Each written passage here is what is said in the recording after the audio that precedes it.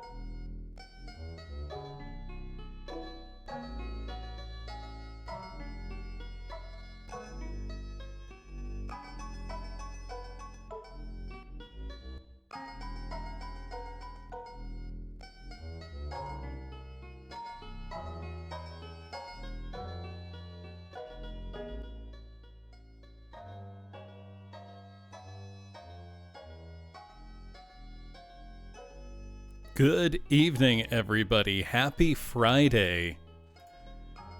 It's, I'm really setting the tone here with the ancient Roman music, which, Karin, you were correct. You got the gold star.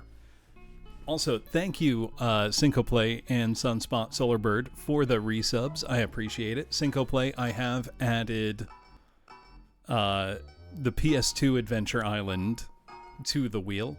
So Sunspot, you get to add a game to the wheel as well. Once you know what you would like, just tell me and I'll add it. Let me say hello to everybody as well. Also, thank you for the 50 and 25 stream streaks, respectively, American Pineapple and Faison. Now let me say hello to everybody.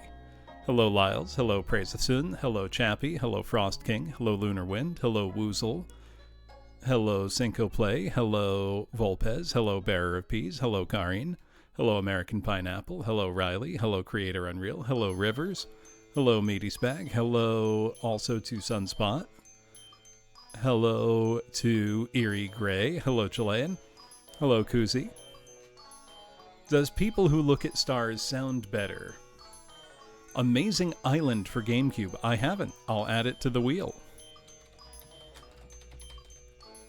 Lot of island games getting added.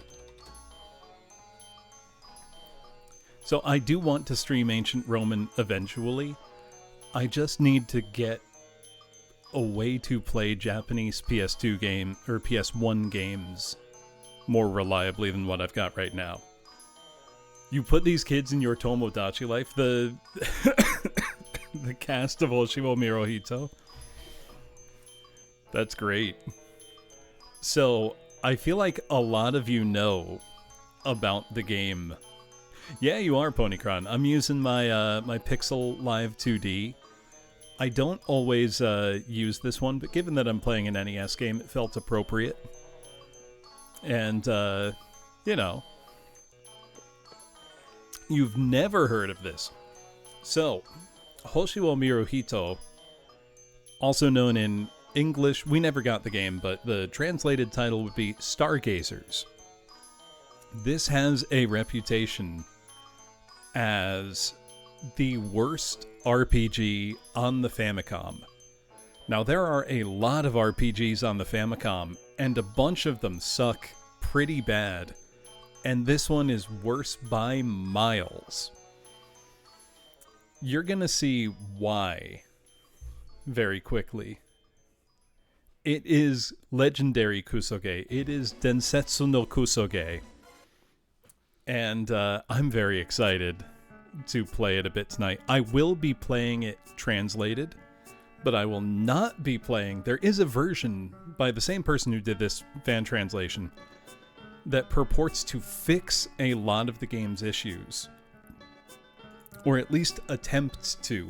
And now, when I say game's issues, these are not subjective things. These are things in the game that, for whatever reason, do not function or make very little sense. The game was shipped in a very obviously incomplete state. And here's maybe one of the most infamous examples. When you turn the game on, when you start playing, you cannot see the first town. You can never see the first town. It is invisible. It does not appear on the world map. It is a tile like any other. And if you don't know to take a step to the left, you will just never go there. You'll never begin the game. Also, like most games where you start at level 1, in this one, you start at level 0. The game does give an in-game reason. It's a stupid reason, but there is one. You start at level 0 in this game, and with no weapon, which means that you can just die. Like, you'll just get into a fight, and you will die. There is no other alternative. You don't begin the game with the ability to run from battles, either. You do have the ability to jump over tiles in the game. Either it was intentional sync play, or they couldn't figure out how to fix it, so they just made something up. I did mention the guide for this one. And, I think I showed something from that guide Wednesday. But right up front, in the Game Facts guide, there is a math detour. No, it's not that hard to work out. You can use the trick of finding differences between each value, the differences between them, etc., to see that if there's a formula, it's for a polynomial of order 3, with 7 over 3 as the x to the third coefficient, because the differences of the differences, etc., are 14 at the third time, making the coefficient 14 over 3 polynomial equals 7 over 3. I won't put the proof in here. The formula has no constant, so try for x equals 1 and x equals 2. And then it goes on to give you the formula for finding the experience you need to level up. And at the end of this, the takeaway is, this was more logical and fun than many parts of the game. I hope you learned something from it. Anyway, when you throw Kurt Angle into the mix, he's not even gonna try. Because Kurt Angle knows he can't beat me. It was just the anniversary of the Scott Steiner math promo. Yeah, he's a genetic freak. Also in this guide, section 3-6, combat. The most important thing about combat is how to avoid it. If you want to get somewhere, find places you can jump or glide over. You cannot encounter combat when you're gliding over a wall. So the most important thing is don't get into combat if you can avoid it. Don't do it. Let's see, starting out. Getting started is tricky because you only have 50 hit points and the wrong enemy could really whomp you. Save the game often, or at the very least save your state. Oh yeah, this does not have a battery backup, so saving is an extremely long password. The passwords in the game can be made up of English letters, hiragana, or katakana, even though all of the in-game text in Japanese is in hiragana, even the foreign words, which should be in katakana. Which means there's over 100 characters to scroll through for each letter of your password. So this also means that almost everything in the game is spelled wrong in Japanese anyway. There's no why with this game. None whatsoever. I'm going to begin by reading. The manual has been translated by the same person who translated the game. They picked up the incomplete translation. And so they, it's more like making one with capital letters and not using them, Jones, because katakana is in the game's code. It just doesn't use it. It's got to be incredibly hard to read in Japanese. But I can't read that anyway. So we're going to read the manual. I will be playing it in English, but I'll show the Japanese version first. Just so I have a chance to play it. So we've got our table of contents. What is this world? In the future, there is a boy named Minami who doesn't remember who he is or where he came from.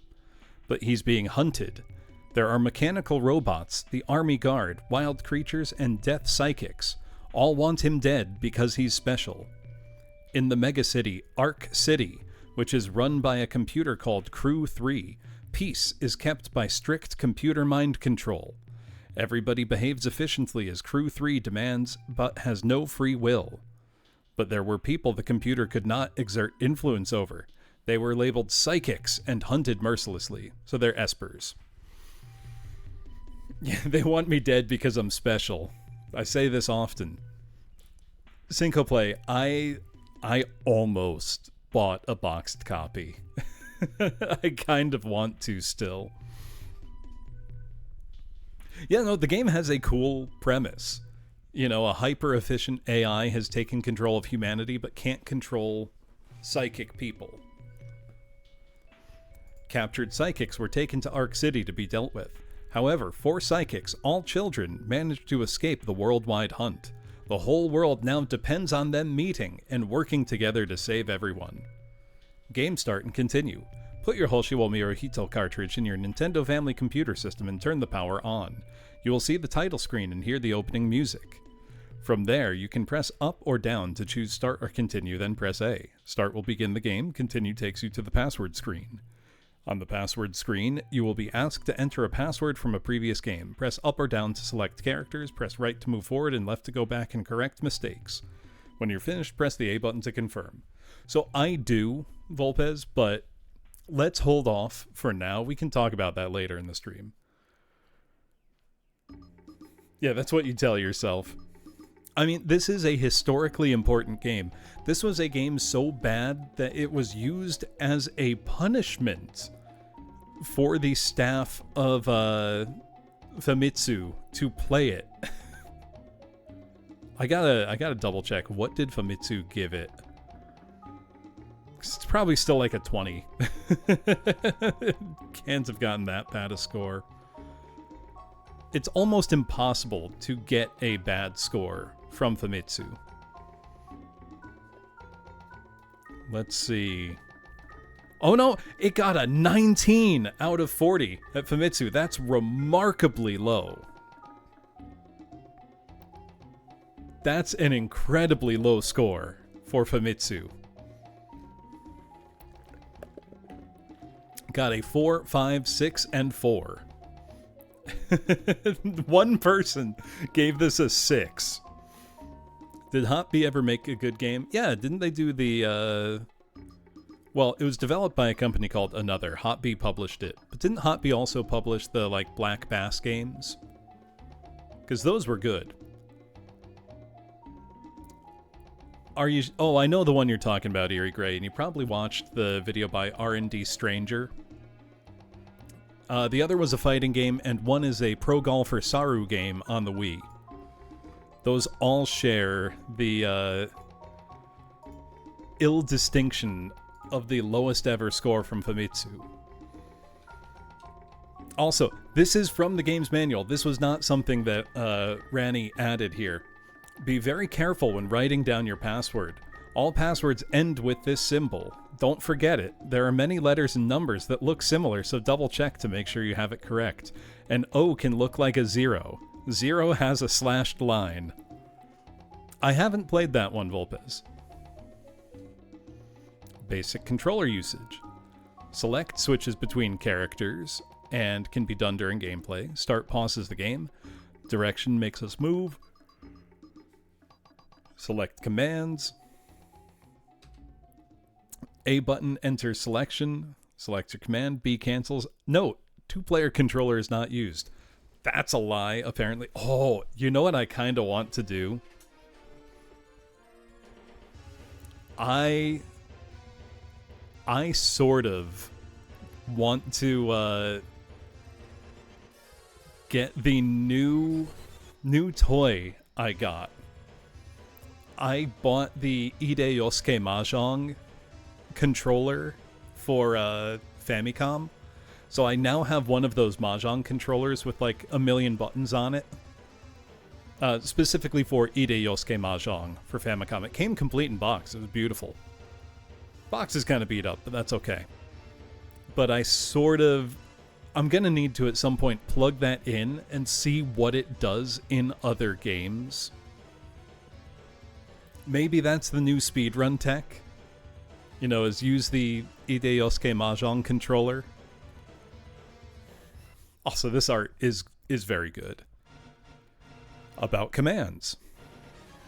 If you press A while moving, the menu will appear. The options are talk to people, use Esper powers, heal, review or use the medicines you have in your inventory, drop, dispose of items you no longer need, show abilities of the lead character on the status, and item, show other items in your inventory.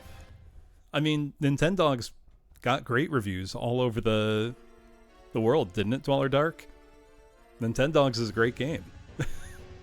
That's not surprising at all.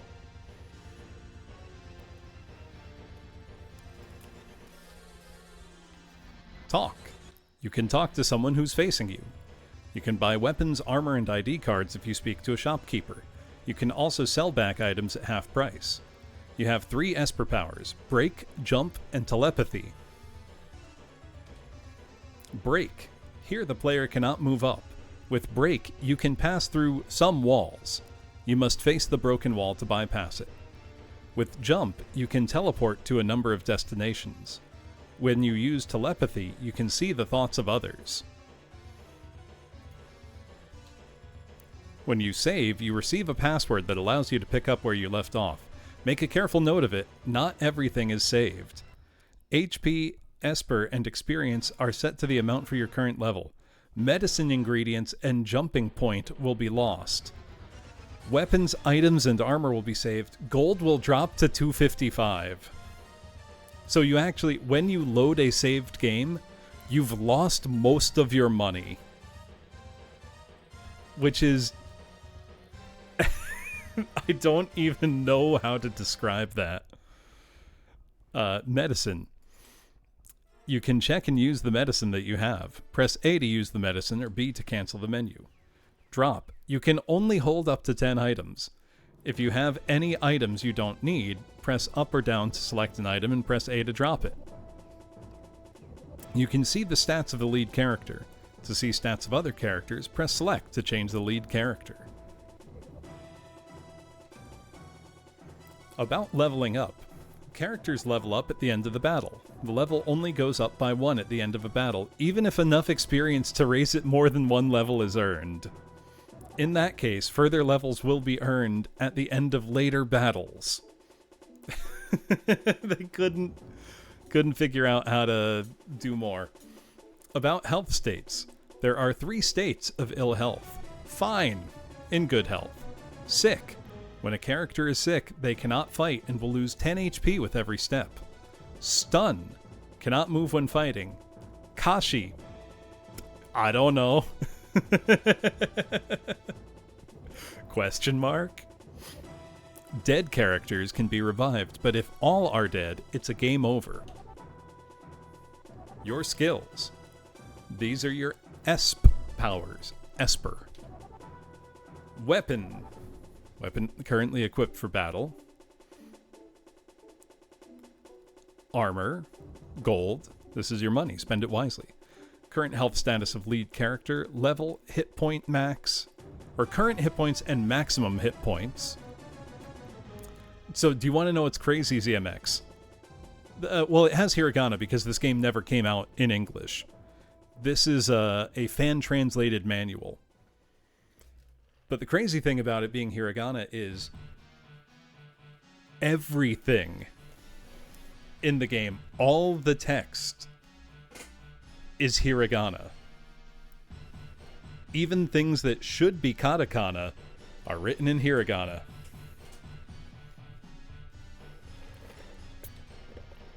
Because that makes sense.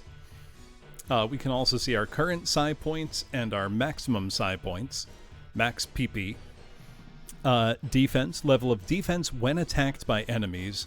Speed, agility in battle. Higher the better. Skill affects how well you use weapons. Experience is current experience, and next is amount needed for next level. How to jump. No, there's katakana in the game code, ZMX. They just didn't use it. They have katakana in the code. It can be part of your password. They just didn't use it. It's amazing. How to jump. In Hoshi or Miru Hito, you will find many obstacles to movement. Some obstacles you can break, but others you can jump over. These are both Esper powers. Depending on your level and the level of the obstacle, you can jump up to 5 spaces. Be careful, because if you take on a jump of a level much higher than you are capable of, disastrous things can happen. In any case, you will not be able to pass until your level is higher. Now it says that, and then doesn't explain it in the slightest.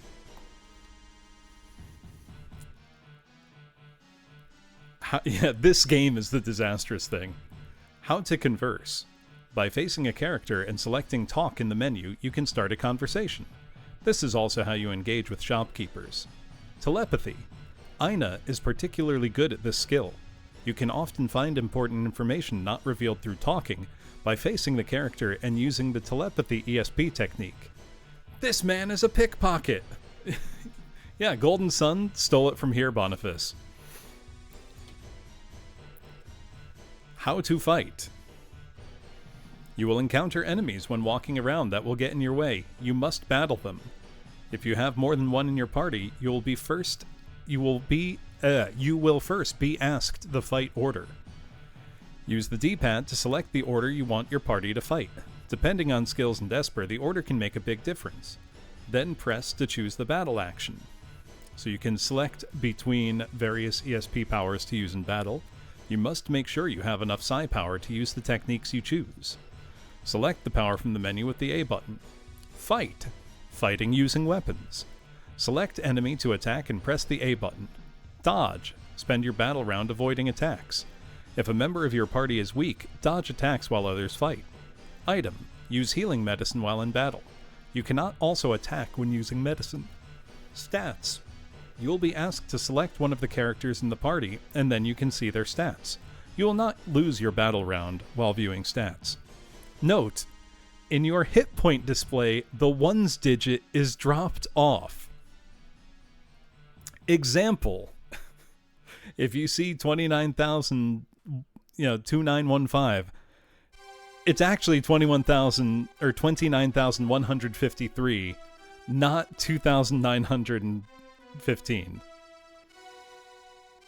So you just can't see the ones place. You just don't get to see that information. Why they did it that way? Who knows? You know why that happened? What's your idea, Jones? So, tips for advancement. Dead characters can be restored if another character uses medicine on them. This also applies to restoring health or curing sickness. For long jumps, you can register some places as a jump point. The number of jump points possible is based on Shiba's level up to 3. You can hold 4 medicines per character in your party.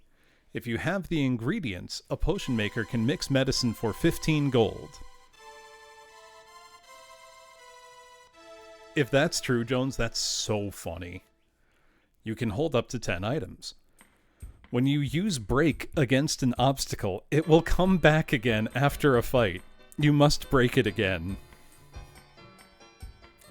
So don't expect that wall to stay broken forever. All ID cards except for the gold ID will be lost when you pass the ID inspection. Counterfeit IDs also exist, but be careful when using because they don't fool everyone. You may not be able to go back to your original location when leaving a town or other location. Also, I believe one of the things broken about this game is that when you leave any town, you exit and end up at the first town. I don't know if that's true. I might be a little wrong on that, but if that's the case, that's extremely funny. What you can buy. In this world, gold is money. Here are things you can buy with gold. Weapons. When you enter a battle, if you have a weapon, your strength will increase automatically. Oh yeah, once you get a weapon, you cannot unequip it, which is important to note. Armor. If you have armor, it will protect you from damage from enemies. Yeah, every single town returns you to the first town, which again, you cannot see. Note, if you already have weapons and armor, the shop will buy them back at half the price they sell them for. ID card. There are several buildings you can't enter without the proper ID card. Bomb. Bombs improve your break and shake abilities. Some places require a bomb before it will break. Information. The quality of information is related to how much money you hand over. Use medicine. There are 10 types of medicine. Hyper. Restore hit points fully. Curetto. Melts metal. Torero. Sleeping pills. Curetto. Antidote. Return. Revives the dead. Aimu. Vaccine. Radcliffe. Restores psi power fully. Kariru. Poison. Hypo. Heals 200 HP. Half when not in battle. Radoho restores 100 PP, half when not in battle. Here are some recipes. Hyper, Sato Eki Ui. Hypo, Ai Ui Yamu. Kuretto, Kie Yamu Ai. Radoho, Ui Eki Ruku. Radcliffe, Yuka Eku Yamu. For other medicine recipes, talk to people or try mixing some yourself. About psychic powers. In battle, you have 4 types of ESP available. Break techniques, psychokinesis. Minami is best at these. Psycho Ball.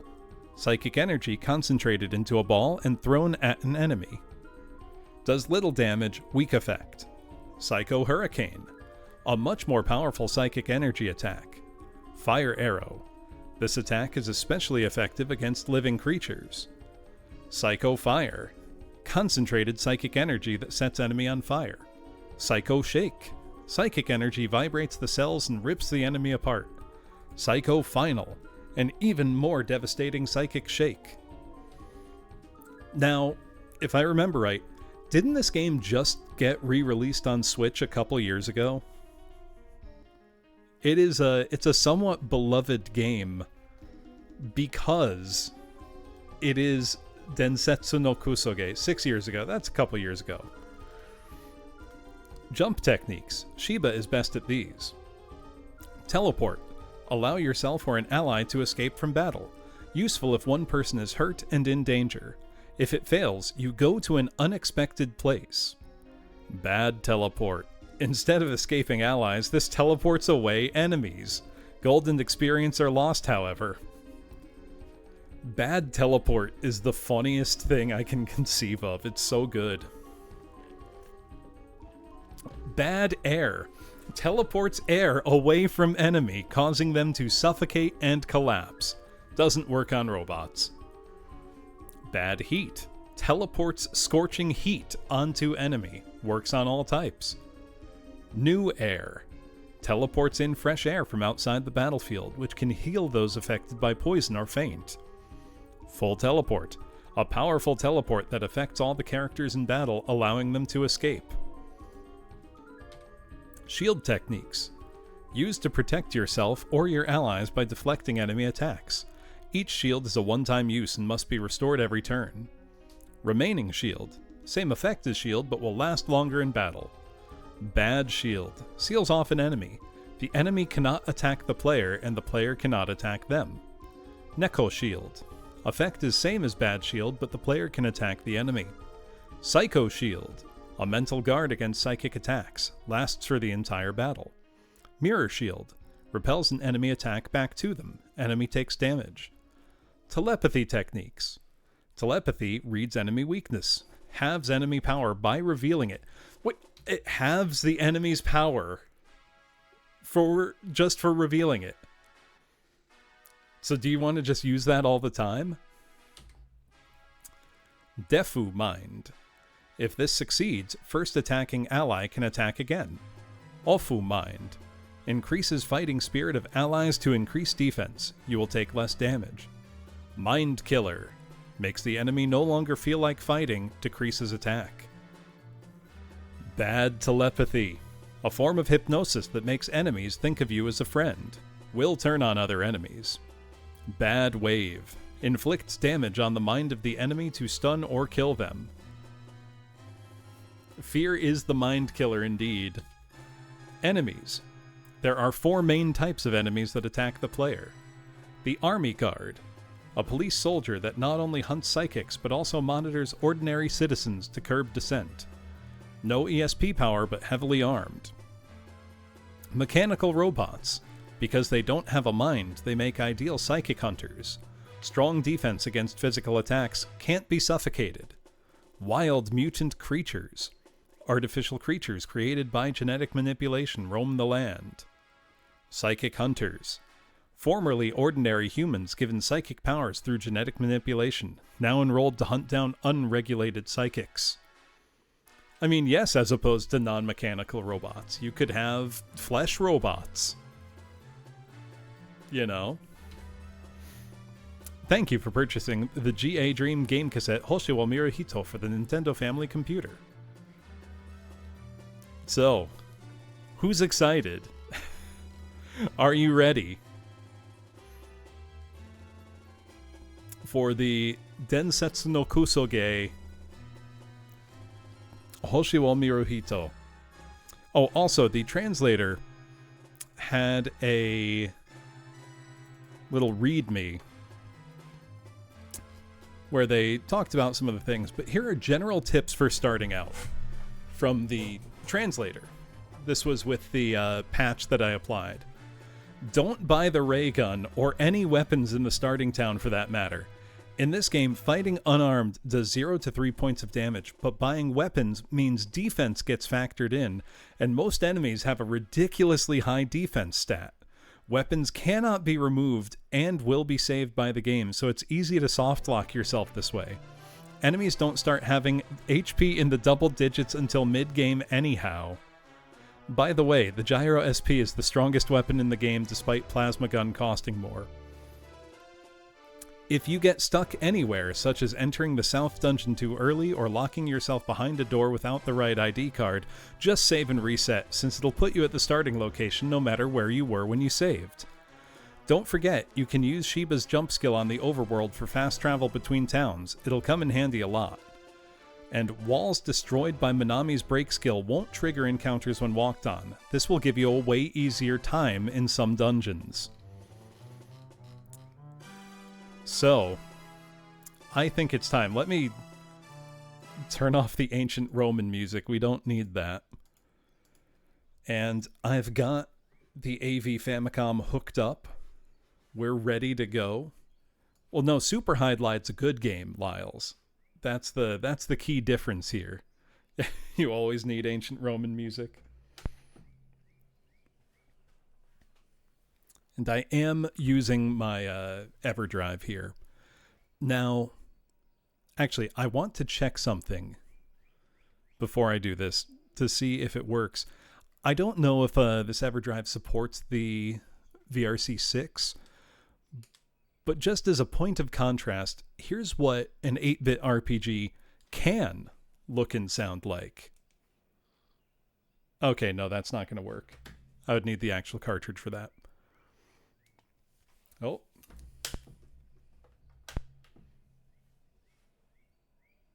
There we go. It is working. No, as a point of comparison,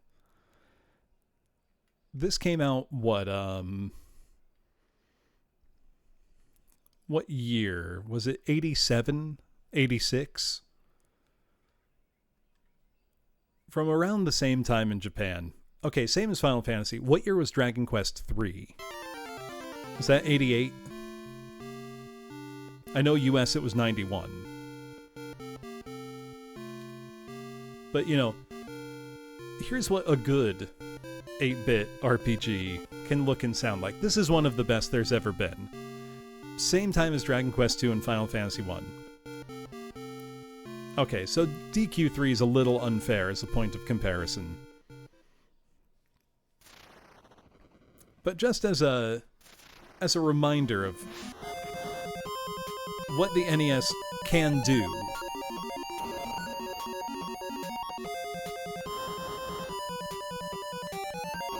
You know, we can start with a very exciting scene here.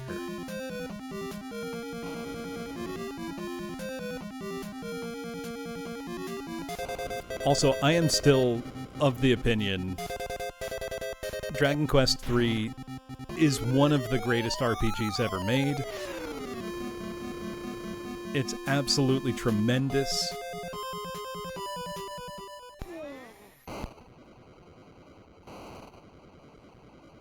This is not the game. I'm showing Dragon Quest as a point of comparison. We are not playing that. We are playing this. Now, I am going to begin with the Japanese version just to show you how strange this would be. Imagine trying to play this in Japanese. Now, I don't know if this has an attract mode. We're going to find out. I don't have it set up right now, Volpez, and it does take a little while to set it up, so I'm not going to bother. Chances are all hiragana, the translator would totally fail, is my guess.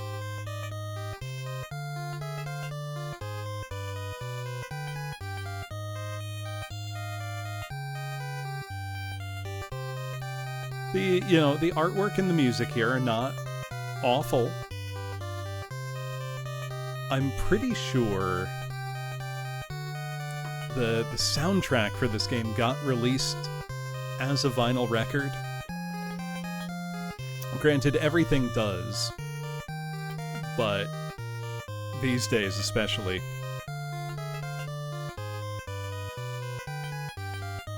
Oh, I don't think this music's that bad. I think this is fine. I believe they did release a record of this, Boniface. But if we hit start, the game simply begins. Also, I have heard it alleged, I don't know if it's true, that the overworld music and town music got swapped at some point. So what we're hearing this is supposed to be the town music. And when we go into the town, we'll hear what was supposed to be the overworld music. I don't know if that's true. If so, that's incredibly funny. Now, where do you think the starting town is? Because we're on the field right now.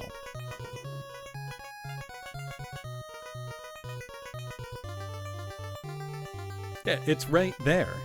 Don't you see it?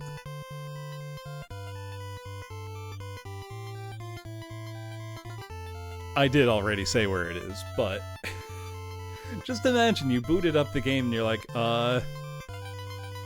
Oh, also, you see this walk speed? It literally never gets faster than that. So we can talk to people in town.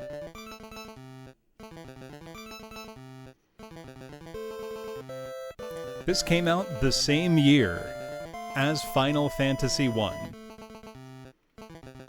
I want you to think about that really hard.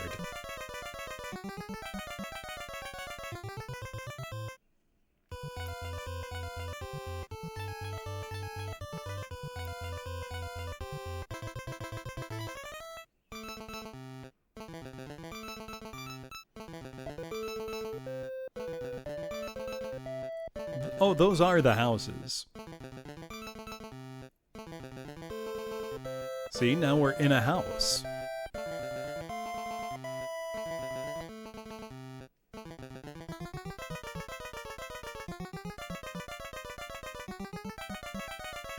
Now, it might seem like, you see that kind of stutter that happens sometimes as I'm walking along where he kind of pauses for a step? You might think that I'm like letting go of the controller or something. No.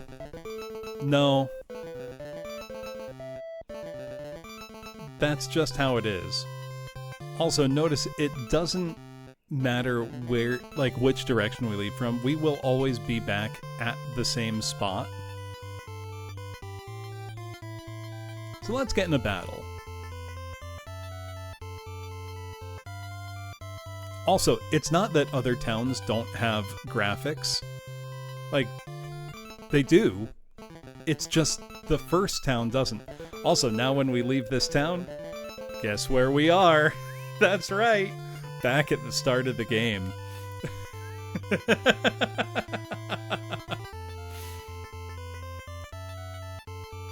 This is video games. Thank you for the 100-bit Synco play. Also, I'm shocked that I haven't gotten into a battle yet, because I wanted to show you the exciting battle graphics. Here we go.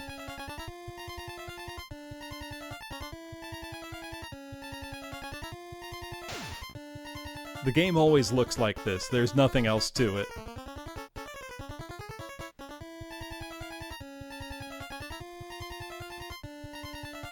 Also, we can see a 3, so we know I have 30-something HP. But not how much. Yeah, now 34. That's not clones, that's our health. Now, why don't we actually play it in English now, so that I'll have a chance? Because otherwise, yeah,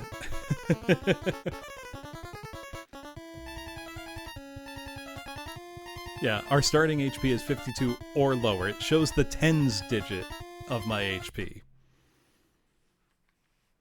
Also, I did test out the translation earlier. It does work. Though, when I was going through the ST section of my games here on the EverDrive, same year as Dragon Quest II and Final Fantasy, I did see... did you know that they ported Steins Gate to the NES? That's a real thing that happened, and it runs on a real NES.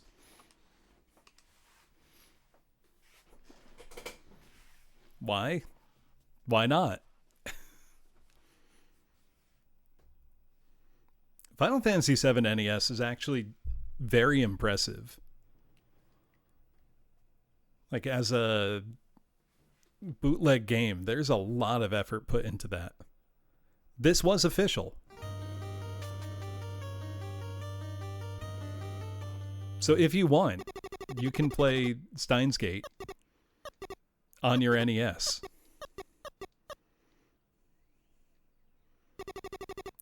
Which is pretty awesome. I love Steins Gate.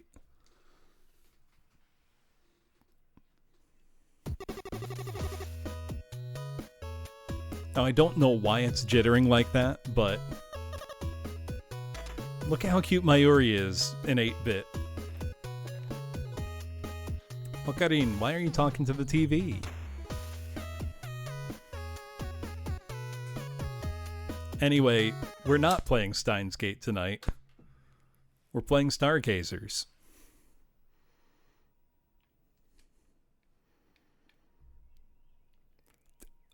I'd rather play Empire Strikes Back than Stargazers.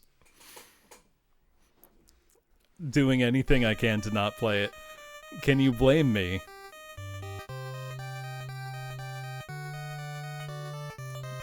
Pretty good title screen.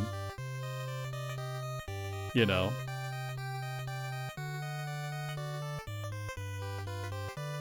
Also, thank you for the follow, Van Step. Appreciate it. Atari Empire Strikes Back is good.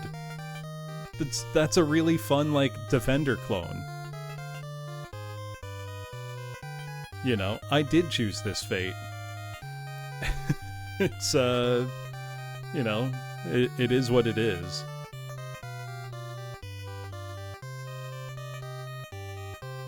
I did read that review you posted. He was both wrong and not. Guess what? The game still starts like this. But we can see our status. We have 50 out of 50 hit points. We need 10 experience for our next level. The town is still one tile to our left and we can't see it. Let's try to do the classic RPG thing and get a level or two before we try to move on. Now, oh no, we're gonna die. Crusher suddenly appeared. 2 of them. Minami attacked Crusher, doing 1 damage. Crusher attacked Minami, doing 13. Yeah, we're gonna die.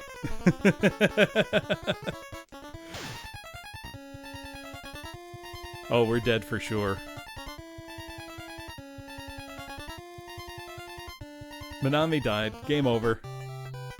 What an amateur. I can't believe you let everyone die. Try again.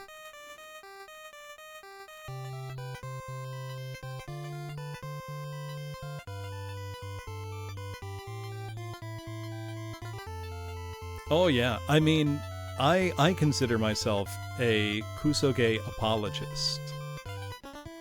And think everybody should play them. Junk suddenly appeared. Need... Oh, I gotta screenshot that real quick.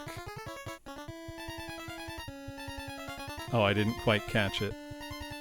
Let me see. How you doing, Amamiya? Okay, I think I got it that time. Yeah, there we go.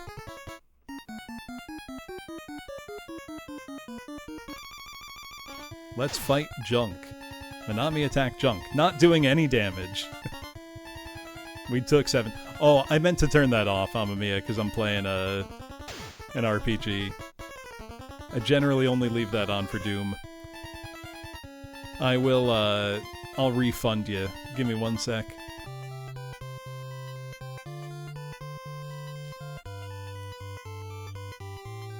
Hold on just a moment. Every now and then, so one of the things that you can do as a streamer, and you probably should, is manage your requests in real time as they come in. And I just don't do that because, you know, accept or reject them. It means now that I have like 2 years worth, I think exactly 2 years worth, of channel point requests that have come in. that I've never accepted or rejected. The reject all button, when I pressed that 2 years ago, Boniface, I think it was during my anniversary stream, it almost crashed the stream entirely because it tried to refund 4 years worth of things at once. It eventually did, but maybe I'll do that again this year. So my anniversary is coming up in July. Let's see. There we go. Hey, Rivers, thank you for subbing. I'll add Hepareke to the wheel. Also, scolding the devs for making an unbeatable enemy encounter. I mean, they know what they did. I can't say anything. They surely knew what they were doing, but had to release it anyway. They probably ran out of time, money, or both. But they just didn't. Ooh, good. Junk appeared.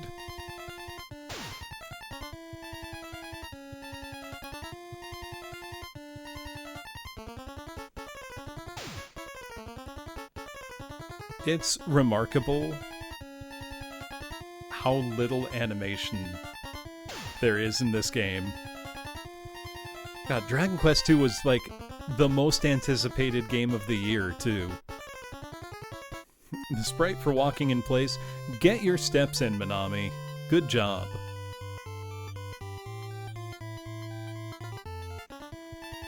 Oh. Pielzedev suddenly appeared. Well, we're probably gonna die.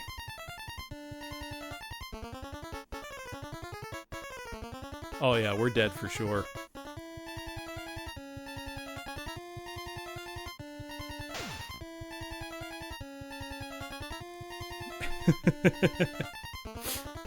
Minami died.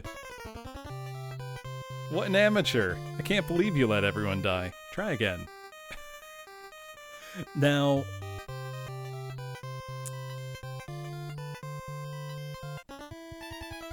Flack suddenly appeared.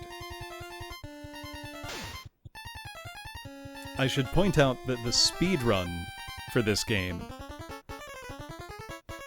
is 26 minutes, which is incredible to consider.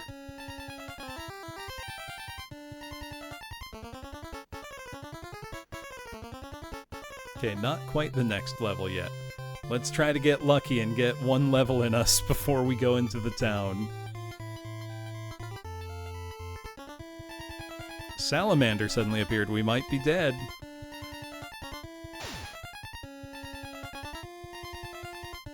Let's see. It did 10 damage. That's correct. The passwords do not save your EXP.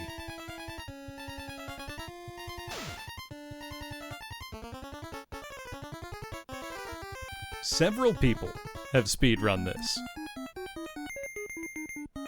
Oh, that ding ding ding, I believe, means we've leveled up. And indeed we have. Our max HP is now 150. Oh, that's not, I shouldn't shake my desk. The NES didn't like that.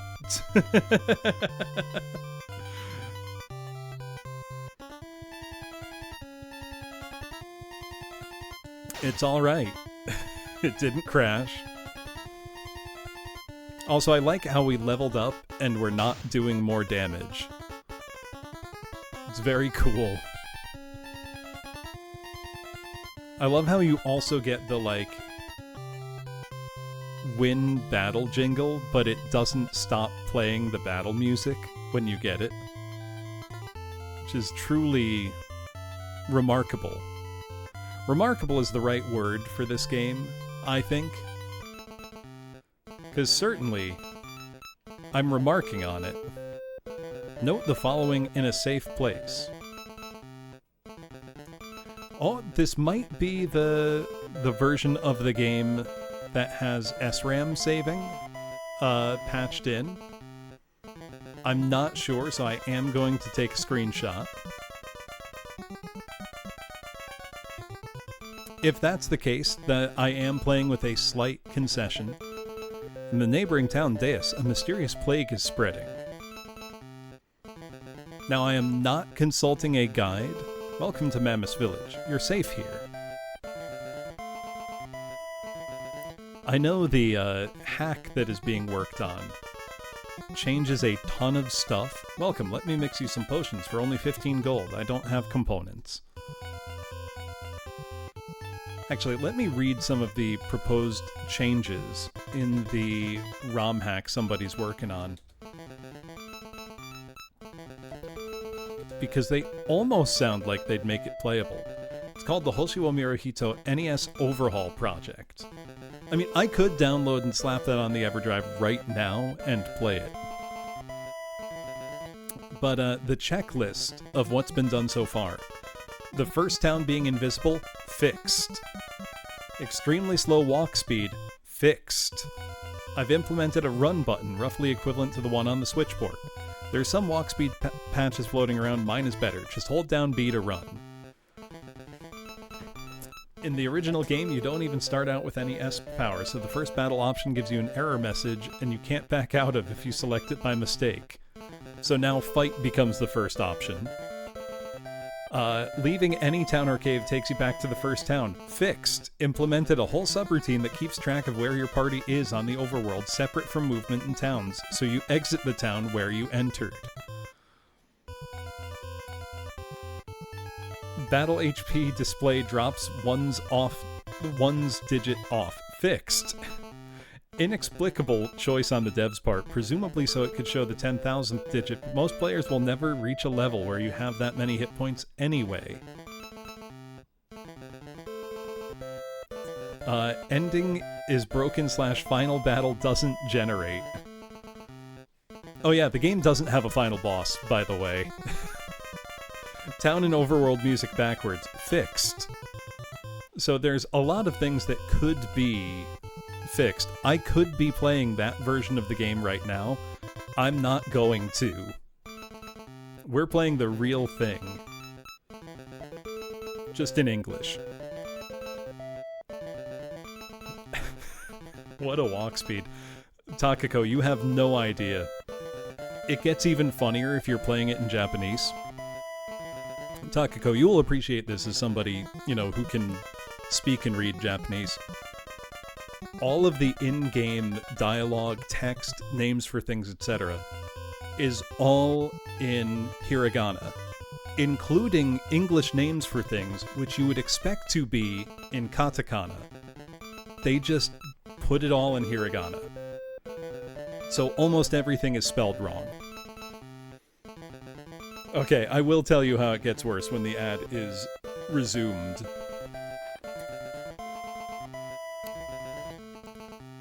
Oh, we got a potion recipe.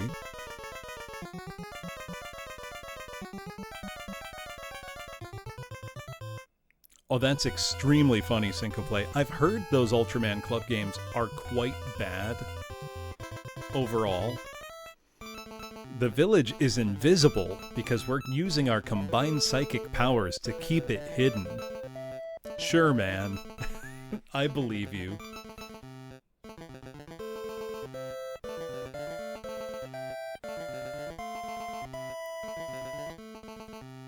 Hello, Minami. Have you heard my story? No. I possess the shield ability, but I'm no spring chicken, so I can't travel with you. That said, I can at least heal your wounds. Come visit any time. A girl with the same ability was taken hostage in Ark City. If you come across her, I'm sure she'll join you. Now, did that heal us? No. You said you can heal me, so do it. Whose wounds should I treat? There we go. You take care now. I can't believe how slow he walks. First time here? Yep. If you bring a revival potion back to my place, I can revive the dead.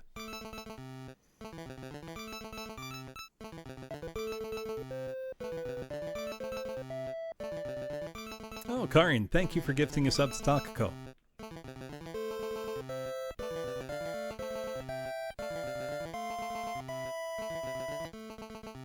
This walk speed is incredible.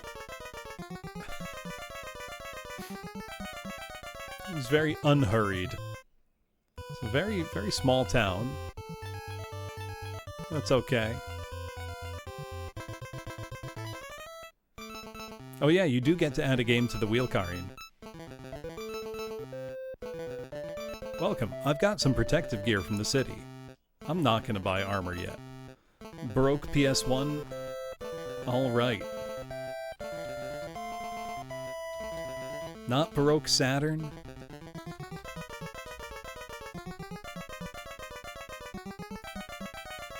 I've got Baroque Saturn.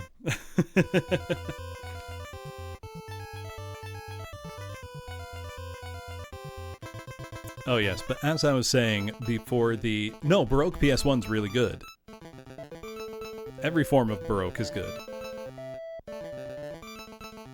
I'm not gonna buy a weapon yet, per the advice of the README. But as I was saying before the ad break, any Japanese speakers will appreciate this. In the Japanese version, all of the in-game text is written in hiragana, including names, anything that's meant to be an English word even, is written in hiragana instead of katakana. Turns out the game code, you'd think, okay, maybe they didn't include katakana to save space on the cartridge or something. Nope, katakana's in the game. It's one of the options when you look at a password. They just didn't use it. They just didn't bother. Which is truly remarkable. So, the game is hard to read because everything's spelled wrong.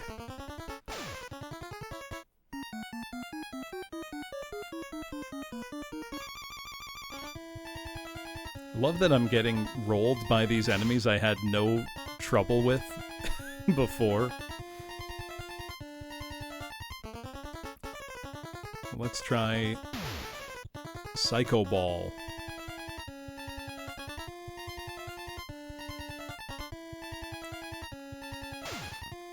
Also, I don't know if you saw it, Takako, but one of the features of this game, the starting town that we were just in does not appear on the world map at all. Like, it's just not there. And there's an NPC in the town who says, oh, we're all using our psychic abilities to hide the town. That's why you can't see it. Also, Minami is severely ill.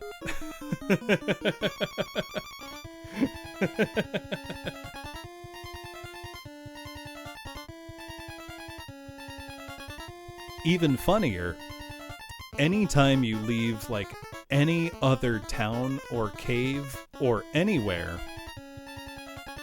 you start back at the first town. Doesn't say why, they just didn't program in a way to know where you were on the world map. So every time you leave a town, you're back at the start of the game. What an amateur! I can't believe you let everyone die. Try again. Oh god.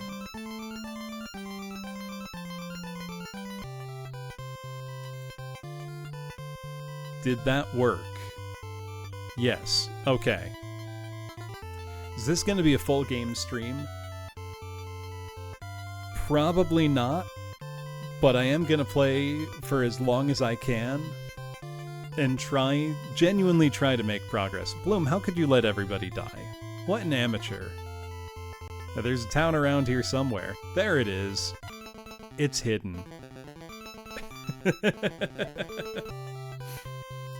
Also, nope, we have 0 gold. If you have more than 255 gold, you'll be reduced to 255. If you have less than that, you just have no money when you load the game.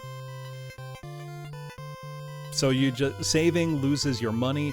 It doesn't mark how much experience you had towards the next level. None of that is saved by the save function of the game. Hey Beep, thank you for the sub. Also Beep, you now get to add a game to the wheel getting spun at the end of the month.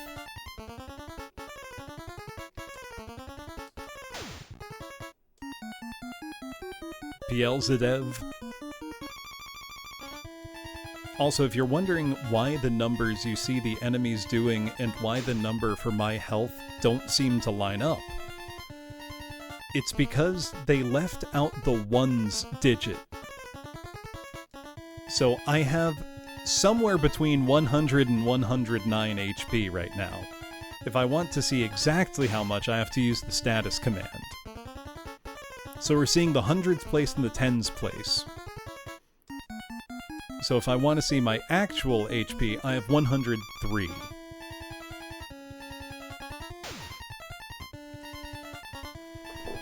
I know there's been some discourse lately on social media where people are, criticizing like major AAA games, saying, oh, this game's so bad. And other people saying, you should play some actual bad games. Because if this is what you think a bad game is, you've only played good games most of your life. Which I do generally agree with. And while game quality is highly subjective, I think it's good for people to understand that there are baseline competencies you kind of take for granted. Also, that's a town. It's not that they didn't know how to program one onto the world map, they just didn't. I've not played Hana no Star Kaido. Welcome to the item shop. We have bomb and a counterfeit ID. Let's get our McLovin ID. Achoo! Oh yeah, there's a plague spreading in this town, they said.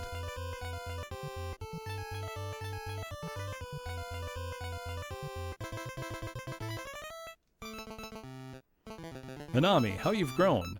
I'm the one who brought you here from Ark City when you were small. A mysterious disease has spread through this village. Please try to help us. If you're searching for the boy with the jump ability, he's being held captive in an underground lair south of here. Please come back here when you find him. I take it I'm putting Hana no Star Kaido on the wheel. You got it.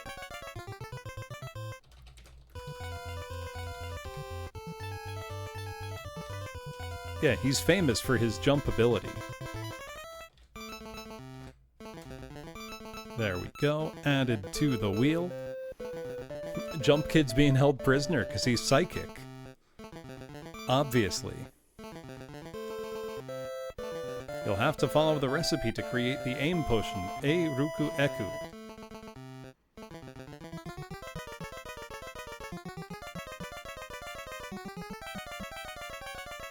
Hey, Beep, thank you for gifting us up to Boniface. You get to add 2 games. They say the illness plaguing us is called skin rinse syndrome.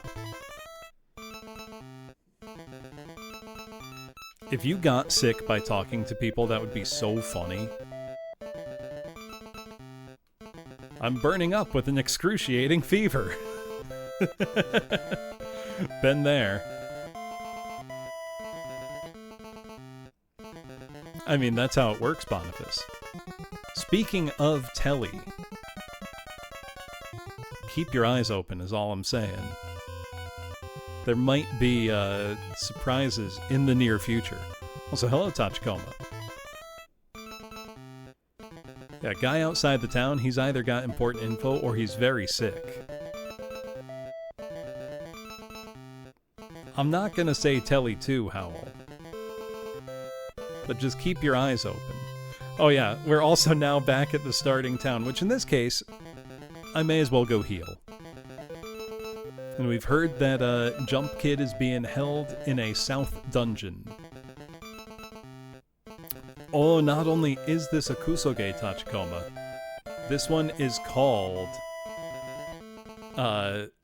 people often refer to it as the Densetsu no Kusoge, the legendary Kusoge. It has a tremendous reputation among Japanese players.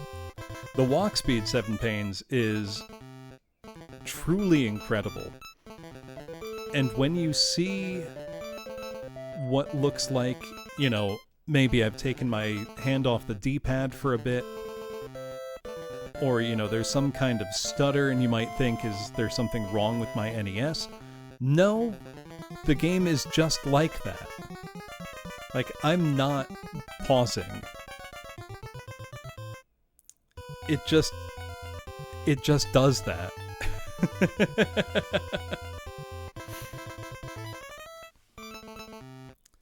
I would love to know what the development of this game was like. Hey Volpez, thank you for gifting the sub. What's going on the wheel? Utsurin desu kawasu Hawaii e eku. Okay. Utsurin desu kawasu Hawaii e iku. For the Famicom.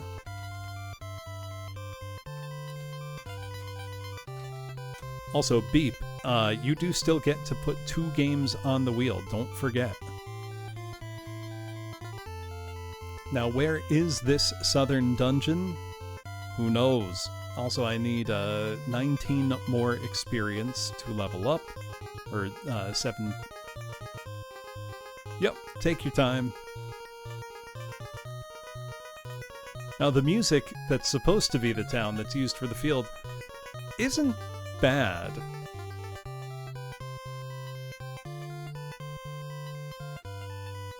Also, I believe the battles are true RNG. It certainly feels that way.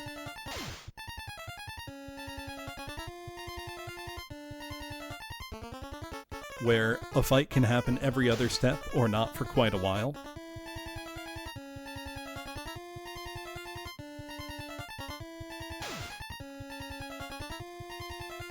Let's see, can I beat Crusher?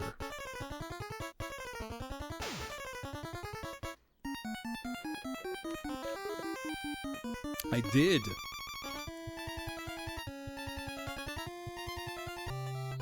Hey, Syncoplay, thank you for gifting the sub. What else is going on the wheel?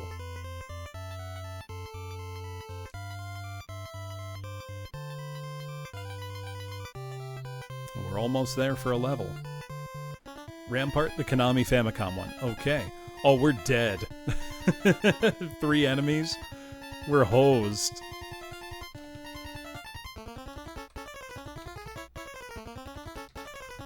Let me just add that.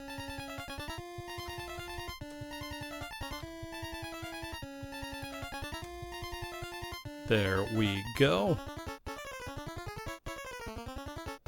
Yeah, we have... There is no run option. Forgot password. If we want to know how much health we actually have, we have to check stats. Okay, we have 113. Let's try Psycho Ball. It did 1 damage.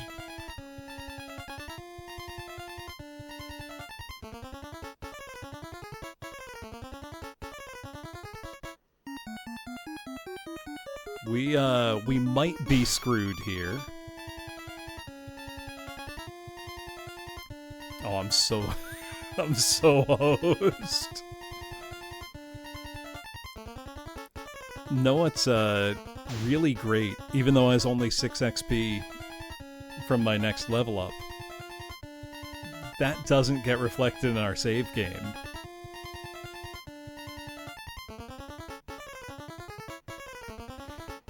How effective is guarding? It's not. What an amateur.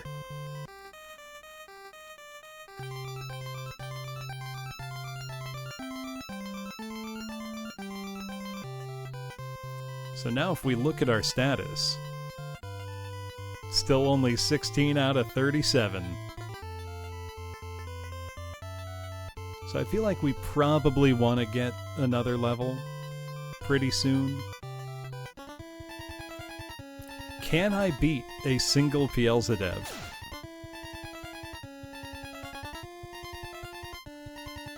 How long to beat is not very reliable most of the time.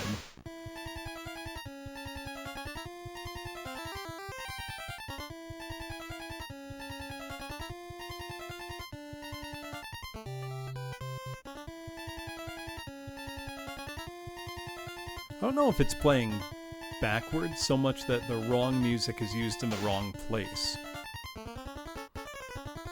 Yeah, How Long to Beat generally... I'll put it this way, How Long to Beat has Adventure Island on NES listed as 3 hours. I don't think there's a single human on the planet that beat Adventure Island in 3 hours their first time playing it.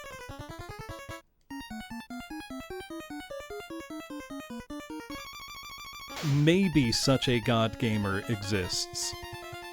I don't think so.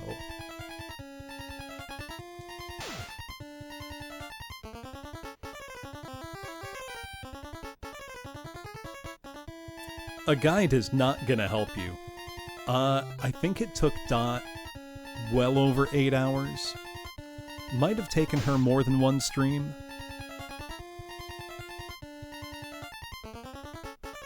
I mean, obviously people can do it, you know, in 40 minutes. They're speedrunners. But on a first playthrough, I really don't think so. Hey, we beat the salamander this time.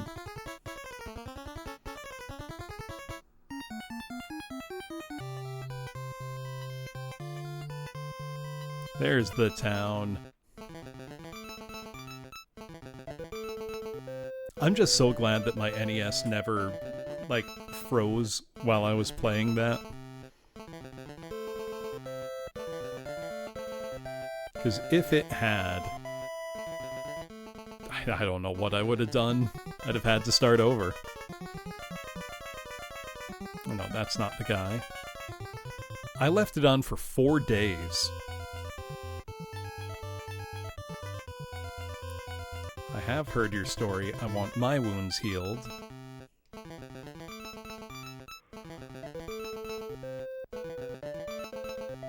Oh, we're so close to a level up.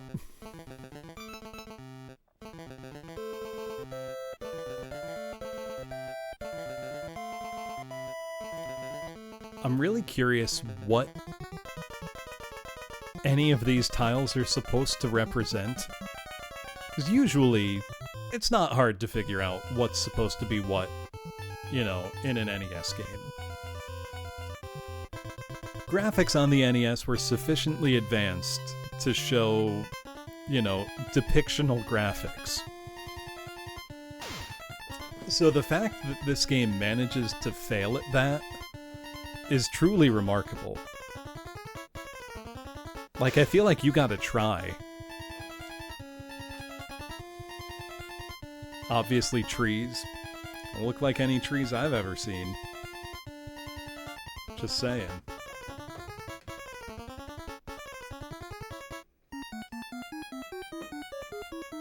You could probably make a ColecoVision RPG that looks significantly better than this. Just think, the Coleco is basically on par with the Sega SG-1000. Oh cool, the enemy ran away, so I get no experience. I love when that happens.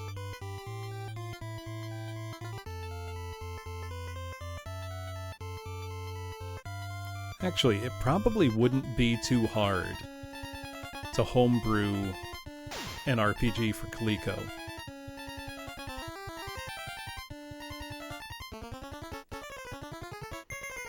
Oh, we leveled up. Let's immediately save. Which is considered a spell.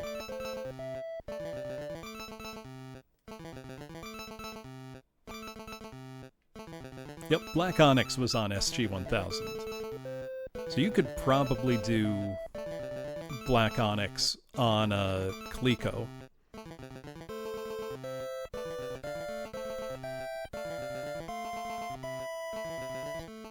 Yeah, Venture is pretty close, conceptually. I still need to get a Starpath supercharger for my Atari. I want to play Dragon Stomper real bad. I have heard your story. You know me. You know I've heard your story. Let's see, so now our max HP is 310. That's a pretty huge jump. Look up the box art, Boniface, because it looks super sick.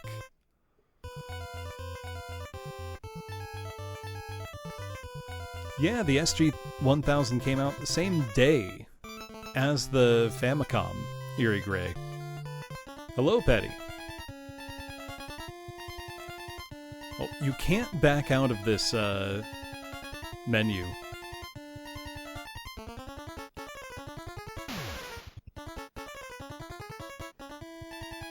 Use Psycho Hurricane. Only did 2 damage.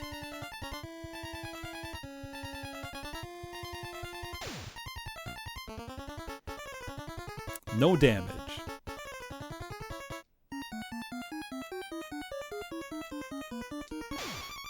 If only the Psycho Soldier herself was here.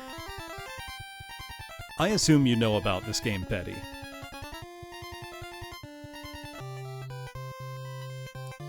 I feel like most people who hang around retro games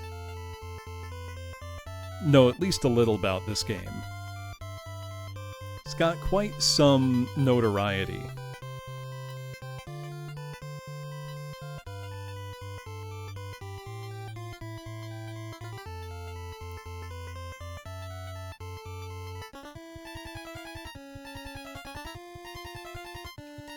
Now,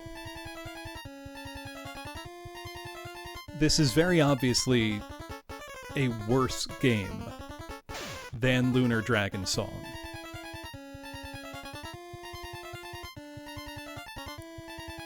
And by the time I'm done playing this, I very well may think that I had a better time playing Dragon Song. But right now,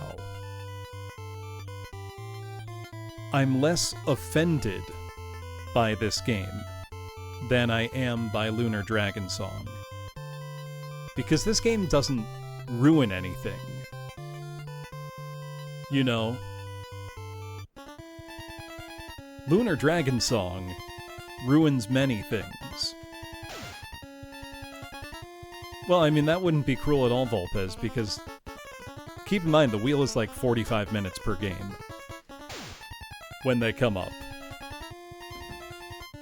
That's fine. No, if that came up, I'd just fight Gideon 3 again.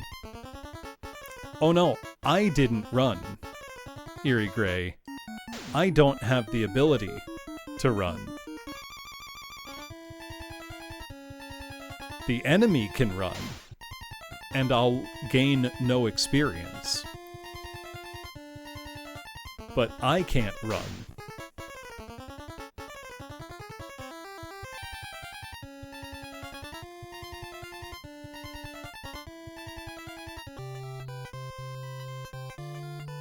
Which is very funny. This is probably a dungeon.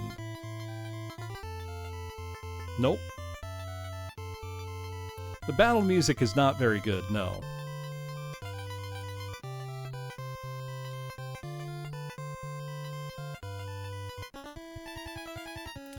Also, I'm pretty sure if I bought a weapon, the enemies would suddenly become much harder to kill. Does this game have any positives? Yes. All of its negatives are so remarkable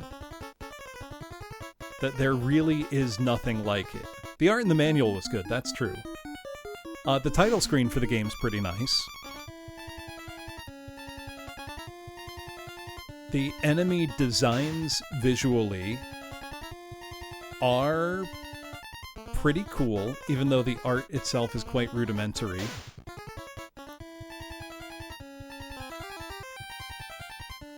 It's not overtly offensive. I wouldn't go that far, Orphan.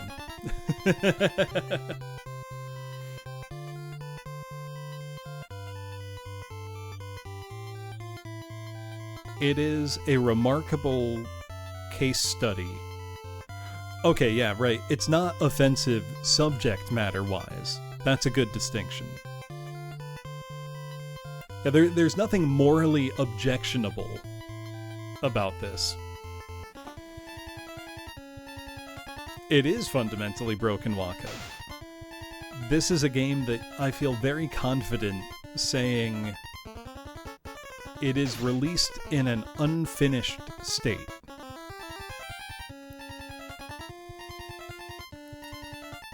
And I don't really say that as a quality standpoint. I mean that it's very literally not complete.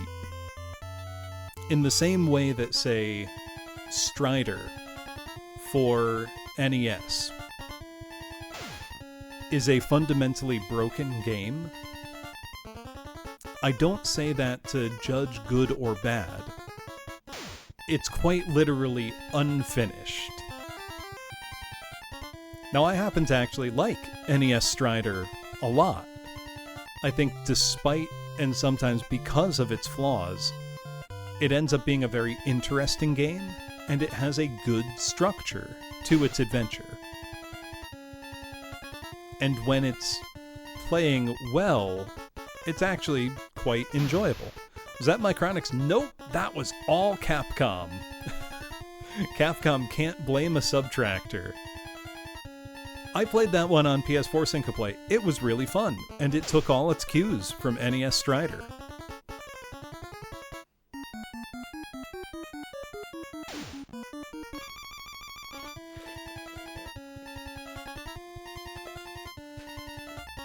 The thing I think a lot of people get wrong about NES Strider is they compare it to the arcade game, or the Genesis port. And it's not the same game, and it's not trying to be the same game. You know, it's not even attempting to be an arcade port. It's a wholly original adventure with a fleshed out story based on a manga that we never got in the US for a game Japan never got.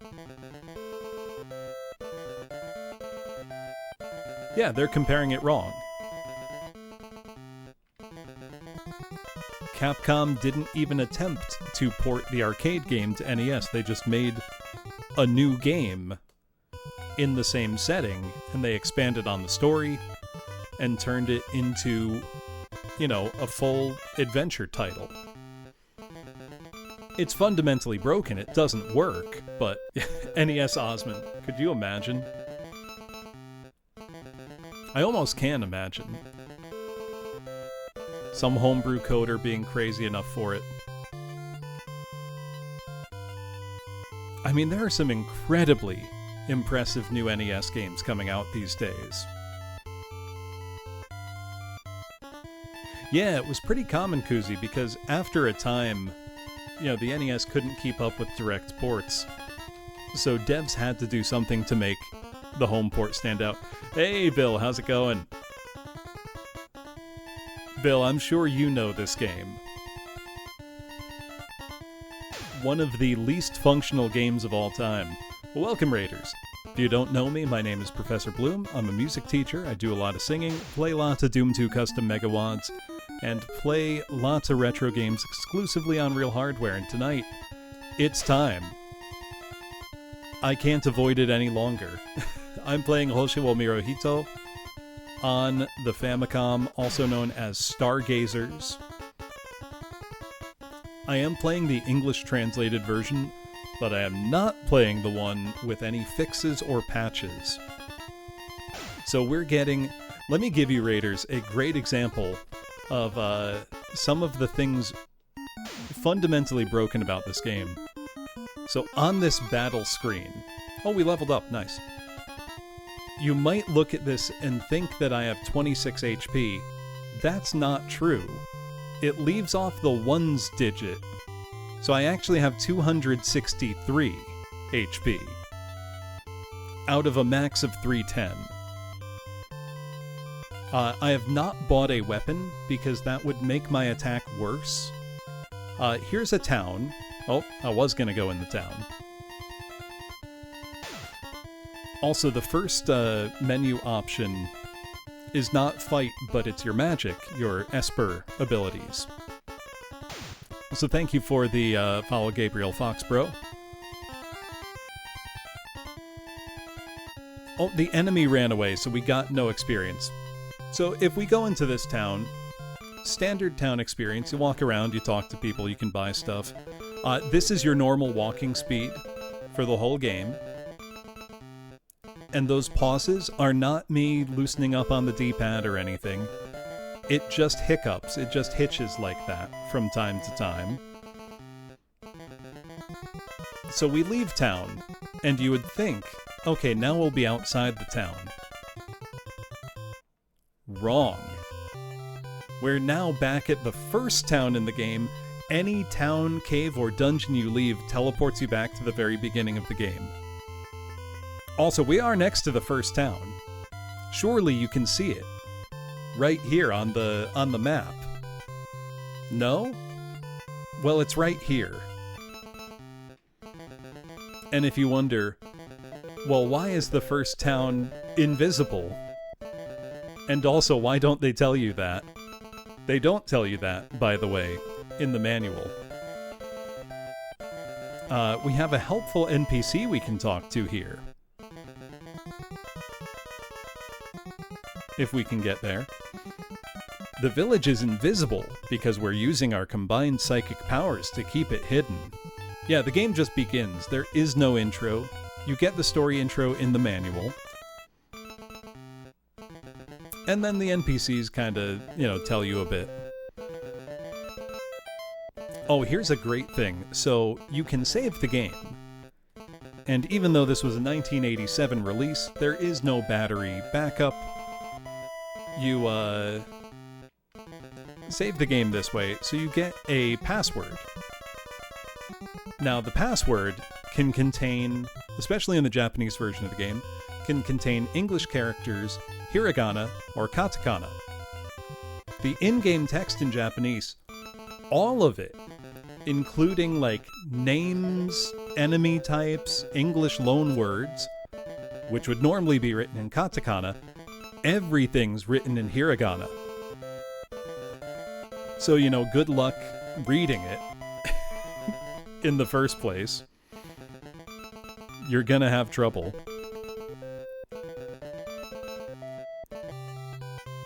And when you start out, a lot of the enemies can just kill you, and you can't do anything about it. Oh, also, that game we just saved.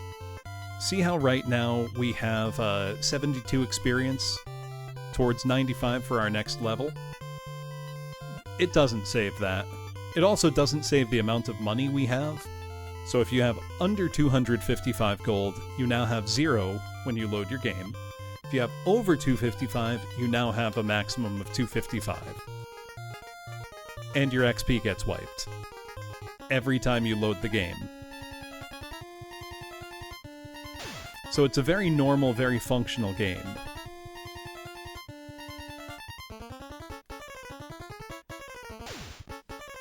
Now, I am not using a guide either. I'm just gonna play it and see how it goes. Now, I didn't mean to hit the ESP menu. I cannot back out. So if I entered that without sufficient PP, psychic points, to do that, to do an attack, I'm just stuck there, and I would need to reset the console.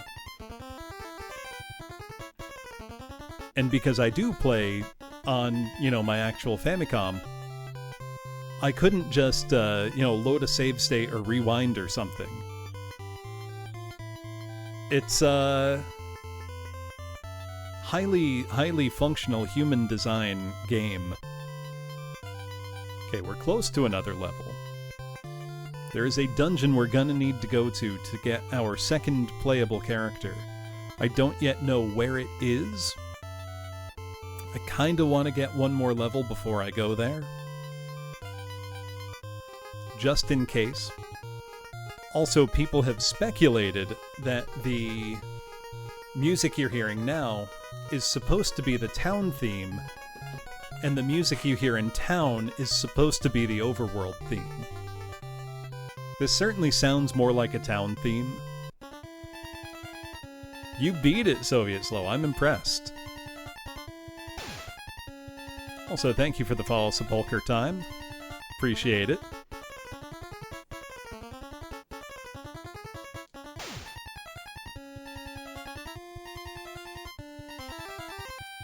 That would be extremely funny, Clark. Also, Rappyland, thank you for the follow as well. And these are the battle graphics. They never get more exciting than this. And for context, this came out in 1987. Same year as Dragon Quest II, same year as Final Fantasy I. Some very high-profile RPGs on the Famicom. So it's not like this was so early in the game that, well, maybe we didn't know any better. No. People had figured out really how to get a lot out of the, the Famicom.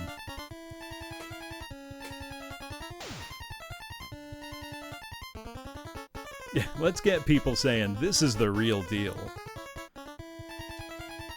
Now, I know Hotbee published this Soviet Slow and published the Black Bass. I don't know that they had development duties, or that the same company had development on Black Bass, which is quite good, by the way. I don't know if you've sunk your teeth into it at all, but I actually quite like that one.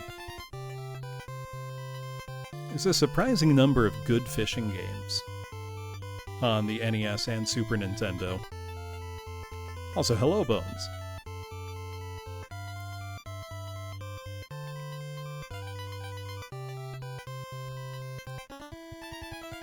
Yeah, River King.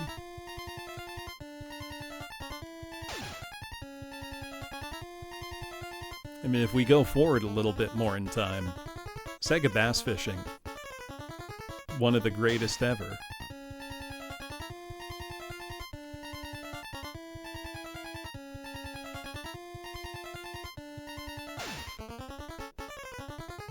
I do think it's very funny that the guide on GameFAQs for this game does now recommend you just don't get into fights if you can help it.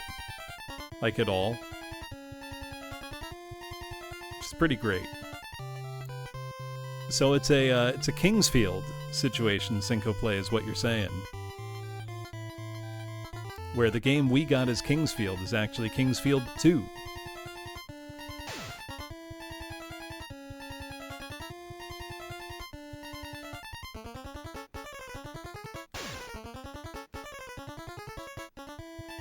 Sure hope the salamander doesn't poison me again.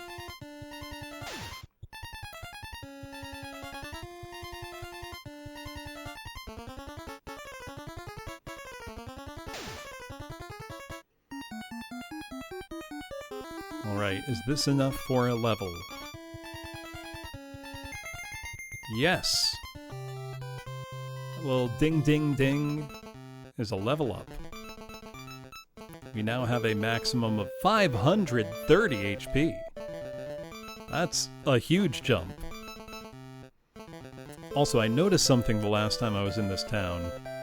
that I want to follow up on now. I think I can walk outside the town walls and go talk to that guy that we barely saw over there. Yeah, there we go. This is the classic RPG move here. They thought they were so slick. You'll need the aim potion to eradicate the disease. Now, how do I get the aim potion? The manual listed a couple potions. Let me consult it. I don't have a recipe for aim. Well, let's leave the town, and now we're in the first town.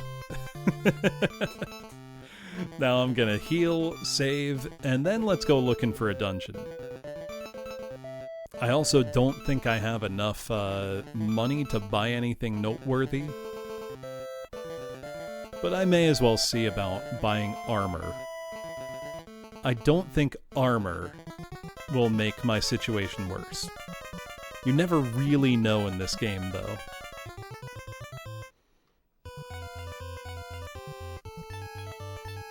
Small praise I can give to this game, and it's less for the game and more for the translation effort. I think the font they've used is actually rather nice. Very readable, very nice looking. Hello, Procione. Yeah, sweet dreams, not nightmares at all. How much money have I got? 119. Let's see, what can we buy? Yeah, I've heard that, Volpez. Got some protective gear. Avenger, Paranoia, and Devastator. Let's buy Paranoia. Looking sharp. Now, is that automatically equipped? Yes, it is.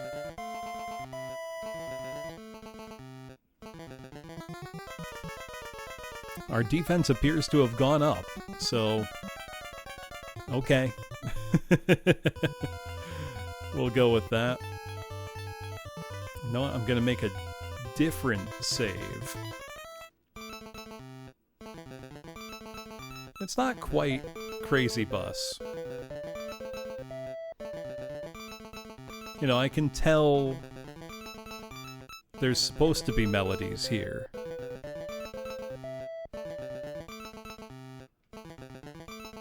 Can I can't use that.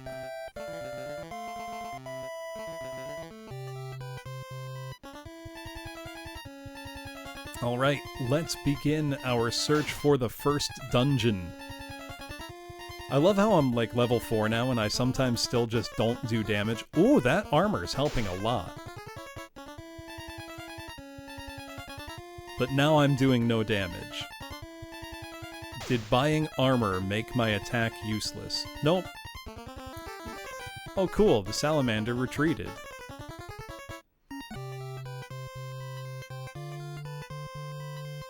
Alright, so the people in the town of Deus up there... Risen suddenly appeared. That thing's new. Let's try hitting it with a Psycho Hurricane. Did 2 damage. Do you mean my model talking object? I'm using a completely different one than usual. Using my Pixel Art Live 2D instead of my 3D model. Oh, I took 16 damage from that guy. That's a lot.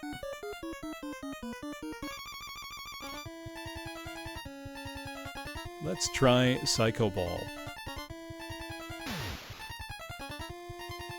Yeah, Hoshi wo Miru Hito, you make Game Freak's games seem well made by comparison. I was paid to play this one, Hanabi. Though... I always was going to get around to it eventually. I was just given a helpful nudge.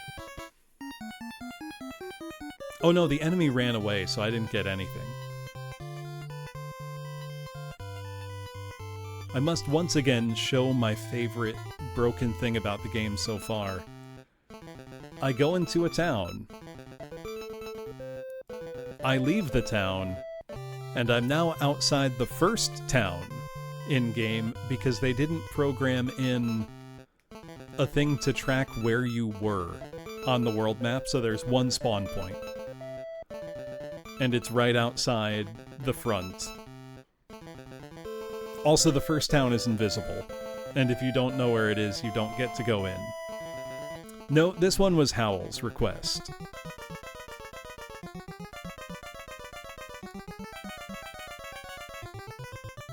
I did get to talk to the guy out of bounds. He gave me a hint of how to cure the plague.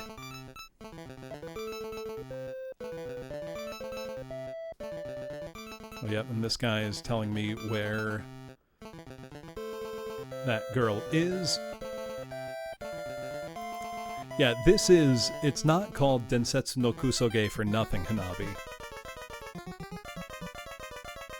I think it's truly remarkable that the game doesn't save how much experience you have, so you're just reverted to the lowest amount for whatever level you are when something happens, like when you load the game.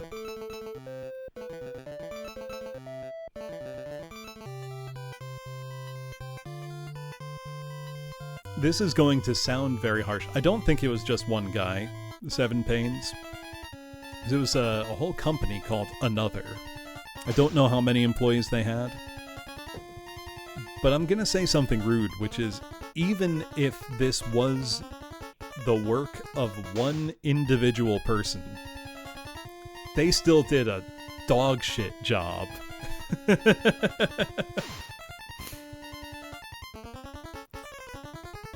Yeah, Cave Story was made by one dude. Battle of Olympus on NES was made by 3 people. Yeah, the entirety of Toho is just Zune.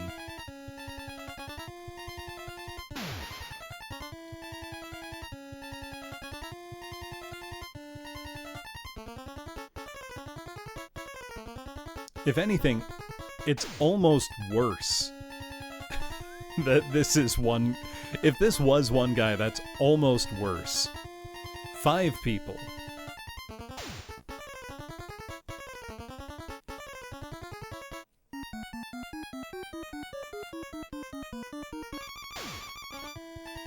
Yeah, I think it was really just that they were really trying to rush to get this out to ride the popularity of Dragon Quest II's launch. And really, we were in peak, like, Famicom boom days at this time, where everybody wanted a piece of the pie. Now, the peak of the boom where virtually everything that came out on Famicom would sell, like, 200,000 plus copies, had started to pass by this time. But you had companies making boatloads of cash, just rushing software out to market in, 1986.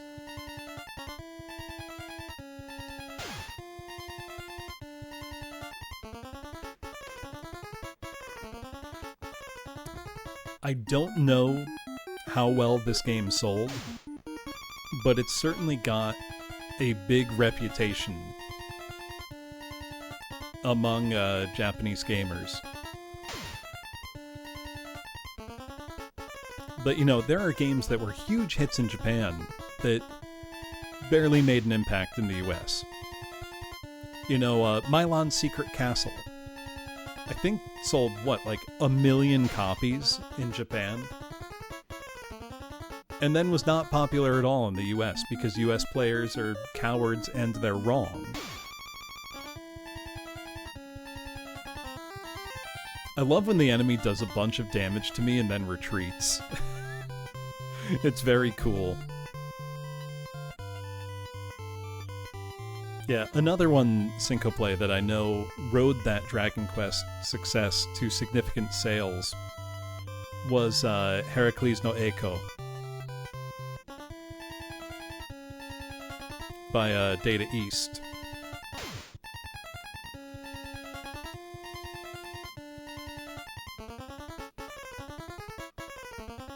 I don't. It was not Eugene Jarvis, wasn't it?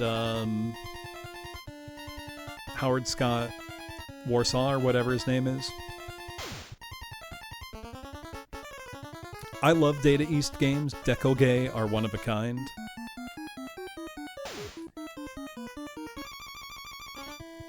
Yeah, I've got both Heracles no Echo and Shell Sora Story. Shell Sora Story is definitely a much more impressive game. Heracles no Echo is oddly charming, though, I find.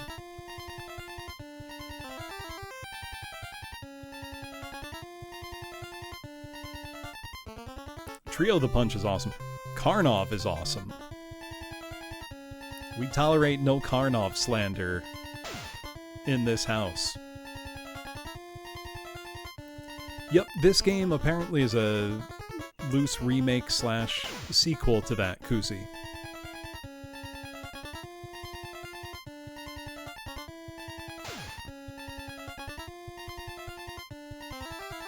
Yeah, that's a good point, Clark. I mean, the culture was totally different, too.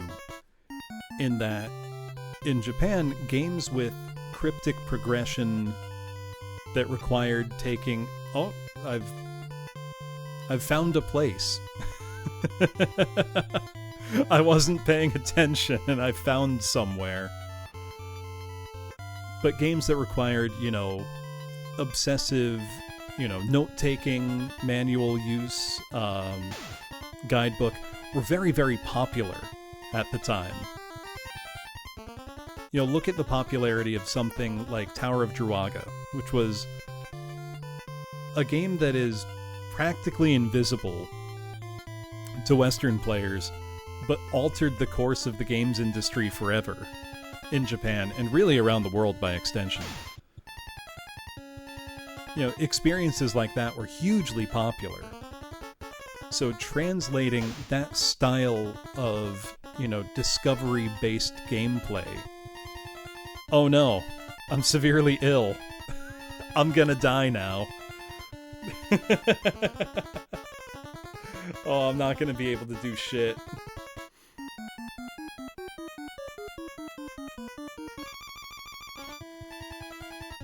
Well... It was a good game while it was going.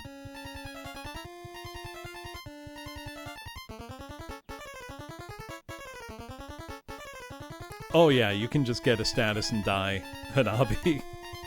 Also, if my HP looks odd...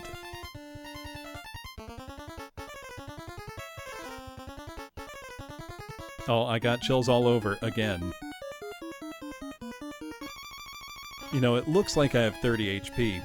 What that actually means is I have somewhere between 300 and 309 HP, and it leaves one digit out. The ones place is not represented. It even says so in the manual.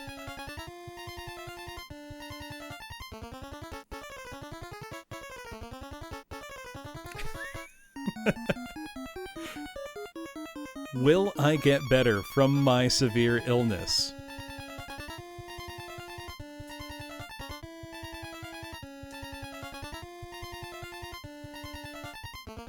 What did you realize, Jones? Extra 5 tiles they could expand to? They sure could.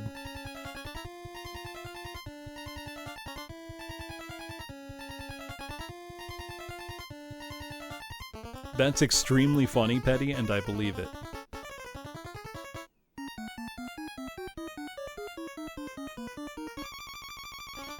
And because we bought armor, we have high defense now. I don't know if you can get better from illness over time.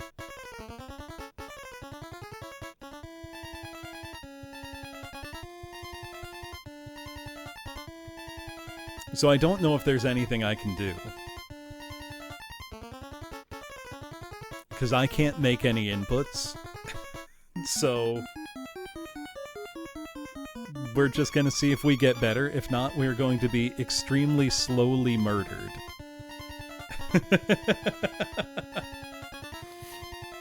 This game rules.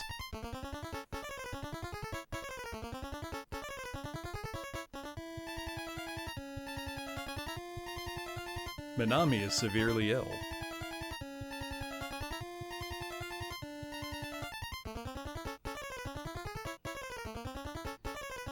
No, I think they just didn't care. You can encounter this as your first enemy in the game, Hanabi. Actually, I did. It was one of my first encounters. I just got poisoned and died. Wait until you see the game over screen, though. It's almost up there with NES Side Pocket.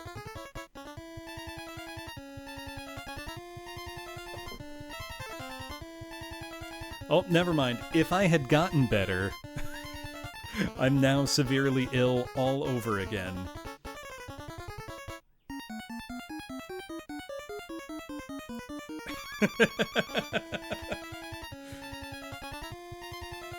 I'm picturing the scene. Whoops. I pulled the cable on my Famicom controller a little too far. Hold on. Oh boy. Why would I torture myself with this? 'Cause it was requested.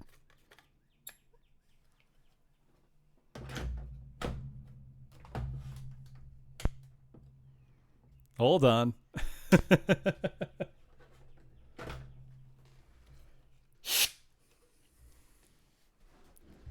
Oh yeah.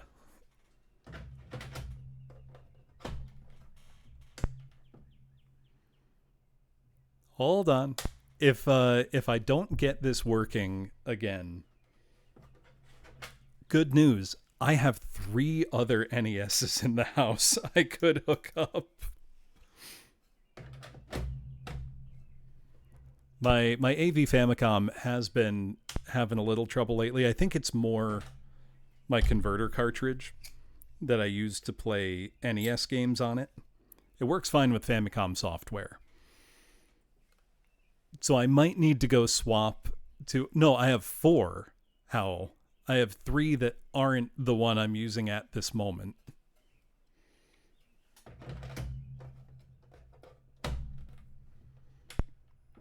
There we go. And the reason... one is my childhood NES that's still going strong. I've replaced almost every component on it. I've recapped it. All the good stuff. Did it maintain? Okay. We're fine. Didn't save any of that fight, but that's fine. Oh yeah, all our money's gone. That's fine. Oh, I gotta go find the place again. I don't remember where place was. Yeah, but one is my childhood NES, which I am allowing to have a dignified retirement. It's been through a lot. One is an NES I got for free because it was broken. And turns out, no, it just needed a deep clean.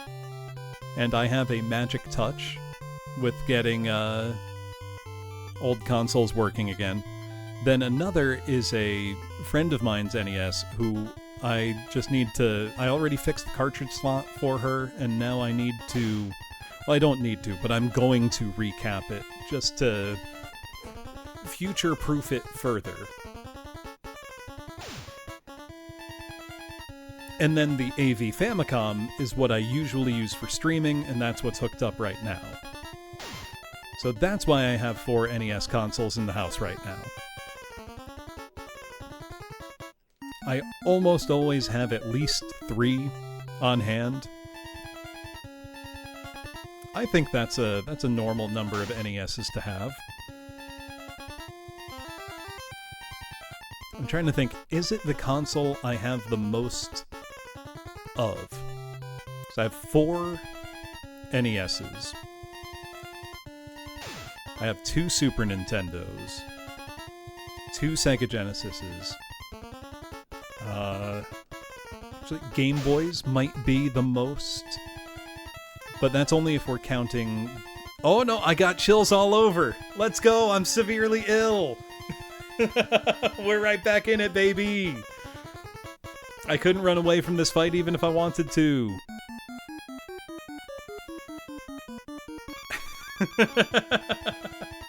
Even if I had an antidote item, I can't use it, because I am severely ill. This is great. How about that weather? Oh, it was gorgeous out today. Well, it was raining for a bunch of it, but it's the kind of rain where it's not heavy enough to be unpleasant to be out in. I took a walk anyway. I'm severely ill. Oh, and in case I got better, it lobbed that Karyu again. Someone needs to time this, good lord. Hanabi, do you want to know something crazy? The speedrun for this game is 26 minutes.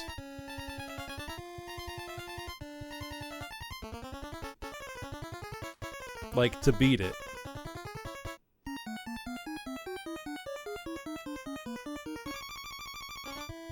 You got me beat then, Cinco Play.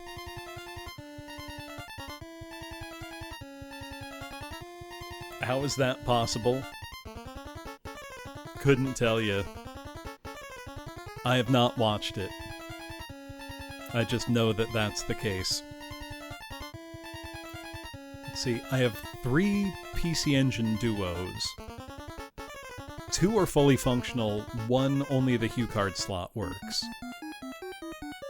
Game Boys, I have 2 DMG01, 2 Game Boy Color, 1 Game Boy Pocket, and like 5 Game Boy Advances between different models. What else do I have multiples of? I have 2 PS1s.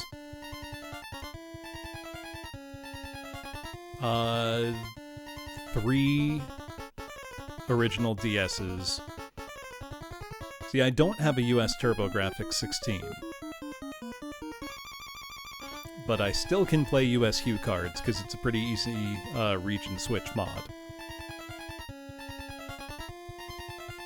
Also, it's much more economical to buy a Japanese PC Engine Duo, in my opinion. I have 2 Tiger game comms. Just probably too many, but you know. That's how it goes.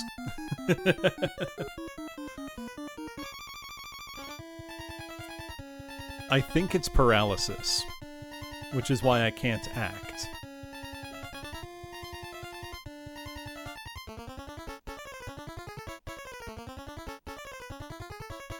Too many? I don't know about that.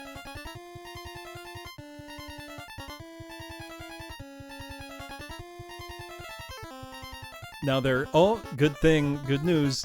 He gave me the chills all over again. God, I wish I had 18 Gizmondos. I could sell that for so much. I would like a Gizmondo. I would like a Tapwave Zodiac. I would really like a Mega Duck.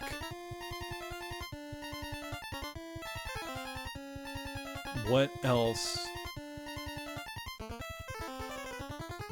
I'll have to get an Atari Jaguar again someday. I used to have one and I sold it. A Marty would be great. Realistically, it would be better to just get an FM Towns computer. I think we're in full waiting to die mode. I probably should just hit reset on the Famicom, but I kinda want to just see it happen. Yep, the Gizmondos, the plastic all perishes a little bit. That's true of a lot of electronics from the 2000s, but I wouldn't blame Gizmondo for that.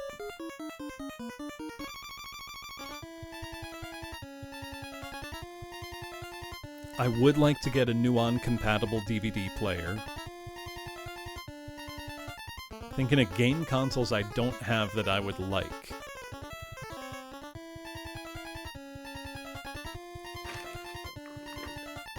An Emerson Arcadia would be nice. Fairchild Channel F, obviously I would like one of those.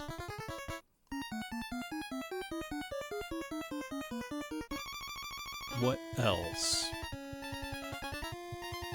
I should consolize one of my Wonder Swans.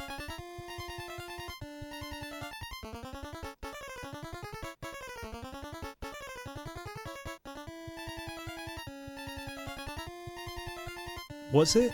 That the timeline on that doesn't seem right, Eerie Gray. So I don't think the Nuon came out until 2000. And the PS2 spec had been public long before that, and out, you know.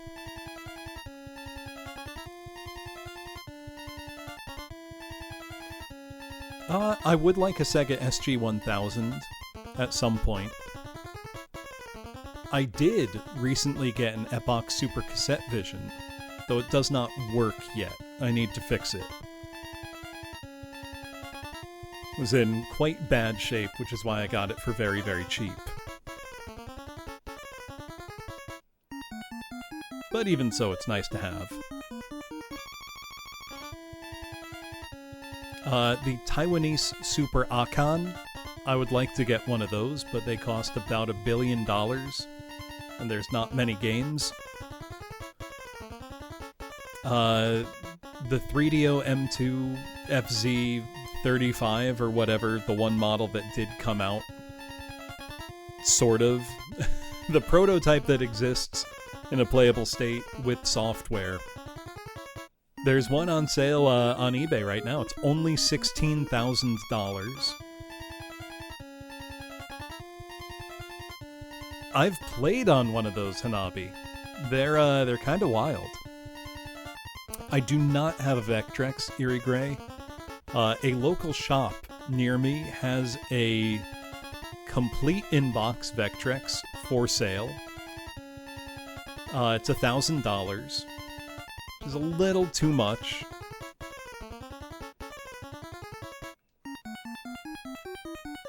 I did see a Vectrex with, I think it was 2 or 3 games with overlays, no box, confirmed working for $550, which is not a bad price. But it's too much for it to be an impulse purchase.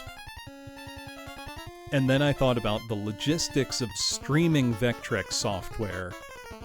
I would have to set up some kind of camera setup that blocks all external light, captures only the screen, and stays in focus. And then probably need to watch the live video feed to play it myself. Yep, still only shows the first digit, so I have 50-something health, but I don't know how much.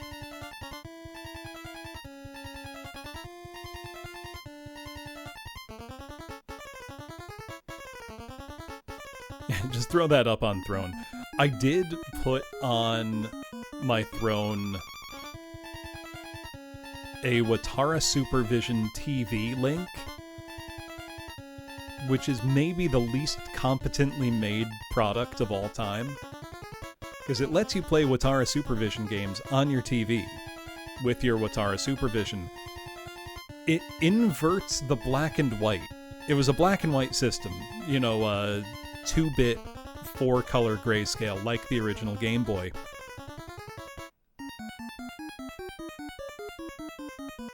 But it inverts the black and the white when you put it on the TV. It's indescribably incompetent. Minami died. And now for the excellent game over. What an amateur! I can't believe you let everyone die. Try again. Let me screen cap that. The game has the gall to make fun of you for dying. It's up there with Side Pocket NES with the regret your lost chance. We try again.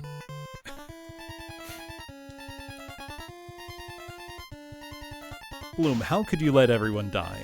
You're such an amateur.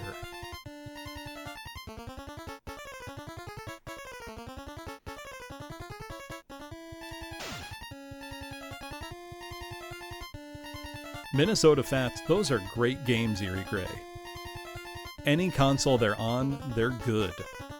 Actually, I've told the story when I streamed Side Pocket NES. Side Pocket Game Boy was one of the games my brother and I had for our original Game Boy when we were kids. I would play hours and hours and hours of that game. Because it's a really good pool game for a handheld.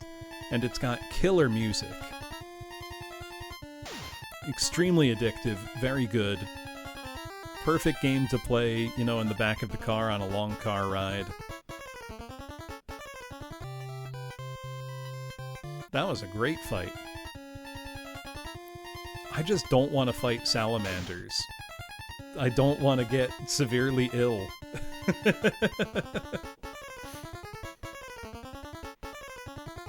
Yeah, the one on Saturn, Minnesota Fats, that's Side Pocket 3, I think. So good. Also, everybody, please praise me, because the strength it takes to not quote, retweet, dunk on some idiot who it's always N64 fanboys who have never given up a console war, saying, oh, the Saturn didn't have any good games at all. Saw somebody saying the Saturn had a library as shallow as the 32X and the Jaguar. Which, it's wild levels of willful ignorance. Because the 32X has 40 games, the Jaguar has 60. The Saturn has like 1,100. Even if you limit it to just the North American library, I'm pretty sure it's still more games than the N64. In any region. Just admit you're ignorant and don't say anything. It's insane. And then when somebody is like... The thing is, they don't have a blue check mark. They're not getting paid to be this stupid. They're just doing it for the love of the game. And it's like, I don't get it. And they'll be like, well, the Saturn didn't have anything good. You can list 24 games, they'll go, well, I never heard of them, so they can't be that good. And it's like, oh, it's just arcade ports and shmups. One, as if that's a bad thing. But it's like, just say you don't know. You know? I like my N64. I have a lot of games for my N64. I have more games for my N64 than most people do. I have about 100. I think it's the least compelling library of the, 3 most successful consoles that generation. And I say this as somebody who likes it. You know?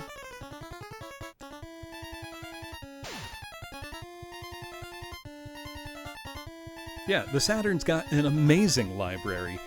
Even just the Saturn's North American library has tons of great games. People just don't know about them. Like, yes, we missed out on some of the best ones, but not all of them.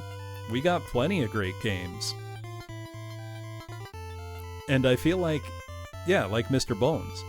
I feel like anybody who's still in the trenches of that console war did not live through N64 software droughts, where there would be literally no new releases, not just no first-party releases, no releases at all for months at a time.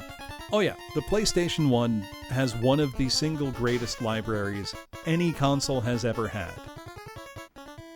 It is one of the best video game consoles of all time. I feel like that's not really debatable. You know, my favorite console ever is the NES. The PlayStation has unbelievable depth and breadth of library. It's insane.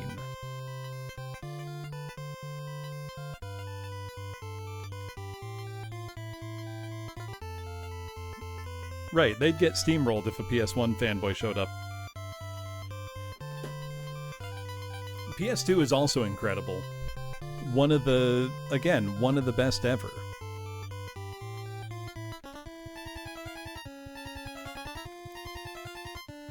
I mean, Sony was having a killer run kinda up until the PS3, in my opinion. PS3 is where things start to fall apart. Me too, guy. I mean, I'm always learning about PS1 games I've never heard of. Oh yeah, it did, Petty. Which was a big reversal because the Super Famicom steamrolled the Mega Drive in Japan. It was not close. Much of that generation, the Mega Drive was third place, behind the PC Engine.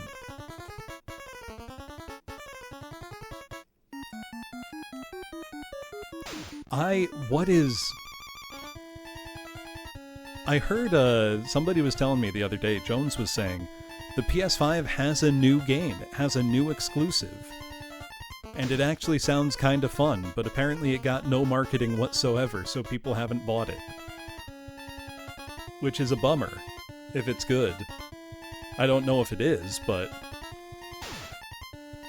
it's not very good. Oh, okay.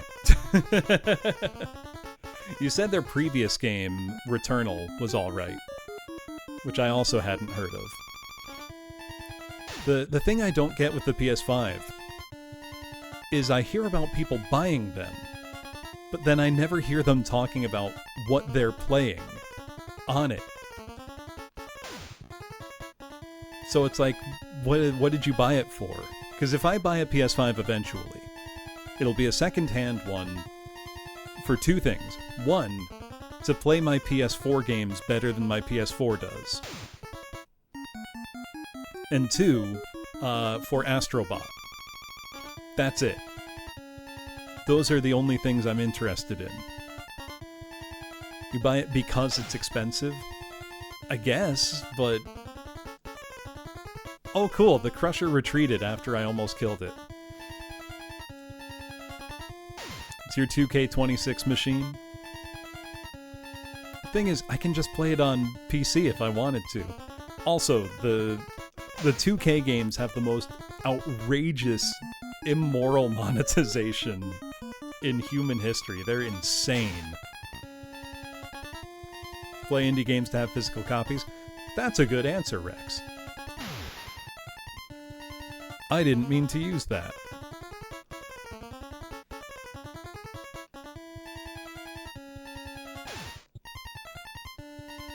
They are insanely egregious gotchas, Hanabi. To the point where it doesn't matter to me how good the core gameplay is. Because a lot of times the core gameplay in like the 2K basketball games is really good. But the monetization is so egregious. It would make what's a particularly greedy mobile gacha?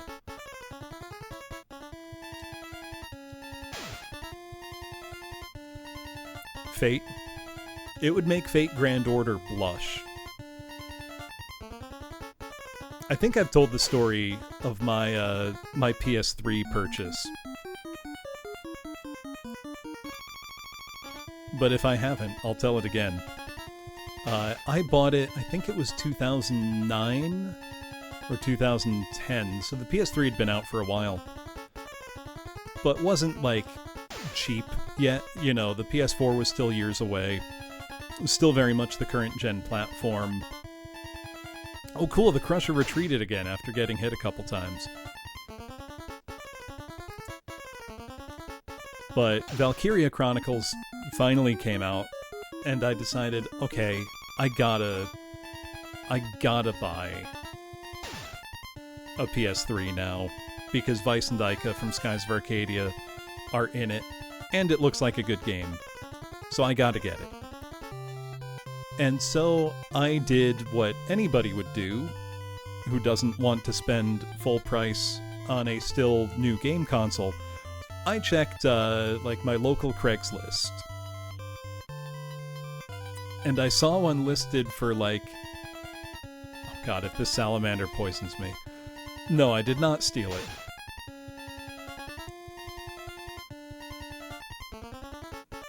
But, somebody was selling it for, it was either like $90 or $100. Very, very cheap.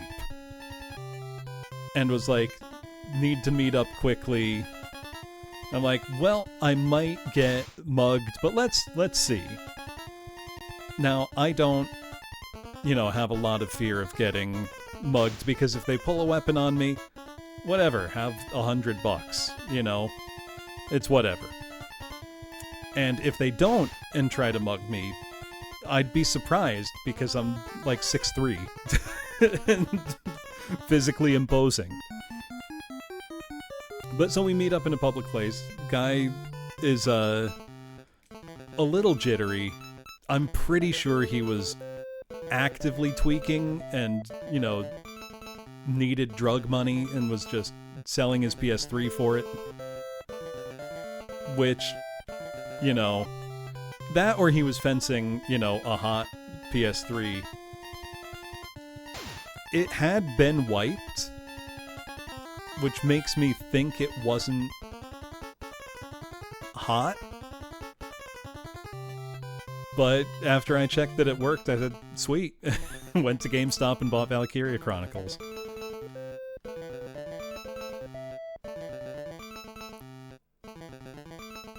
Yeah, I didn't steal it. Questionable if somebody else had. I think he was just a guy with a problem who needed fast cash. But I can't decide that, you know. It was from a pawn shop and had tons of porn on it. That's very funny.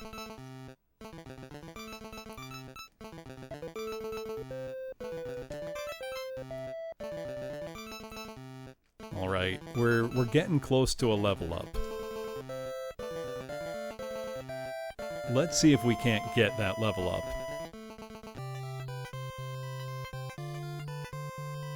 What is your druggy fencing story, Jones? Oh, I do remember one Craigslist interaction.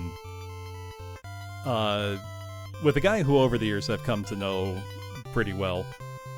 But this, he was selling some PS1 games. And I don't think he had looked up the value until we were actually meeting, and I was handing him $20 for, I think it was Breath of Fire 4 and Rhapsody, A Musical Adventure. Now, at this time, these weren't very valuable games, but they were worth more than $20 together. And he was, like, actively looking them up at the time. He was like, can we do more for this? I'm like, no. I drove out here to meet you on an agreed price. I'm not paying you more. And he hemmed and hawed a bit, and I'm like, look, dude, I can just leave. And he's like, okay, fine. It's like, what are you upset about? You're the one who agreed to this price. The thing, he wasn't even an I know what I got person. I was like, $20 sound good? He's like, yep, sounds good. I'll meet you at the Stop and Shop. It's like... And then when we got there, he's like, actually, I looked this up after we agreed on this. Can I increase the price? No. No, you can't. I'm not gonna pay you more now. $1 a piece. Asked if he had change for a 20. Dropped it and ran. Had 100 knives and a backpack. Were they decent knives?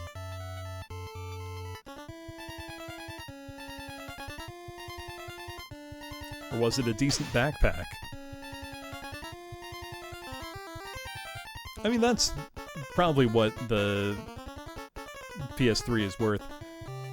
I think if you don't have a PS3 right now, go out and get yourself a PS3 Slim. Don't bother trying to get the fat model with the 4 USB ports that plays PS2 games. PS2s are plentiful, just get a PS2. But any PS3 you get can still play PS1 games. Yeah, don't get a Super Slim, get a Slim. It's a great DVD player, it's a good Blu-ray player, it'll play PS1 games, PS3 games. PS3 games right now are in that kind of golden state where they're quite affordable still for the most part. So you can load up, and there's a lot of good ones. I think I would still recommend most multi-platform games, certainly ones from the first half of the console generation. Probably are better on 360 in a lot of cases. I do have Unlimited Saga PS2.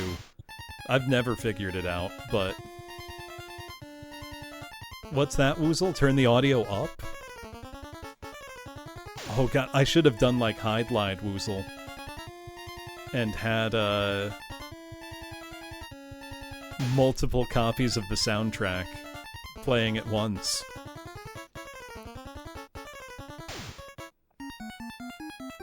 Woozle, you've got quite the discerning ear.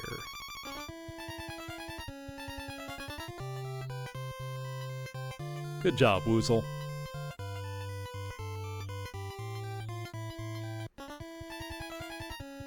Yeah, I do think a dedicated Blu-ray player is worth having, opposed to a game console. Because you'd be surprised that even though devices can play Blu-rays, doesn't necessarily mean they're good at Blu-ray playback. Which sounds crazy to say, but some are better at it than others.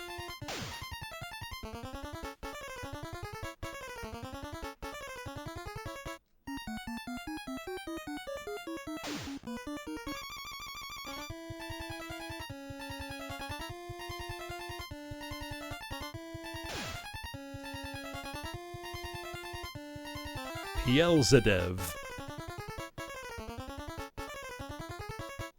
Oh, we gotta be close to a level up now. Oh, one more fight and we'll have it. Then we'll go find the place. We found a place. You can still get PS1s for cheap.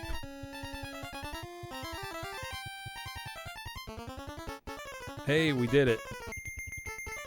Ding, ding, ding. You leveled up. Did we get any stronger? Not really. Also, the amount of experience we seem to get from enemies feels quite random. Okay, first thing, we're gonna want to save.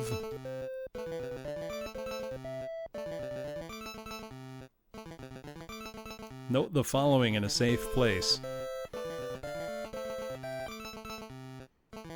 Alright, let's go heal.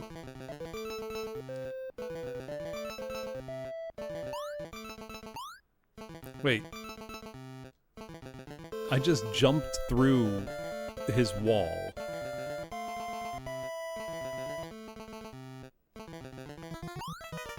Ah, I now have a jump stat of 1. So I can jump over walls that are 1 tile wide.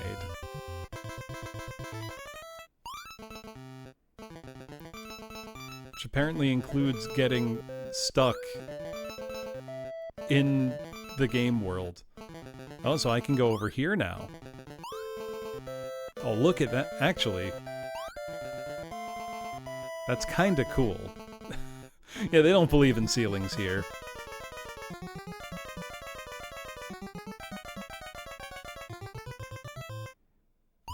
Yeah, there's just a little noise to let you know it's different.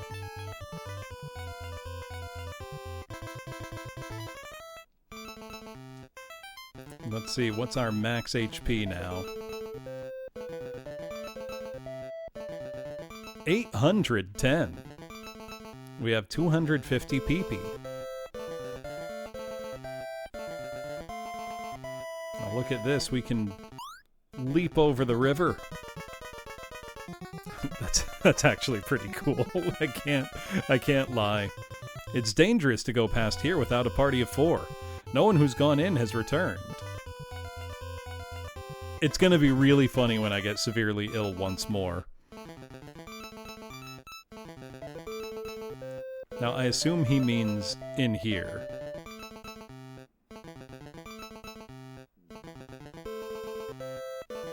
But maybe not. Which stat controls our physical attack power? I think it's proficiency. Let me check the manual. If I look at our stats,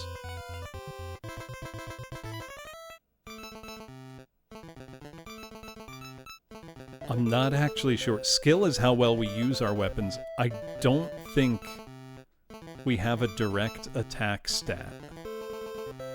Now, the reason I haven't bought a weapon is because the README that the translator wrote included a line that said,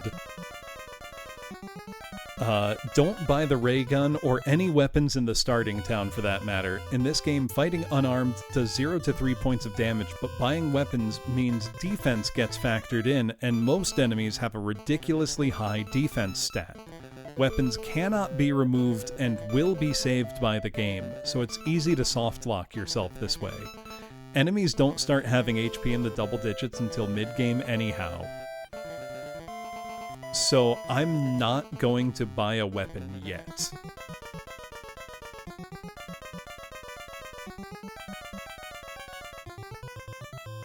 Why is this game? Great question. Oh, look at that jump! Wait. That was kind of sick. Wait, I thought my jump was only 1. Why can I jump? My jump is 1. That's a gap of 2. Does 1 mean 2? I'm so confused. Also, where was the place we found?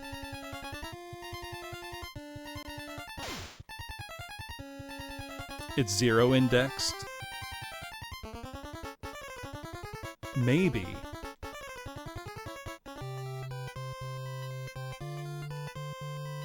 Can I roam the water by jumping? Maybe. Also, our protection is... it's paranoia. That's the item name that we're using for defense.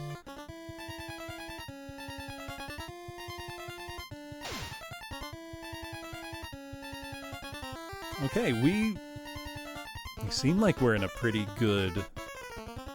I'm feeling pretty strong now. Once we get a second party member, boy, we're gonna be unstoppable. Okay, we have found place again, and we can jump in place. Fire arrow. That was pretty good. We can finally take on these starter area enemies.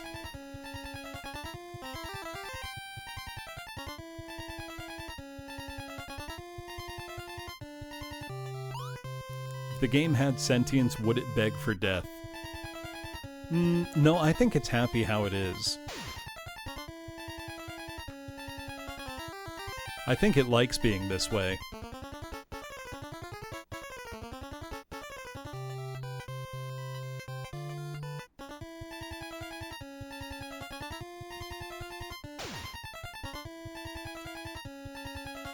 Also, know what I want you to keep in mind?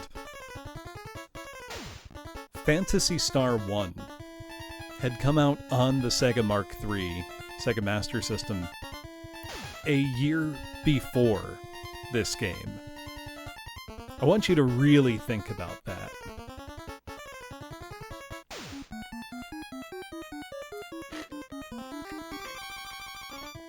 Phantasy Star 1 is a masterpiece.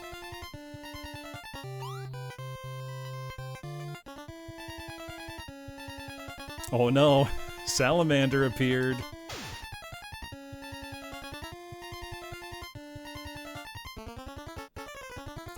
God, the loss of Rieko Kodama. It's... Oh no!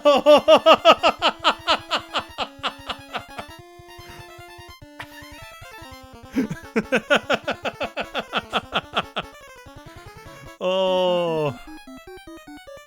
I'm severely ill.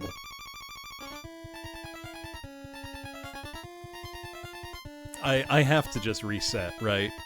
Like, it's not... I went through it once. I'm not doing it again. I don't think I'm gonna get better. I didn't mean it like that, Petty. No, Sega will never be the same.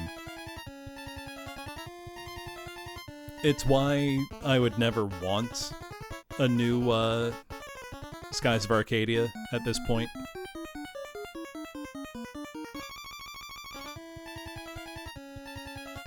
Maybe it'll flee. It won't. Let me... know what? I do have the guide pulled up. Let me see. Let's see.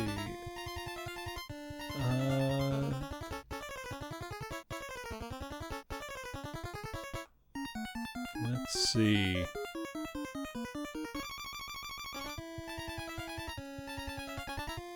Oh no, when we restart, all of our gold is gone.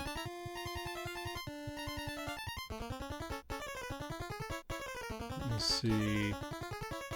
I don't see a note in the guide about that at all.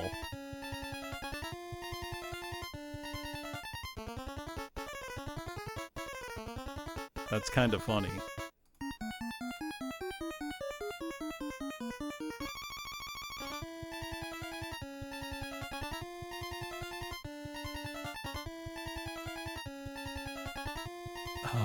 Do I even want Dragon Quest XII at this point?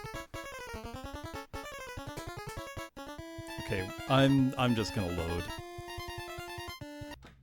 It doesn't seem worth it.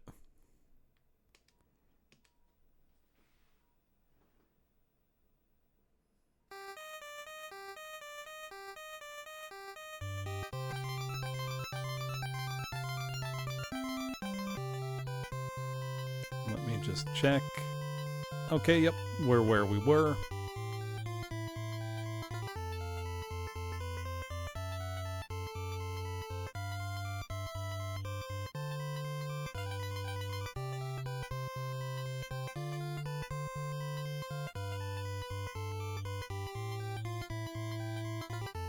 The town being invisible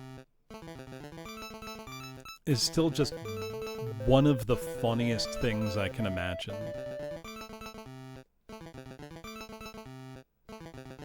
Oh boy, we're back to 0 gold. Isn't that great? Be sure to follow the recipe to create the revival potion. Yamu Ae Ruku. Did they do any playtesting? I don't think they did. Genuinely.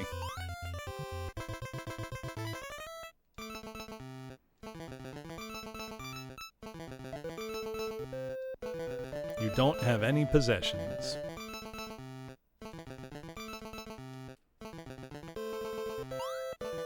Yeah, Super Game canceled.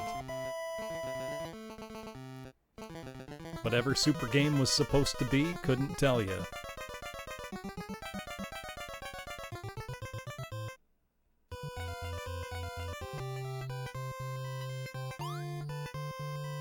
Can I jump all the way to this little island? No. Alright, let's try finding place again. It was around here somewhere. There we go, we found place!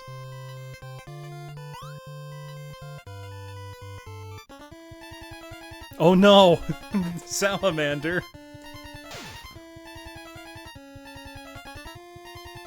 I swear, if I get severely ill again right off the rip...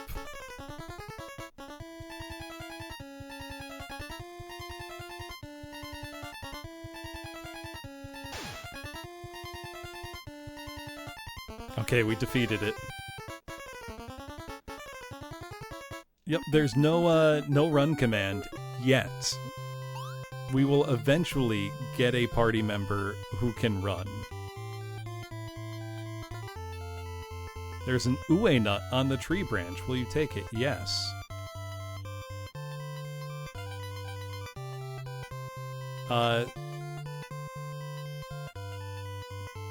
Okay, so trees can just have stuff on them.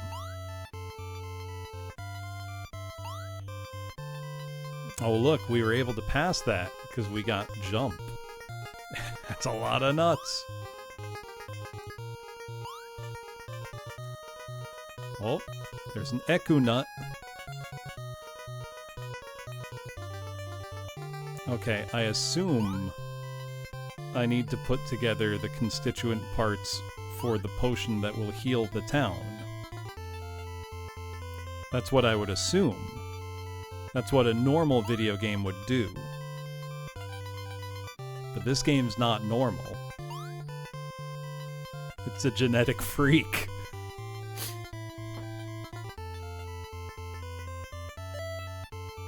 What was that sound?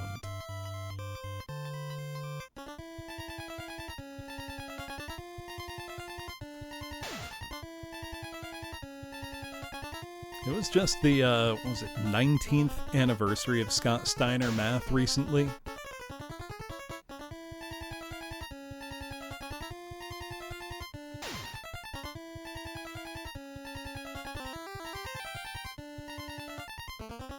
So, Highguard, I had actually downloaded it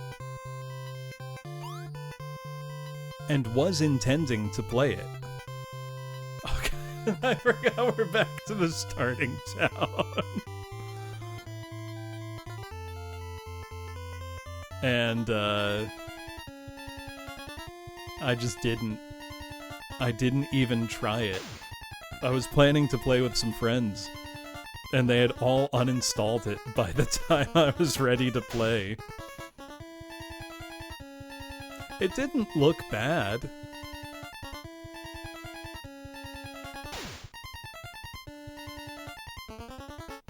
Yeah, I got less than 1/3 a chance to beat this game.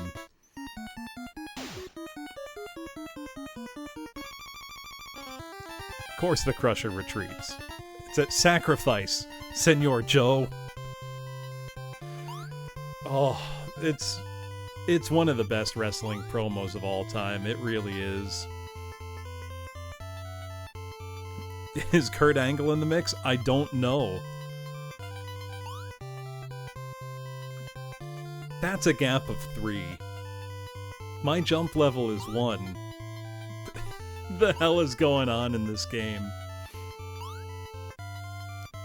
Also, since trees apparently can have nuts, do I need to try every tree? Like, do I need to walk through each tree tile and see if it contains a nut?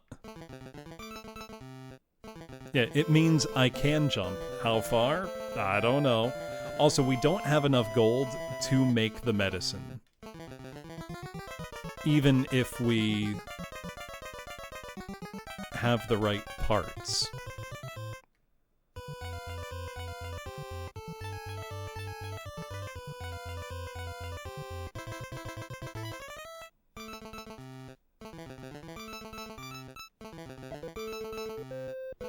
Oh, there's a Yamu nut on the... You really do have to just check every tile, don't you? Yes, you need to spend gold to make a potion.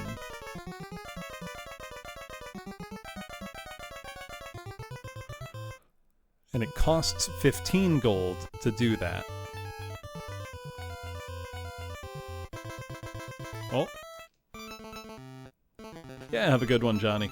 So wait, let's check what nuts we got. Okay, it's under the ingredients. Okay. I'm just gonna get 2 of each nut I find for now.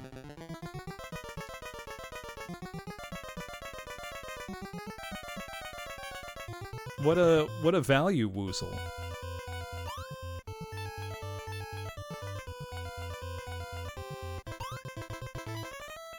Ah.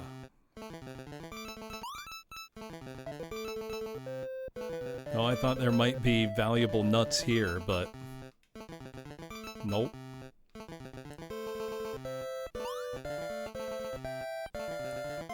Oh, you know what? I didn't even write down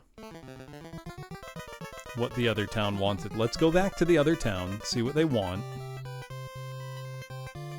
I'm pretty sure items don't carry over, or ingredients when you save. So if I die, I would need to harvest all those nuts again, even if I've saved the game.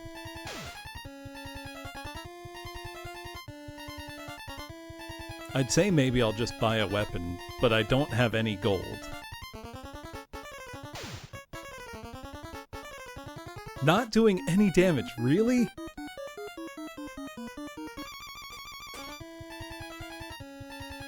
Let's try a fire arrow.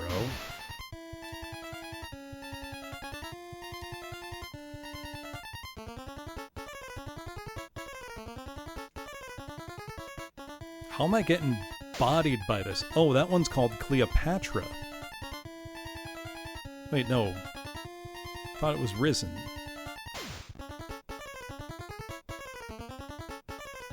What's going on? Who's Cleopatra? Are there enemies I can't see here? What is going on?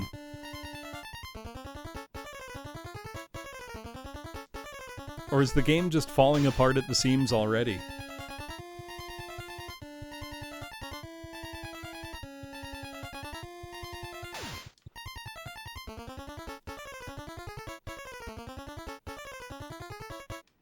Getting my ass kicked by this, somehow. Quick, who can name an NES game wherein Cleopatra appears? Actually Cleopatra, not whatever's going on here.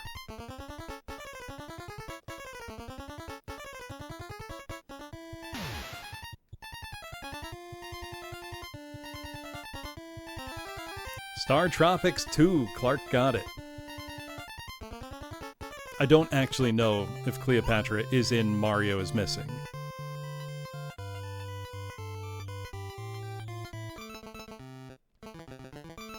Star Tropics 2 is a very good game.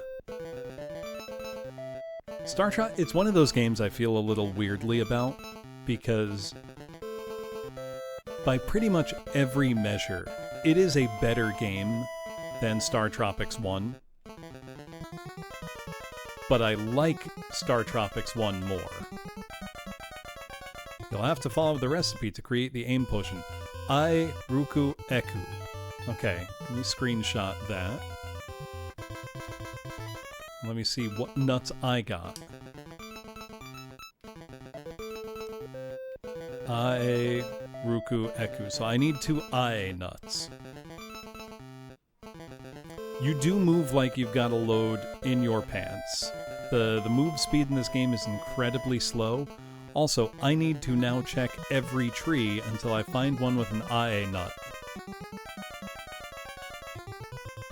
The trees are the kind of bluish tiles.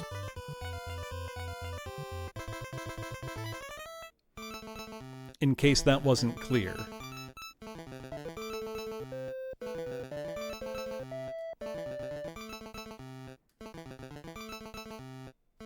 Yeah, you just walk on them. No big deal.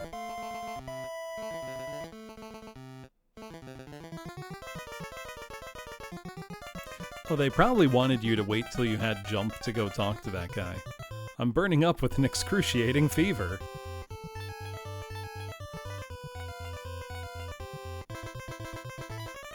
Do we have any AE nuts in here? I really just have to check every tree, huh? Okay. Is there anybody in this town who can heal?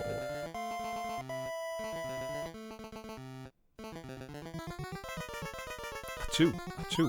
Not her. Welcome to the item shop. Oh, what do you got? Yeah, I'm gonna have to check those. Bomb or counterfeit ID?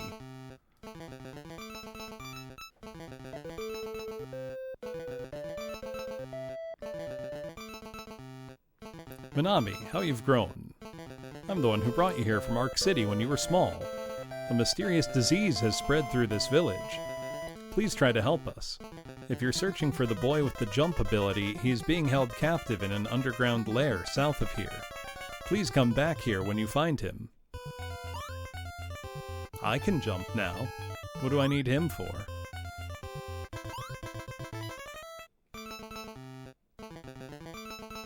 You'll need the aim potion to eradicate the disease. Nope, neither of those trees.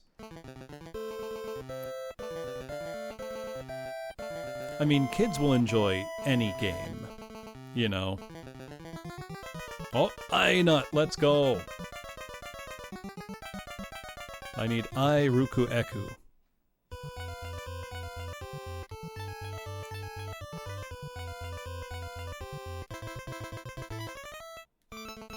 And conveniently, we're now right back at the first town, wherein we may mix up a potion. Ai Ruku Eku. Oh, but do we have enough gold? We do.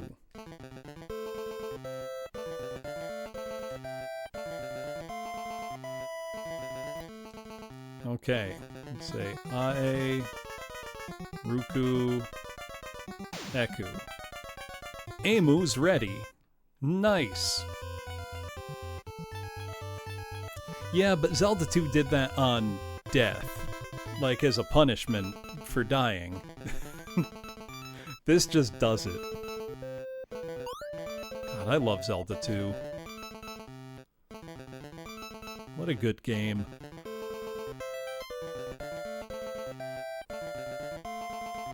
It's a punishment for playing this game.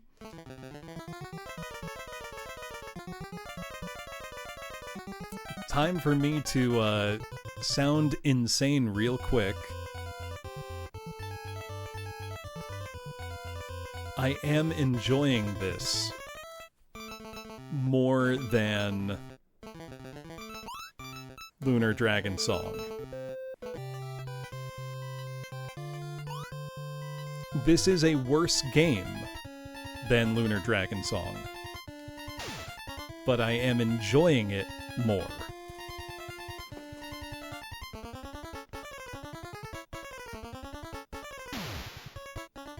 Right, this game did not hurt me on a personal level.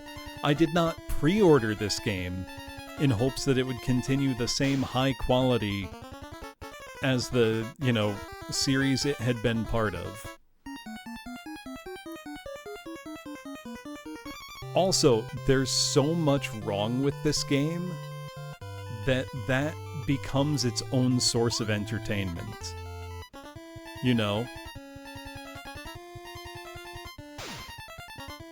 Like, I think that makes perfect sense.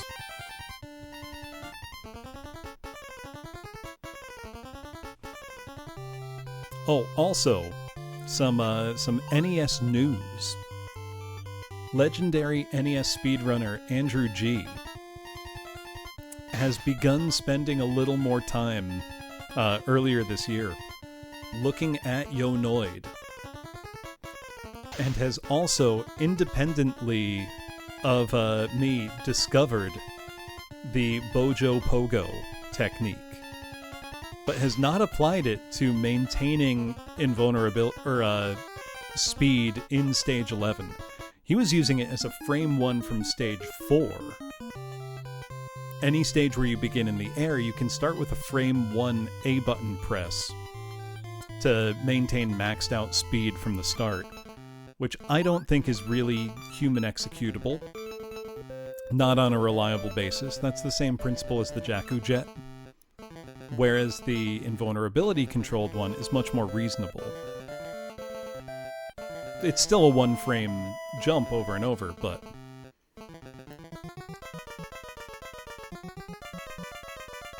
I mean, my time's better than Andrew G's Noid time, Hanabi. But he also hasn't set a time in like 16 years, so... Now, where do I bring the aim potion? What's going on with Lunar Dragon Song that makes it so bad? You saved my life. Did I cure the town? So... first off, and this is, you should meet Colonel Katsuma in Arc City.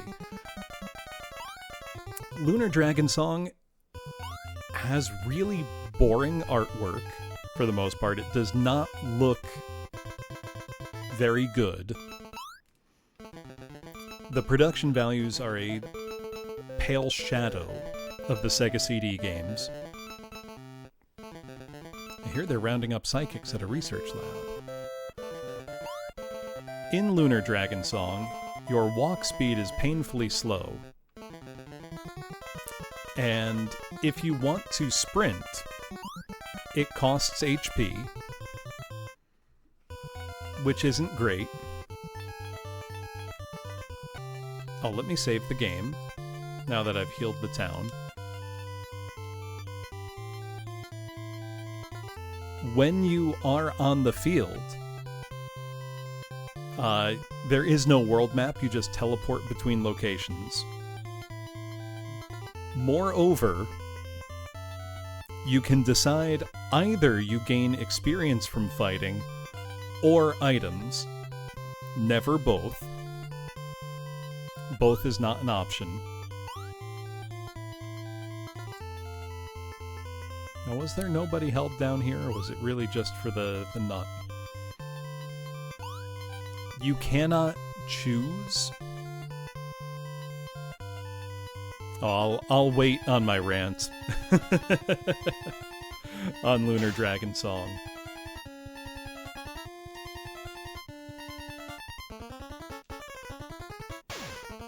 I'll put it this way. I've played Tales of the Tempest through to completion twice now. Once off-stream, once on-stream. I would rather do that a third time than play Lunar Dragon Song again.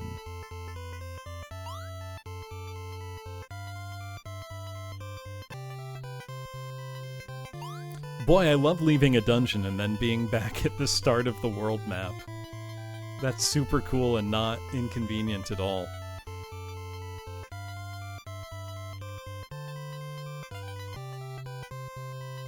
Okay, I didn't want to go there.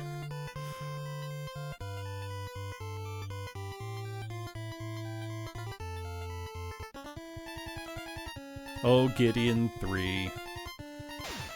I mean, the way Dragon Song didn't have a plot until like 6 hours in. And that's really not an exaggeration.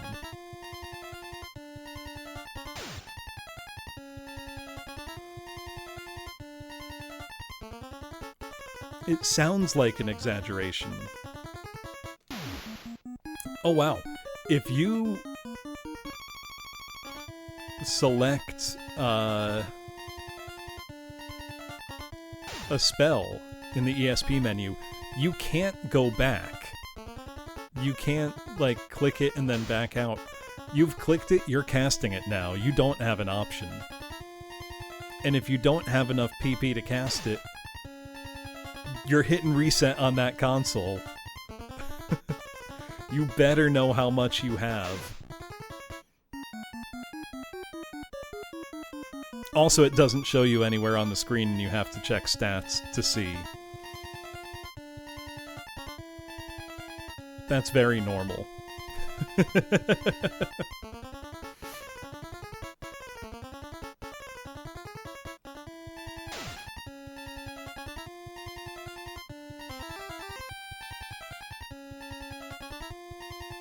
Right, Chaser gives pretty good experience and gold. That's solid. And the thing is, it's not like you can obsessively save either to avoid that. Because saves revert you to whatever amount you had at the start. It's truly remarkable. I get so nervous now every time I see a salamander.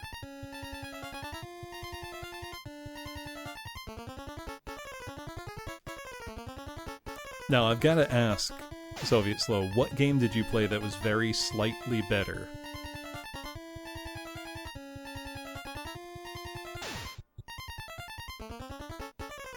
Yes, so, Clark, what I was saying, besides no world map, it's just a menu you choose locations from. In Lunar Dragon Song, you choose, if you hold down the run button in a dungeon or even in a town, you take damage from running. Which kinda sucks. That's funny that I can jump to there. Which isn't great, because the walk speed is unbearably slow. In battles, you can either choose between gaining experience or getting items. The only way you can get money in the game is by doing your job as a courier.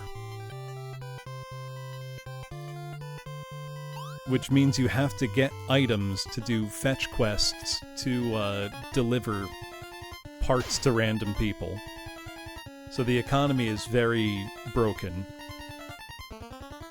When you are in a battle, you cannot select which enemies you are targeting. The main character literally does not gain any attack or technique other than his default kick attack until about 12 hours into the game. Also, the game... No, it's more than 12. It's more like 16. The game also does not really have a plot for the first 6 or so hours. The game, finally towards the end, starts to set up what looks like it's building towards a final villain boss encounter, and then does not do it. It rug pulls you into not having a final boss battle. Essentially, every single aspect of the game is bad, broken, or uninteresting in some way. And the worst part is, it is a lunar game. And very poorly attempts to tie itself into the larger lunar canon towards the end. You picked up 100G. It did literally kill Lunar, that's true.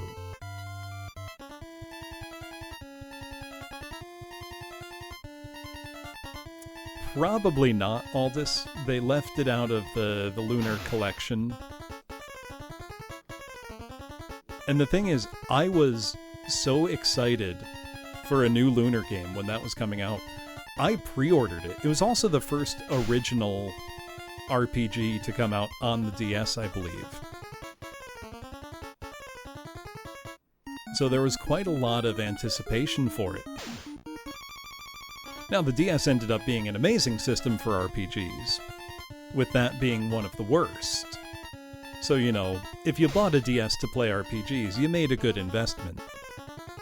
Really, the PSP also had a great library of RPGs. Handheld gaming in general at that time was really fantastic.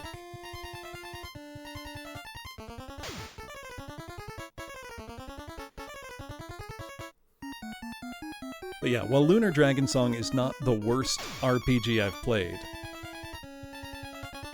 it is my least favorite. I do, Volpez, I have a PSP 2000. And I do have the component cables for it.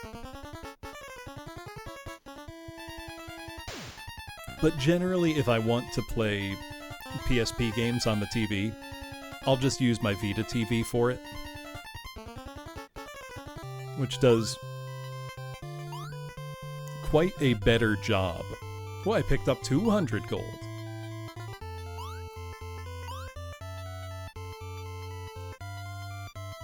I found a blue ID. Will I pick it up? Yes. I'm just finding shit. The Vita TV is a thing. At one point, I had 2 of them.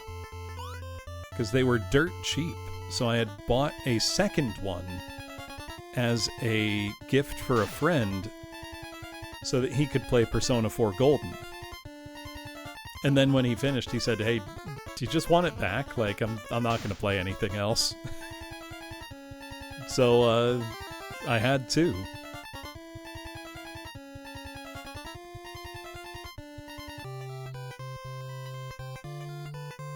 I'm going to save now that I have a blue ID. I think it should carry over items. I mean, that's why I had 2 of them, Hal. They were practically giving them away after the thing failed in the marketplace. Which is a shame. It's a good device.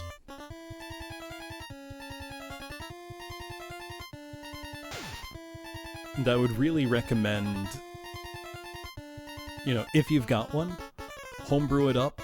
Becomes a great way to play PS1, PSP, PS Vita, tons of other systems on the TV in a nice little form factor. Hook up a PS3 controller to it. Great little device. Yeah, now they're expensive. So are Vitas. It's weird.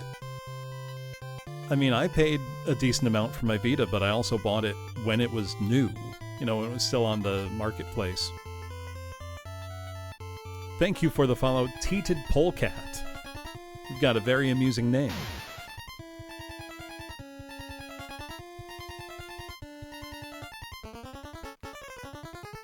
But yeah, if I ever was going to stream a PSP game, I can do the component out and capture it that way. But I think it would be a lot easier, honestly, to just hook up the Vita TV and play that way. Thanks, Byte. Now, Byte, I've got to ask, do you know about this game? Because,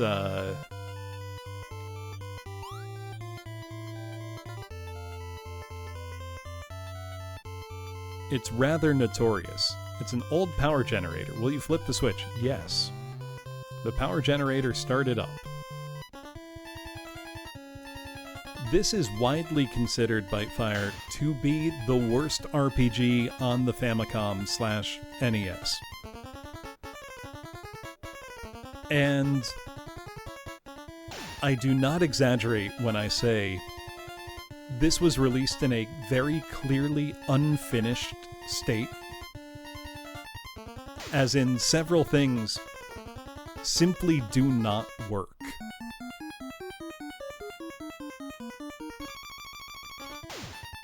And I'm really not being hyperbolic when I say that.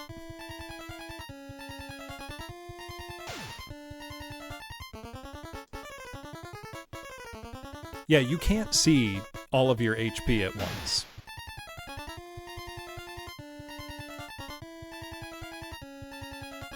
I mean, Plutonia 2 is still fun to play.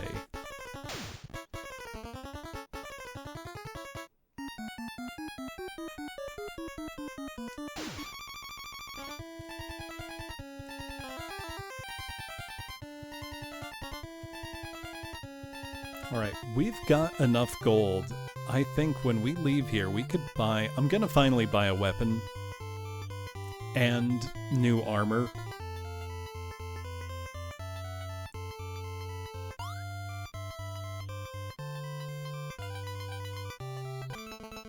Oh, is this our second party member? Thanks for your help. My name is Shiba. Please take me along. We've got a second party member, folks.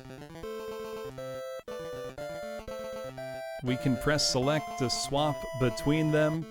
Shiba is level 0.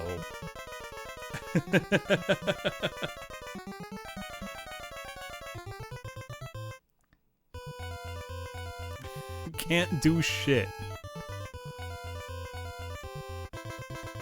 Let's save.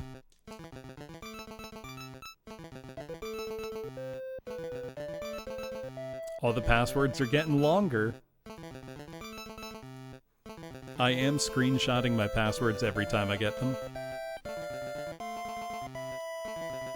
Wait, really? Does Shiba have higher proficiency at level 1? Proficient... His defense is... Oh no, speed is 28, defense is 1, proficiency is 20. Defense 4, speed 16, proficiency 18. What the hell? What the hell, man? That's fucked up. We suck.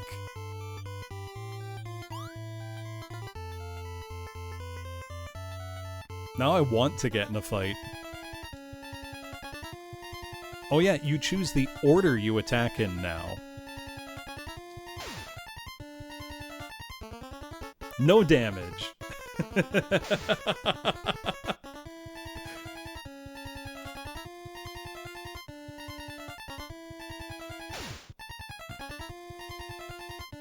One damage.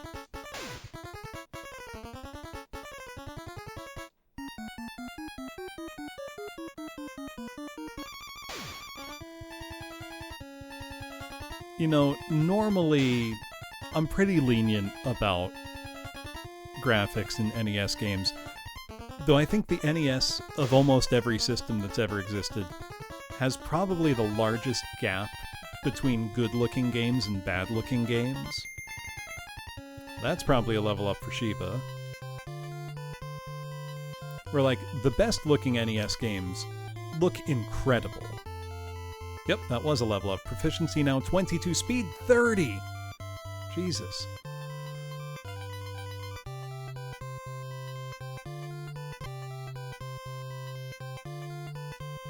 That brought us out. There's a huge gap between early and late games. But also... So let's save. Just to be safe.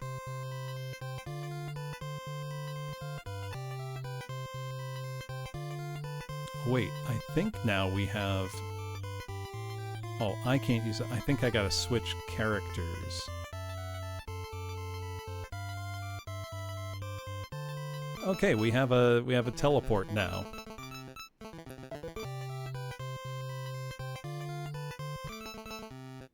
Kinda nice. Deus has been restored, thanks to you. Welcome to Mammoth Village. You're safe here.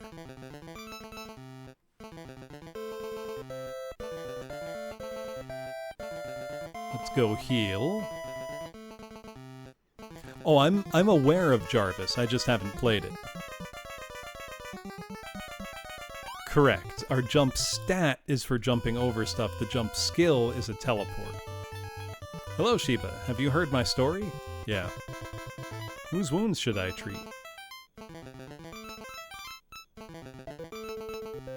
I don't mind that you can't heal everybody at once. That's whatever.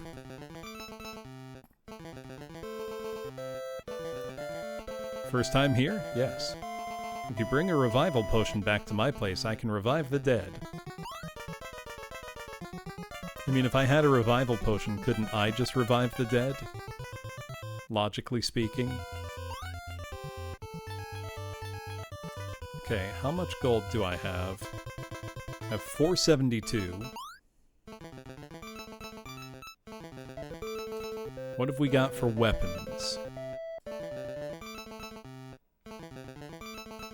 Hypergun Hellblaster Lagrange. You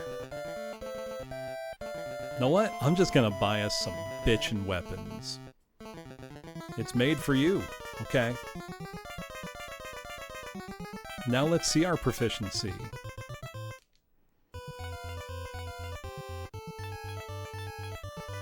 Okay, we don't actually have an attack stat. But our proficiency with using weapons is 18. So now let's have Sheba buy a weapon. Sheba can buy the Hellblaster. Oh, sorry, you don't have enough. Do I not?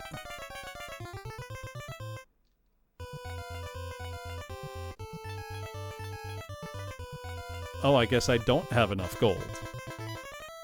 Well, you're not getting anything. I am unaware. It might be height. Well, let's try. I'm gonna save in a different slot because I've heard the weapon can actually make it worse. Oh, each character has their own gold. It's not shared.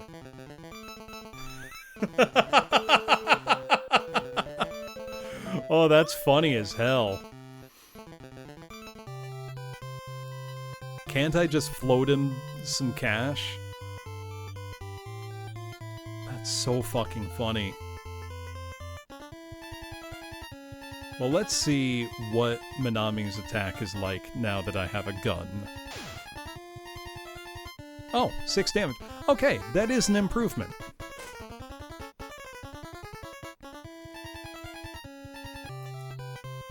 Now, party, don't you know that sharing is caring?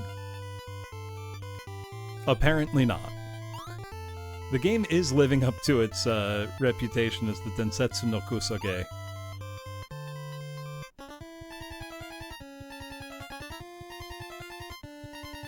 Now, does Sheba not get gold if Minami is the party leader? That's what I want to know.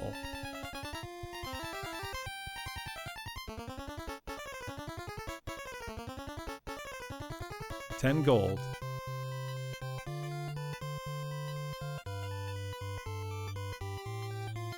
Let's see. 34. Okay, so you do both gain after a fight, it appears.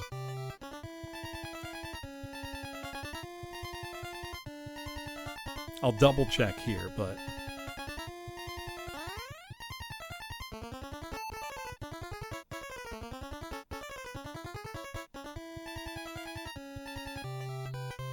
Oh, it teleported us to the wrong place. Cool.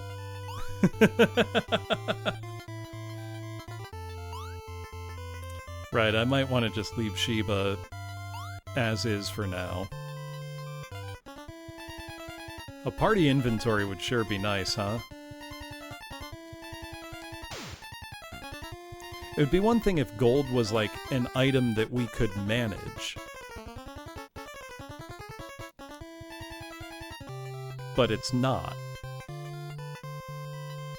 Okay, so they both gain the full amount of gold.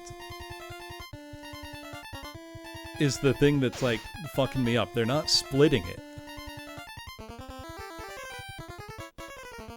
They just both get all of it. Oh, we had a level up. Who is it? It was Minami. Look at that.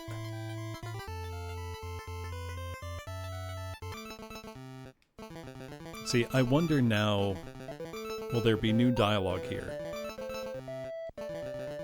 Well, we get the same amount of gold. We get it 4 times, but we can't trade items between party members, I don't think.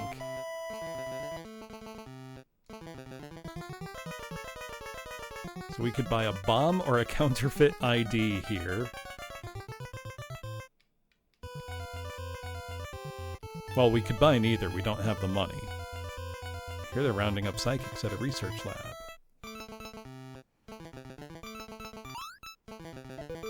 Now, where's the guy who told me about Shiba in the first place? All of Arc City's important facilities require ID cards.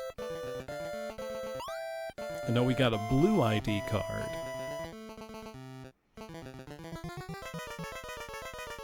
You saved my life. Damn straight. You'll have to follow the recipe to create the aim potion. I did. I think there's nothing else of note in here. But now that I've leveled up, I will go heal again. Save, and then... Well, it might be a good idea to get armor for Shiba. Because the armor made a pretty big difference for Minami.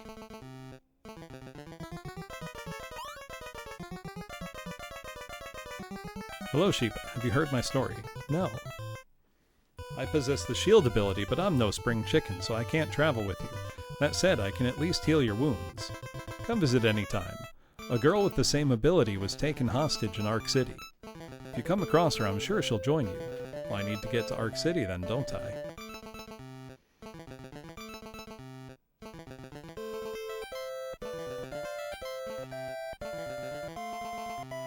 You take care now, I will.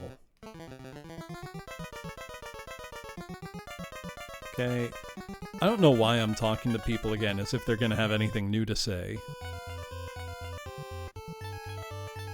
Also, is that a door I can go in? It feels like it. But then it's not. Same with this. Oh! This is new.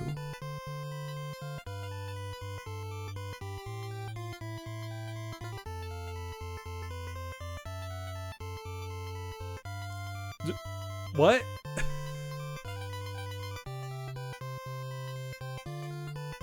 She died. What? I think these are damage tiles. And I'm stuck now. I can't move.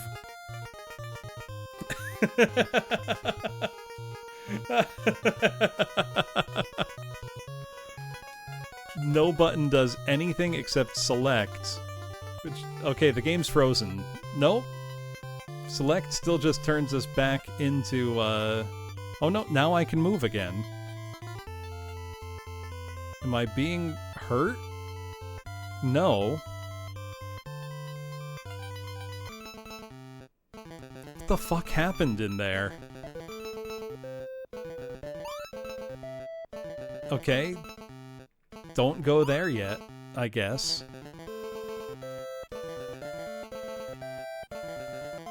No, I was definitely taking damage.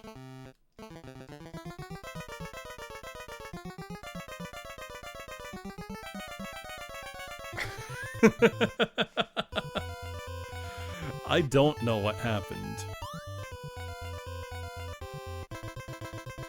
No, no one had sickness.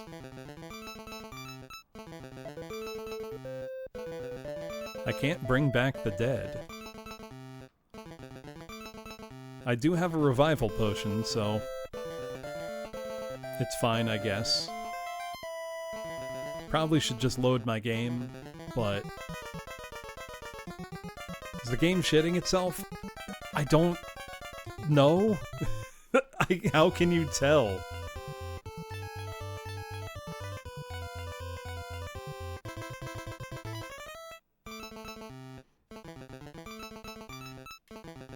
Like, how can you tell if it's coming apart at the seams more than normal?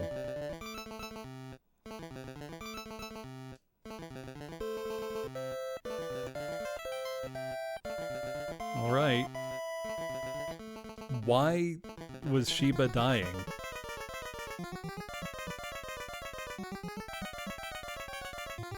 Only one more XP, though. and they'll be gaining another level. It's just part of the charm.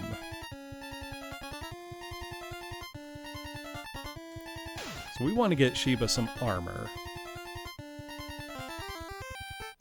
That's a level up for Shiba.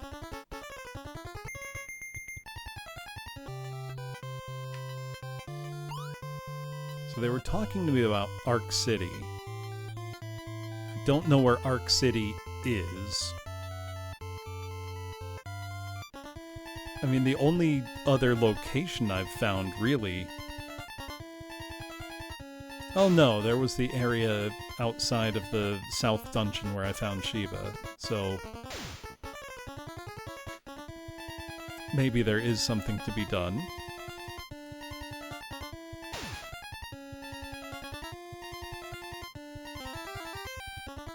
I mean, now that Minami's got a weapon, we're actually doing some decent damage. Okay, very long ways off from a level with Minami. With Shiba, pretty close.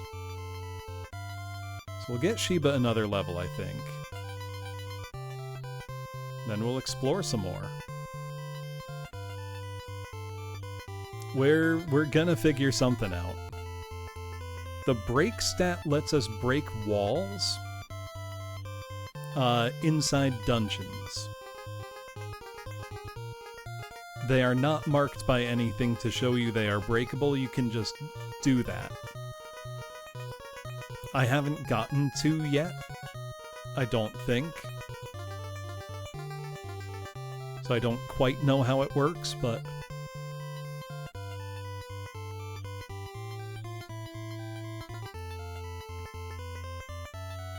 Whoops, didn't mean to go that way.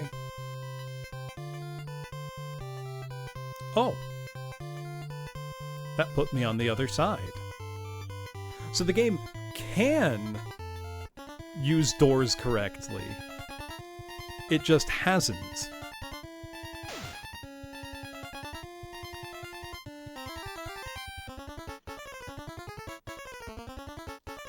Cool.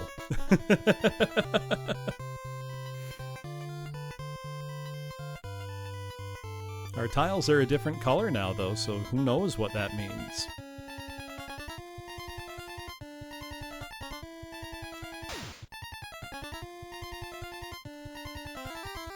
I'm trying to imagine how disorienting this game must have been to players in 1987.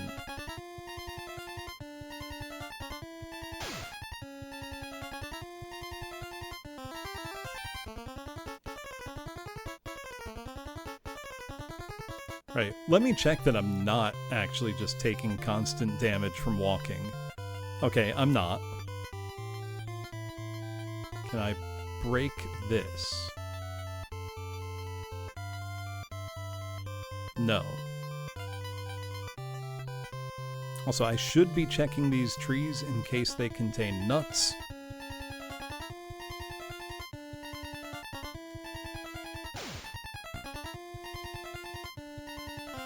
I'm glad this doesn't use, like, original Pokemon leveling, where the specific character needs to do the move that, you know, delivers the killing blow.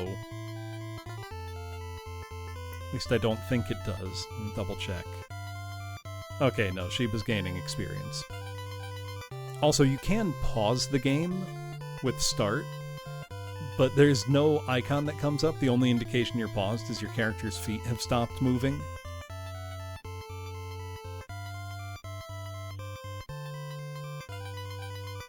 So, you know, be aware.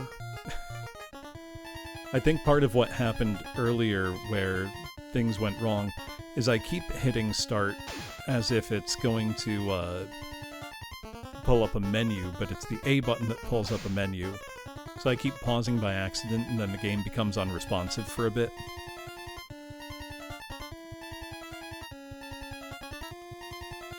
It's crazy how small the character art is.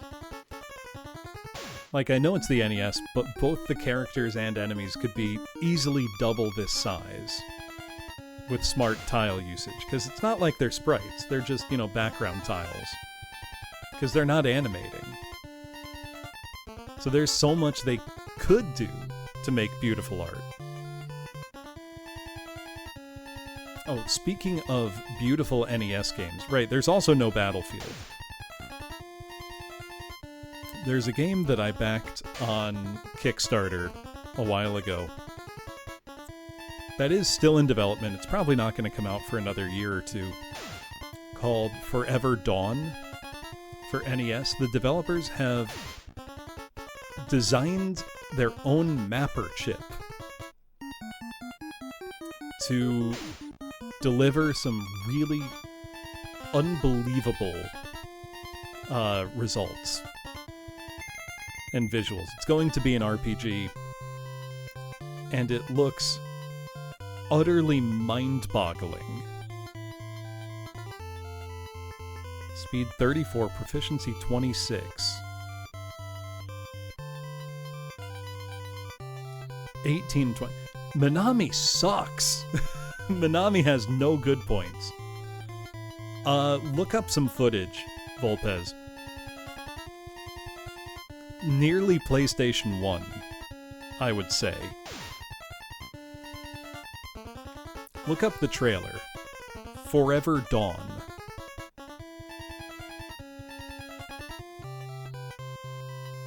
Really pushing, 8-bit to and beyond its limits, I would say.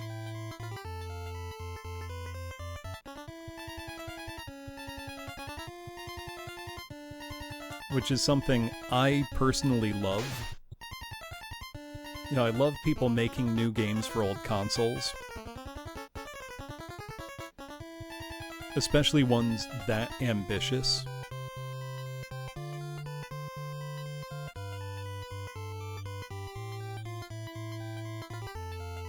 Minami does have Break 3.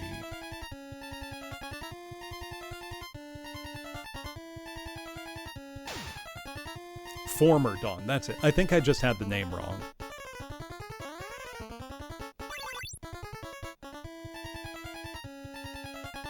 Oh, just Shiba left the battle. That's funny as fuck.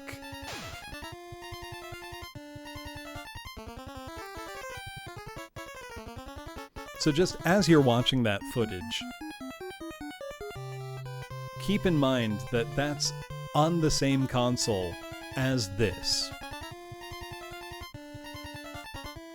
Like, just think about that, a little bit in the back of your head.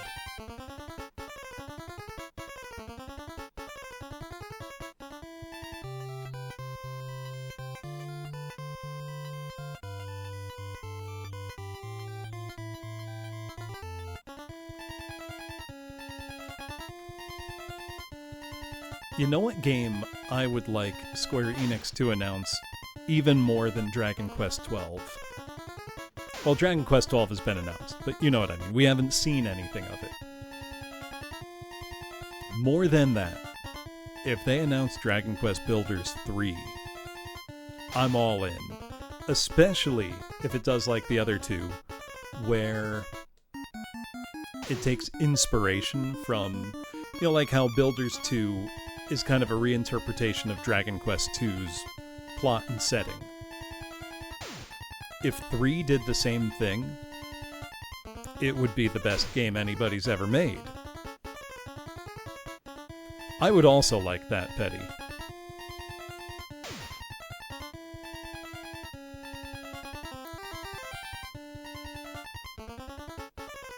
We did get a release date for Mina the Hollower, which does look good. I'm gonna sound like a hater, and I promise I'm not. But I would be much more interested in Mina the Hollower if it were on, like, Game Boy Color or Game Boy Advance, than vaguely looking like a Game Boy Color game but with modern particle effects and resolution. It does look like a good game, and I think I will enjoy it. Because, Yacht Club games have made good stuff. I liked Shovel Knight. But it's like, if you're gonna go that far to make your game look that way, take the extra step. Or even if it's like a demake version, they do need to stop betting the farm on every new game. It is not sustainable. I appreciate that they're willing to, you know, swing for the fences, but they gotta be a little smarter about it. I mean, all it's gonna take is one dud. That's it.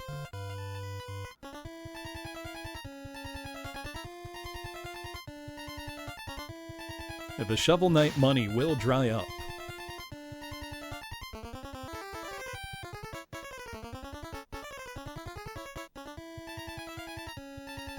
What if they simply never have a dud? I mean, maybe they won't, you know? Right, the Bloodborne demake. If that was actually on PS1, I'm there. As is, it's a novelty that runs thin pretty quick. Okay, about 100 more. Then for Sheba, very close. Oh wait, what was Sheba's money at? 210, not bad. That's enough for decent armor. What, I can't jump that?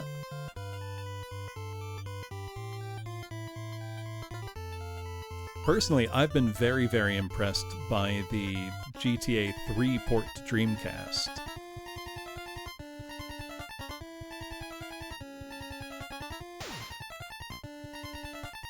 So, two things you can do with that, Clark. If you are making a new game for an old console, you can easily bundle that as a self-booting executable with an emulator integrated in. Or just distribute the ROM file, let people load it up on, say, an EverDrive or similar device. Or, you know, you can produce a stamped disc, you can make... People make new NES and Game Boy games all the time. But just as often they sell, you know, the same game on computer, they put it on Steam, on other modern storefronts, but it is still, say, a Game Boy Color game in its capabilities and whatnot. So they do have that option. I personally buy probably 3 to 4 brand new NES games every year. Because there are a lot of new NES games coming out all the time. Yeah, Wolfie just released a Game Boy game. It's pretty awesome. I have heard your story. Please heal me.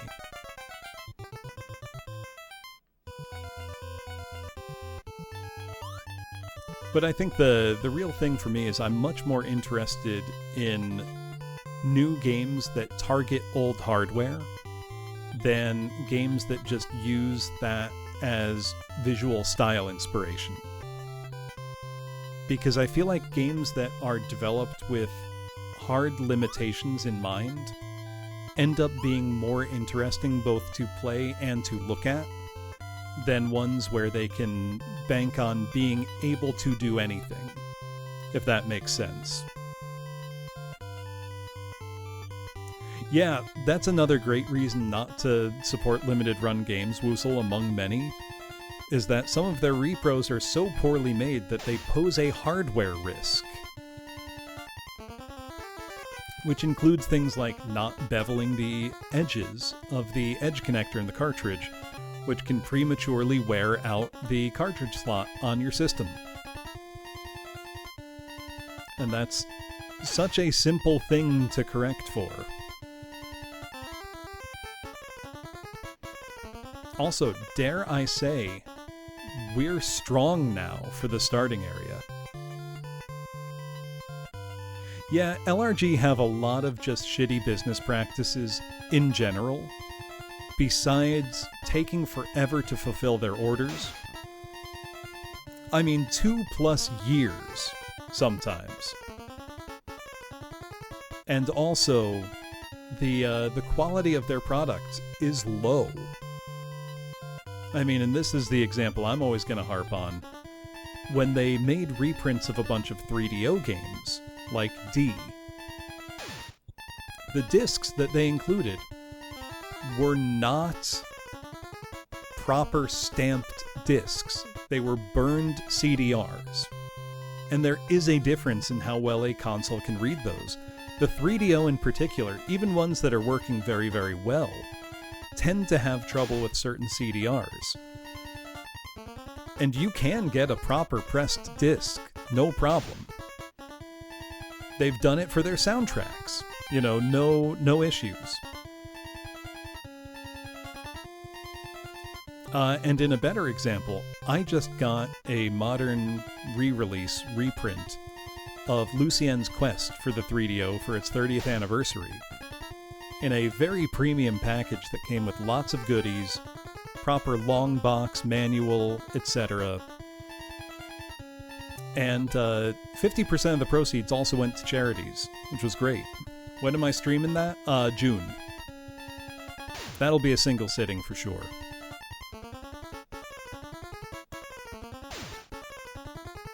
But all that, it was a small print run, I think only 120 copies, or some similarly, low number. Or maybe 500 or something. Resale value, games are meant to be played. That sounds like a level for Shiba, and it was. So let's get another from Minami, and then we'll try that potentially dangerous area we found. Because I don't know where Arc City is. But if it was one woman put out that Lucien's Quest reprint with the blessing of Microcabin. She got in touch with them and, made them aware, and they're like, yeah, that's fine.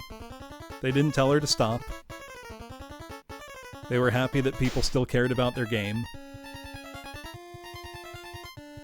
Yeah, and the thing that really got me was when people pressed the LRG reps on it, they're like, well, we don't actually expect that anybody's going to play this. It's like, what do you mean? People are spending $80. If they have a 3DO, they're going to want to play, D. If they spent that much on it, they're going to want to play it. I would want to play it. But if you're selling me a, burnt CDR, I'll just do that myself. You're not adding value here. You're ripping people off for a bit of cardboard and a printed manual. It's not right. It's no way to treat your customers.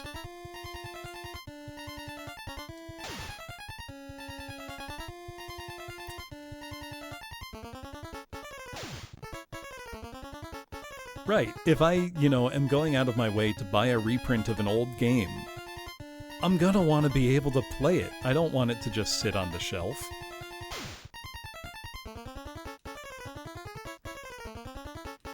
And I think, too, now part of this is a problem with LRG, part of this is more a problem I have with publishers like Sega, who now we're seeing large publishers turn to companies like Limited Run Games, Fangamer, etc.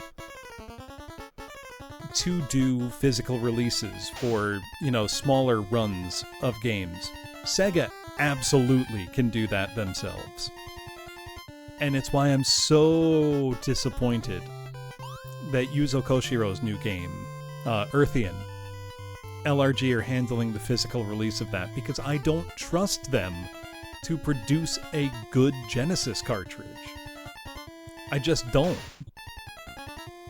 Which is a shame, because I really want to play that game on my Genesis. It looks stupendous. But I would much rather... I'd pay the same amount for the file and load it on my EverDrive happily.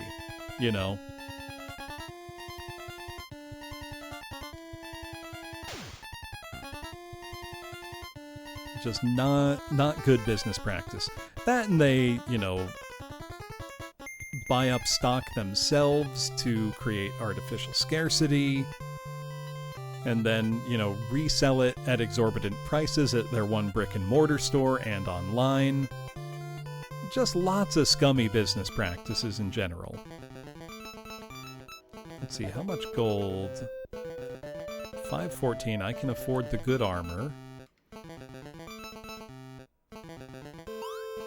Let's heal first, however. No, I don't need any potions. How much money does Sheba have? Sheba's got 346, so Sheba can afford a good weapon. Pretty much Rex. Which is a shame, because they didn't start out that way.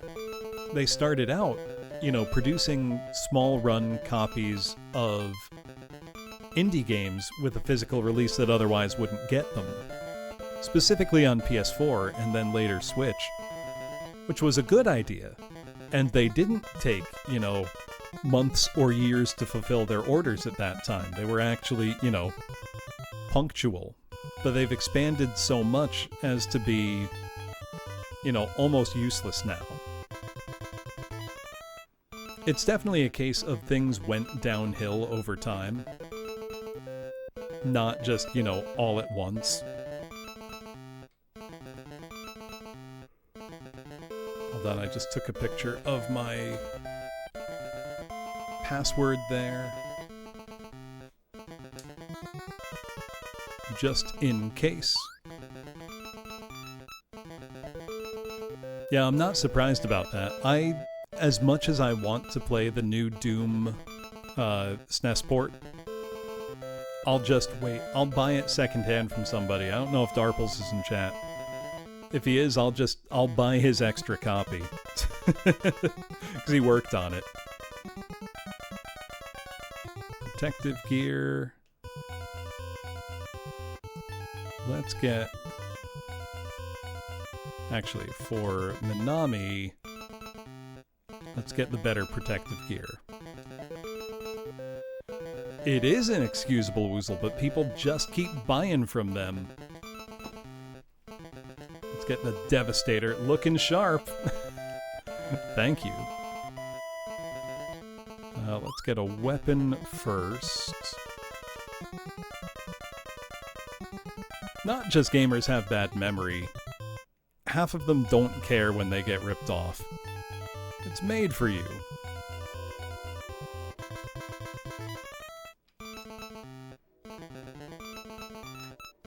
Okay, we've got no armor.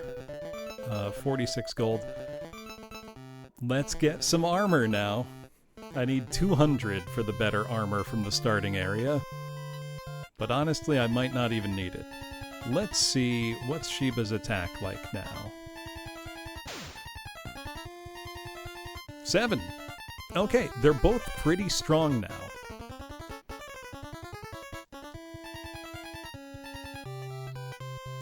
Yeah, if you just say it's limited edition, then, you get the gamers every time.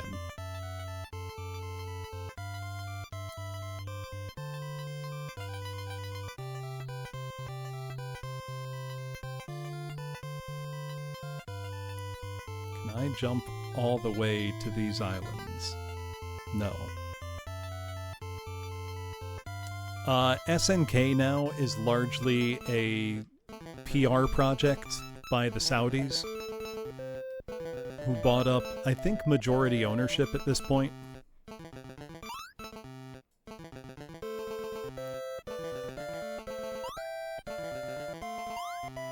Or something like that. I'm not... Full ownership now. Oh, can I tell you how happy I am that Live Golf has folded now? Or that the Saudis backed out of it?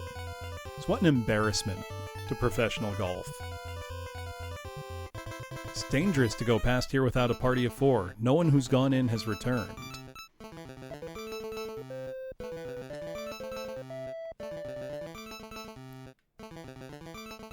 So he must be talking about up here. But what if I want to go in without a party of 4? Will Sheba just die on the spot again this time? Let's save. and then try again.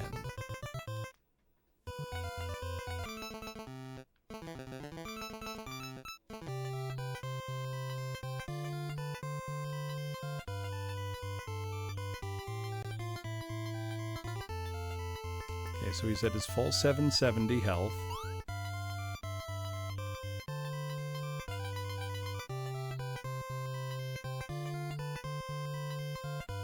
They bought Evo. See, I don't keep up with that, so that's... Okay, 740. So he is taking damage just walking around here. Shooter suddenly appeared. Oh, we got new music now. Not doing any damage.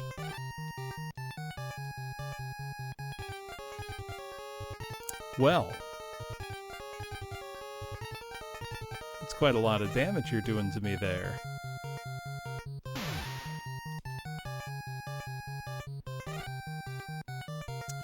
I'm doing no damage whatsoever, huh? Let me try bad teleport on the enemy.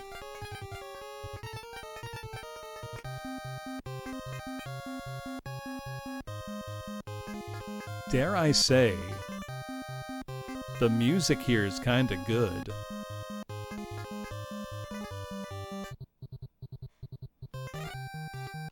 Okay, so I'm doing no damage to them. It might be Clark.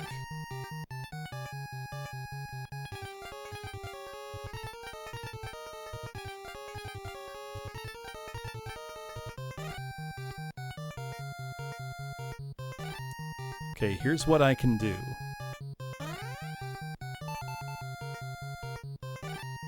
Nope, enemy interfered. Teleport went out of control. Where the fuck are we?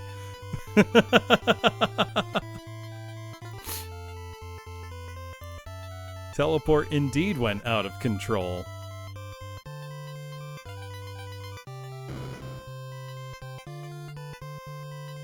Well, we can just bulldoze a wall now.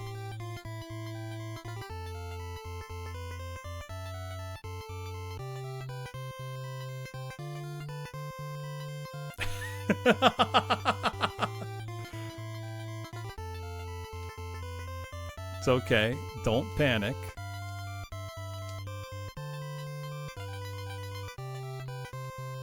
We're fine. We're fine. What a game. Okay, I'm gonna heal. Yeah, if it sucks, hit the bricks. I'm gonna heal, then an ad is coming up. I'm gonna get myself some water and use the bathroom after I heal up.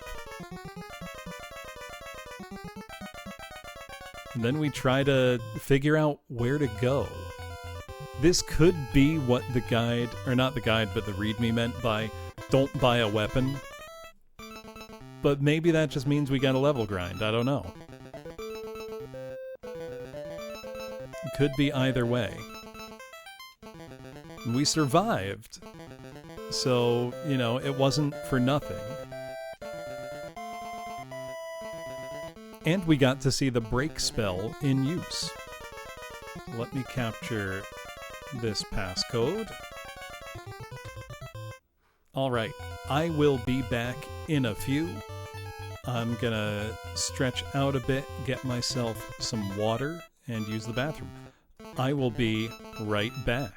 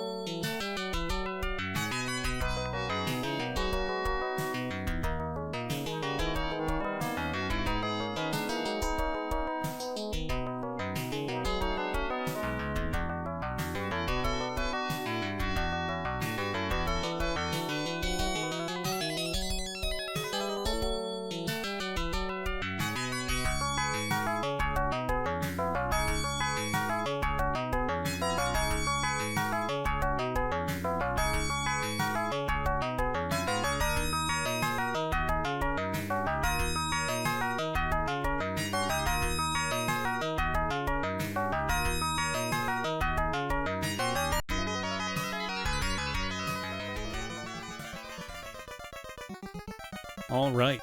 Thank you for waiting, everybody. Let's go. So I think that other area we encountered is probably where we need to go. That's probably Arc City.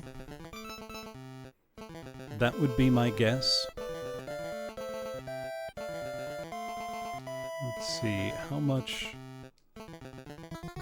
Okay, let's get armor. Oh, yeah. Oh, I'm hardly suffering, Takako. Look at what a delightful and fun game this is. Also, don't mind that we can just jump across big gaps. Don't tempt me, Woozle. God, the little sound it makes is so funny, too.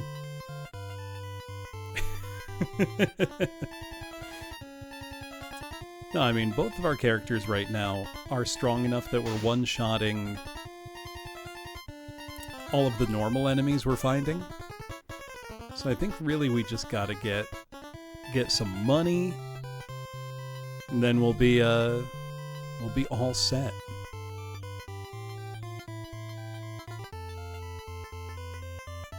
No, I do like the overworld music. It's okay. Certainly better than the town music.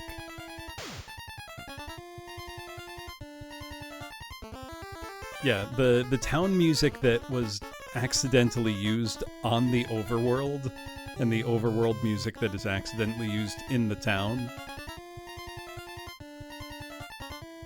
Because it was a Japan-exclusive Wii title, Volpez. I should just get a copy. I don't think it's very expensive. But also, watching footage of it, it really doesn't look that terrible. I think Famitsu just really gotta be in their bonnet about it for some reason. Because I've certainly played worse golf games than it, just looking at it.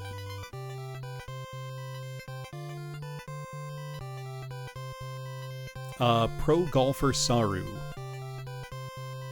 There is also a Pro Golfer Saru game on Famicom Disk System, I believe. But the especially poorly reviewed one was on the Wii.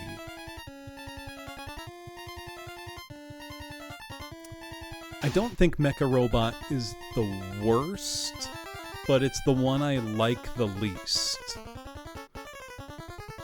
If that makes any sense. Like, Golf on Atari 2600 is worse, but I don't hate it that much, you know? It's just kind of boring. Like, it's just not that good.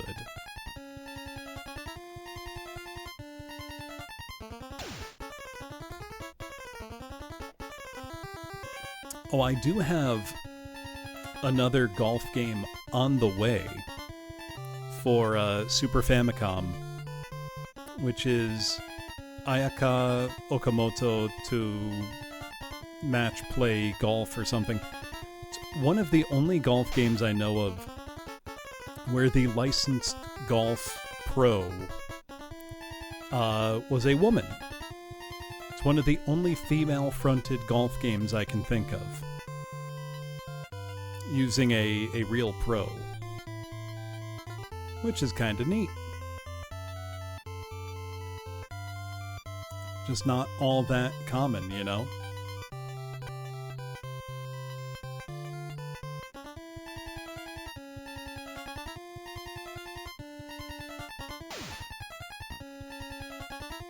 Yeah, the pun is right there.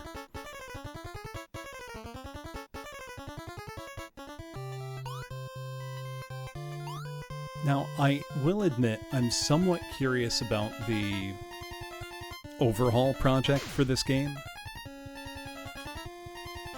because I wonder, would fixing the problems this game has make it better or worse? Worse isn't the right word, really. But if you fix the problems, I think it gets worse. Less charming, because then it's just a bad game.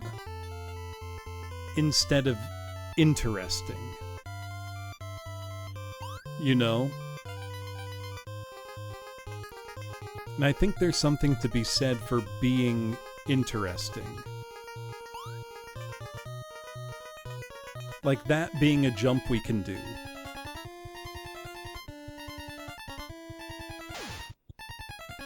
I think the thing that's charming here, and this is going to maybe sound rude to the people who made this game, it feels like they really tried and just sucked. Like, just were really bad at what they were doing. And that somehow makes this end up more charming as a result. Right, it's the Ed Wood thing, or it's, you know, Manos the Hands of Fate. They really thought they were making a good movie. They didn't. And it's somehow endlessly captivating. For everything, you know, that's been said about The Room, I've never seen another movie like it.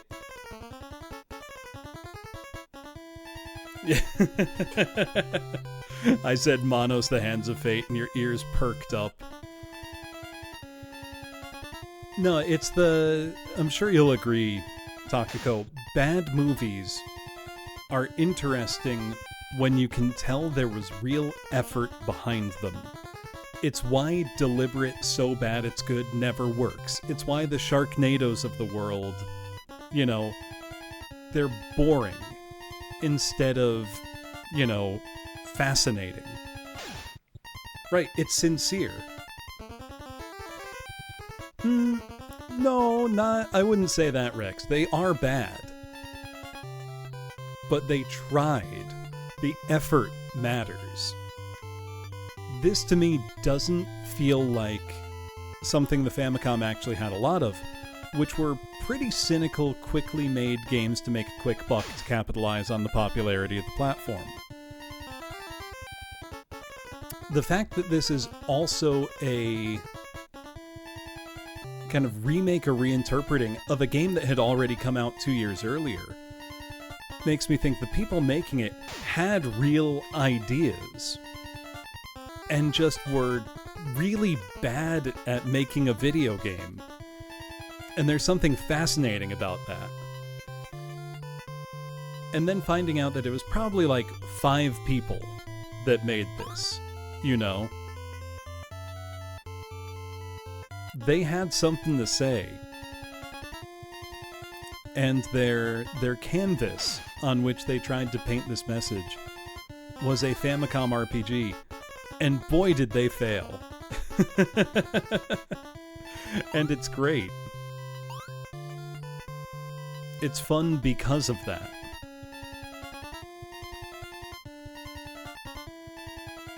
And honestly, there's a point at which incompetence can be so great that it becomes fascinating. Oh, we gotta level up.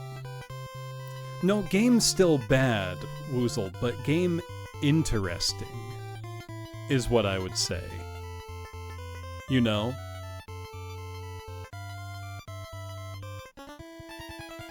Right, the interest comes from where their reach was beyond their grasp. So stupid that it's impressive. I mean, that's a thing too, for sure. Trying to think of other good examples, specifically in gaming.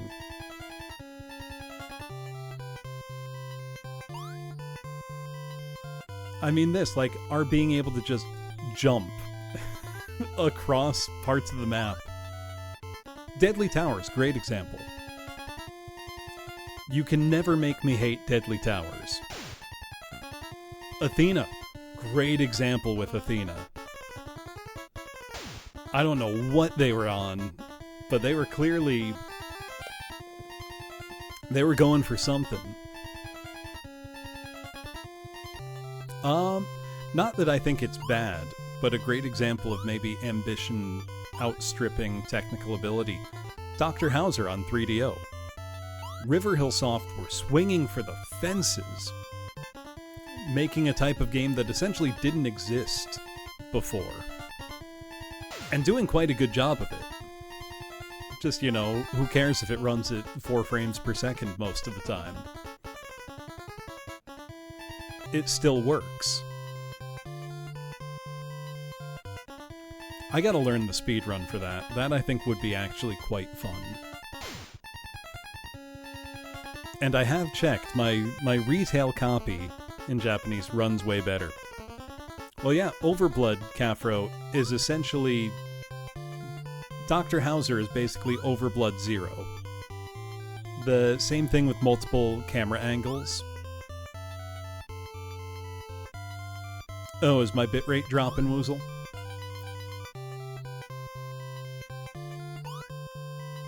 Yeah, it works fine on a real disc. Okay, there was nothing interesting here. Oh, for Dr. Hauser, yes. Well, that was not the retail disc. That was... Why is Mama's Village listed twice? Okay. Yeah, no, that was the burned disc with the English translation, Woozle. The retail disc is the Japanese 3DO copy, because it never came out in English officially.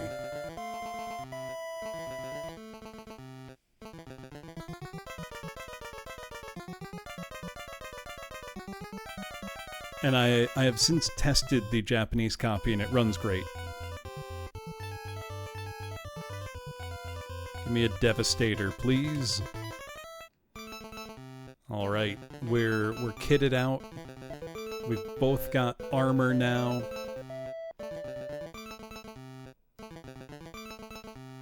Let's save.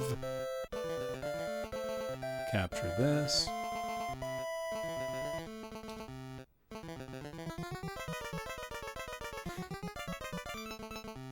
Speaking of 3DO, I was talking about this earlier, where I'm just holding myself back on social media, because I sometimes see 3DO slander on the timeline from people that I know have never touched a damn 3DO in their lives.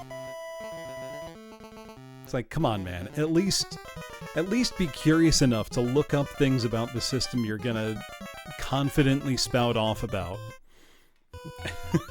I should go feral. My favorite was when I hate this every time when I make a tweet that leaves my, small audience. I do have AD&D Slayer for 3DO. Very good game. But I hate when something leaves my, relatively small circle.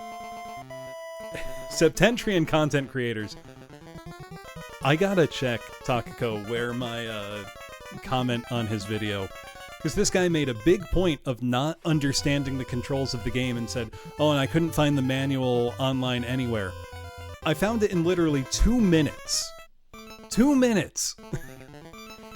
And answered all of his questions that he spent half of his quote-unquote video essay talking about, which is really just a summary, not an essay. And it's like, this guy's dumb as rocks.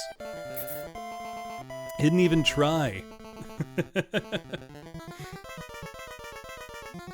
No, yeah, the one I'm talking about, there are 2 that went kind of viral. One was about the Panzer Dragoon 2 remake, which looks awful. And I said, you don't need this.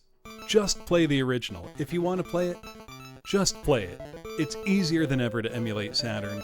If you have a Saturn, get a Saru. Don't spend, hundreds on... resellers, whatever. You can play these games. They're more accessible than they've ever been. And somebody kept accusing me of, I don't know, all kinds of things. Hey, Dot, how's it going? But I basically just told him, like, I own both the original and the remake. What are you talking about? And he deleted his comment. What were you up to, Dot? Here to accuse me of all kinds of things, too? Alright. Is one of them playing a great game? Yes, I did, Howl, which was quite funny. Dot, have you played Hoshi wa Miru Hito? Dusting off Gradius 1 strats? Hell yeah.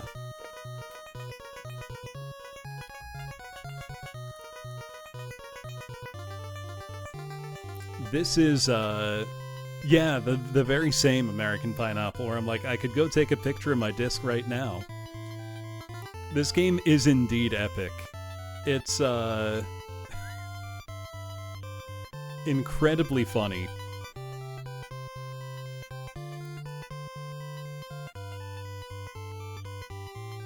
Let's see, so I think now we're in Arc City.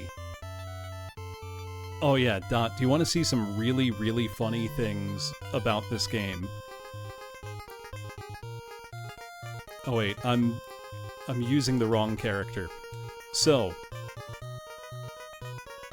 here's something super cool and epic. One, this is the walk speed you move at in the game forever and always. Which is, even for a Famicom RPG, pretty slow. Also, I'm not, like, letting go of the D-pad sometimes. It just does that. You just kind of stop sometimes. Which, yeah, it's fine. The, starting town in the game, do you see it on the map? It's right there. I promise, it's right there. It's invisible. You can't see it. Also, the game just opens. It just begins. Right there with no, introduction at all. They do make up an in-game reason for it, because other towns, you do see them on the field. You, talk to this guy. The village is invisible because we're using our combined psychic powers to keep it hidden. Also, you gain a jump ability that has no animation, just makes a little jump sound. Now, we're outside the town now, so let's go to another town. Also, ignore that we can just jump across vast swaths of water now. Yes, they did Meaty Spec. This was finished by Ranny Baker 2 years ago. So King Mike's old translation has been fixed, finished, and now completed. But so let's say, okay, we're in another town now. If I had to ask you, where would you expect that we'll be when we leave this second town that we've now gone to? What do you think will happen when we exit this town?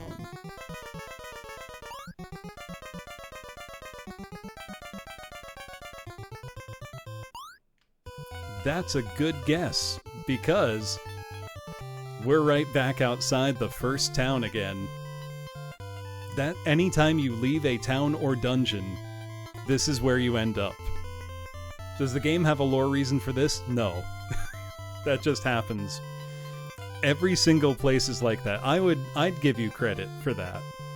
I think you're more or less right. What you said can happen if you use the teleport spell.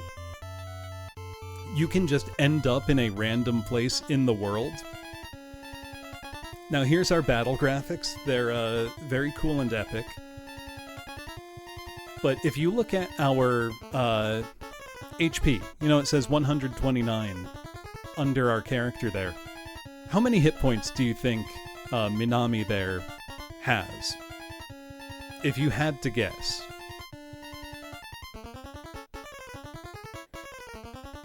Yeah, when you just have one character, if you get a status effect, you just die.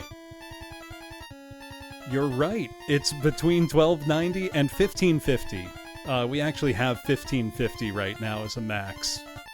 But yes, they left off the ones digit.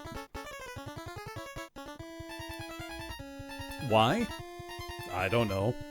Also, you can't see the stats of your weapon or attack power in any way. You can see your proficiency, which is how good you are at using a weapon, but not what that means. Do I need that 4th digit? Yeah, kinda, because when you have only 2 digits in your HP, you don't know how much you have.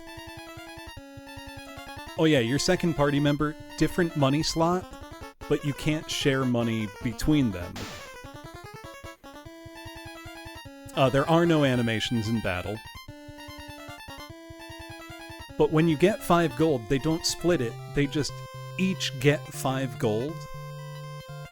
Also, it's thought that the overworld music and the town music got swapped and never fixed. So what's playing right now should be the town music, and when we go into a town, this was supposed to be the overworld music. Which, when you hear them, yeah, you know, that kind of makes sense. This sounds much more like the Wandering the Overworld than the town. This sounds a lot more like a town than an overworld. That one's a little subjective, but pretty much everything you can imagine that might work or not work in an RPG is completely broken here in really, really funny ways. I may have just made the game much harder on myself by buying weapons instead of remaining completely unarmed. Because I think when you are unarmed, you deal between 0 and 3 damage. I was warned, I ignored it. Or I thought, you know, maybe these weapons are strong enough that it won't matter. Unarmed, you do between 0 and 3 damage. Armed, and it doesn't factor in enemy defense. When you're armed, it now does factor in enemy defense, and they apparently have a lot of defense. Now, if you were playing the game in Japanese, everything in the game, including loan words, enemy names, etc., are all written completely in hiragana. No katakana at all. Except in the password select where katakana can appear, so the game's hard to read in general, which is very funny. Let's see, we're level 5, and Minami is level 6. We might not be strong enough to go to this next area yet, which I believe is called Arc City.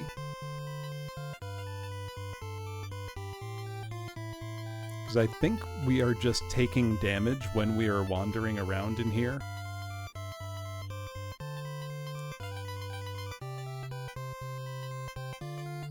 Yeah, we are.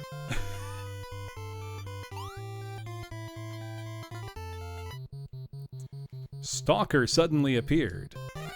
Now, can we do damage to it? Not doing any damage.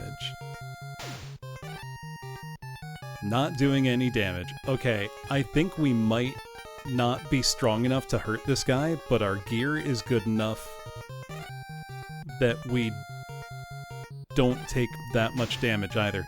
Can't you unequip the weapon? No. There is no inventory management. Once you have a weapon, that's it. You have the weapon now. Let's try some magic. No damage. Let's try bad teleport, which should hurt the enemy. Didn't work. Also, the game is broken enough that if you plug in a second controller, you can just walk through walls. Which is extremely funny, and it's why the speedrun is 26 minutes long. The README didn't say a best weapon, it said it's better not to buy one at all until halfway through the game, which I did not heed. 'Cause I don't know, there is a guide out there. I didn't want to follow it. The README just had a few general tips. So I decided, I'm just gonna play it and see what I can figure out. I'm gonna try to teleport us out of the fight. Okay, so you can't run away normally, but you can teleport away your party members one at a time. Right, exactly. I gotta get the real experience. Okay, so that actually worked. Oh god. That's a lot more stuff. Now, bad teleport is a teleport that hurts the enemies.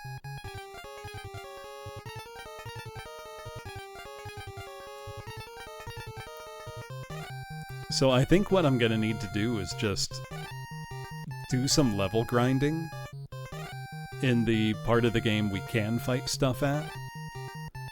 Because everything down here is strong enough that I can't... Oh, teleport went out of control! Okay, this happened to us before. We can break walls now, and in the spots where you broke a wall, you won't get attacked. Which is kind of interesting.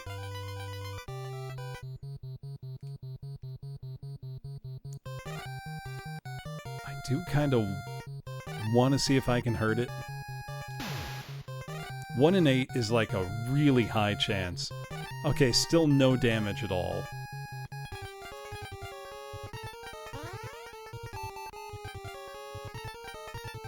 Teleport went out of control. Where'd we end up? Same spot. Okay. So I think I really just have to go back to the starting area of the game and grind up enough levels. Because we go into Arc City, the enemies don't do enough damage to kill us instantly, but we don't really do any damage to them at all.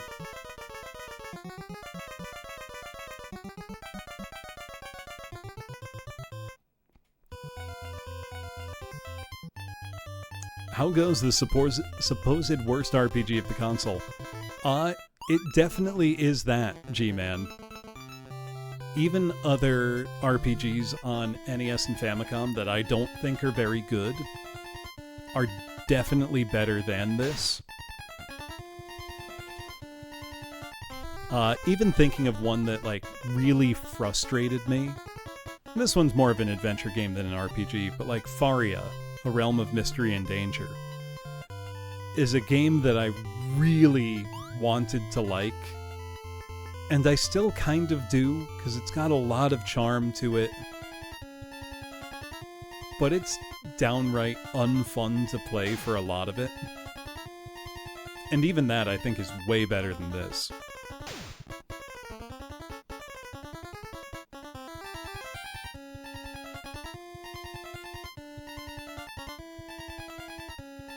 I mean, there probably are worse bootlegs, but also probably some of those bootlegs are much better than this, I would say.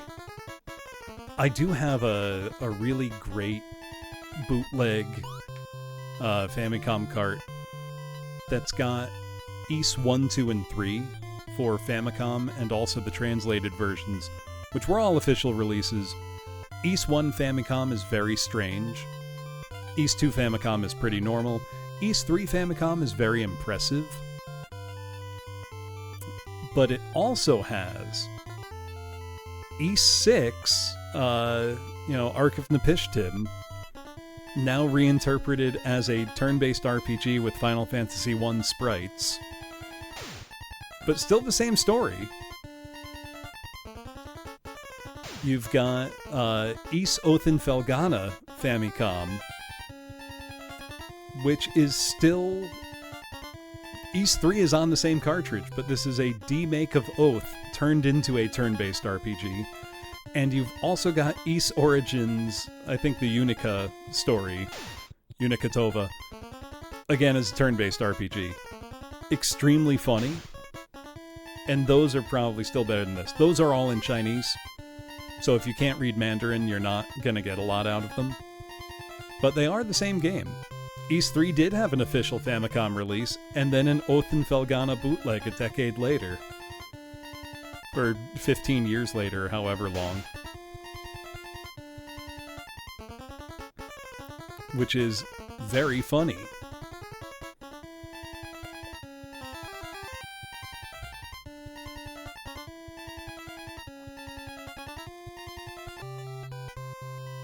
Oh, Super Monkey Daiboken?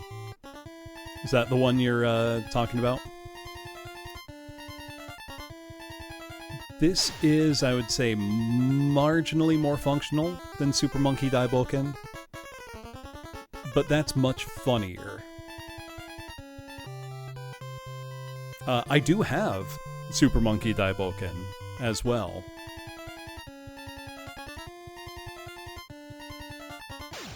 And yeah, it's pretty bad. It is not a Super Monkey Ball spin-off. It's a classic Journey to the West kind of game. I mean, you can also beat this game very quickly.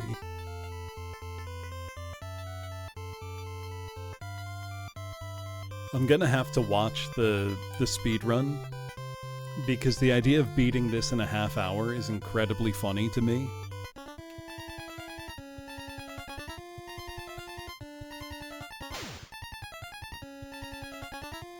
So I think what we're gonna want to do... Junk suddenly appeared. It's always happening, Dot. The password does save your level, Patopolis, but what it doesn't save is how much experience or gold you have. So, if I were to die right now, let's see, Sheba's at 467 out of 595 to a next level. When I load my game, that will be reset to whatever the starting amount of experience for level 5 is. And my gold will be reduced to 0. If you have over 255 gold, it'll stay at 255, but it's either 0 or 255. No other value is saved for gold at all. And I believe it also does not save your items, though it saves your equipment.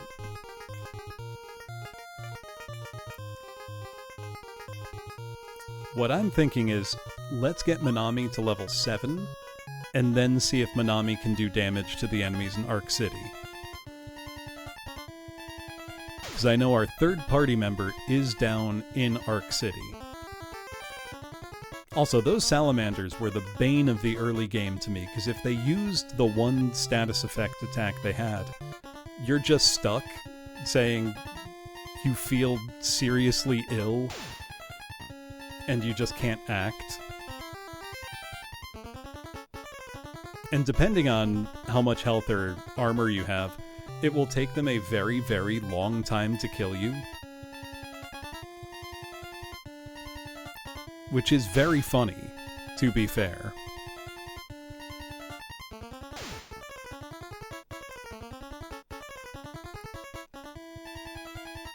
You know, I do have Super Monkey Daiboken, and I've never really tried it outside of just a couple minutes of gameplay to make sure the cartridge worked.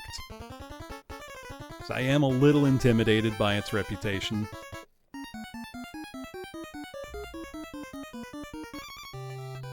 It's paralysis and never wears off. God, that's so funny. It can't be that bad. It really can be. Some games really can be that bad. But I like that. I know that doesn't make sense, but... Also, like, harvesting nuts from trees in this game for ingredients. Zero indication of what trees are good, so you just have to walk over every single tile. Also, like, the fact that that's supposed to be a town. Is it? This game has some of the least successful depictional graphics I've ever seen. Like, generally when you look at a game, you know that graphics are supposed to represent stuff. And I've got a pretty good imagination. But it's genuinely hard to even guess what some of these things are supposed to be. Like the tree tile, yeah, I can kind of see it. It's like you got the trunk and then the branches spreading upward. Sure, I can see it. That one's kind of grassy. That one's mud, I guess. But then you get into the towns and you're like, I guess that's a house. Sure. Why not?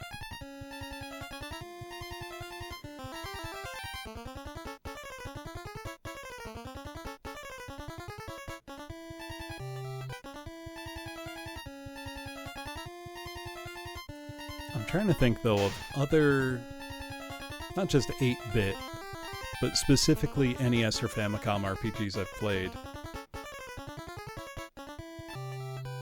Obviously, you know, Dragon Quest and Final Fantasy blow this out of the water. They don't feel like they're from the same universe. But even, like, Ultima Exodus on NES, or any of the Wizardry games, any of, or even stuff like Dungeon Magic, which is not great, or Swords and Serpents, which is just kind of okay. Those are way better. Bard's Tale, way better. Ghost Lion, I've not played. I'm willing to bet Ghost Lion's a lot better. What else? Even like Heracles no Echo, which is extremely basic, is a lot better than this.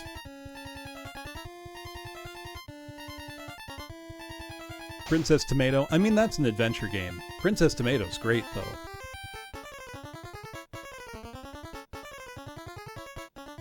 Magic Candle, I've not played that.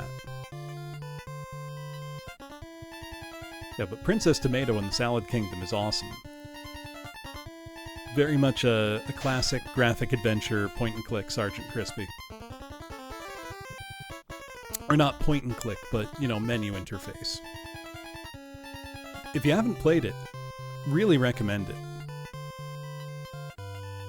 Incredibly charming game, great graphics, lots of fun. Doesn't take itself seriously at all.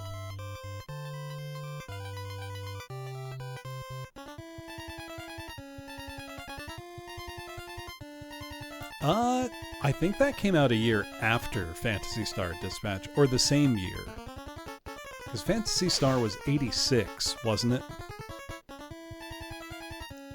Final Fantasy 1 was 87, same year as this game. It's insane that this came out the same year as Dragon Quest 2 and Final Fantasy 1.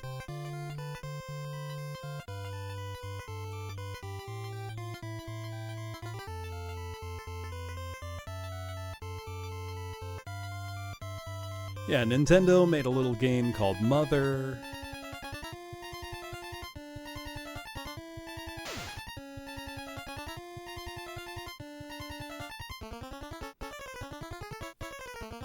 Whoops, I didn't mean to do that. Yep, Zelda 2 released at the start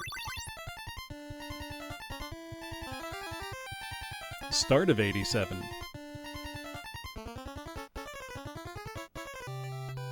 I love Zelda 2.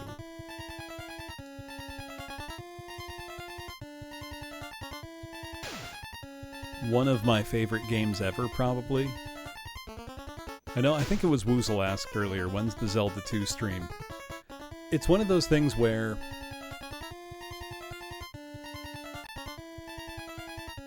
I almost don't want to stream it because I like it so much. Which I know doesn't make sense. Hey, have fun at Ascent Valley. Oh, we gotta level up. No Malort.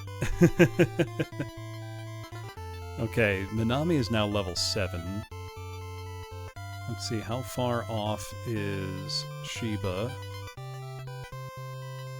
Oh, Sheba's nearly there too. Okay, let's get Sheba a level, and we'll go back into Arc City and see if we can damage the enemies there yet.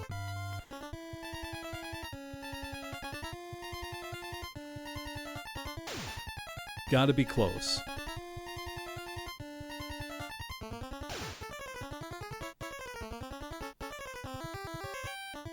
Yeah, it's a flak cannon. Okay, we've got our next level here. Wait, wrong character equipped. I don't know why we have Mammoth Village on the list twice now. We just do.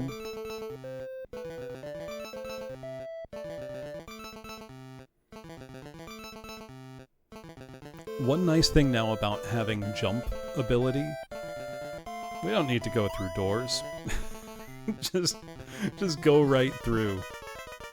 Has anything been read in this entire game? No. The game uses a very strange color palette, in my opinion.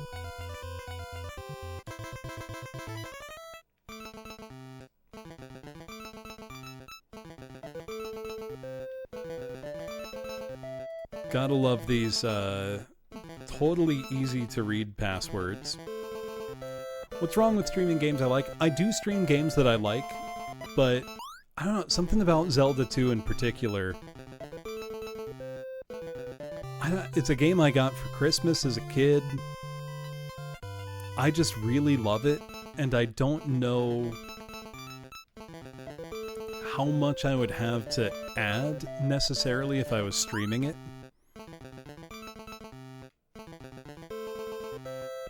I don't know. If I stream the FDS version, that would be very different, because that is a very different game than what we got.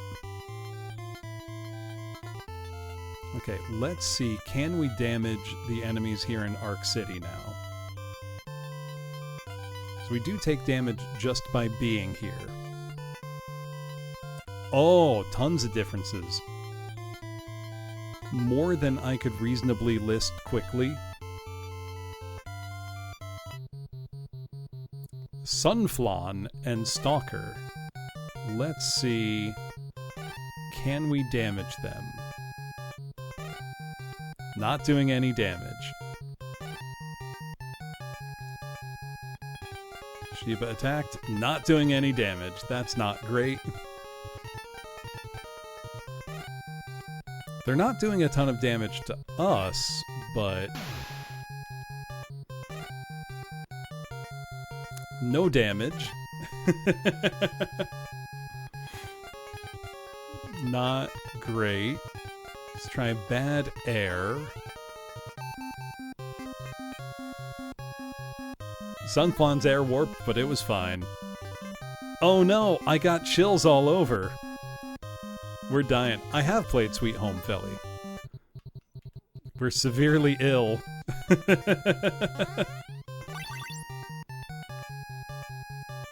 Get out of there.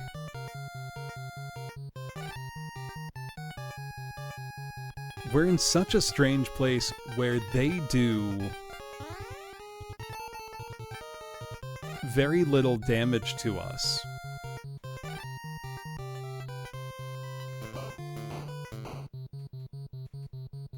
Okay, can we damage the shooter? Oh no, Minami's still severely ill. It's bad teleport the shooter if we can. Nope, shooter interfered. Minami is severely ill. Oh, no effect. I wasted that. This is when we just reset the game.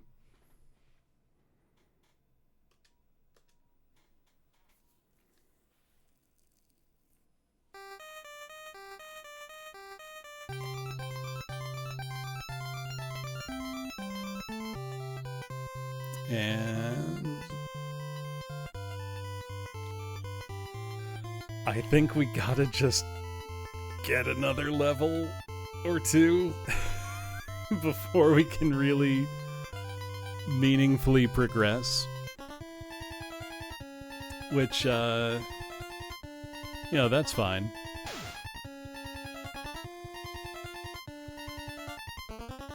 This was the era of grinding, that's true. The problem is we don't have anywhere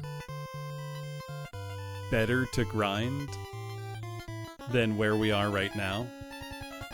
I don't think the ones in the attack damage get cut off, but I don't actually know. The best we can hope for are fights like this where we have 3 enemies, because that's our most efficient gaining.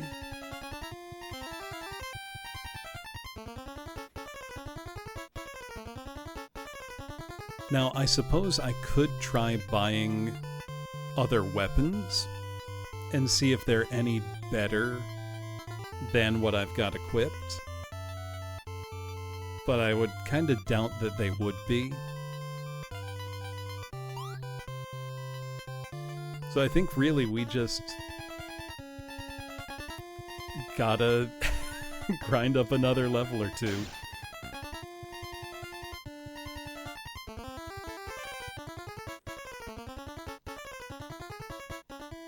There's no way it's a total soft lock.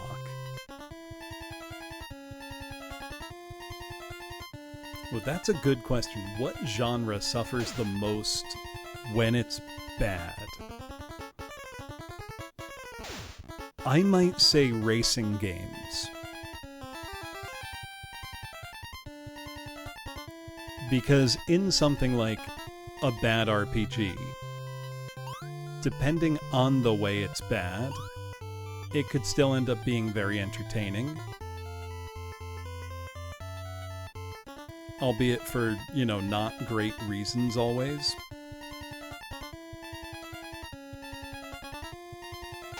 The thing is, I would struggle to find any entertainment value in a bad racing game. Whereas when a racing game is good, they're among the best gaming has to offer.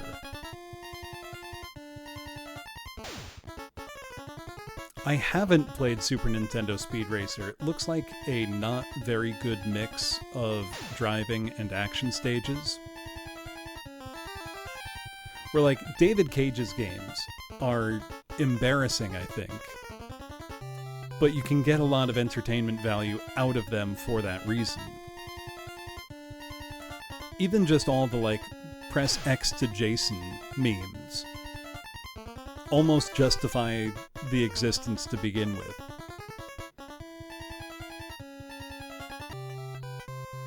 Whereas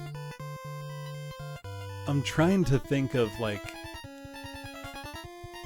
Big Rigs is a bad racing game that has some level of entertainment value.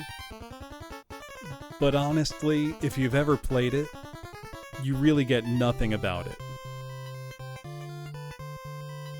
I do think Omicron and Fahrenheit are his strongest works overall.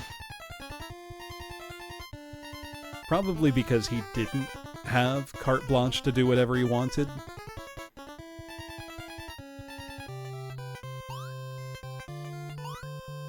Bad point-and-click games are pretty rough on the scale of things. Though I did learn recently that bad text parser adventure games can be incredibly funny when the developer gives up while playing them. Or while making them. Whoops! Guess who jostled his AV Famicom by pulling the controller too far? I'll give you a hint, it was me.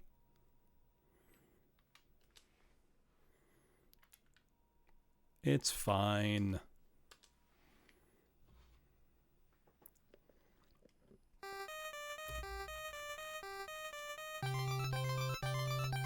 The Dark Convergence 1 and 2 have got to be some of the funniest games I've ever played in my life.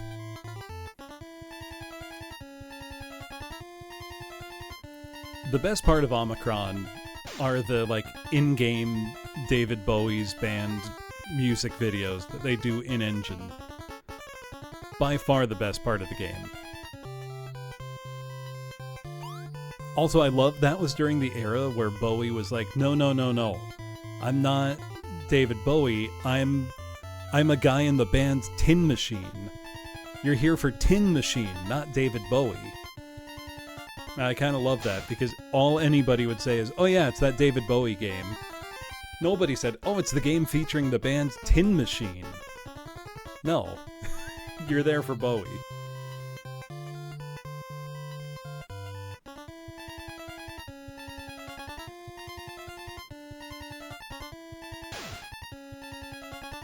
I think about the orange dimension from the Dark Convergence probably more than I should.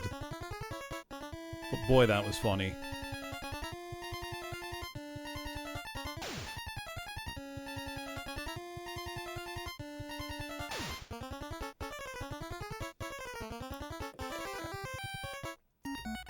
I mean, you think, Volpez, it's gotta be frustrating for, you know, a big rock star when all they want to be is part of a band. And they're not...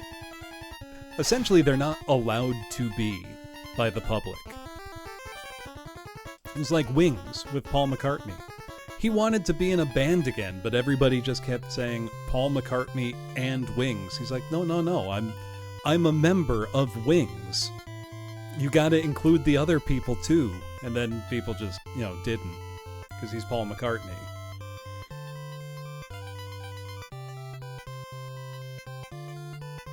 It's gotta be weirdly tough. Like, there's a point where you get too famous that you can't just do normal stuff anymore without people attributing it to you. Yeah, I mean, Eerie Grace, Steve Martin has done the same thing where he's like, you know, I'm here to talk about my banjo playing and, you know, the group, I'm on tour with them right now. Like, this is press for that tour. Why are you asking me about my movies? Or my stand-up? I'm here as, you know, a band leader. Ask me about the music.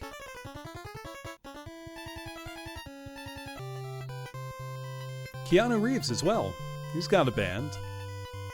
Though I think he's allowed to blend into just being a normal guy.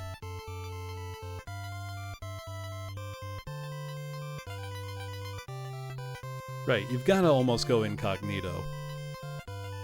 Or the alternative is you do a supergroup where the other people in it are as famous as you. So you don't overshadow any of them. It's like when George Harrison was in the Traveling Wilburys. It's like, oh, you mean it's a group made up of Tom Petty, George Harrison, Bob Dylan, Jeff Lynne, and Roy Orbison? Okay, you can blend into that one. You're all incredibly famous.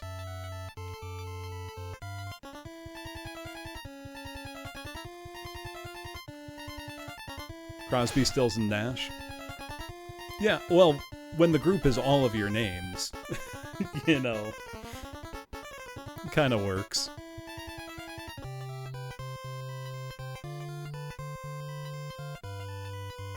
Oh, it's gonna be a while till this level up, isn't it? I wonder... how possible do you think it would be to make progress without being able to win a fight?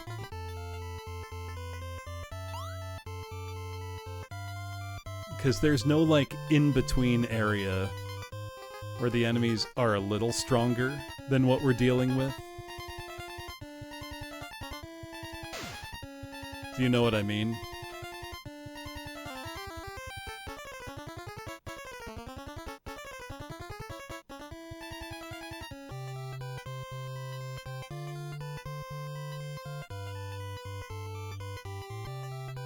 Oh, it's the... oh, there's no one entrance to this dungeon, it's just there.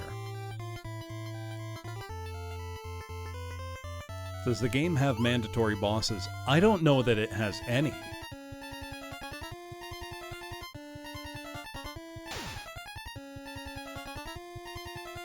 this is definitely a stronger enemy.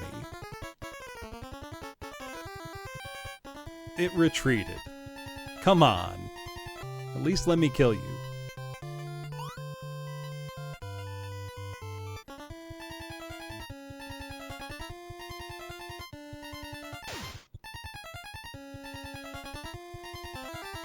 Those I beat in one hit. 7 experience is not very good.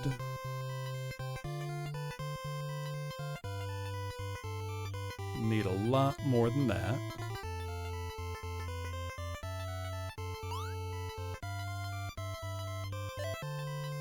What was that little sound?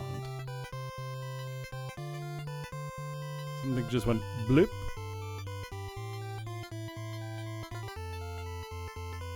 Was it a bomb?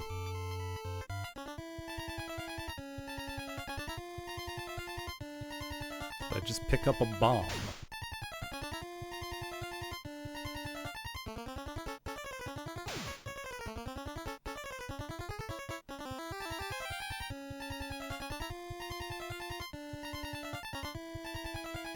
Well, we're gonna have a lot of gold. It's good. We're probably gonna need it.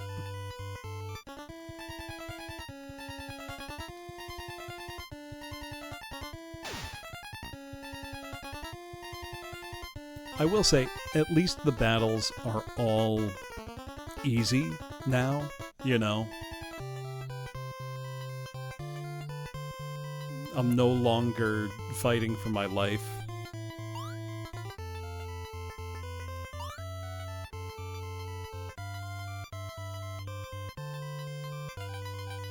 I'll take a nut. Why not?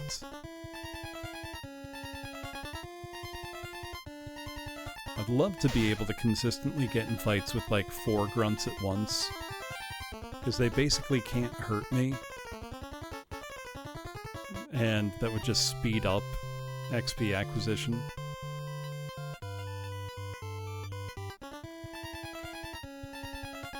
As long as it's not 4 salamanders, that's the only thing I wouldn't want. Just on the off chance that they could mess with me.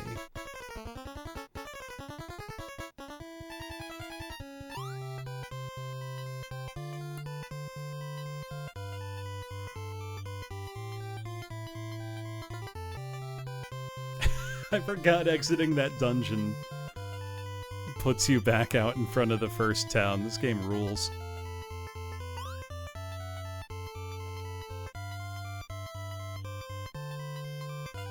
How much is that? That counterfeit ID is 500. I probably don't need to buy a counterfeit ID. It's only naturally regret that it put me, you know, all the way back there. Come on, we need better enemies than this. I want at least 5 to 7 XP per battle. Flak is only 5, I think. Yeah.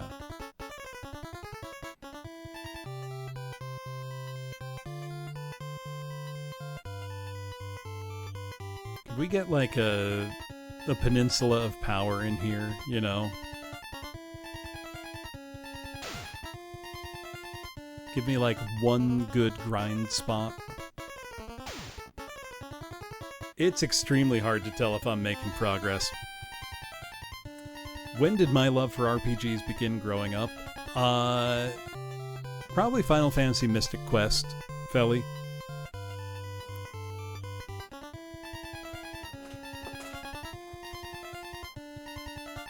I was very captivated by that one as a kid.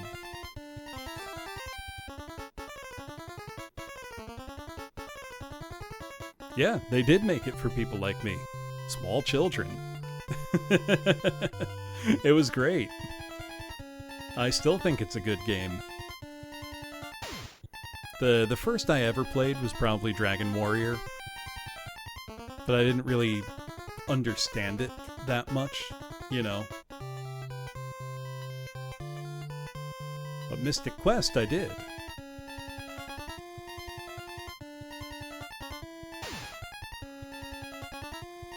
Am I winning? hell of a question, friggin' heck. Kinda? Sort of?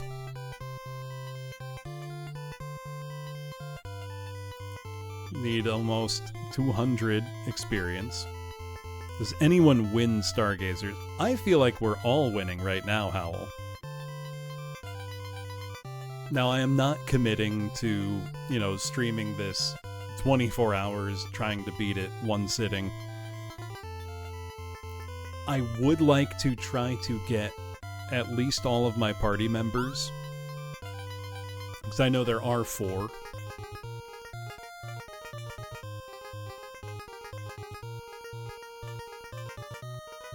Do a little better each time. Ooh, Mario RPG was another big one.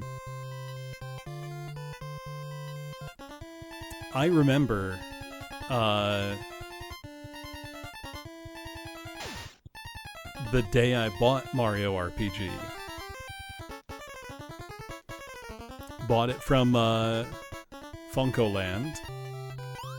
It was used. It was a couple years past when it came out. So, you know, Super Nintendo wasn't hot anymore. But how much do you think it cost? And it was, you know, complete in the box.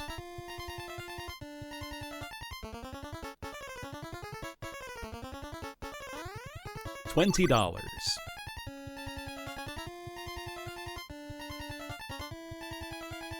Oh, we knocked that guy unconscious by suffocating him with bad air. That was kind of neat.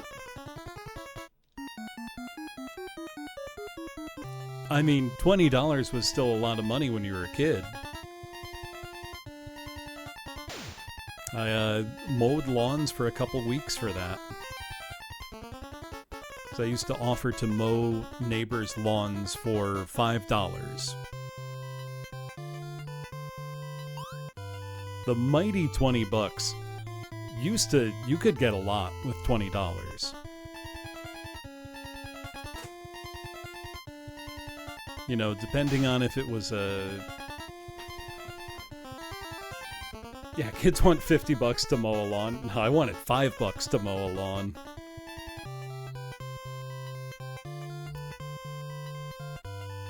Right, candy bars were like 40 cents. Yeah, 4 packs of Pokemon cards. You could get up to 2 brand new CDs, depended if they were, you know, on sale.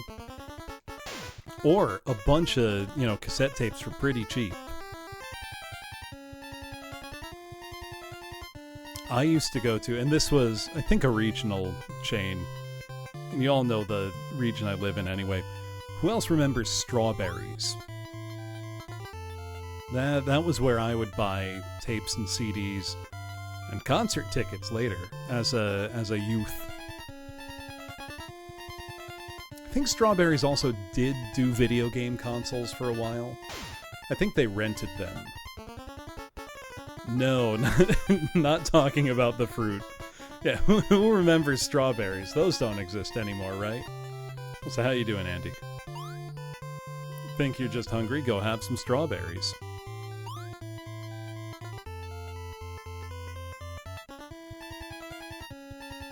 Yeah, you know, when you were a kid, $20 was a big investment.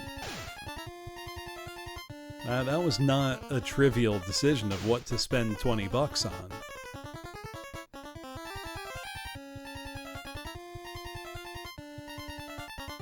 Yeah, only grown. Have them while they're still around.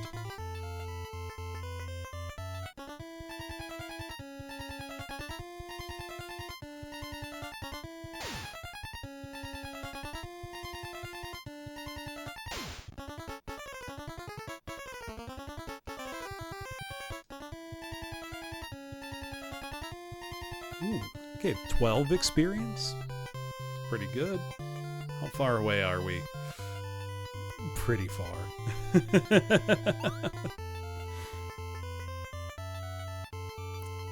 They were right. It is really funny that they re-released this on Switch.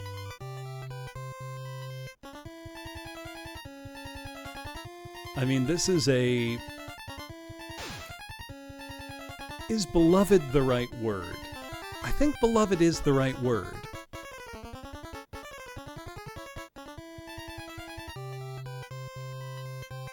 Did people enjoy it more the second time around? Probably not, but I also really doubt anybody who bought this on Switch didn't already know what they were getting into. You know, I don't think anybody just said, oh, let me buy this. Dot hack cosplay? Hell yeah.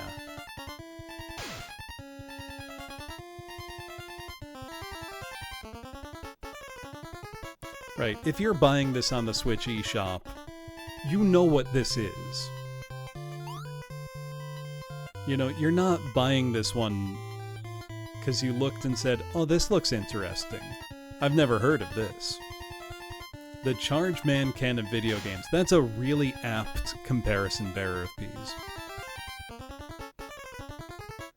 It is beloved because of its flaws. Also, I love Charge Man Ken. I mean, whatever, you know, poor kid that didn't know what they were getting into, a whole new world is about to open up to them.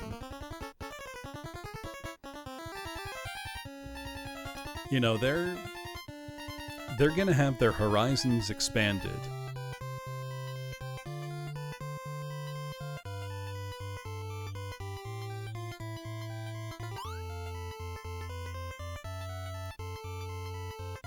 Everything that we've said so far, though, this might sound strange for me to say. This has so far not been an unpleasant game to play at all.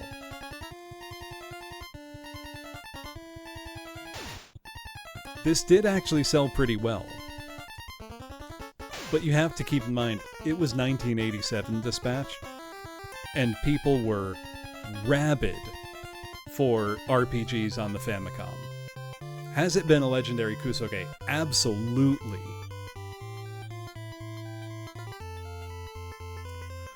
But you know how some games are actively unpleasant to play? This has not been that. Does that make sense?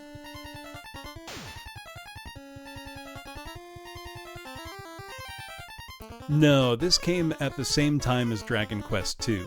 If this came after Dragon Quest IV, this would be that much more unbelievably incompetent.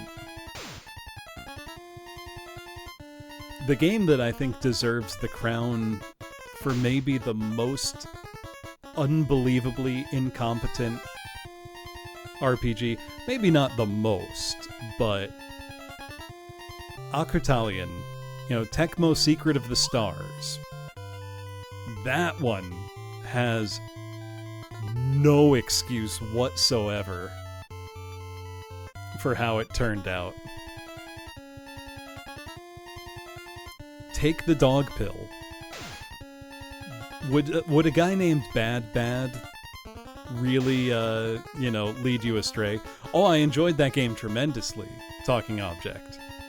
But it's really bad. Those are separate things entirely. Hey, Rowley, how's it going? Look, Uncle Save is always going to be there for you.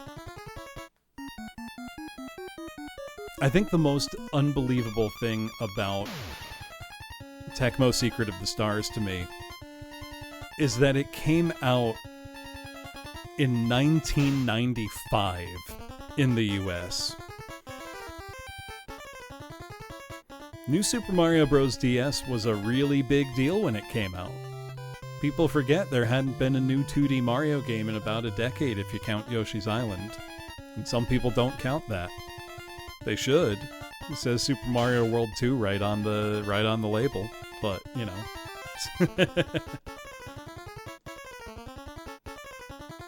Also, I enjoy all of the new Super Mario Bros. Games.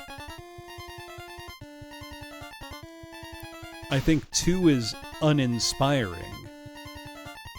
But I don't think it's a bad game at all, and I enjoyed playing it.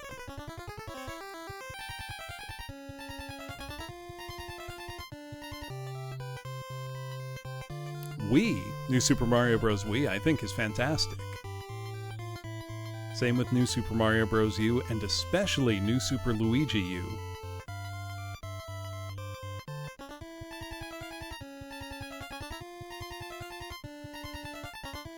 Those were particularly good.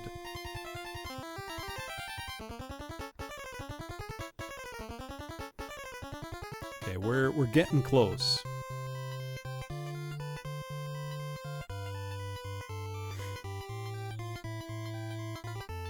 I mean, I wouldn't say it's underrated. It received critical acclaim and sold tens of millions of copies. It's extremely well regarded.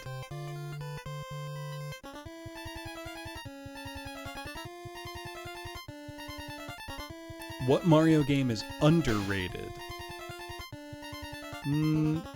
Mario Picross? I mean, it's well regarded, but more people should be talking about it. You know.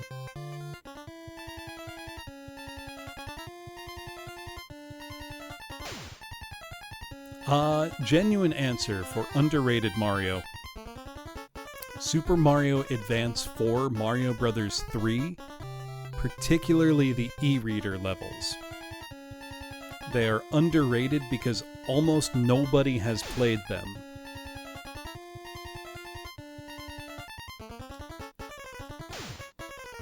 But they're incredibly creative and very, very fun. Did they even come out in the US? No. Some of them did, not all of them.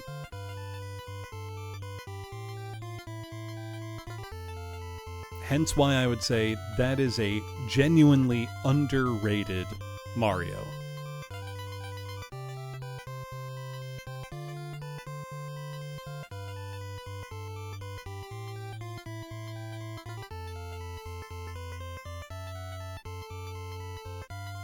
A lot of the time when you see talk about, you know, oh, this game's so underrated, it's just a young person usually talking about a game that was tremendously critically well received in its day. It's like, what are you talking about? This game received widespread critical acclaim. It's not underrated.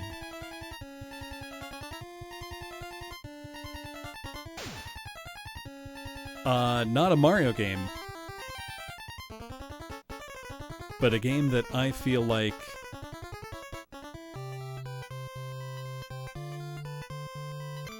not enough people played. Pilot Wings Resort on the 3DS. 3DS launch title. Great game, even if it's not as content-rich as either of the other two Pilot Wings games. Well, no, it's got a little more than the first one. It's just extremely fun. Great classic arcade style, you know, high score based Pilot Wings gameplay. The 3DS is a fantastic handheld dispatch. Highly recommend digging into its library. Lots of great... The thing I love about the DS, PSP, 3DS, and Vita are that you've got all the games that used to occupy the AA, you know, and A segment of the home console market, where a lot of Japanese developers in particular could no longer afford the cost of HD home console game development. The tools were expensive, the skill sets were, you know, fledgling.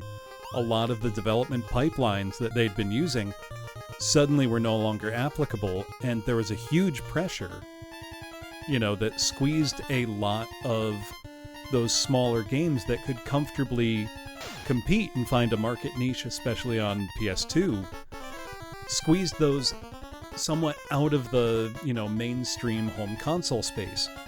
And a lot of those more interesting experimental titles ended up on DS, 3DS, PSP, PS Vita. And it's why those consoles have such rich, varied libraries. The 3DS is an amazing console.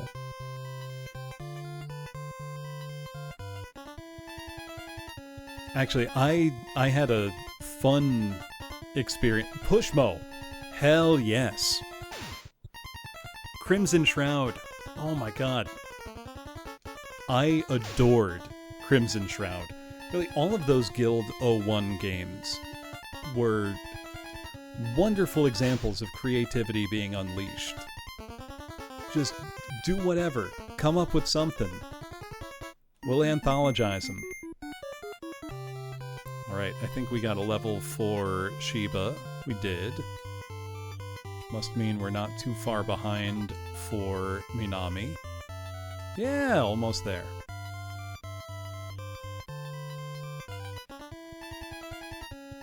One of the fun things about the 3DS, within a year of the 3DS coming out, I moved to South Korea. So I didn't bring home console gaming stuff. I brought a laptop and I brought my 3DS.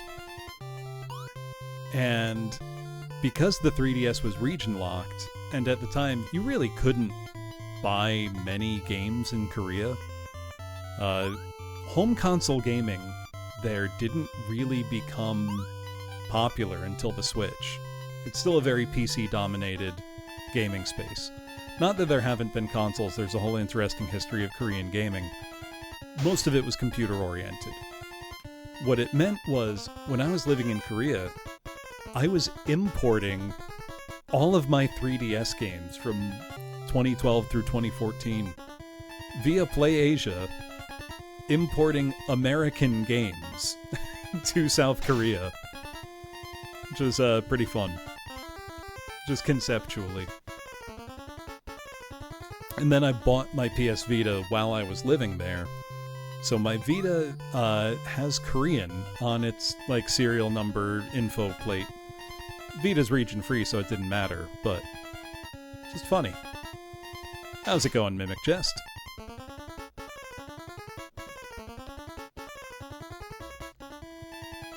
I didn't mean to do that, but I guess now I am. Oh, out of control teleport. That's fine. Shin Megami Tensei 4 is great, and then the best part, Dispatch, once you finish, then you can play Shin Megami Tensei 4 Apocalypse and have a totally different game. And if you haven't played Strange Journey, I know that's a DS game, but boy should you play Strange Journey.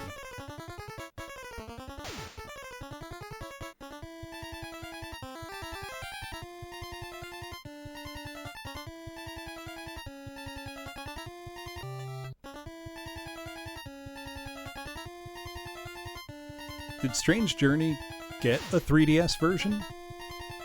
I've only played it on DS. Oh, I never played Redux.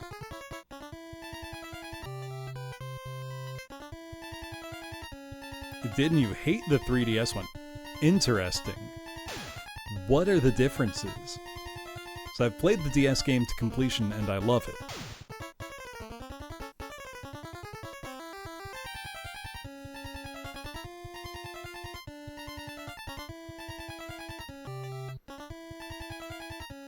New dungeon, new character and ending, gameplay tweaks. Okay.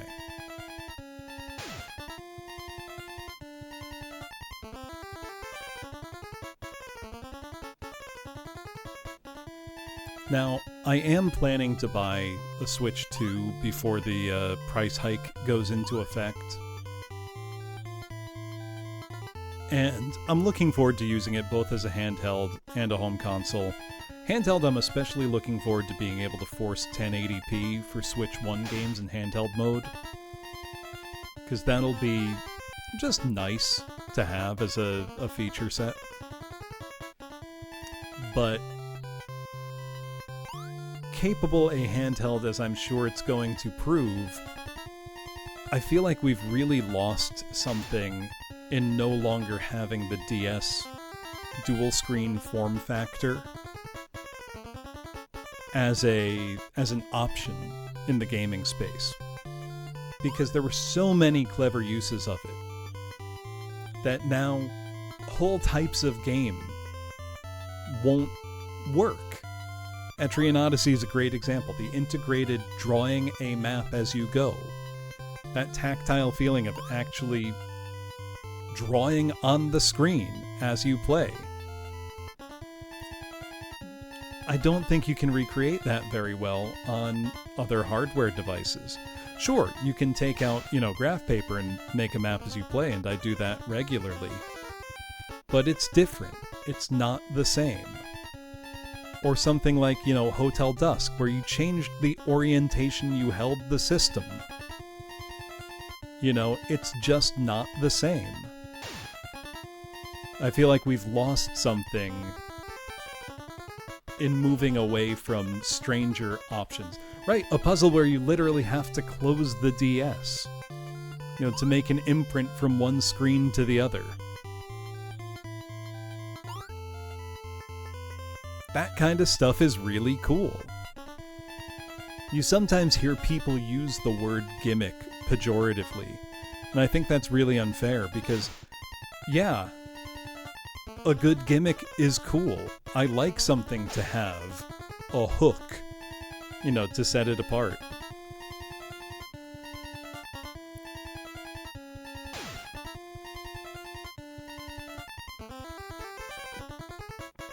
Right, DS upside down? Why not? Cool idea. Oh, Minami leveled up. Okay. Level 8. Surely, I can start to damage the enemies in Arc City. Let's go heal, save, and then try.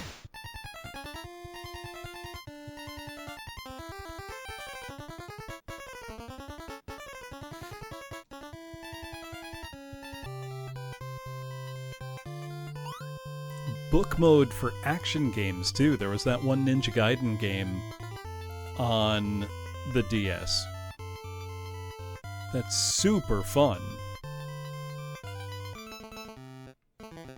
Ninja Gaiden Dragon Sword. That was it. Guitar Hero DS is pretty fun, I gotta say. Yeah, the Ninja Gaiden game on DS is a book mode orientation game controlled almost exclusively by the touchscreen for an action game, and it works beautifully. You're doing essentially complex inputs with the touchscreen, and it works. It really does.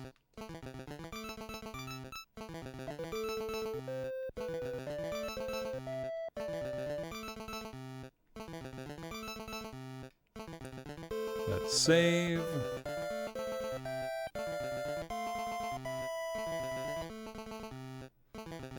So I did use that with the game it was really meant for, Mario 64 DS, and it does approximate analog control quite well. Wasn't the most comfortable thing to use though, which is why I think it never really caught on.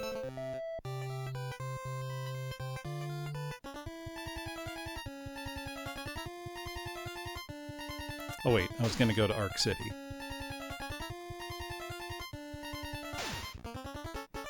I think we're level 8 and 7.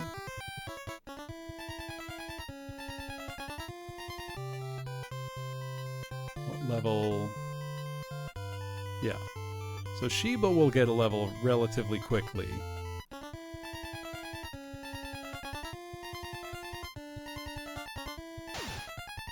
Metroid Pinball is a great game.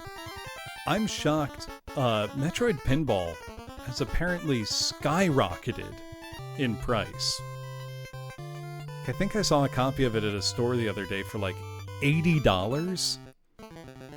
I'm like, I remember that being a $10 game. What happened that Metroid Prime Pinball is now a hot item?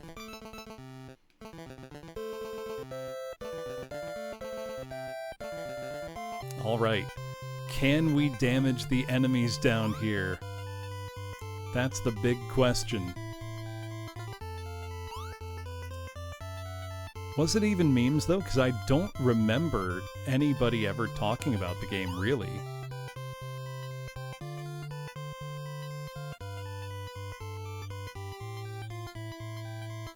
Okay, so we are taking damage just by being down here.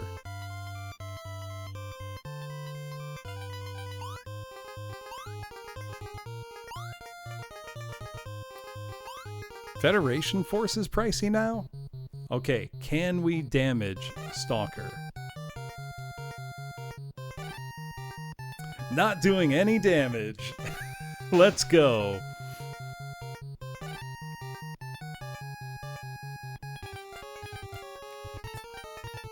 Fire Psycho. Surely that will hurt it. 0 damage.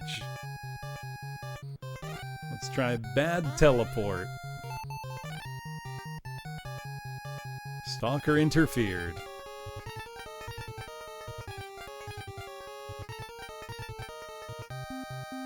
Not doing any damage. My god.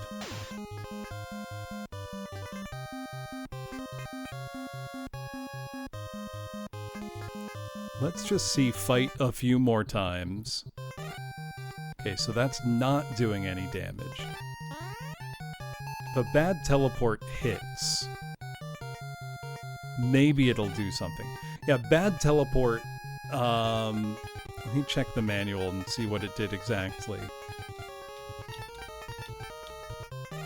Bad teleport teleports away enemies. And bad air teleports air away from enemies, causing them to suffocate and collapse, but it doesn't work on robots. What if I'm just gonna try all of my spells. So it took no damage versus took 0 damage.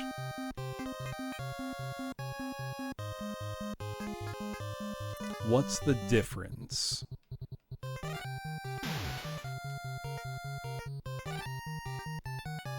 That time it said no damage. I think I just can't hurt him.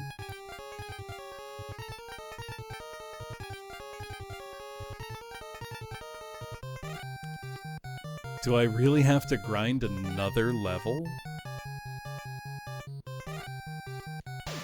Or not doing any damage?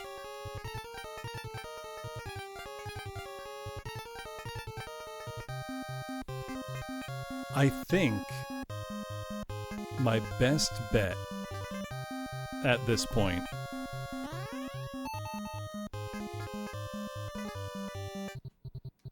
might be to try to find whatever town is next.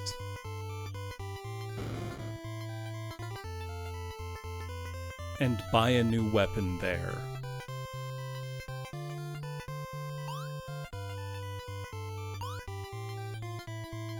I'm assuming there must be a town in this place.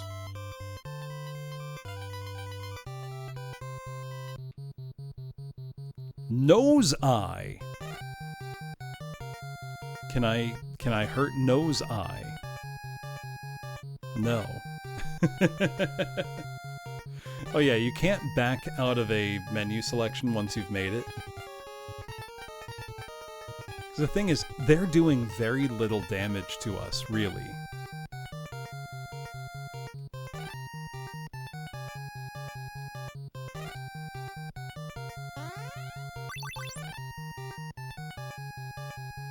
Okay, Minami was teleported away successfully that time.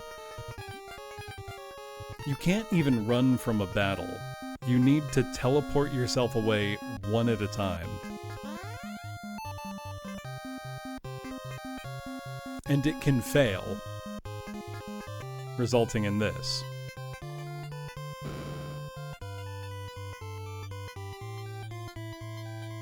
How's the ESP for damaging spells? Bad. Non-functional, mostly.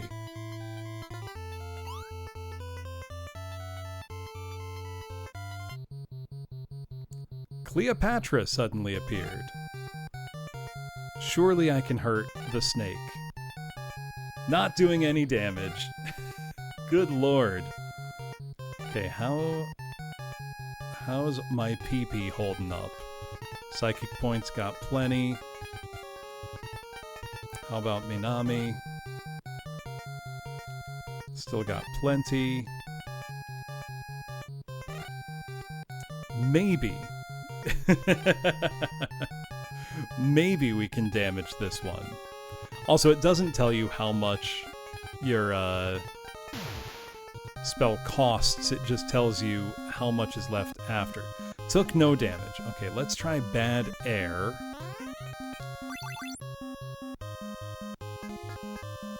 Oh! Oh! We damaged Cleopatra!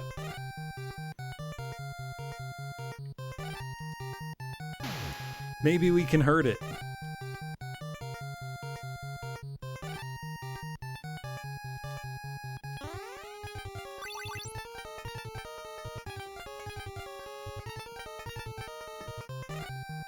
We have a chance. Just gonna try all my spells. No damage. We're suffocating a snake to death.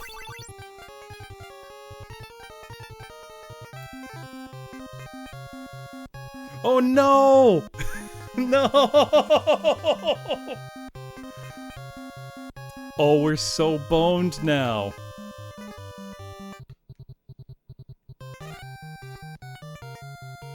Sheba's severely ill.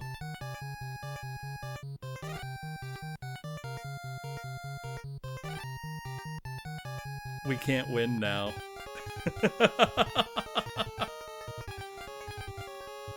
We're stuck here.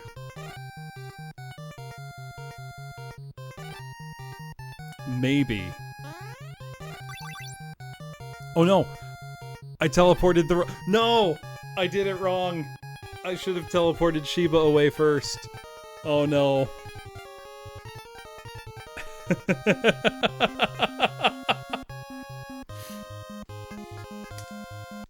Sheba is severely ill. I'm severely ill.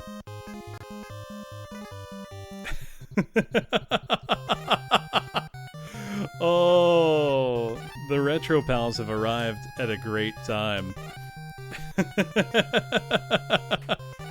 It might be time to reset. I teleported the wrong person away. Sheba is severely ill. So, Sardus, we're now at a point where we're trying to go through Arc City. But I made the fatal mistake of equipping a weapon. So we can't hurt any of the enemies. But they don't hurt us enough to kill us quickly. Which means we also... I might be stun-locked. Well, I'm stun-locked here. Sheba's severely ill. Minami teleported away. Sheba's never gonna get better, so we gotta reset here. And because I play everything on real hardware, welcome Raiders. That means there's no save state, no rewind. Just good old-fashioned normal style torture. We're levels 8 and 7 respectively. Hey, thank you, Sepasai. I am having a lot of fun, but this game does deserve its reputation. What I want to try to do, so thank you for the follow, Tamaya. I want to try to explore in Arc City a little bit and see if I can get anywhere. That's true. I have been noting my passwords though, Arnold, so I'm not totally lost.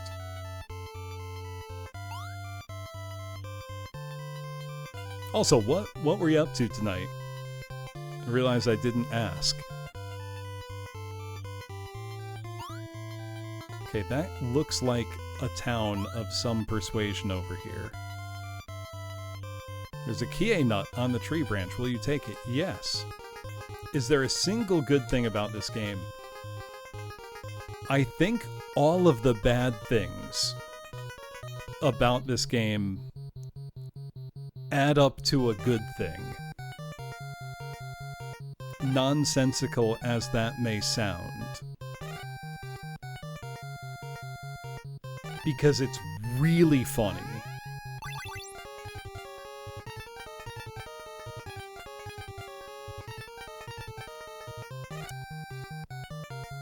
And honestly, while this does deserve its, Densetsu no Kusoge legend, the legendary Kusoge. Does the translation fix the number? Sure doesn't, Flemish dog. I've not yet played Ancient Roman, Codeman, though I really want to. I think Ancient Roman is better put together than this game. Which to anybody that has seen or played Ancient Roman might sound crazy. But I'm almost positive it's true. The only RPG I own that I think could potentially be worse than this is a game called Daiboken St. Elmo no Kiseki on Sega Saturn, which looks truly remarkable.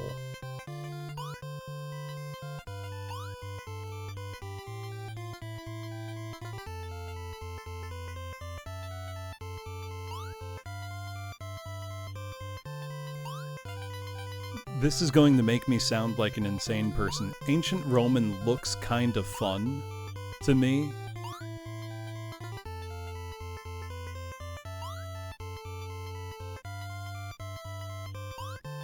I do know of Spectral Tower. I have not played it yet.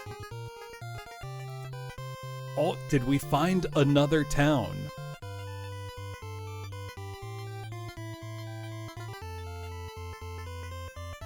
No.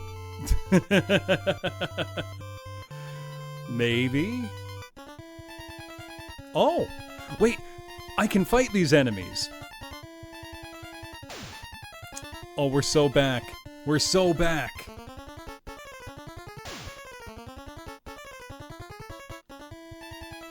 It does make me sound like me when I say that.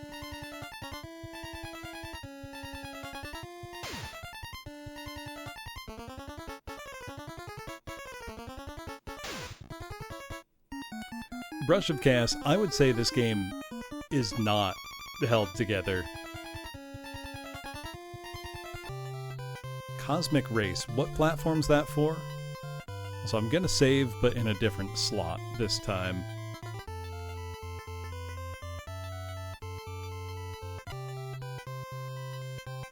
PS1.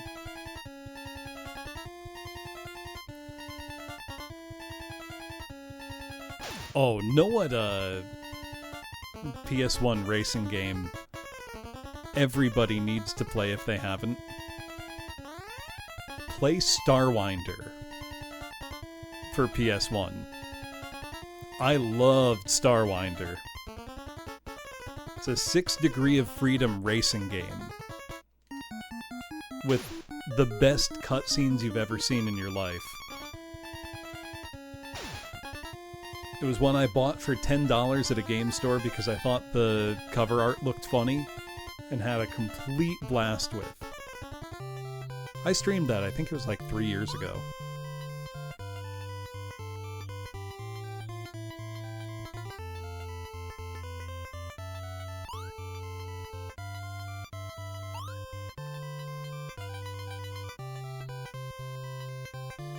This game has the most tiles of all time.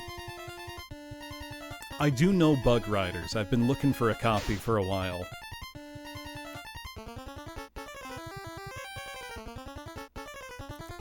Palm Factory, so you know.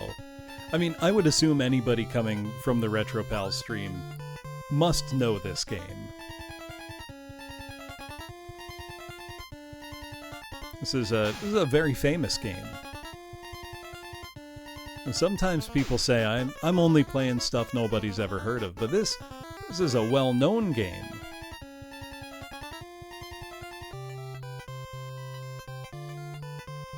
Speaking of streaming stuff people don't know, though, I now have 4 games for my Casio Loopy.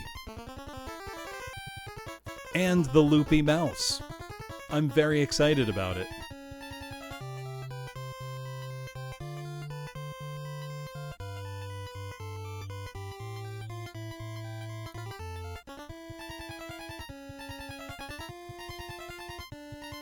It sure is, Pirata Pequeño. It has an integrated sticker printer, and it works wonderfully. The stickers come out very nicely.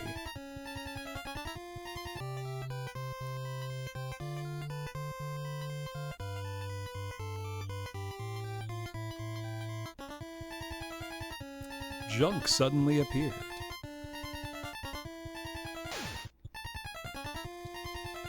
I'm very happy. I now have mice for almost all of my consoles that have a mouse. What have I done with the stickers? I have brought the Loopy to social functions with friends, let them design themselves in Anime Land, and then print out the sticker for their own use.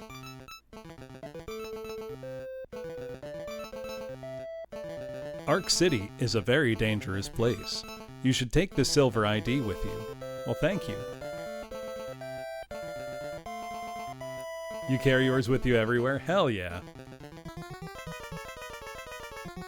Okay, we got an ID card. So we're making some progress.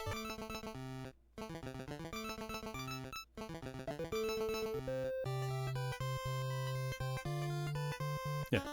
Laundry Day is a very dangerous day. Apologies to any Australians or wallabies in the audience.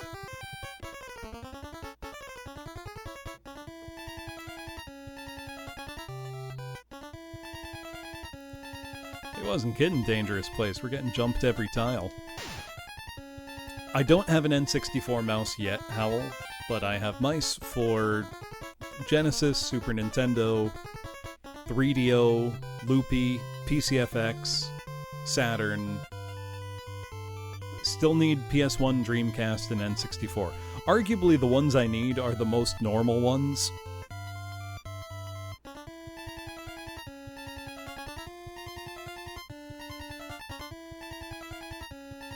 Designed as an homage to this game, or described. Huh. I mean, this game certainly inspired folks. I know a lot of websites still work with the Dreamcast browser. You can still play your Dreamcast online, you know, in 2026. There's a dedicated... I think there are more Dreamcast games online and operational right now than there were at the system's heyday in the US.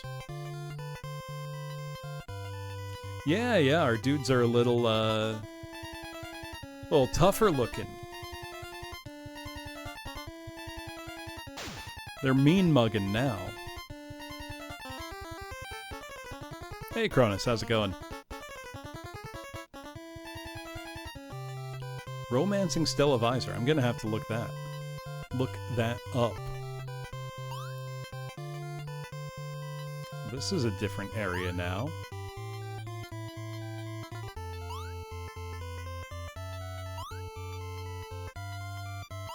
Oh wait, this is back out on the regular world map. I know where I am. Okay, so we're not in Arc City anymore.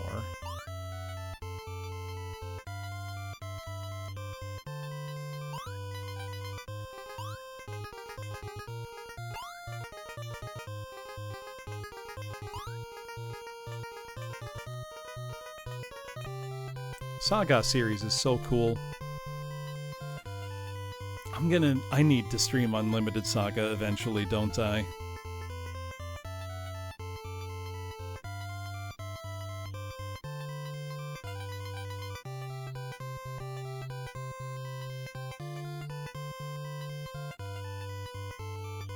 until I figure it out. Can one figure out Unlimited Saga? Whoop, sorry. That was the arm of my microphone.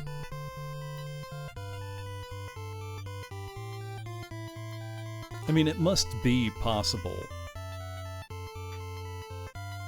I know people have written exhaustive, gameplay guides for it, explaining how it works in great detail.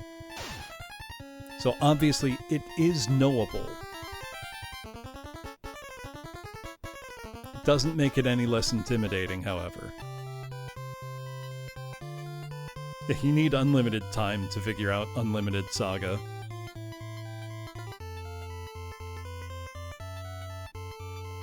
Let's see. Okay. Levels aren't too far off. So, Johnny, I bought a copy of Unlimited Saga in probably 2009 or so. Kind of the late days of the PS2. When, it wasn't off store shelves yet, but used game shops were selling PS2 games for a song. They basically cost nothing. So I was buying PS2 games up left and right, because I was poor, and they were very cheap. And PS2's a great system. I paid $4 for my copy of Unlimited Saga.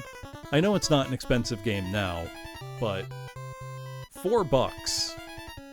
Is it possible for a game to not be worth $4?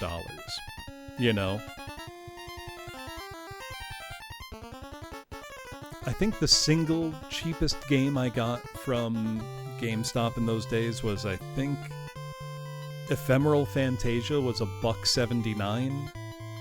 Now that's a game with a lot of mechanics that it never explains.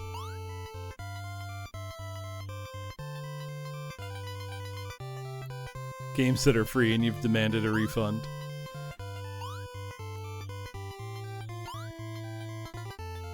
That goes all the way across. Ephemeral Fantasia is extremely interesting, and it's also very personable.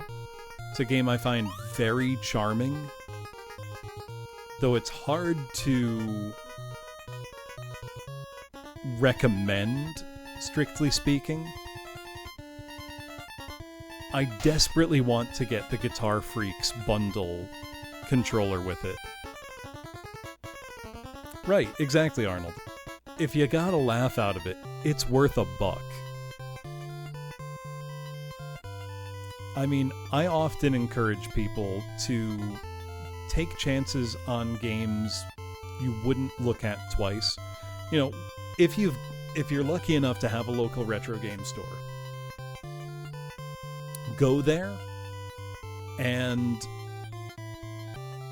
pick a game off the shelf on NES or Genesis or PS1, PS2, systems with big libraries. Grab a game you've never heard of before. Or, a lot of those sports games that you might just walk by without a second glance, pick one up. You might be surprised at how much fun you have with it. No, Ephemeral Fantasia is PS2. You're stuck with Where's Waldo? Better start learning to speedrun, Howl. Alright, can I hurt Nose Eye?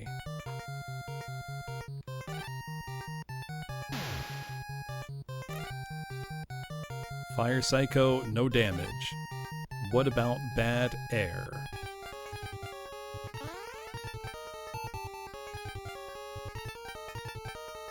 Okay, it's air warped, but it was fine, so I can't hurt these guys yet. If you find Color a Dinosaur for anything under $100, you better buy it. Is what I would say.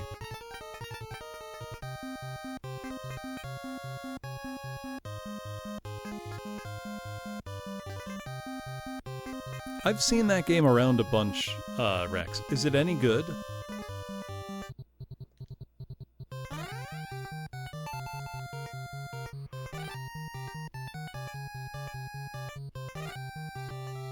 Color a Dinosaur is like a $300 game, I think.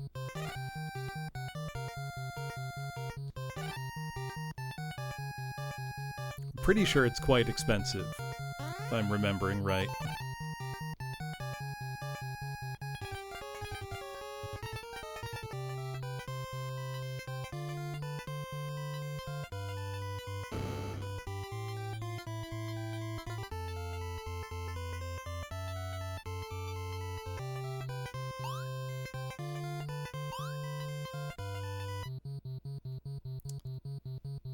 Urigel suddenly appeared. Can I fight this guy? Probably not, but let's find out. Not doing any damage. Okay. What about no air? Oh, we can hurt him! We can hurt him! Please!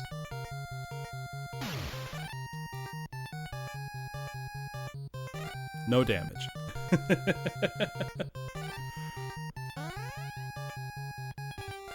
Oh, Orphan was another, that's a cool one. We're going to very slowly suffocate this dude. It's the only thing I can do.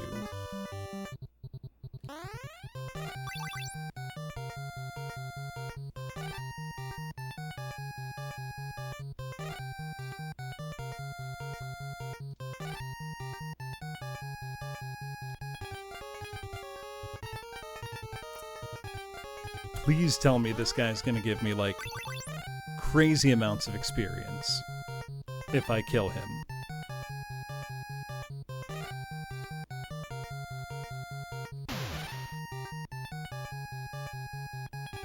No damage.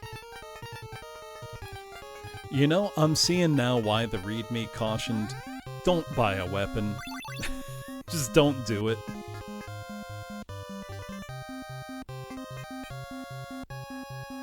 We'd probably be cruising through without it. Which is a crazy sentence.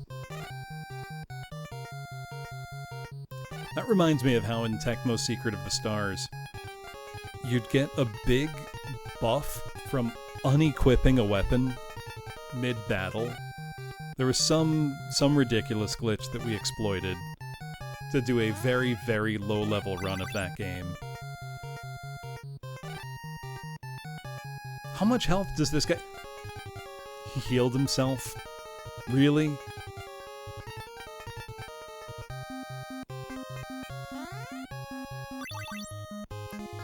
How much did he heal himself?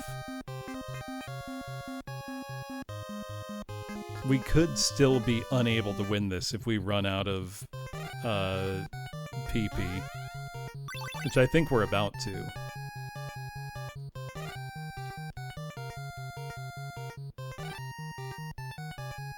The enemy does look pretty cool.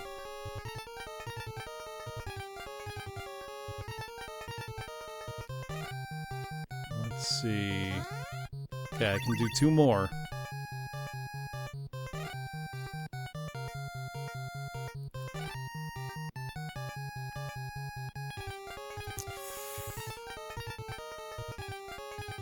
See. It's not looking good.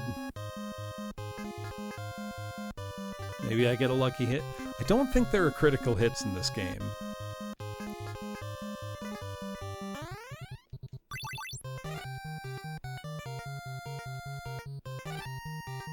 Might all just be numbers. And the numbers don't lie. They do spell disaster for me.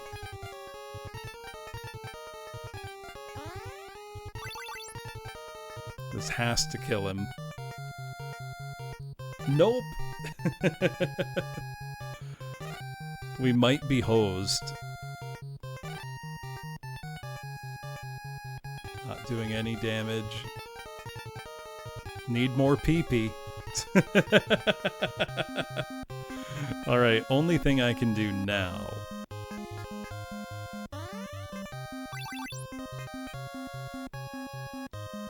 can teleport us away still.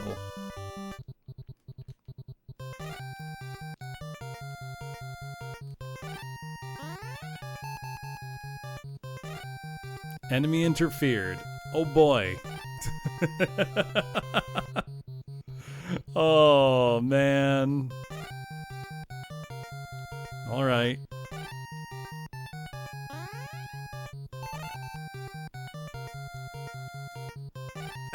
Come on, man.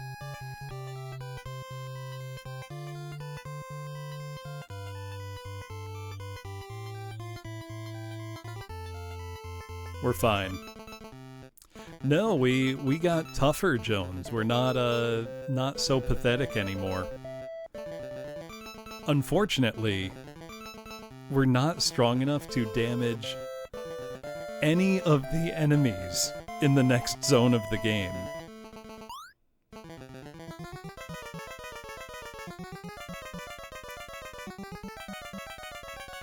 And it's not like they're one-shotting us or anything. We're fine. We're taking very little damage from them. We just can't hurt them. Which is so much worse. Okay, Shiba's close to a level up. How far is Minami? Quite a ways away. I think we just gotta grind another level each.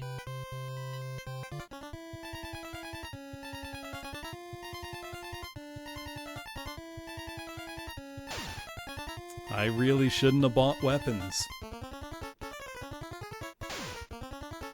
They warned me.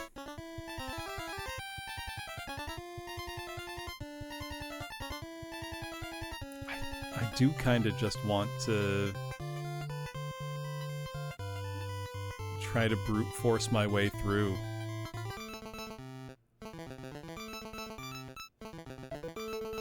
You'd think there would be some, like, in-between. Or if I find whatever town is next, surely then my attacks will hurt.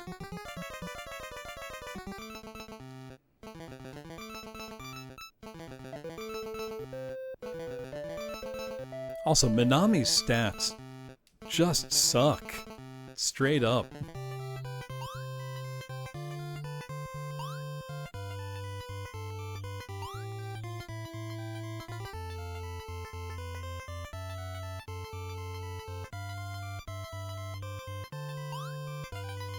There is no mechanic to unequip weapons. So when we get in these fights, we just gotta try to leave.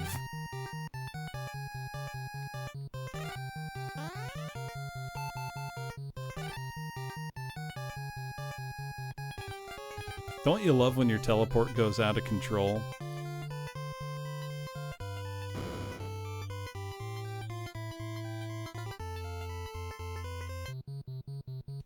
It's my favorite. There's no run from battle command. We can try to teleport ourselves out of battle, individually. But if the enemy interferes, you end up here.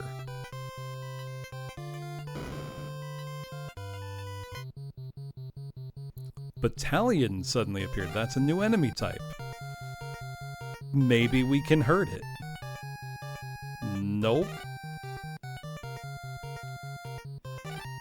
No damage. Let's try magic. No damage. What about suffocating it? 3 damage. Alright, let's count up the damage. How much does it take to suffocate this guy to death?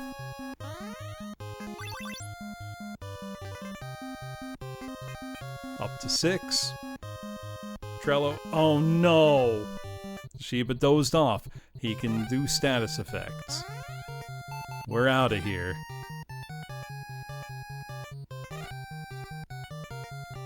Is he still asleep?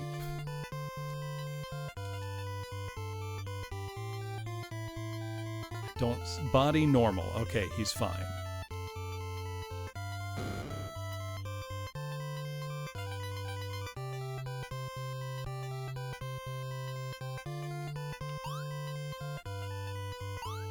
Okay, we've got a chance now.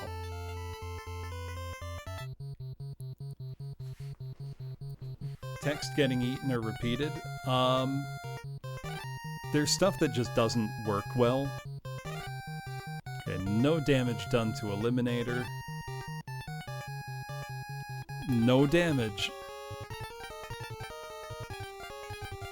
We really just can't hurt these guys at all yet. What if I try to teleport him away from me? Nope.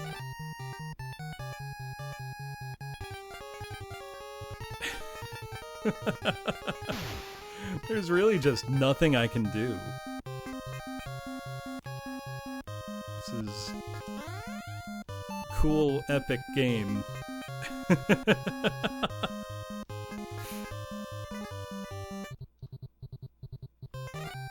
Yeah, NASA dude with a gun.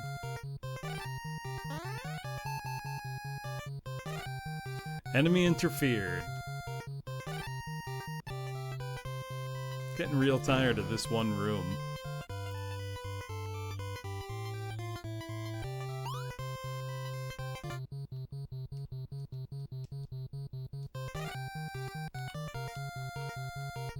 Well, I hit the wrong button.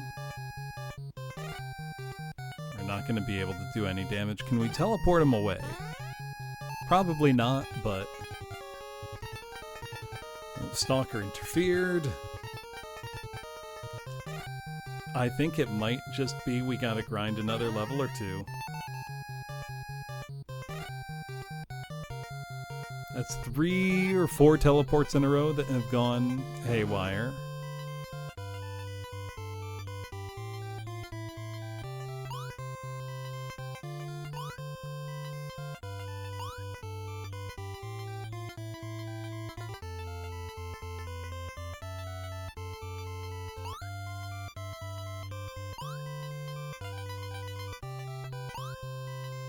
Oh, we're exploring. Sunflawn. Maybe we can hurt this one.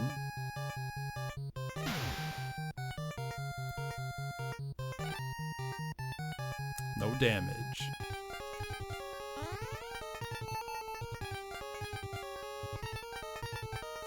It's air warped, but it was fine. Come on, man. Give me something here. Enemy interfered.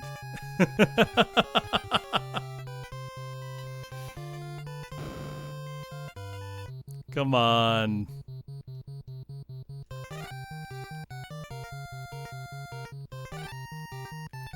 Can we bad teleport him out of here? Nope.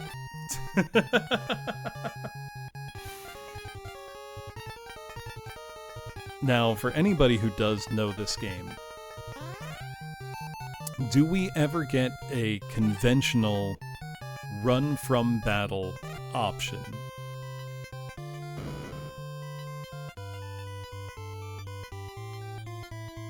Because if you do, later on, one, that would be incredibly funny, but really just deeply evil.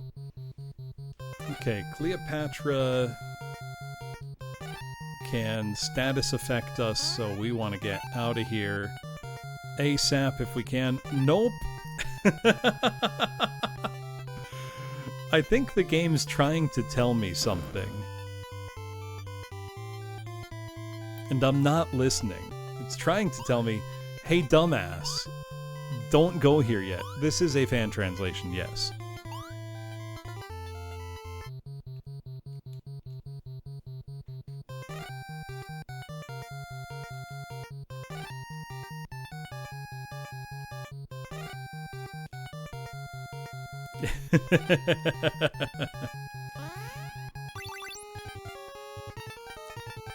So you're starting to get it, Waka, it sounds like.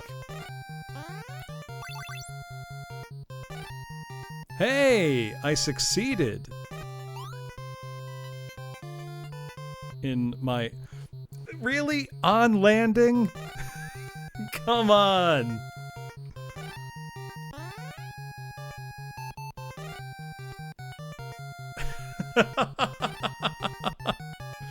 Cut me some slack, man.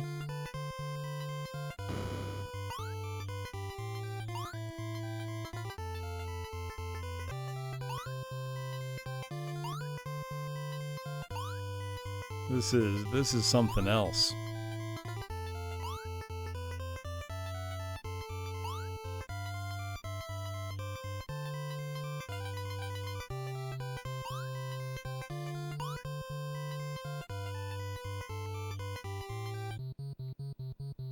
Come on. This is the closest we've gotten to progress.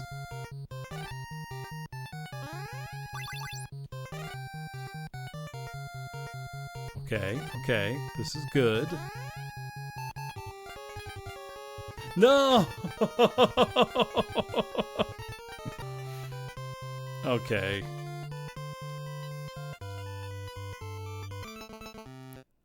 We gotta get another couple levels in us. I think that's the only hope we have.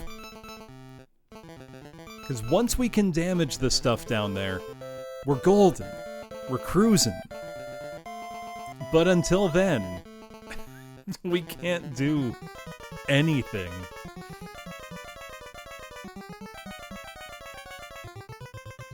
Now, this is absolutely my fault for not taking the manual more seriously when it said, or not the manual, but the README, when it said, hey, don't buy a weapon.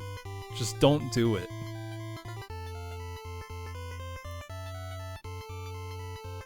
But I didn't pay attention to that, so now we're in this situation.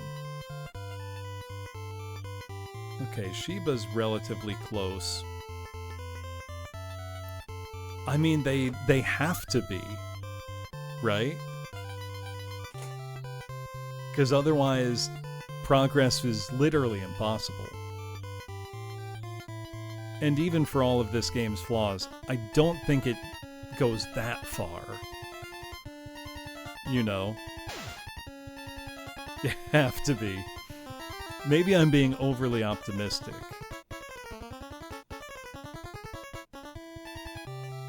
Actually, did we find any other location? No, I did not, apparently. Even though I thought I did.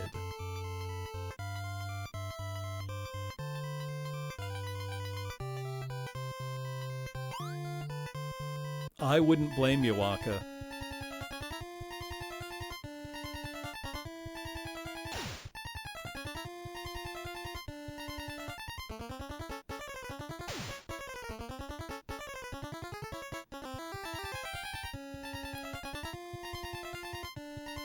Okay, I need a lot of experience.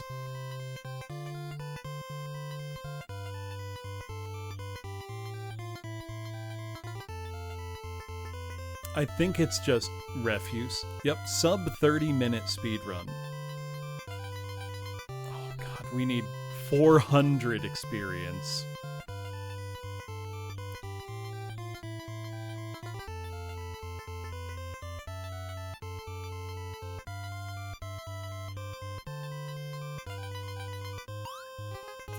I was hoping for a second that maybe I could discard my weapon.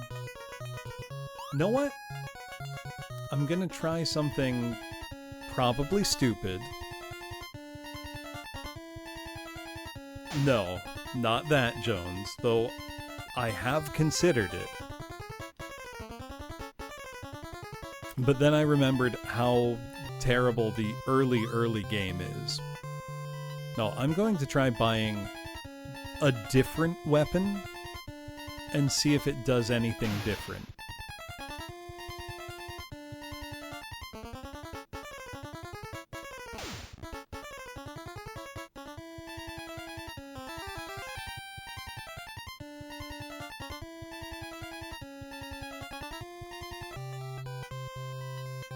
So I mean, like, we've got enough gold.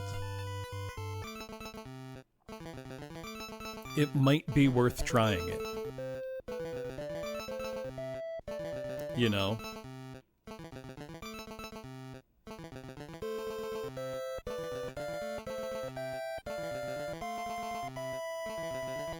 I probably do. I'd have to go back in time to find it and input it. I do want to just try a different weapon and see what difference that makes.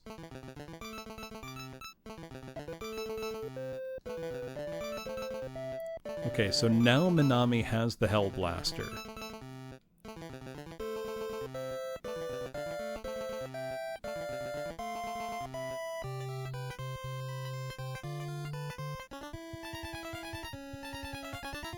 Let's see.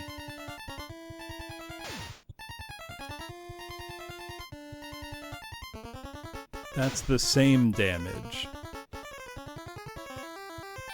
Or a little less. Now, can I swap what I had equipped in any way?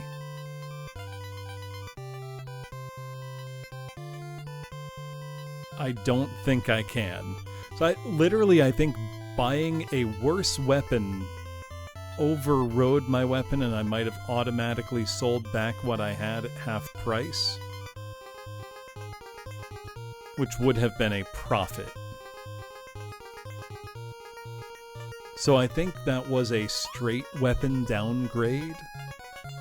But let's fight a few more enemies to confirm. Like, I don't know if some weapons have a different effect than others. And so maybe would be worth using.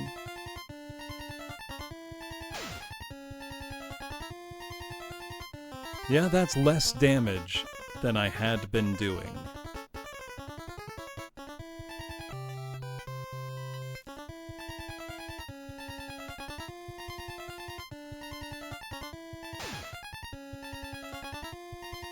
Yep, that's one less. So different weapons, at the very least, are doing different values of damage.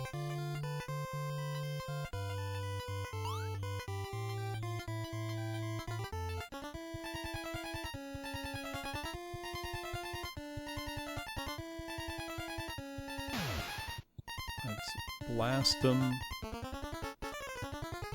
9 damage, that's pretty good.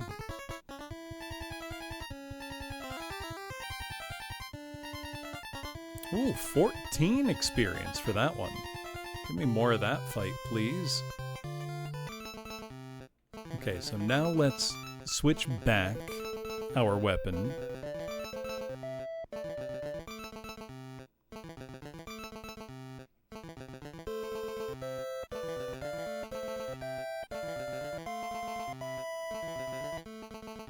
Okay, let me check.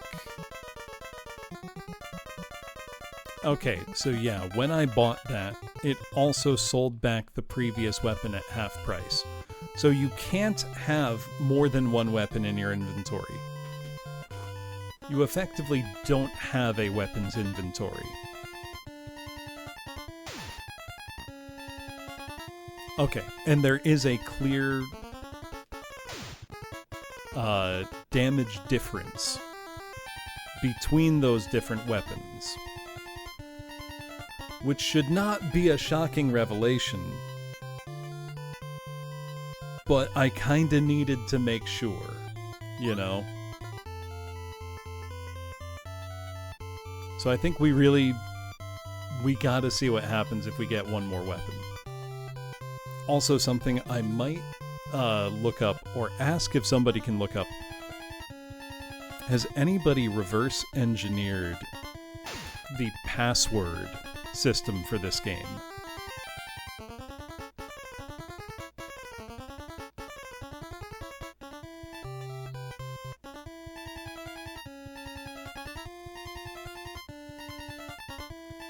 because if they have, I might shamelessly cheat. Also, Waka, could you explain what you mean a little bit? Because I'm not sure I'm following.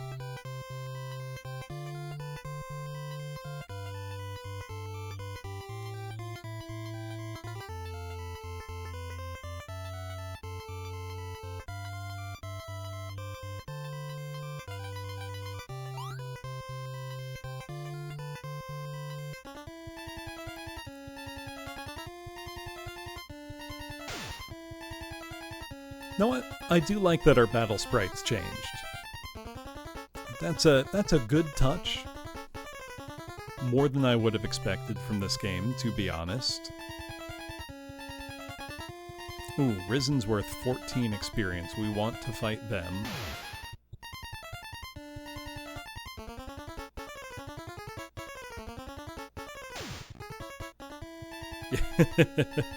ZZ Top style bearer of peas.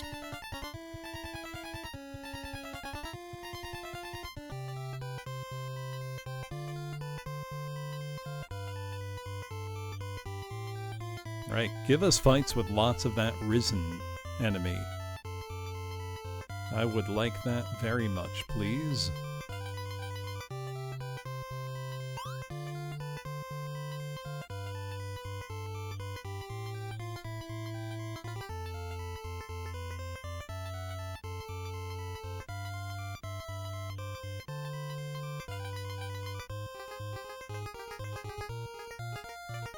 Okay, let me try that out, Waka. That wasn't clear to me.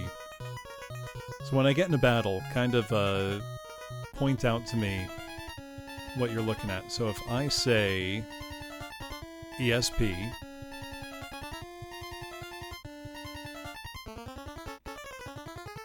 I don't see any bar. Well, yeah, when you see psychic power. Oh, I see. So you can jazz it up. Okay, this might change things.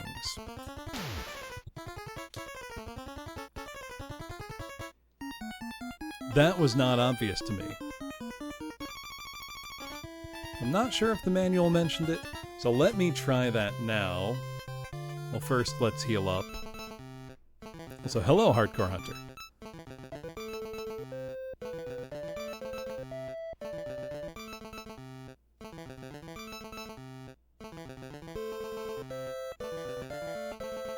Maybe I can make progress.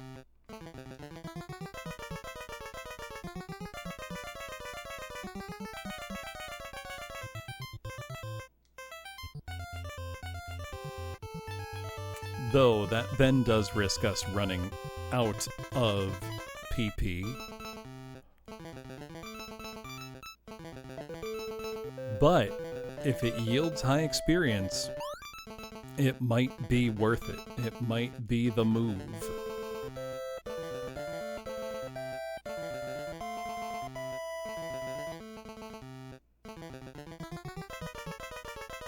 I mean, it's the only hope I've got, apart from just more level grinding.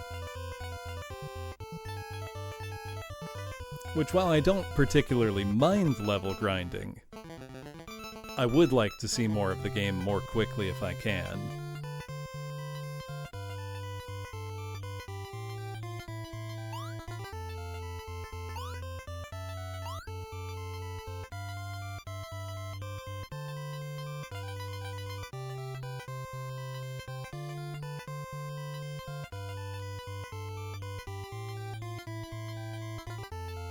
That's not the right way.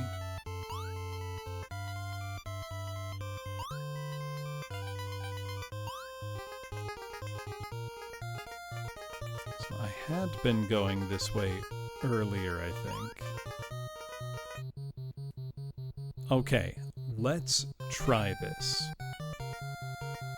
If I do Fire Psycho and really crank it here, 7 damage.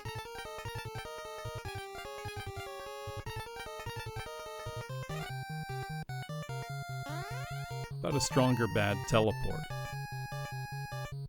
Okay, shooter interfered.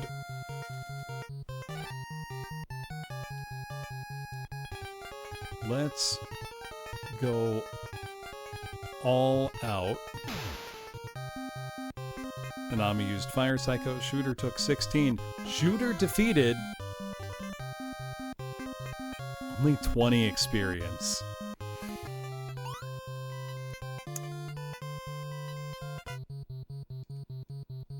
$20 is not enough.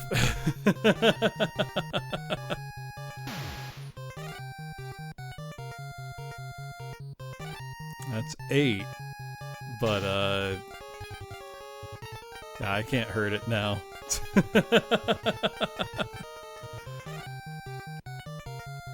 Well, maybe a powerful Psycho Ball. 0 damage.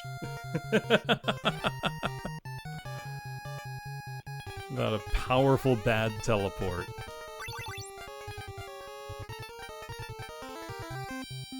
That got us away, but we get no experience.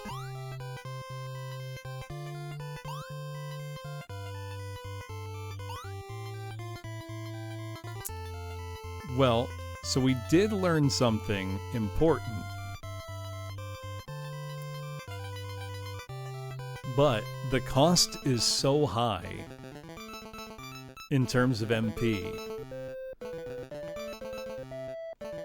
I think it's still faster to just grind up another level. Eats up so much PP. Crazy sentence.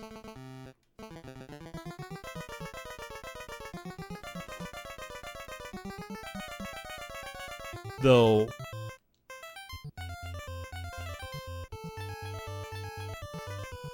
I wonder now. You know what? Let me... Oh no, the item shop only had a bomb and a fake ID.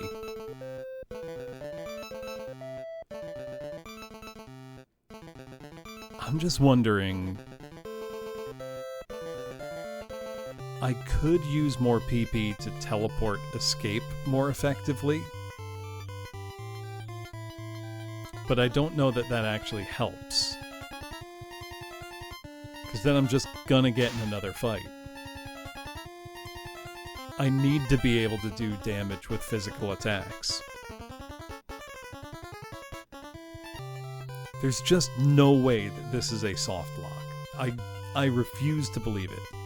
Okay, we need about 300 more experience. We can do that. I mean, that is true. The only worry I have is that the save I made prior to getting a weapon is so many levels ago, and I don't think we had armor. Let me see if there is a password generator. It's possible there is.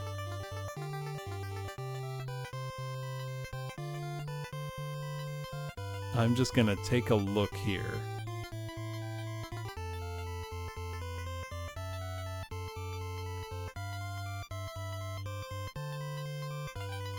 I am now kind of looking at a guide. Not a guide, but just posts here.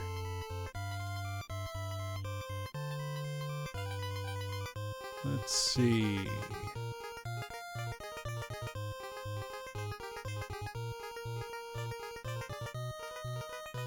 Not finding anything about a password generator.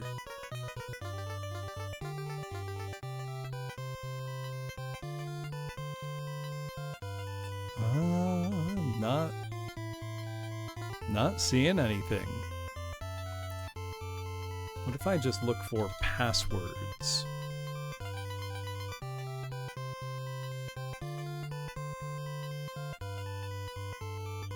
Surely somebody has saved some. Nope, there's one Game Genie code that I see. Which wouldn't help me.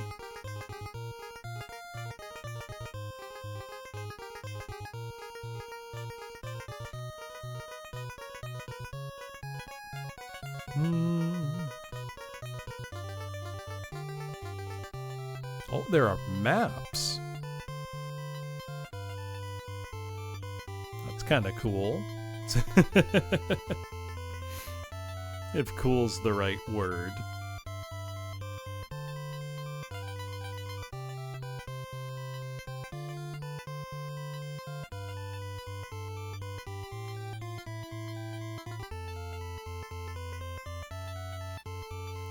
Is there...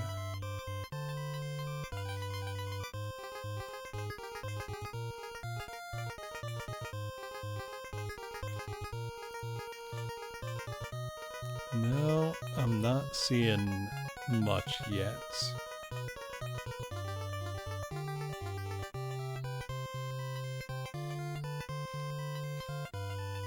Just doing a little reading on a resource here.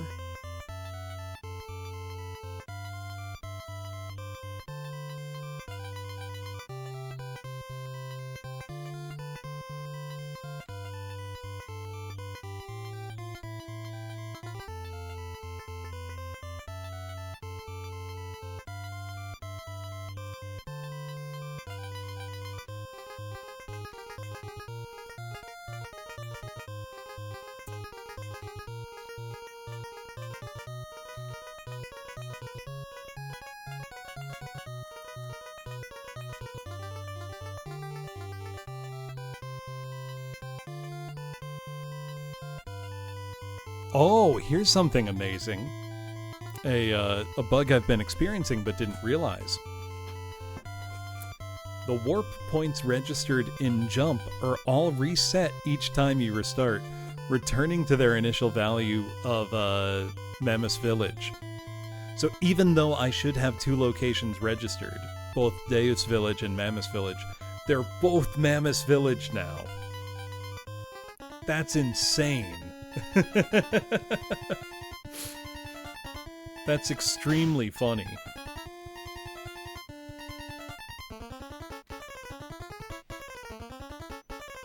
I almost can't believe that.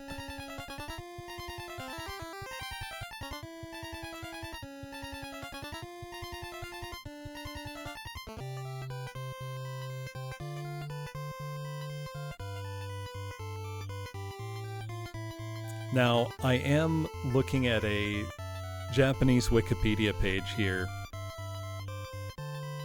that says, if you equip a weapon that is supposed to increase your attack power at the wrong time, you may become unable to defeat enemies, making it impossible to progress in the game.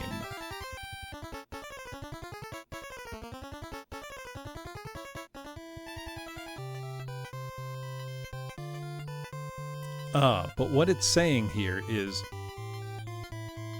this is due to the difference in damage calculation formulas between being unarmed and being armed. When unarmed, damage is dealt randomly between 0 and 3, regardless of the character's level or enemy defense. If you equip a cheap weapon near your initial level, you will only gain an attack power lower than the defense of any enemy that appears around you, resulting in a situation where you cannot deal any damage to anyone. If you haven't learned any offensive ESPs either, you will have no way to defeat enemies. Because of the aforementioned rule that weapons cannot be removed until a new one is purchased, you cannot revert to fighting barehanded. If you cannot defeat enemies, you cannot earn money to buy new weapons, level up to increase your attack power, or learn offensive ESPs. So we're not in that situation because we can defeat enemies, which does mean we are able to progress.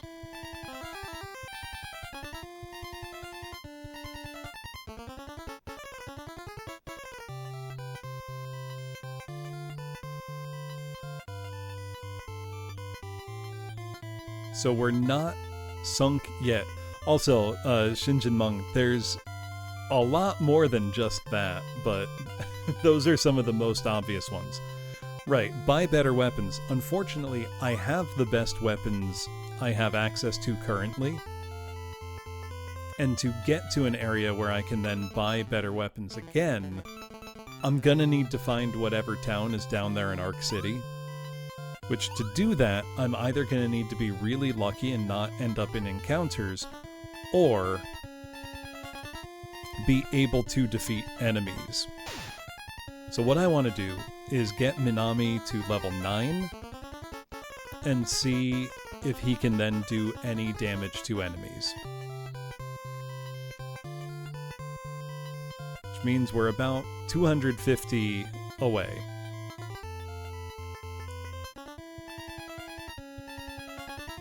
No, so we did learn that one is called Deus Village.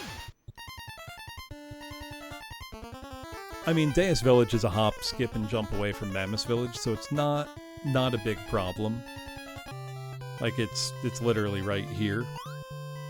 And there's also no need for us to go here, apart from to buy a bomb or a counterfeit ID. Yeah, in the teleport list, they are both listed as Mammoths, and they both do bring me there. This is a fan translation. Though this is not the version that fixes stuff, so the game is just as broken as its untranslated counterpart. And I did that on purpose.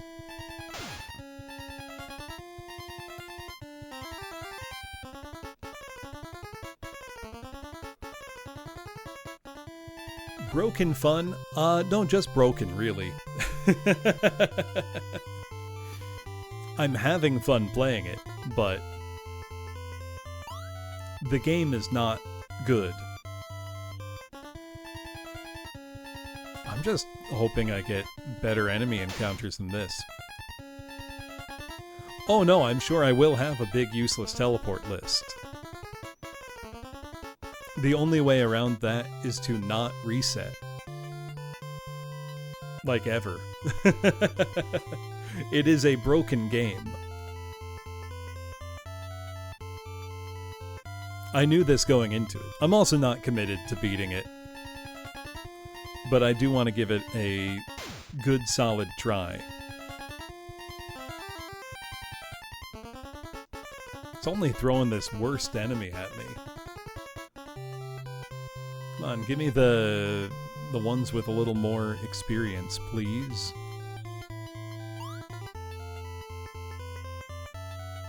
I want to at least get my third party member. And I know she's down there. Yeah, this is better.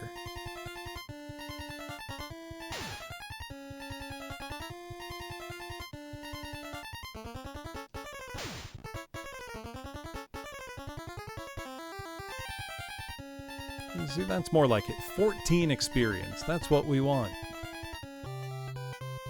That good experience.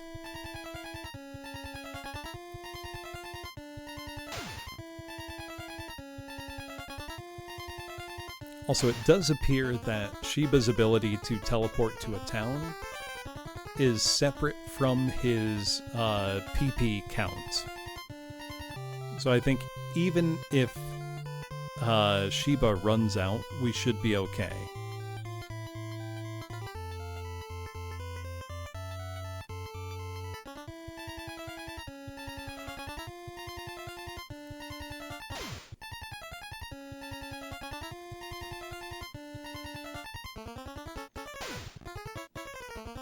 Oh, know what? There is a chart in the GameFAQs guide.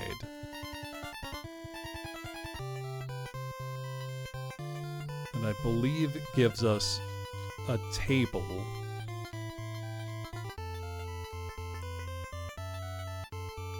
of our various stats.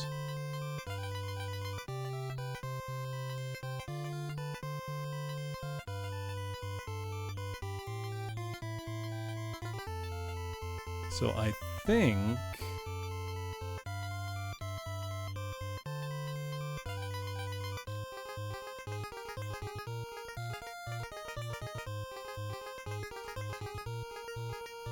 let me see.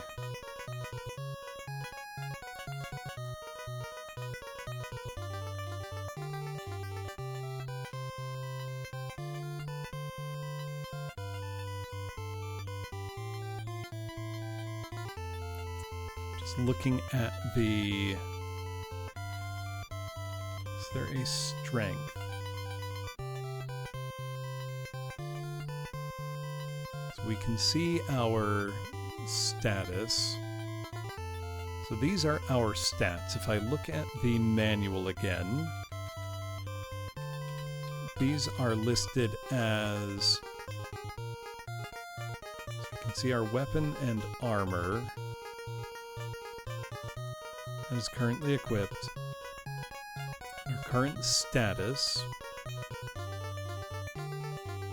So it really doesn't say...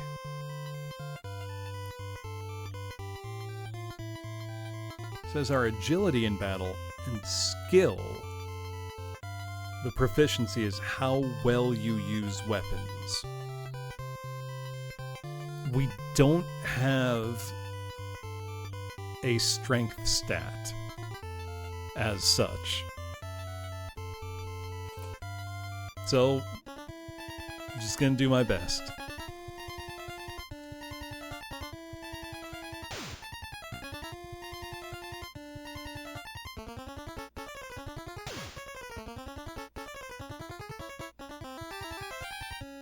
Polish is a matter of debate, though I would say this game's issues go beyond polish and more to core functionality.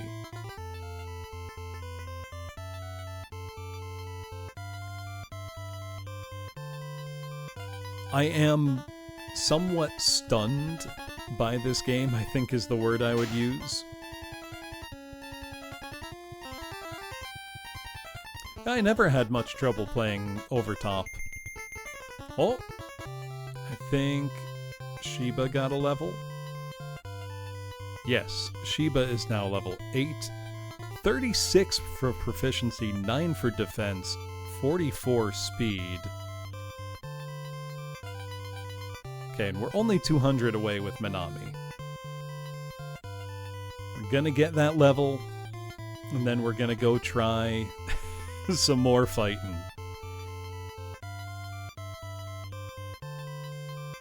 You'd think with a proficiency now of 36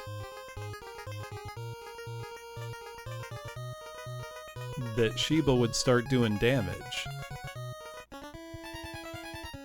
Well, let's see if Shiba's damage is increased here. Still 7.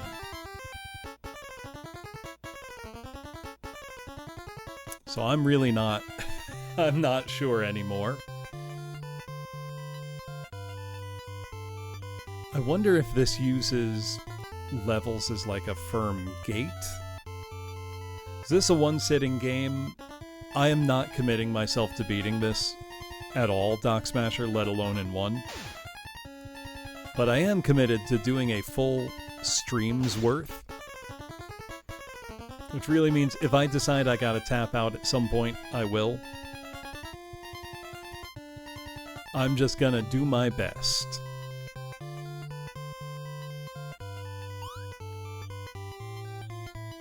Really, my own personal goal, I gotta get the 3rd character, at least.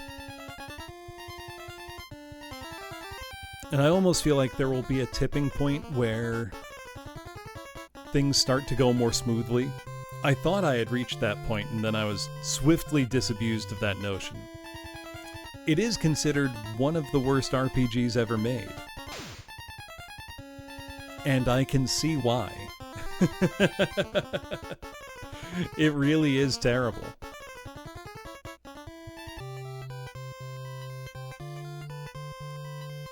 For a second there, I was starting to get the hang of it, I thought. But I may have made a crucial error early in the game by buying a weapon. Buying armor was worth it. Buying a weapon, probably not. Though, the trade-off is, if we didn't have a weapon, the most damage we can ever do at once is 3. 0 to 3.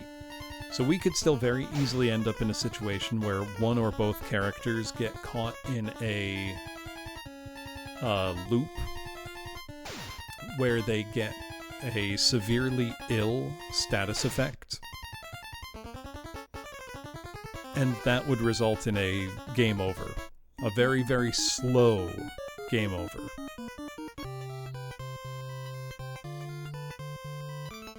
So I don't think I made the wrong choice, personally. Especially not since I'm getting good fights right now. A couple more of these, we'll get another level. Bad heat. Oh, see, I've learned a new spell.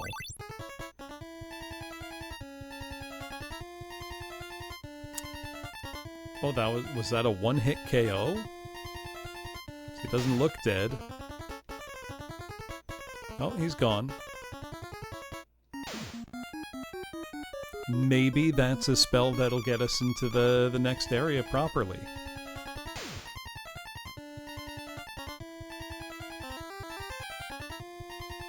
Oh yeah, Dragon Quest II is a masterpiece, comparatively.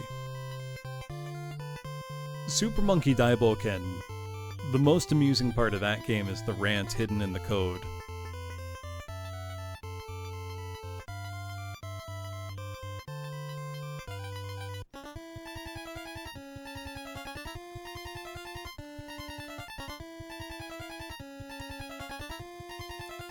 Well, let's just nuke this thing. 38 damage, look at that.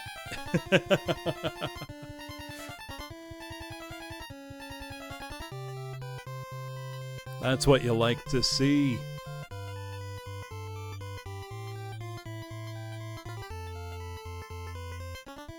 Oh, I wonder, are we ever going to be able to swing for triple-digit damage in this game?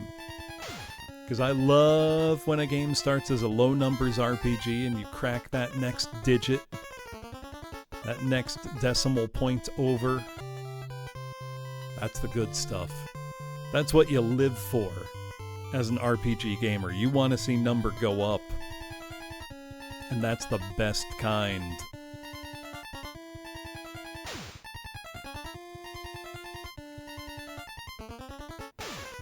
Look, the invisible town is quite important.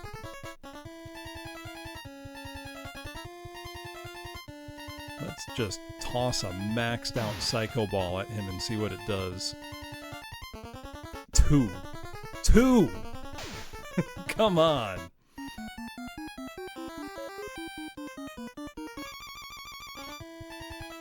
We've been getting a lot of good fights in this area, though. I might just be getting lucky.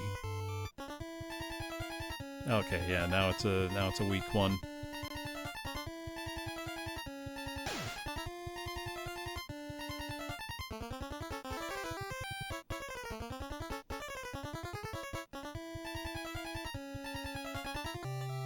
Let's see, how am I doing? Well, that's Sheba. Sheba's 400 away.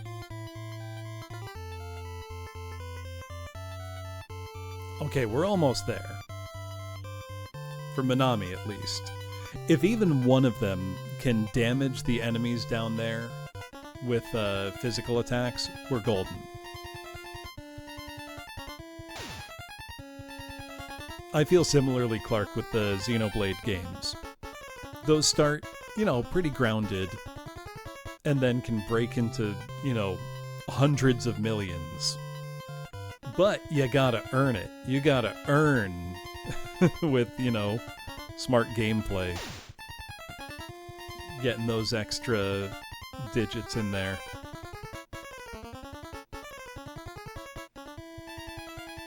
Ooh, how is it, Boniface?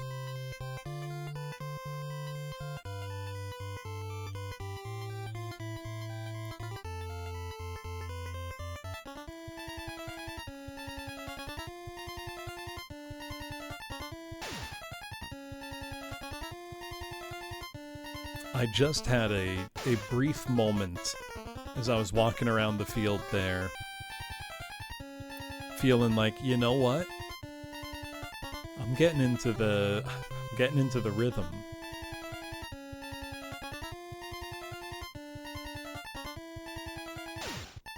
And then I shuddered internally to think, no, I'm not going to make an excuse for this game. I won't do it.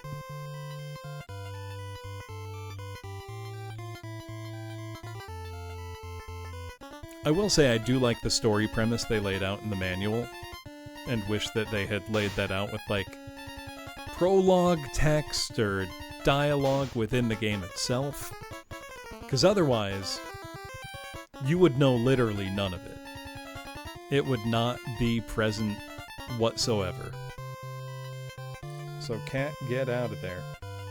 My cat's snooping around the wires by the desk. Oh wait, we can... the cursor can just go off the menu. That's really funny.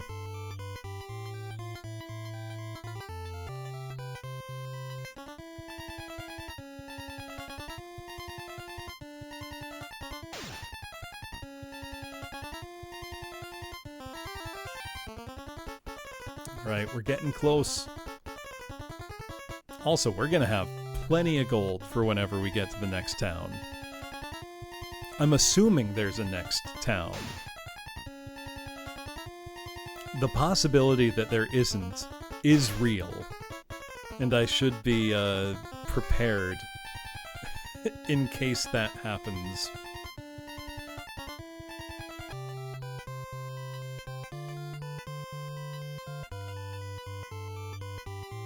Hoshi wa Miru Neko. He does love to insert himself into the stream experience sometimes.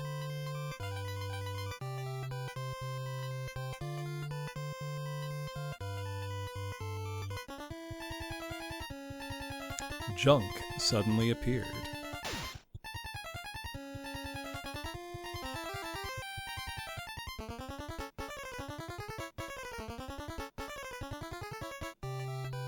Come on, let's get ourselves a level.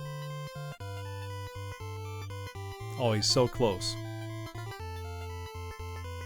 Yeah, that is a big problem on the internet. There's filters specifically to prevent that from happening.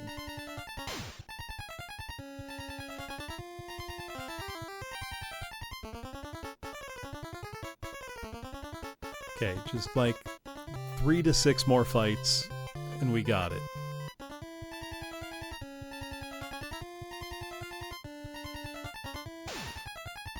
That's pretty good, Boniface. I'll give you an honorary +2 for that one.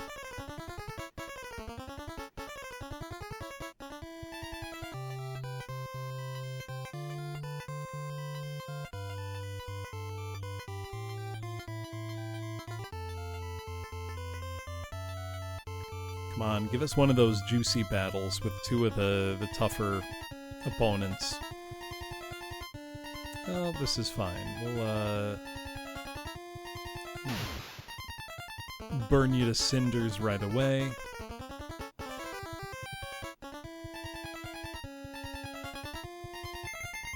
Hey, level up. Alright. Surely now. We're good for something. Surely. Let's see, how's...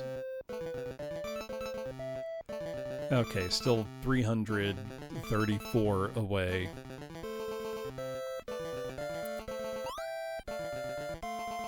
You get your second party member in a dungeon, Waka. So, on the eastern side of the continent to the south, there's a dungeon you can enter,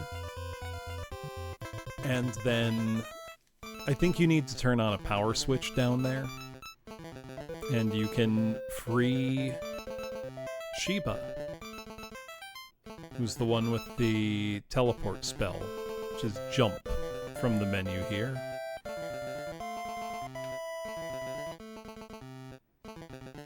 Okay. We gained another level. Can Minami now damage the enemies down there with physical attacks? We know we can with powered up ESP. Everything else is questionable.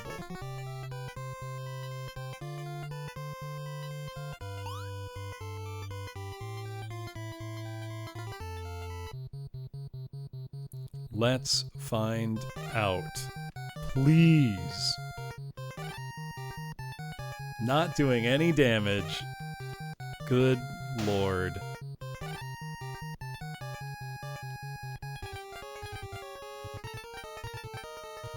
Okay, well, let's do what I know can work. Let's try a stronger fire arrow. Or no. I'm locked into fire arrow. You can't deselect something once you've chosen it. You are locked into doing that spell.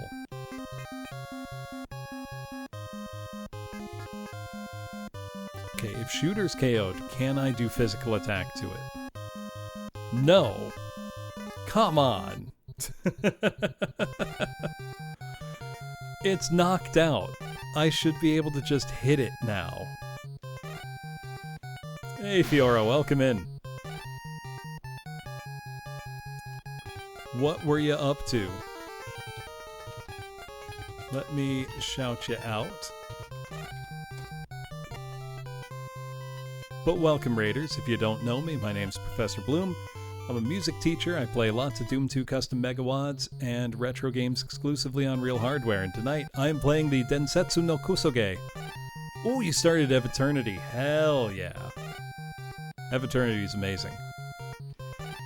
But I'm playing the Densetsu no Kusoge, the legendary Kusoge, Hoshi wa Miru Hito, tonight. And, whew. It sure is. It's not an exaggeration at all. I have been enjoying myself. The game is worse than... I don't want to say worse than I expected. But it's definitely bad.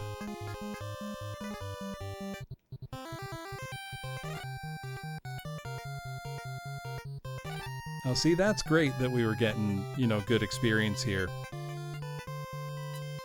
We're still doing them. Repeated trips back to Town 1. They will continue for the foreseeable future as well, I think. There's a Kie nut on the tree branch, will I take it? Yes. Cruel and unusual gaming is a good descriptor. We can't do any physical damage to this enemy. Or any of them in this area. We're not strong enough. And part of that might be because I bought a weapon. So that's the kind of game we're dealing with here. Now, I can hop back to town at any time, should I need to. Which we might need to. The issue with the weapon is it's not strong enough. Or the way the game calculates defense, I literally can't hurt this guy. He barely hurts me, but I also can't hurt him.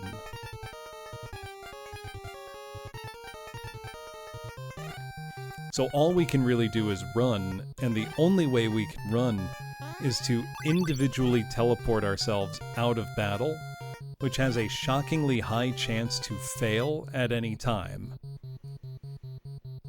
Which then teleports you to a wrong place. Can I maybe hurt this one? No. So every time I do this teleport, there's a chance it just won't work right.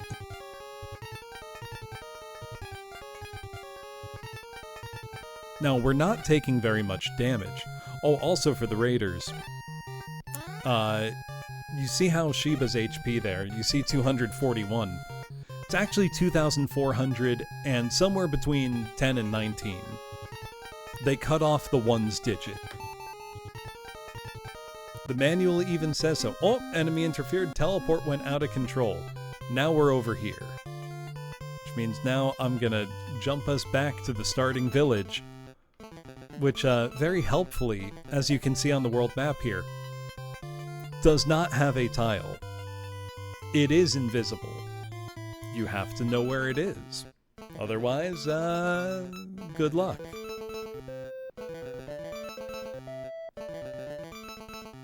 That place I got teleported to is also in the area I was at, just a wrong part of it.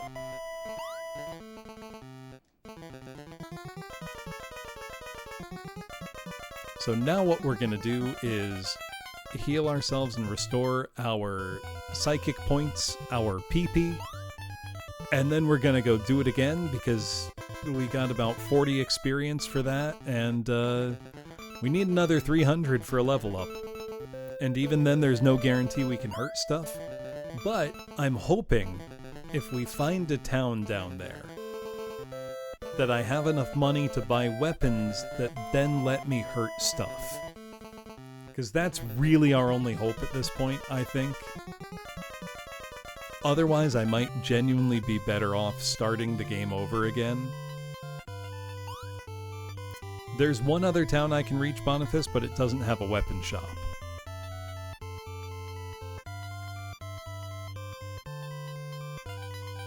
So I'm kind of banking on finding one of those. Battalion suddenly appeared. Let's see, can I nuke the shit out of this guy with a fire arrow? That didn't do all that much. What about... oh no. Oh yeah, here's another thing. I made a selection. You can't undo it. You can't go back. You made the selection, so now that's what you're doing.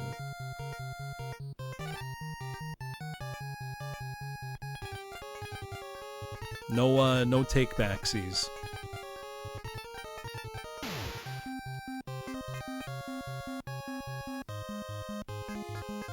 Not enough to kill it. Okay.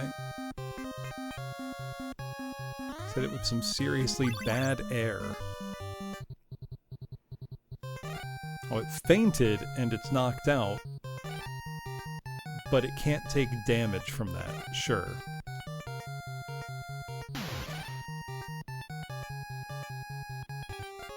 It is neat. It very much reminds me of, well, actually, Final Fantasy 1. Or, you know, D&D. Being able to, choose what spell slot, what level spell slot you're using to do a spell.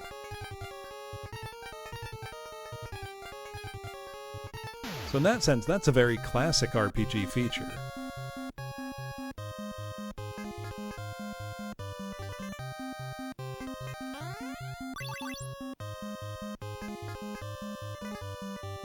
Okay, I don't want it to faint. I want it to die.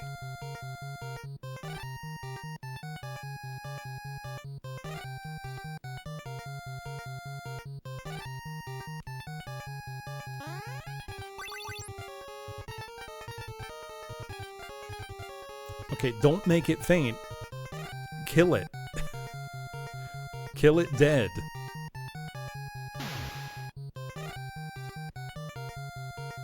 No damage from that maxed out. Are you kidding me? I'm going to bad teleport it away.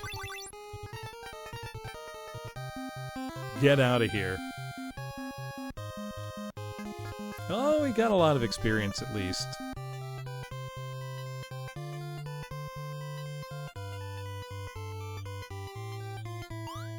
Oh, is this a town maybe? We found a town! Saving right now. Please, for the love of God, have a good weapon. That is my most ardent hope at this point. Because, I don't know what else I can do. It would be nice. You up for a game of poker? God, yes. What if this game had a gambling minigame? It would suddenly be good. Who the hell are you? Chill, dude. Well, want to buy some info?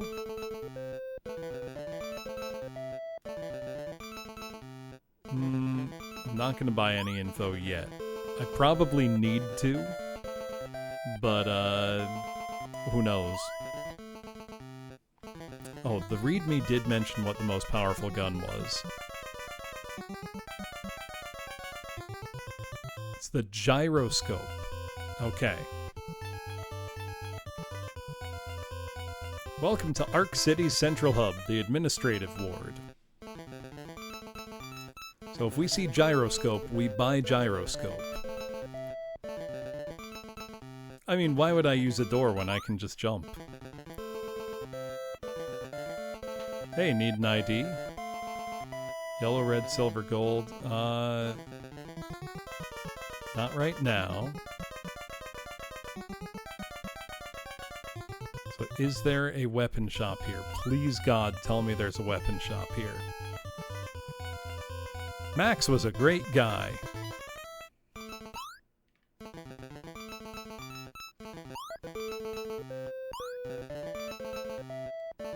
Hello. Is there a healer in here?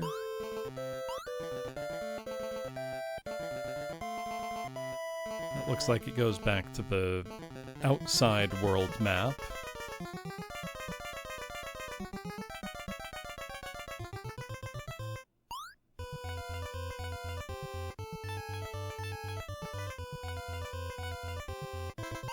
Oh, there's a bunch of doors in here.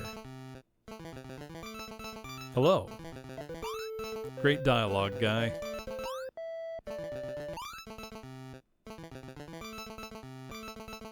Oh, this is a whole new area. I'm a nurse robot. This is a clinic. Can you heal me? Do you need help? What are your symptoms? My symptoms are I'm out of HP and PP. And I need a refresher. Oh, I can't just jump through there. I actually have to go through the door? This is radical gameplay. Oh.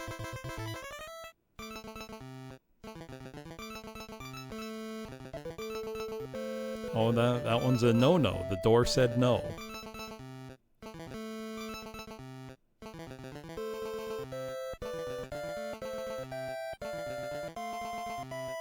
Is it because they're all patients that I can't, Oh, do I need the right ID to go through the door? I could see this game doing that. I would like any kind of indication. That's, you know, what I would need to do, but... You know, some bit of flavor text, dialogue somewhere.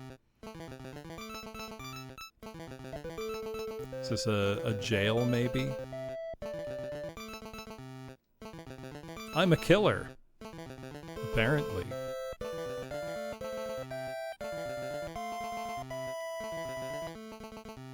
I'm a political prisoner.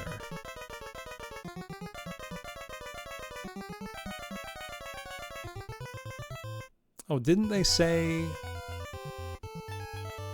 the girl with the shield ability was being held prisoner? Please give this memo to Kinoshita. Did you give me a memo to give? Oh, I don't have any IDs anymore. I think I just used them going through those doors. Get a move on. Did I just totally waste those? Well, maybe not.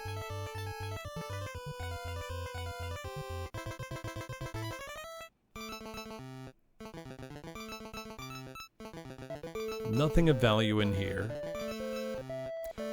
Oh, I can't leave. I used up my IDs and I can't leave.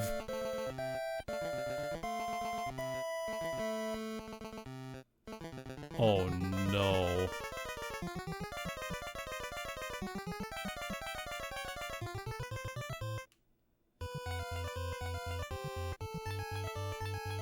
Hold on.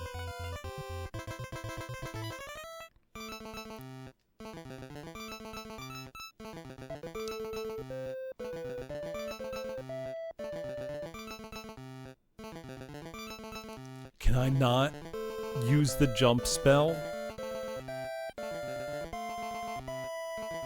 I can't. I think for this moment, I gotta just give the... I'm dead now.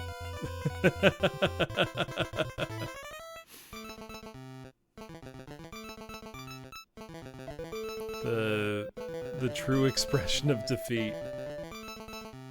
I'm a prisoner now. Bad ending. It happens.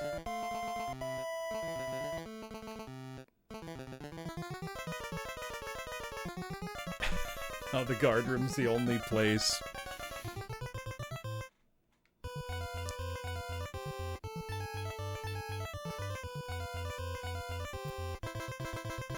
I did just save.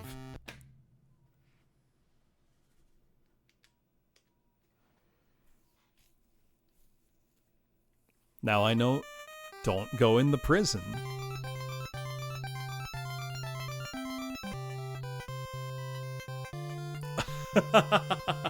I forgot, every time you load your game, it brings you back to the starting town in the game.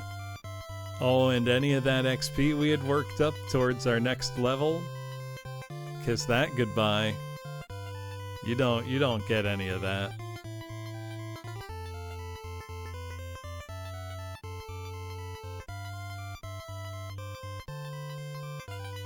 Guess where we can't teleport to?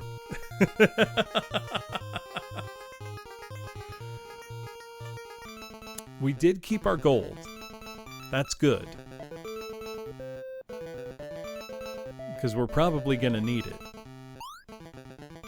So we did find there is a town down there. But it didn't have any of the shops we needed. I think still this is a good avenue to pursue.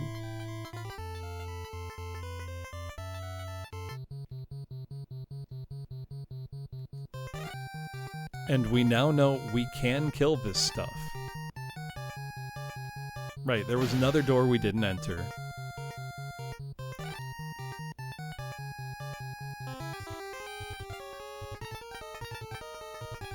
Honestly, worst case scenario, I don't know if this would be a faster or slower grinding loop. I think this is slower.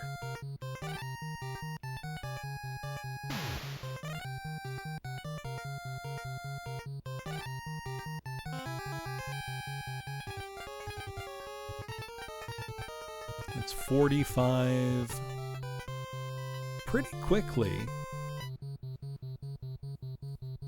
I don't think I can fight two of these. So let's see what we can do to one of them. Not enough to kill it. Let's give it some bad air.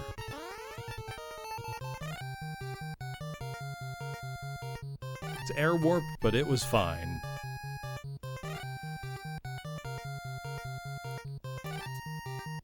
Let's see. Psycho Ball took no damage. Let's try Bad Heat. Really powerful. Let's just blast it. Those eyes heat was sapped and it froze. I don't want it to freeze. I want it to die. I don't want to status effect it. I want to kill it. Yep, our physical attacks still do nothing. Didn't want to use shield. I hit the wrong button.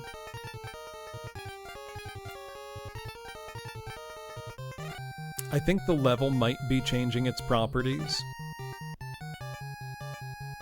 Need more pee-pee.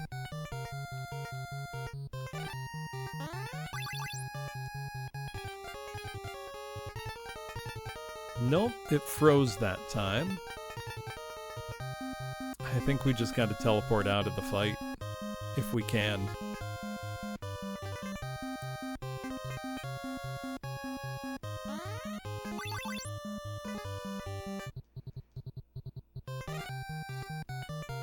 Because we're not gonna take much damage, but we can't deal any damage.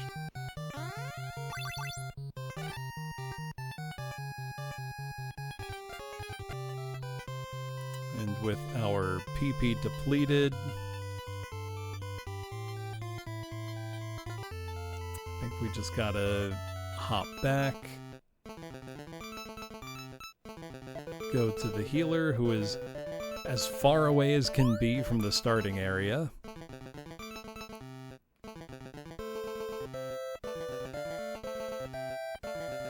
Restore ourselves somewhat. Sheba's also close to a level up.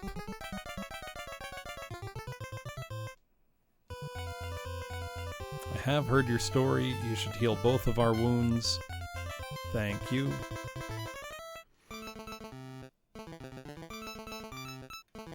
It doesn't have that many of them, so the guide I saw said the readme said the gyroscope is the best weapon. If I can buy it, I should be all set. I think. Maybe. Hopefully.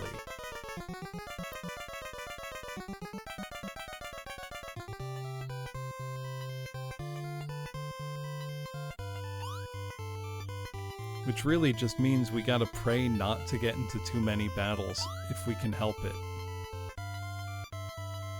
Problem is, I don't know that we can help it.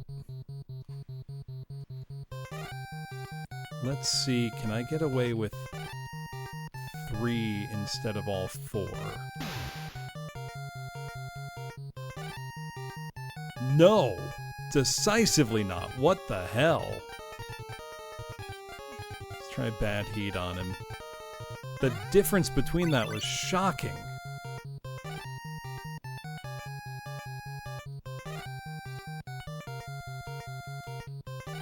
Seven versus 16. That's crazy.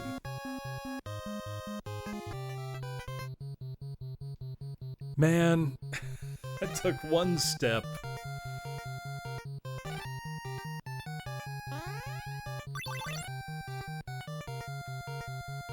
I'm peacing out of this one. Oh, teleport went out of control. Don't you love it?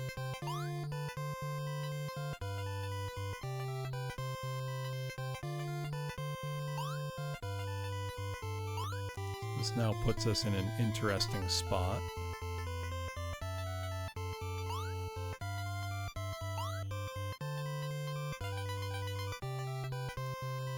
Where can this get us? Messiah and Shooter suddenly appeared. New enemy type. Let's kill it. Not enough to kill it.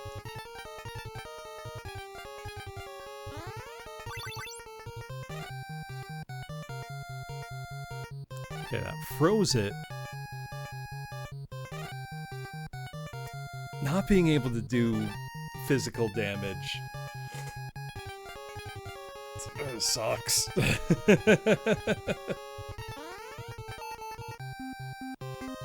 Oh, enemy interfered. I love it. I love that for me.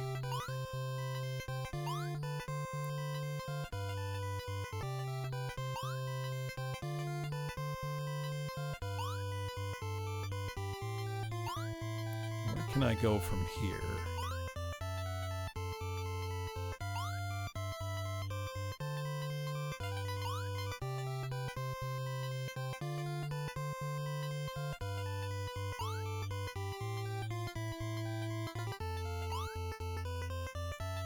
Surely there's somewhere I can go.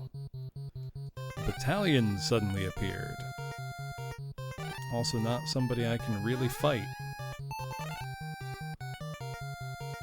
Enemy interfered! That's 3 in a row, baby. Let's go.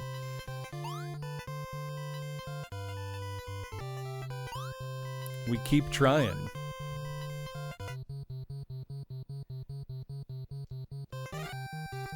Stalker suddenly appeared.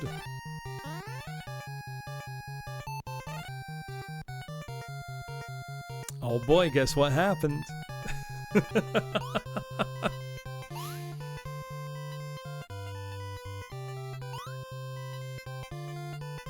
Truly a remarkable game. You know what? I'm just going back to the town. I'm not trying. How are we looking towards the next level? 200 away.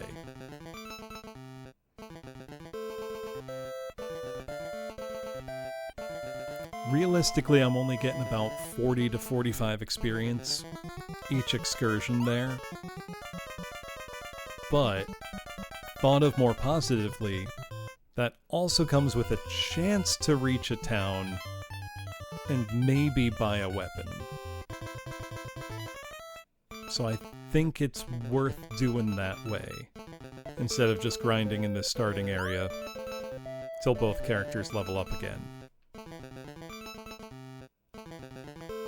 Jesus, he's 500 away.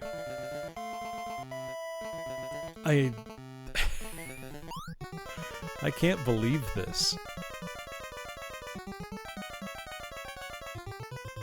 Does buying equipment at any time just doom you? Because it sure seems that way. Honestly, kind of remarkable. I'm a little impressed.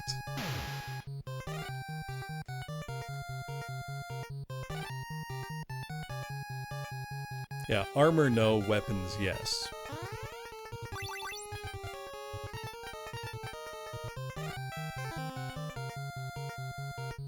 Oh, come on! Don't status affect us. Don't make him severely ill.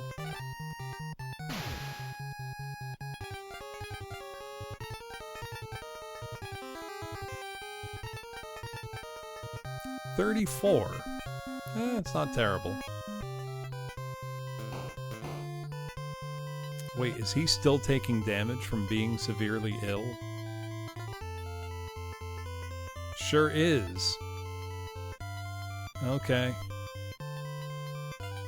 Back to the village we go.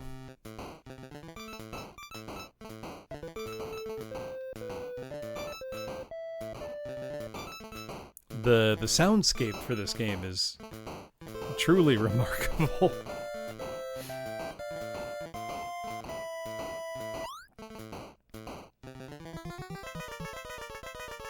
I have heard your story. You know I have. We've talked several dozen times now.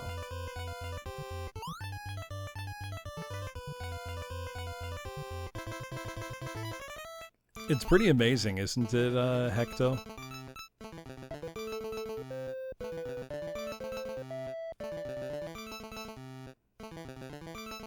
Also, I need to point out, the stuttering while walking is not an artifact of, like, my D-pad needing repair or anything like that. The game is just like that.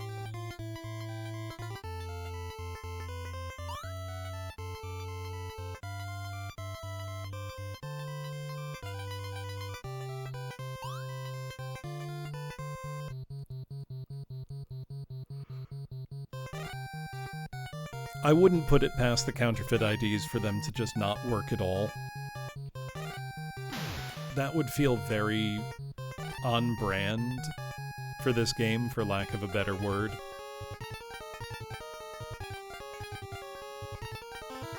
Okay, shooter down.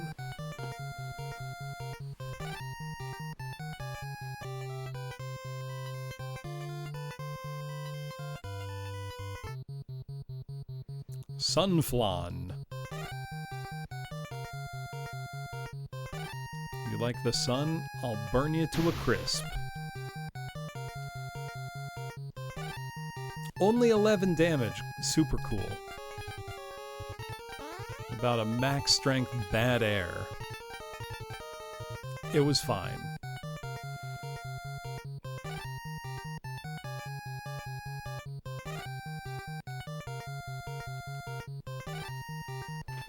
Oh, I do mean in story. Fake IDs are an item in this game that you can buy.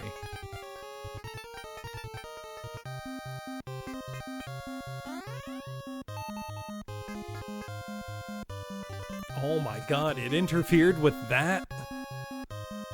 How? Come on, man. Cut me some slack.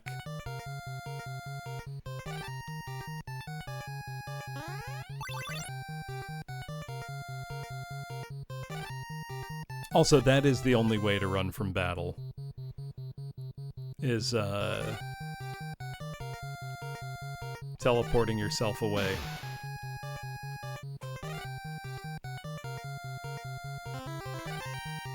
And there's a very high chance it doesn't work.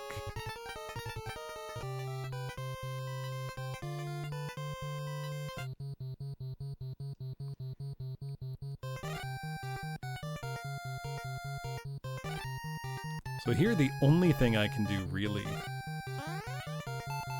is try to teleport. Oh no, the enemy interfered. Teleport went out of control. When it does that, I'm just gonna leave. Heal to restore our PP and our HP. And then we do it again. Until we level up enough to actually hurt things with physical attacks again. If that's ever going to happen. Which I'm not convinced it will. Whoops. Wrong input.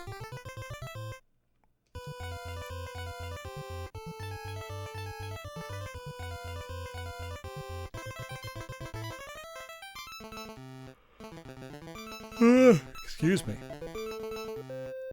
I can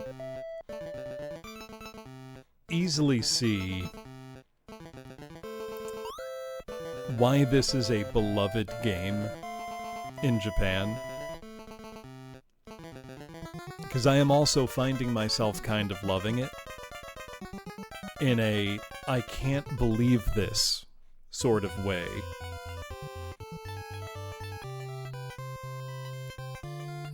You know, I am in awe of this game, I think is the right way to put it.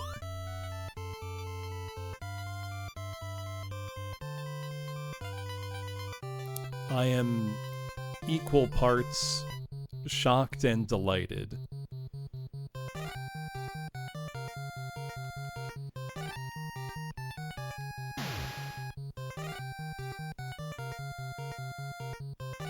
Only 10 damage from that?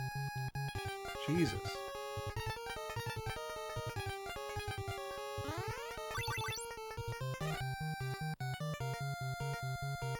Okay, a weak bad heat hurts it quite a lot.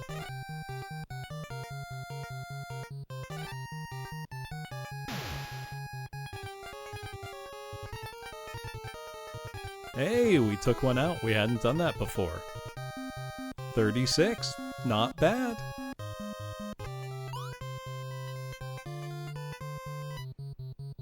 Also, just the way you jump over stuff is so funny.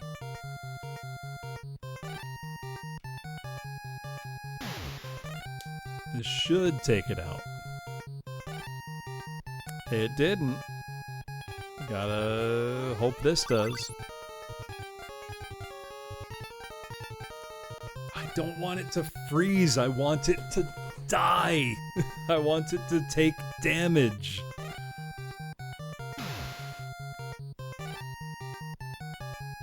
No damage. Do I really have to run away from this stupid thing?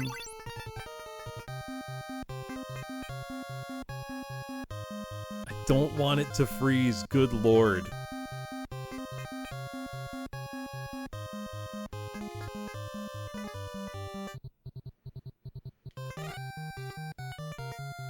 Well, you probably are right, Doc Smasher. I do feel like a car wreck is a somewhat apt comparison here.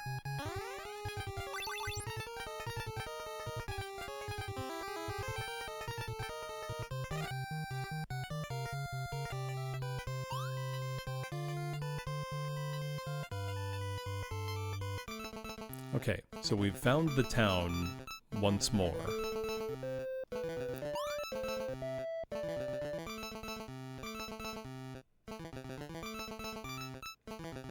Please let these be shops.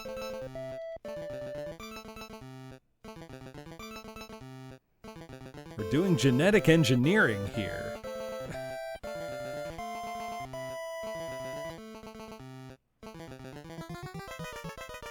I don't know a thing. No.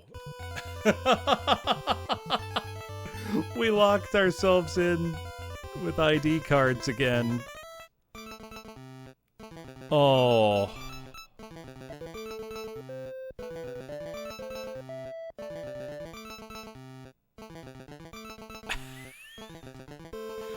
I can't tell you how bad this feels. Especially when we're right at the cusp of a level up. Well...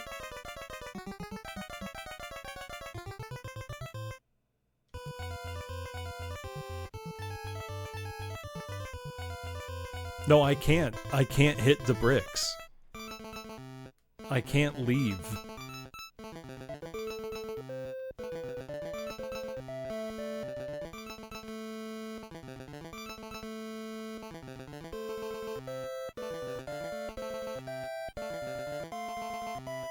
What about break?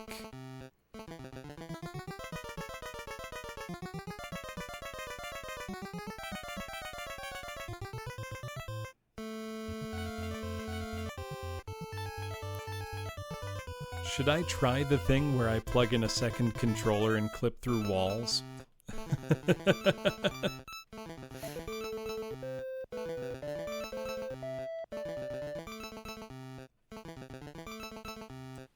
Alright, I will be right back. I gotta go get a controller.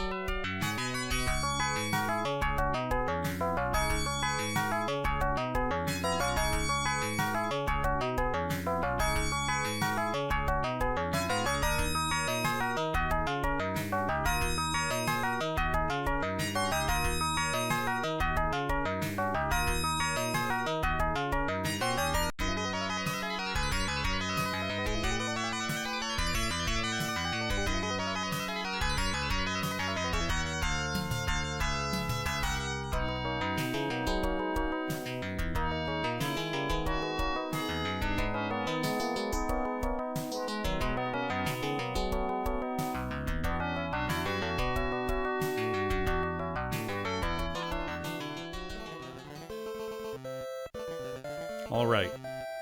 I've returned with a few controllers. The difficulty now is plugging it in without disturbing the console. Because I use a Japanese AV Famicom and a converter cartridge, it is Genesis music. It's the music between the front and back 9 in Pebble Beach Golf Links on Sega Genesis by T&D Soft. Really good. Great game. But any slight jiggle to the console could mess up the seating of the cartridge in the converter, because I need to use a 72 to 60 pin converter to play US games on the Japanese console, and my EverDrive is currently plugged in, and if it wobbles, you've already seen that happen. So I'm going to gingerly try to plug in the Player 2 controller.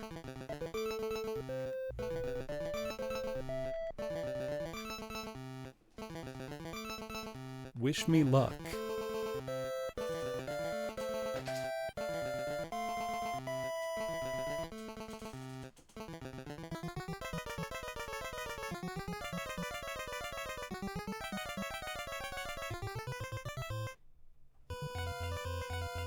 Okay, I think I've been successful. Now let's figure out how to do this.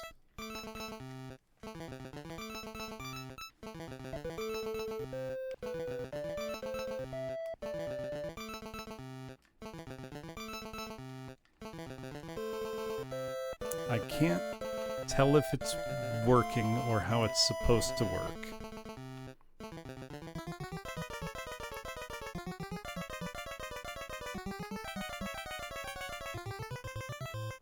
It may also be that the game does not support controllers hot swapping in, so I might need to reload anyway.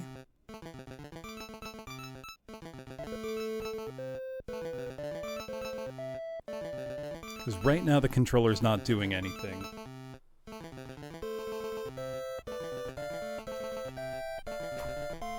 Try unplugging and replugging.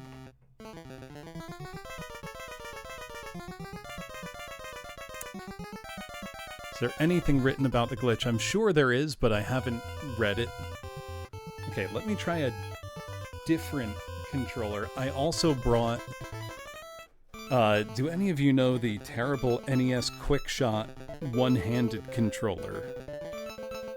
Because I brought one of those up. Why? Why not?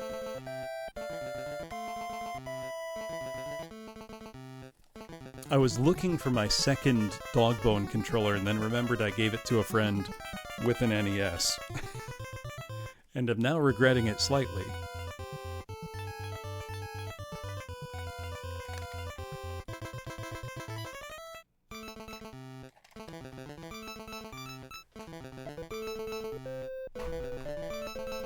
Also, yeah, Waka, that's basically the point I'm at right now.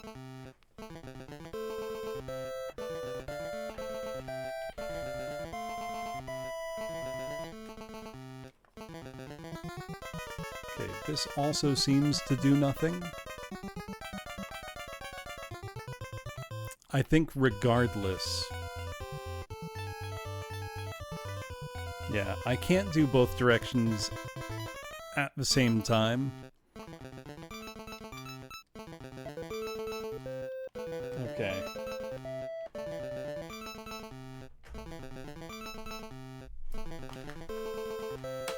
Let's plug back in the regular controller.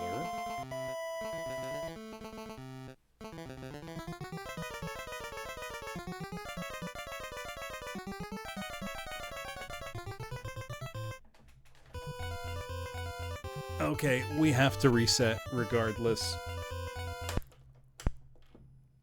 I think to have it even recognize a second controller. Let me make sure this controller works to start.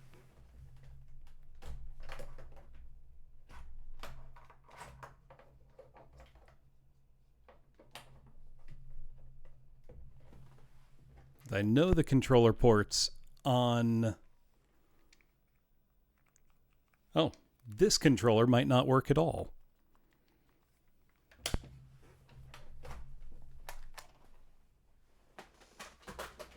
Let's try another.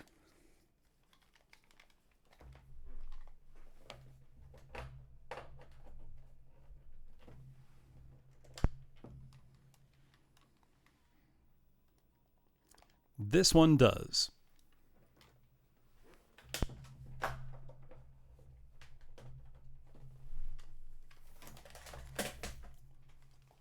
So,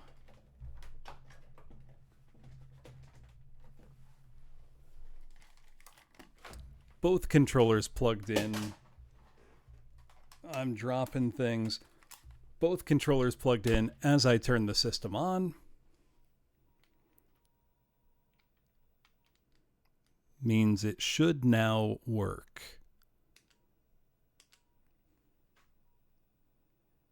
Let's find out.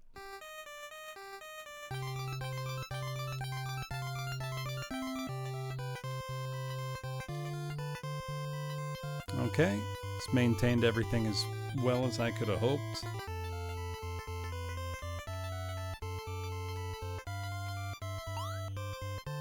Don't quite understand how the glitch is meant to work. I'm pressing all kinds of things on the Player 2 controller and it's doing all kinds of nothing.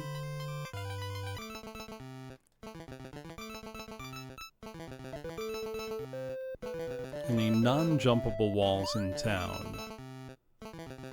Genuinely, I don't think so anymore. But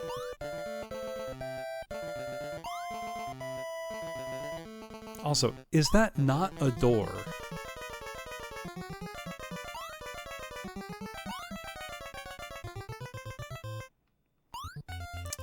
Ooh, you know what? Even just sharing that, Boniface, would be helpful enough, I think. I don't mind a bit of help.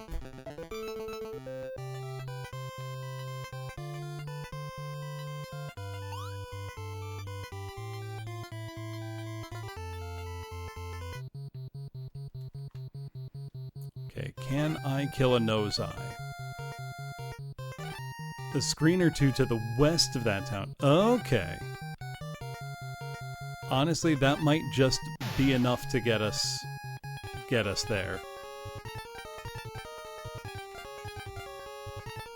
I might still try to cheat, but we'll see. Nose Eye retreats. Oh, fuck you, Nose Eye. I wanted those experience points.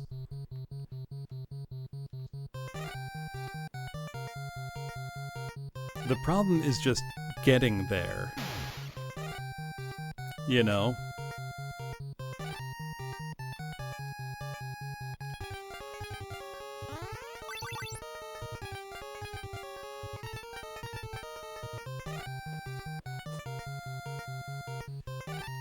Because the problem is not, you know, our defense is great. We're barely getting hurt.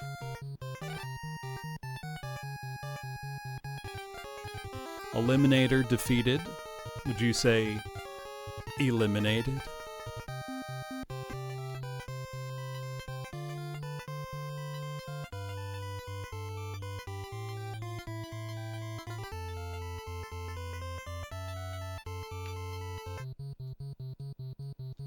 Okay, I'm gonna try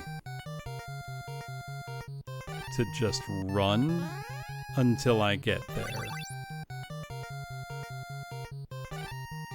And if I don't get there, then I teleport back to town with whatever experience I gained and I try again.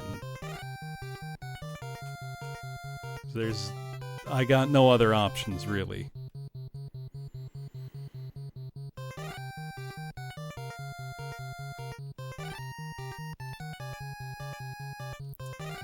Okay. Can't do that.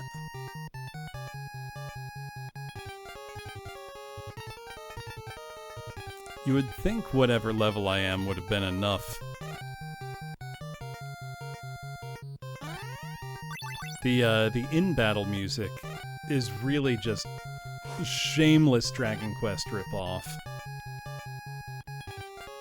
Well, really, this whole game is, you know, a shameless Dragon Quest ripoff, but with a admittedly pretty interesting sci-fi setting.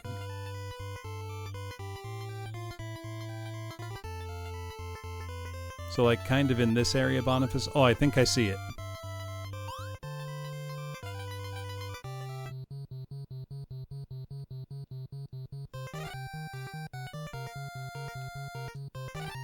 Yeah, there was a remake, a fan remake of this. Well, no, there was an official remake, I think. There was a fan remake as well, I believe. No! The enemy interfered!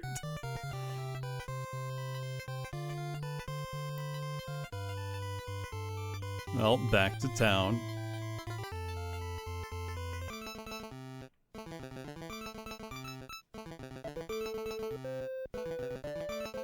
Now, I've got to ask, Fiora, in the remake, is it like this? Like, is it this fucked? For lack of a better term.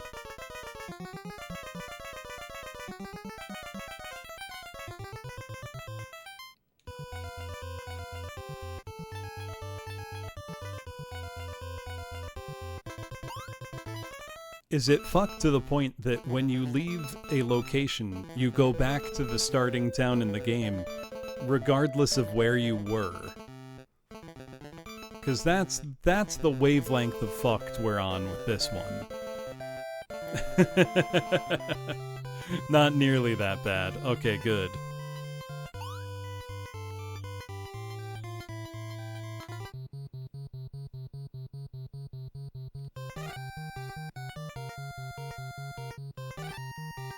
So I don't know about the fan fix that's... I think it's still a work in progress.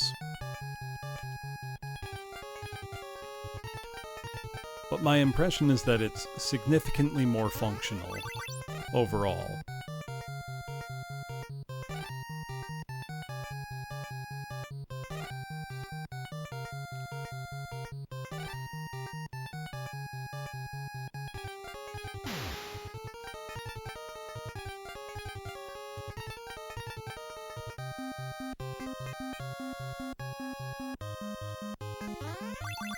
See, can bad heat hurt it?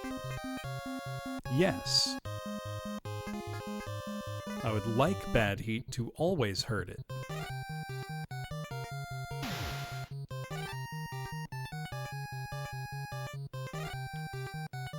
Because theoretically, this could kill it.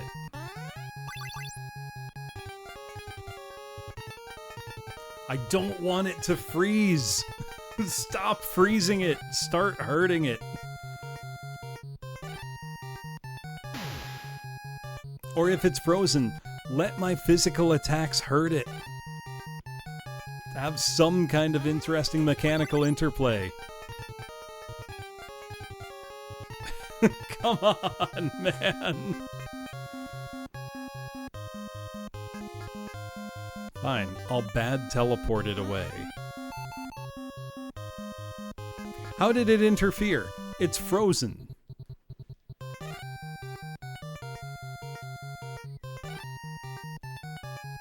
I guess it's not frozen anymore, so maybe this will work now for damage.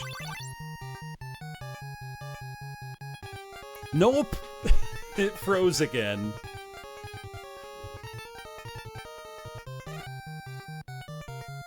Come on.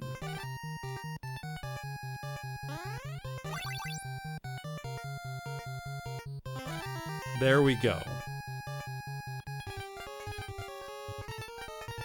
That was not worth it.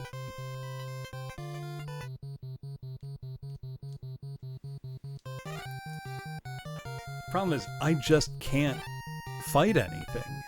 I get maybe one fight that I get to do. And then I'm at the mercy of teleport magic working.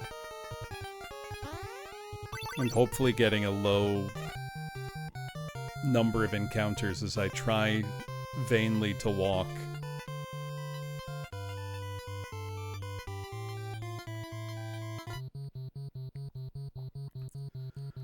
Oh. Come on, man. I just want my third party member. I know she's in here somewhere. Enemy interfered. Come on, man.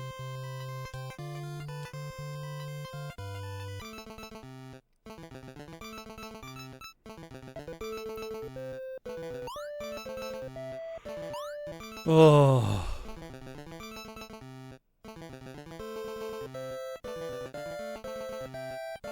The Ruku nut.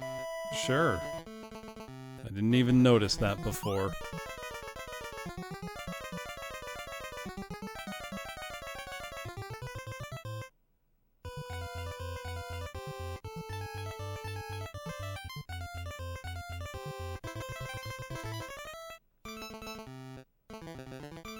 Well, maybe I'll try that next time, Boniface. Ideally, I would just get there. Yeah, have a good one, Johnny.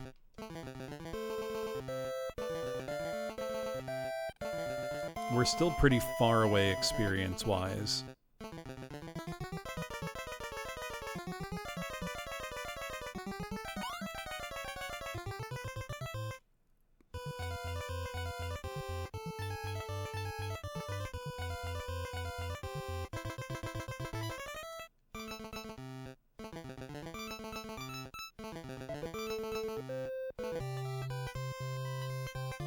So from here...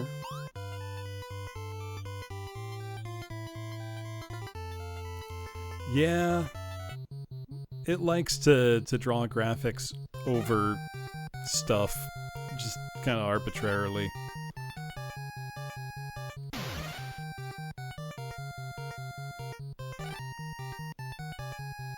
Only 15?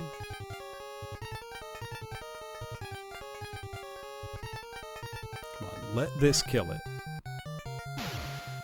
I only get like 3 full power ones of those. Okay, nose eye dead. 30.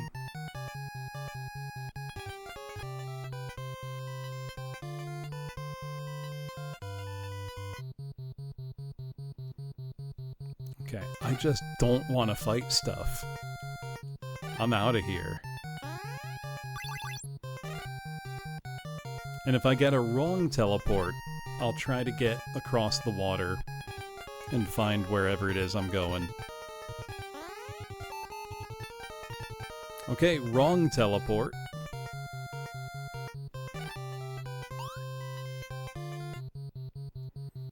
Come on, guys.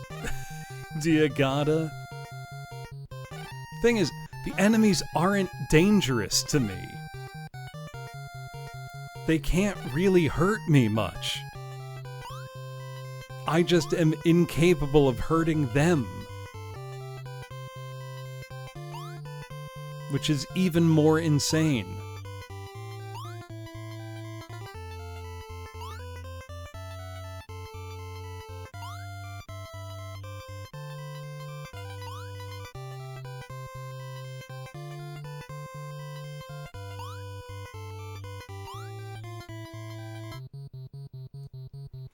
Please, let me teleport out.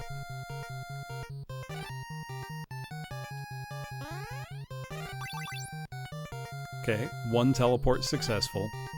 So technically, what we're doing, Bones, is we are jumping. Nope, bad teleport. You can tell by the sound instantly.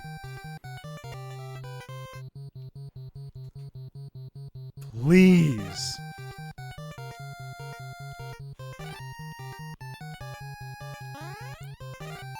You also have no conventional way to run from battle. You have to use teleport magic. That's why you hear that little sound. That's me jumping over stuff. There's no animation, you just kind of do it.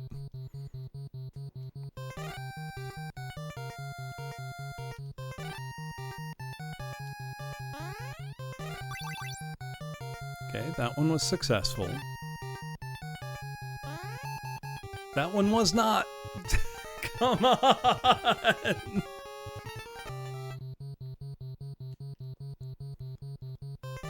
This is just ridiculous.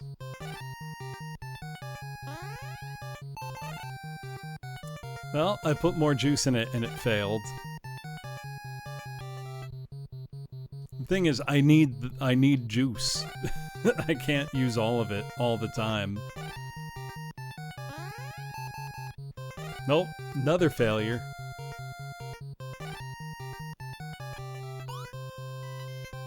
The worst part is, if I had not bought a weapon, I wouldn't be in this issue. Because if you have no weapon, by default you do 0 to 3 damage with every attack. And it's not tied to the enemy's defense. The second you get a weapon, the enemy's defense becomes a factor, and you can make the game unwinnable.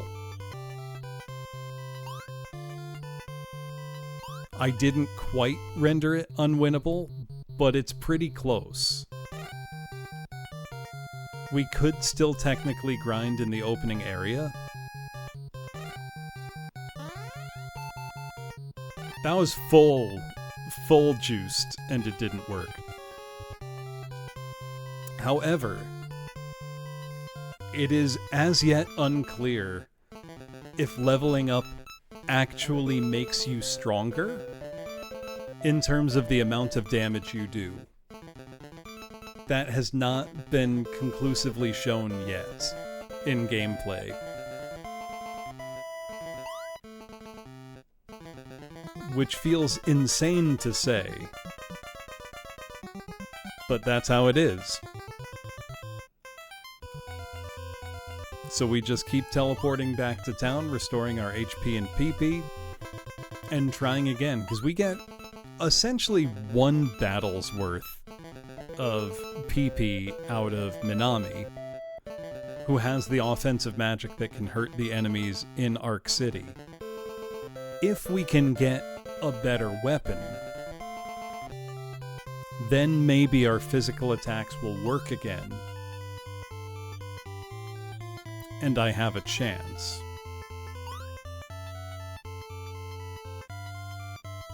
But that's a big if.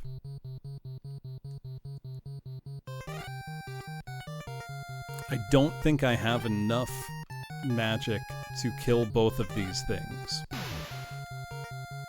Also, the snake, the Cleopatra, as it's called, can inflict a status effect.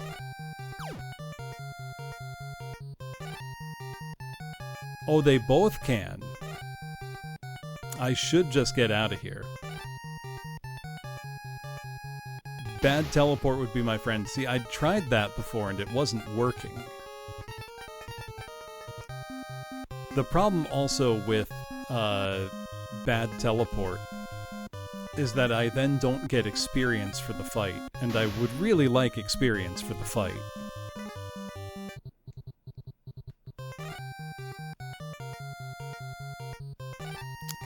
Shiba is still KO'd, however, so you're going away, Shiba. Oh wait, no. I think I'm stuck.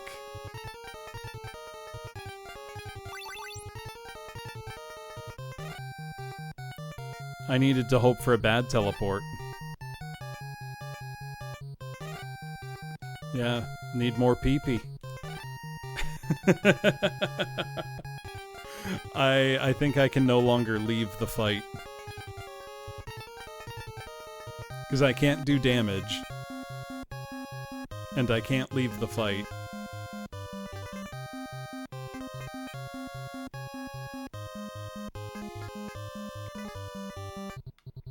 And my physical attacks don't do damage. So, remember how we were nice and close to a level up?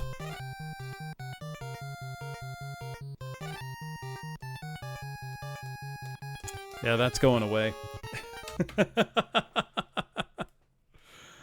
Oh.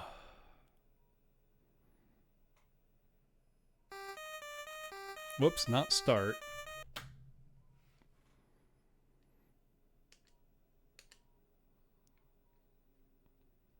continue.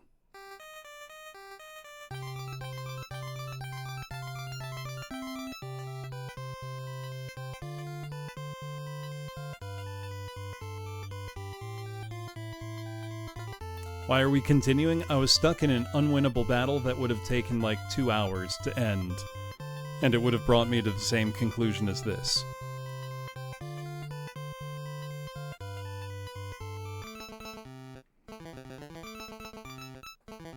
You know, normal game stuff.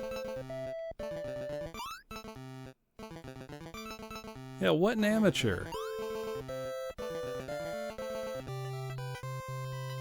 The only hope for salvation that I have is there is a town nearby that does have new weapons. And I should be able to buy them.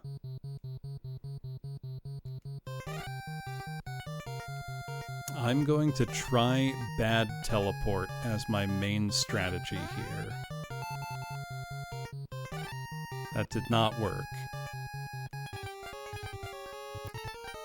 The thing with these battles is we're not in any danger. We have tons of defense. We take almost no damage from these guys whatsoever.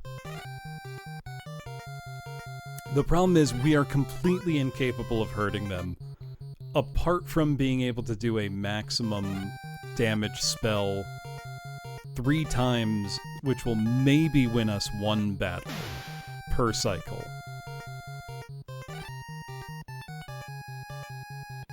And that's all we can do. Then it's just running, and the only way we can run from battle is using teleport magic, which can fail, like it just did here. Fire arrow does not do very much.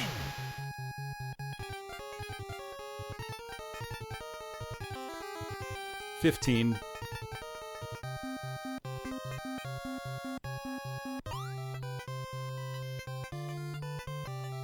Even less to some.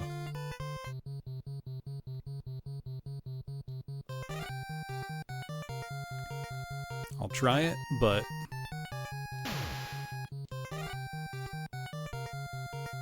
five.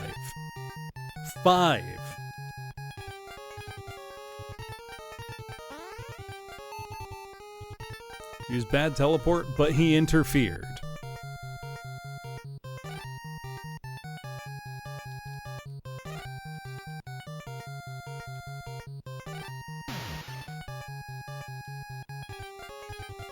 $19. That almost hurt him. About bad air. Cool, he healed himself. Fuck off. Just get out of here. It didn't work. Come on, man.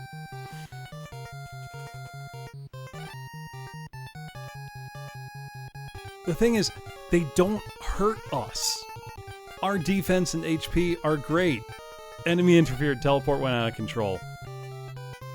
So we're just in a constant cycle of this until we get lucky enough to get to the town we're trying to go to.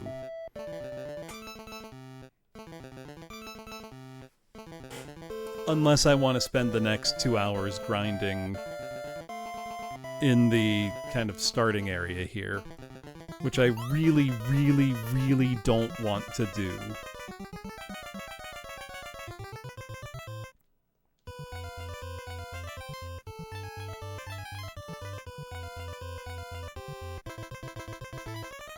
Let's see. Still way out from a level up. If we can just get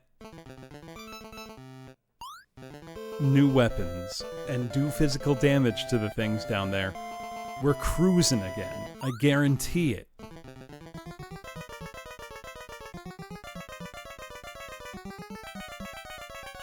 But until such a time as that, I don't think much is gonna happen.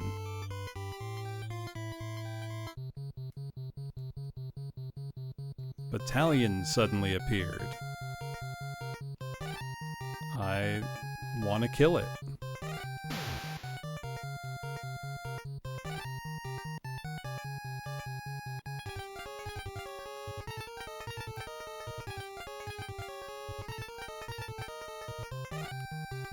Let's do it again and hope it dies. It died! Look at that! Correct. We can't use it to go there.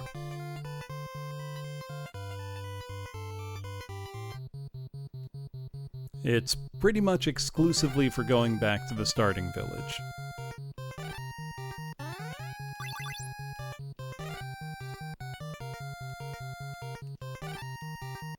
So we just gotta get lucky.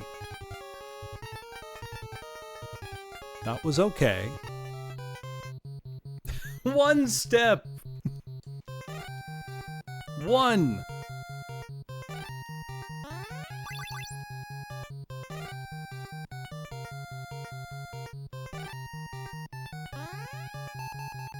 Nope, bad teleport.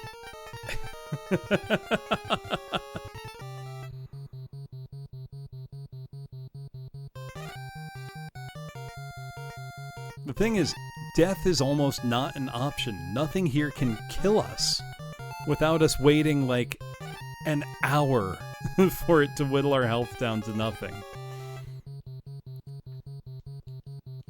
For the love of God, man, let me just walk. Nope, bad teleport.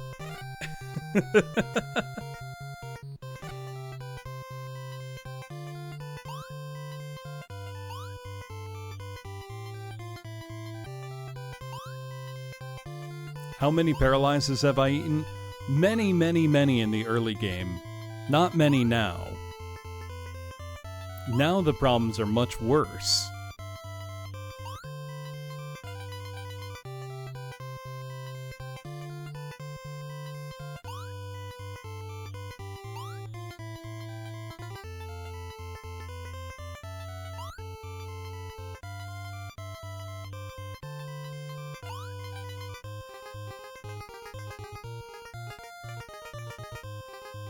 Is that the town?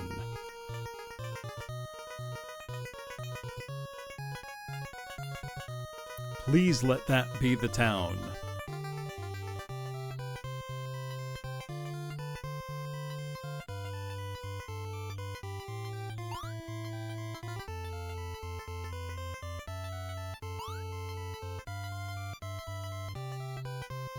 This is not a town.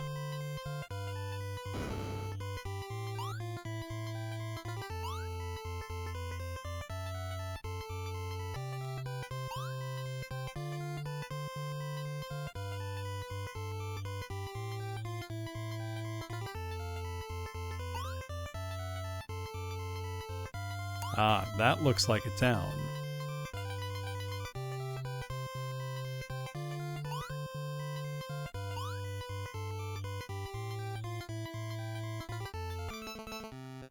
I think we did it. Welcome to Ark City's residential district. Oh. We're saving. Most beautiful string of numbers I've ever seen right there. Characters, not just numbers. Alright. Weapon shop. What we got? I've got 1856 for gold. Welcome. Need some more firepower? Yes. The gyroscope, Gyro SP, I believe is the best weapon in the game according to the README. It's made for you. Not a word to anybody about these weapons. Come back soon. If this doesn't solve the problem, I'm quitting.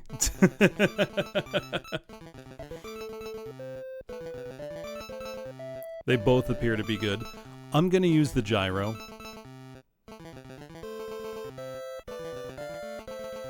Gonna save again. 'cause it does capture weapons.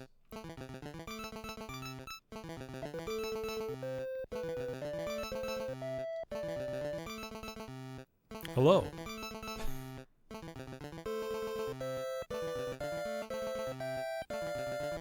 What do you want? I don't know, man. To talk? Like people? What is it?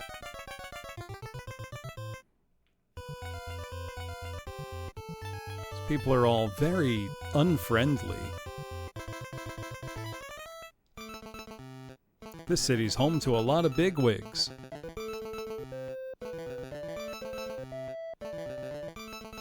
Well, you look like a playable character. My name is Aina. You're psychics just like me. One of my friends was found and captured. Won't you please let me join you? New party member. Does she have equipment? What are our bets? How's the suffering? I finally got Aina, my next party member. She's level 0, baby! Let's go! The manual even specified if you gain enough experience in a single fight to level up more than once, you won't. You'll only level up one time. And she's got nothing. I'm just gonna give her a gyroscope. Wait, no, she has no money. It doesn't matter that the other party members have money.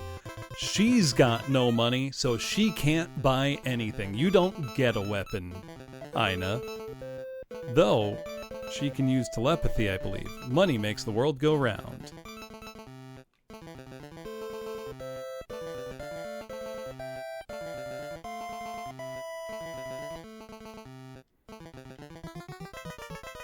The security guard's detector went off. You got zapped with electricity. Ow. Did that actually hurt us? It did!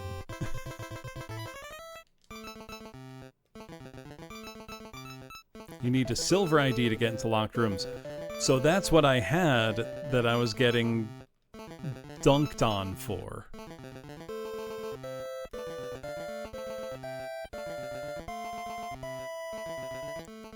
What do you have? I interest you in some armor. Not me, but you can interest the rest of me, my party, in some.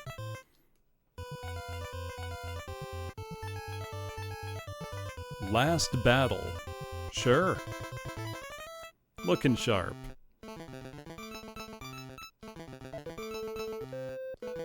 It's deeply funny that both of these guys have enough money to get fully equipped and just won't give any excess gold to Aina. So she's just dying relatively.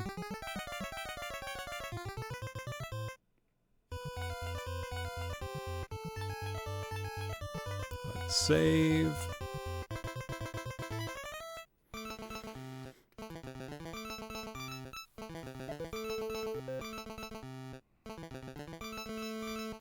Oh wait, I don't have the right key, so I can't go through.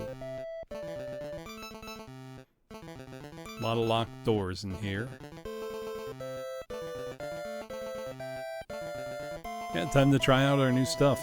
It's not very clear where I'm to go next. Kids shouldn't be here. What do you mean? It's the residential district. Take my ID card with you. Did he just give us an ID card? How many ID cards do I have? 1 blue, 1 silver.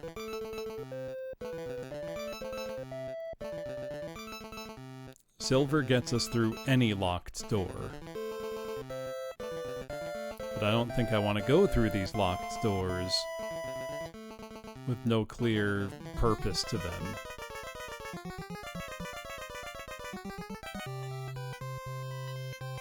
How'd that lead me here?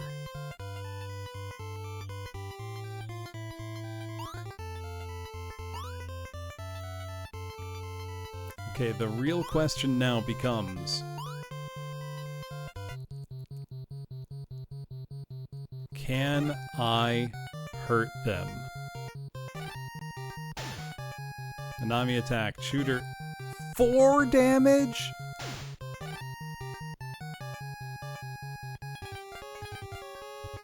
Sure, man. Whatever.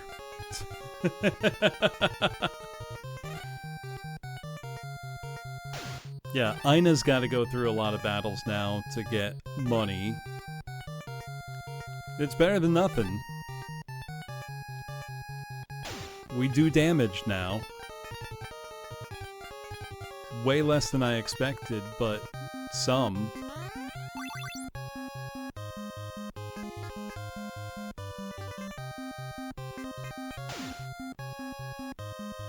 What? How is Aina doing? Aina's level 0 and doing 3 damage. What the fuck is going on? Hold on. I gotta... Oh, she's unarmed. You're right. Motherfucker.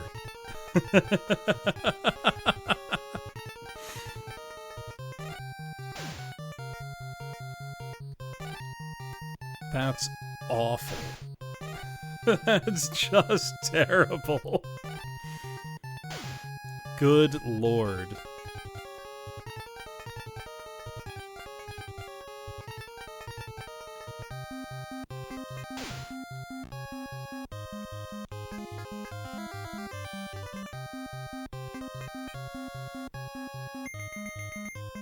Aina leveled up. She's gonna be doing a bunch of that.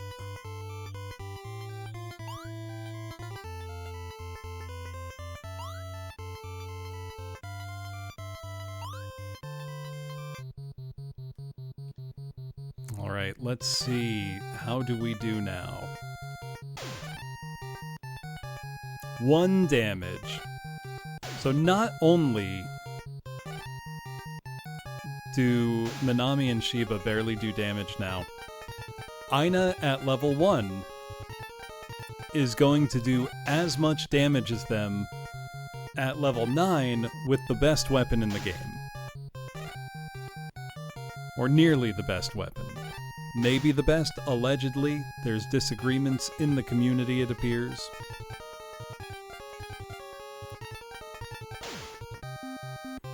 Yes, it is crappy username. More than I could have imagined.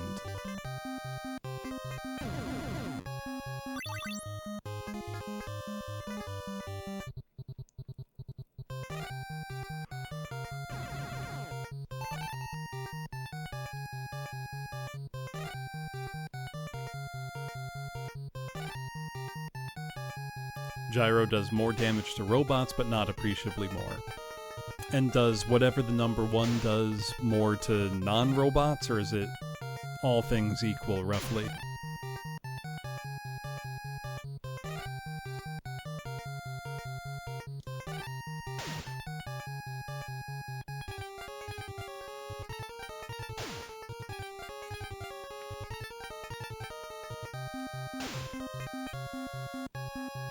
Okay, it was just people arguing in a forum. Well, let's hit him with a big boy spell.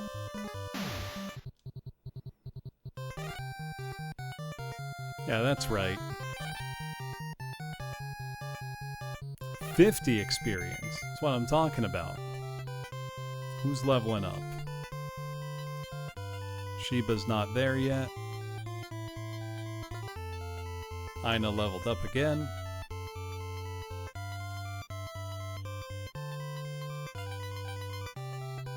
And Minami, not even close.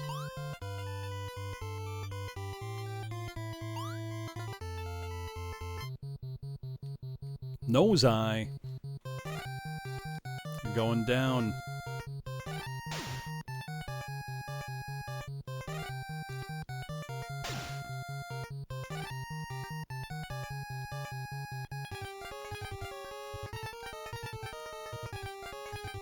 Oh, Aina ran out of pee-pee. She can't do magic.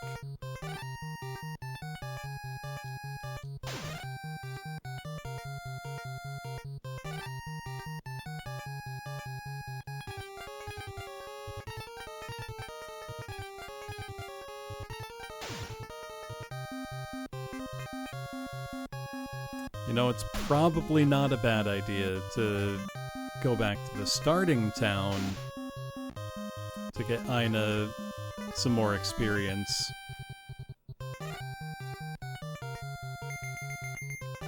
Because I can't heal her as is. Okay, this brought us back out to the overworld, I think.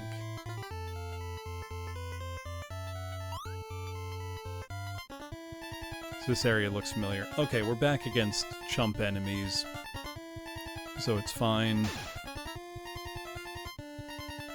Oh wow, 12 damage! Swinging double digits now. This is wild. Who could have imagined double-digit damage?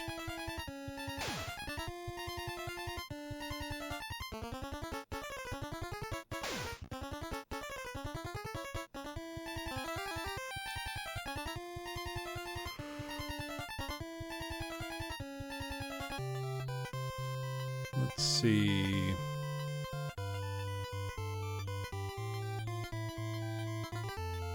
It's a little insane, Boniface. Like, we're in the thousands now, and we're doing 12 damage, and that feels like a lot.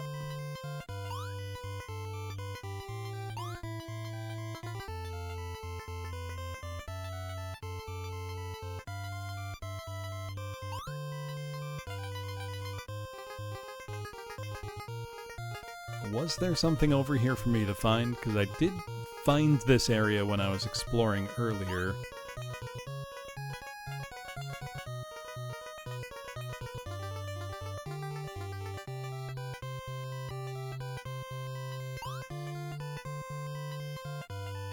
This is a new feeling area. Oh no, I've been here.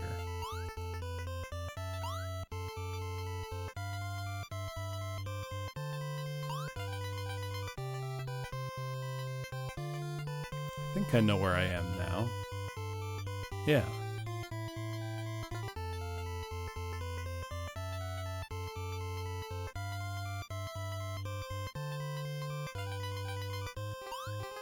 I think that that damage discrepancy, Boniface, is because this is not a good game. They did not put much consideration into such things.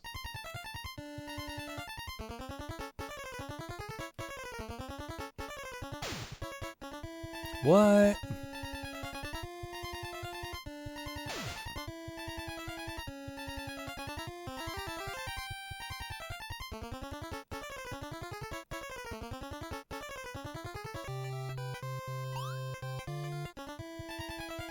So now I guess I just need to figure out where am I going?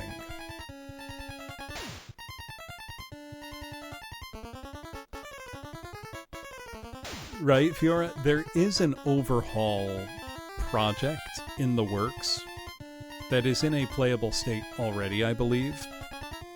I'm just not playing it, because I'm very normal.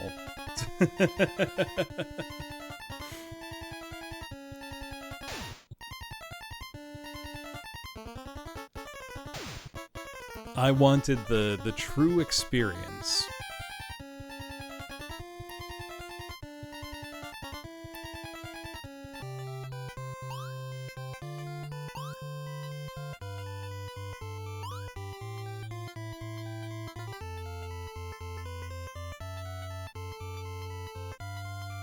Okay, I can't quite make whatever these jumps are yet. I'm kind of thinking the same, Clark.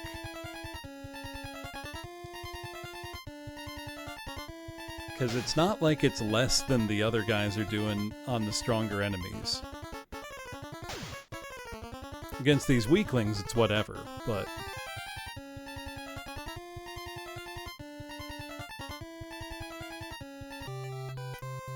If only you could unequip items. That would be tremendous. Also, it occurs to me, we only know her name because it came up in the menu. They have almost no interpersonal dialogue. Which, for 1987, I'm not surprised or upset about it. But, oh yeah, she can't jump. We've got to change to somebody who can. Hello, Ina. Have you heard my story? I meant to say yes, but...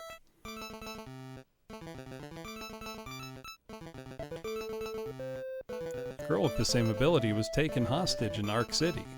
If you come across her, I'm sure she'll join you.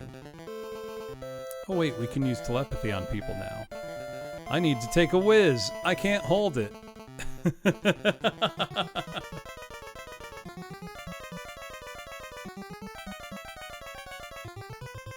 Whoops. Keep hitting the wrong button.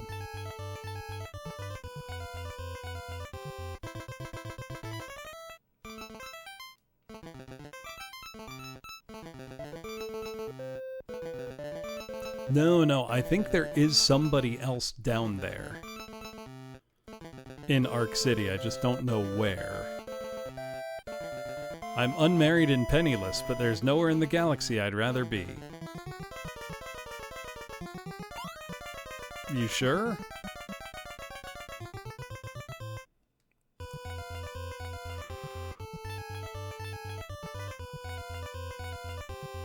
Work today was rough. Now just to wind down with some shochu. Yeah, Ina's the 4th party member. She's the 3rd you get, but she's the 4th party member. So we gotta find where the other girl is.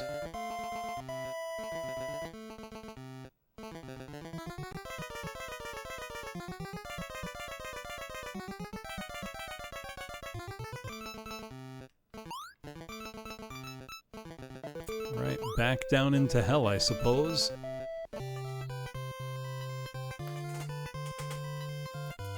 They said somebody's imprisoned. So do we actually want to go to the prison? Do I have enough for armor for Ina? Let me see. Probably not yet. Yeah, 191, not yet. Not for the best stuff yet.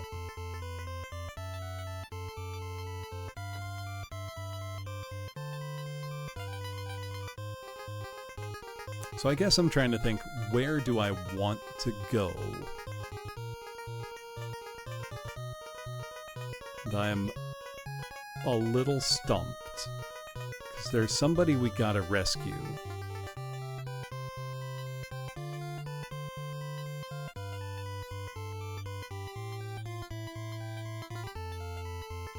But I don't know.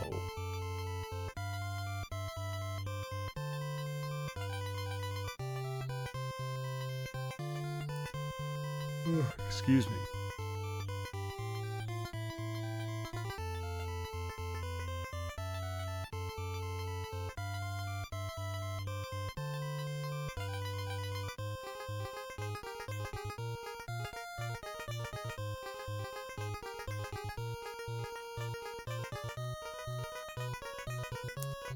I don't know how much more game I've got in me tonight.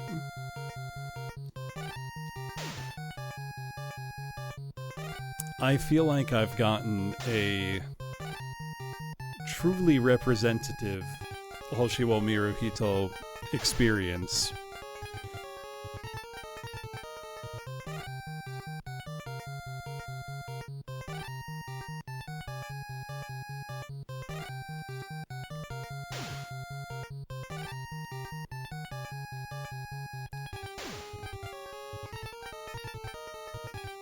I mean, we are at a point now where we can damage stuff, which is good. What am I threatening, Doc Smasher? The developers of this game, developers over at Another Inc. My biggest threat to you .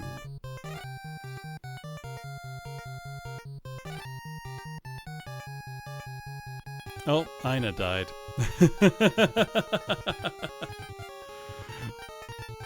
My threat is I will make you play your own game in front of a crowd who is allowed to boo and heckle.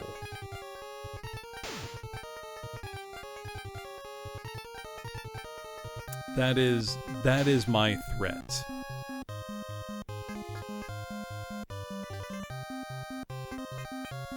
Though I do want to check, the requester of this game was Howl. Not sure, Howl, if you're still here. Because I don't want to shortchange you on your redemption. I feel like I have a pretty good grasp of what this game's experience is like, generally speaking.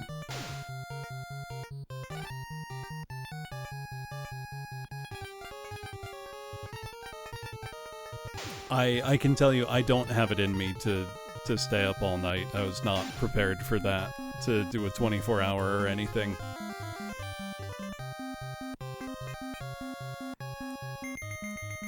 Does that level up apply even to the dead girl? Or was it Sheba that just leveled up? Oh, that's really funny. Hold on. Let's go back to town. Do I have the components for a revival?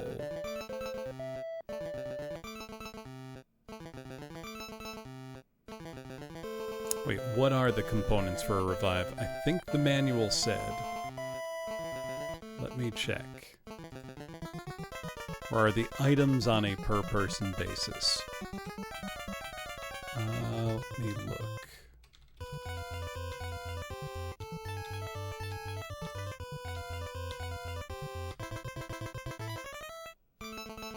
It doesn't say.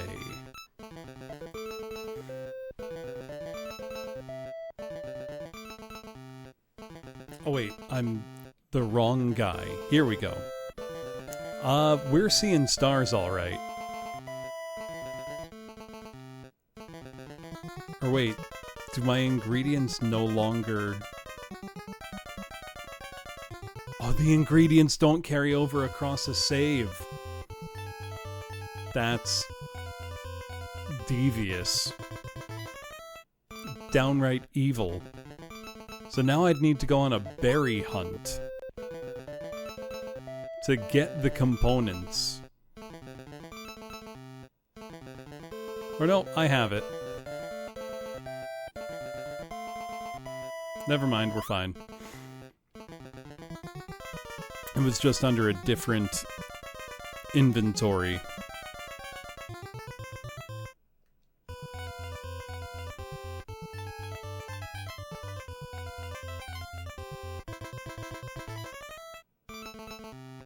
Does he not heal Ina? Yeah, have a good night, Bones. Rest well. No, healing doesn't work on her. Why does healing not work on her?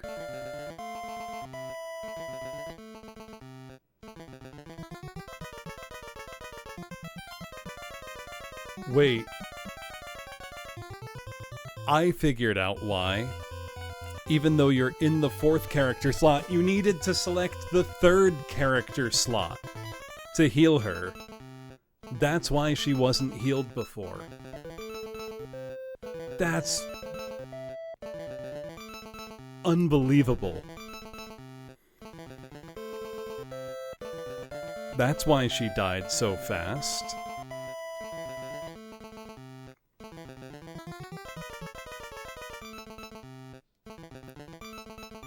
Amazing. This truly is a video game for the ages.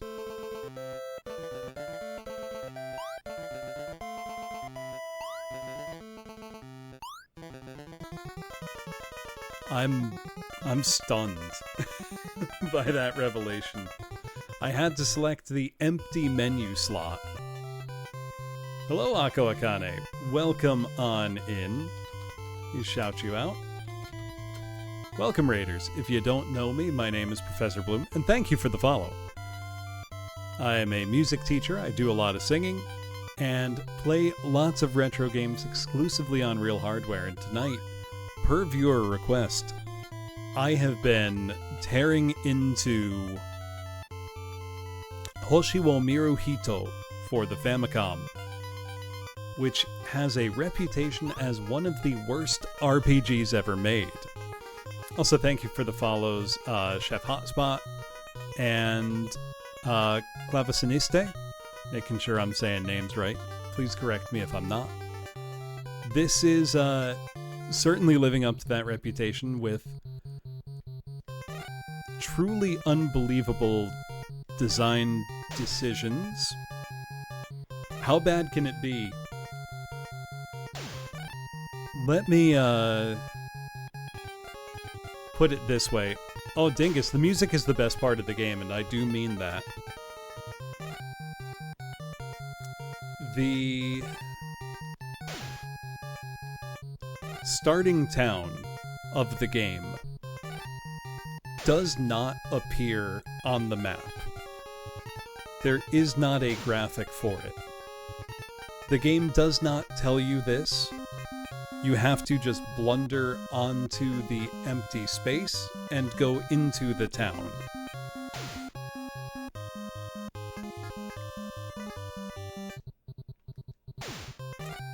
The world map is coded such that if you leave a town, you don't end up outside of where you left, or a dungeon or a cave or whatever. You end up in front of the starting area of the game because that is the only available space.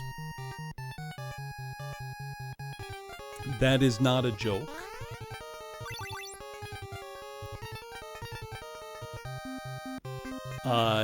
Your character, if they do not have a weapon equipped,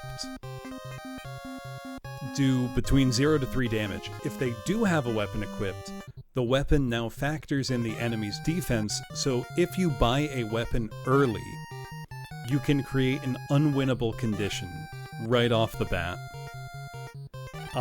If you look at the numbers at the bottom of the screen where my characters are, you might think that means I have 306 HP. You would be wrong. It's actually 3068. They cut off the single-digit counter.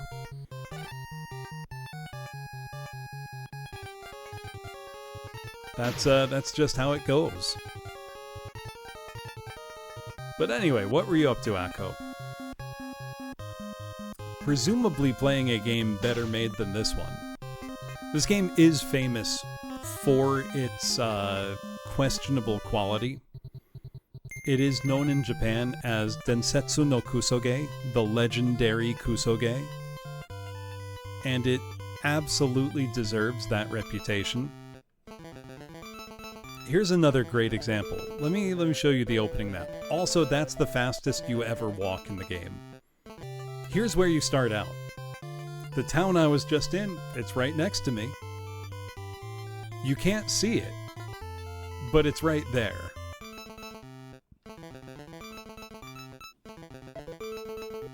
Thank you for the follow, Dovermo.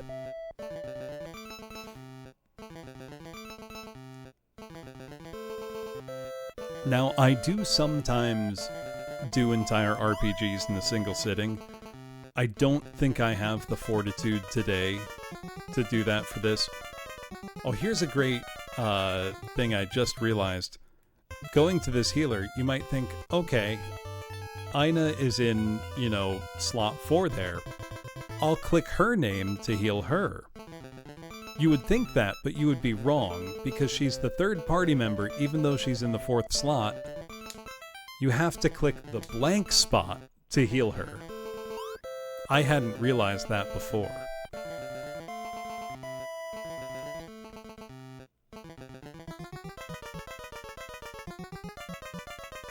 Also, each character's money is independent of every other character's money, So even though I have more than enough money between my two main characters to fully outfit our new one who joined the party at level 0, I can't do that. They can't just, like, give her a couple bucks.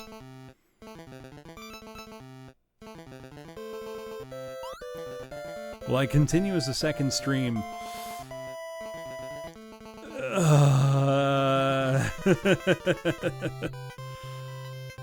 Maybe?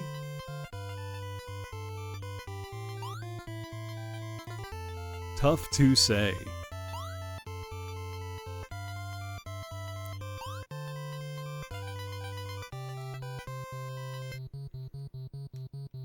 I'm tempted to continue but open a guide,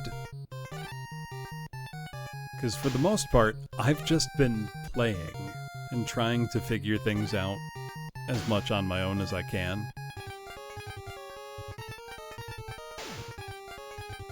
I did take some small consultation, but not like a full walkthrough or anything. I probably should have done that. That would have worked a lot better, I'm sure.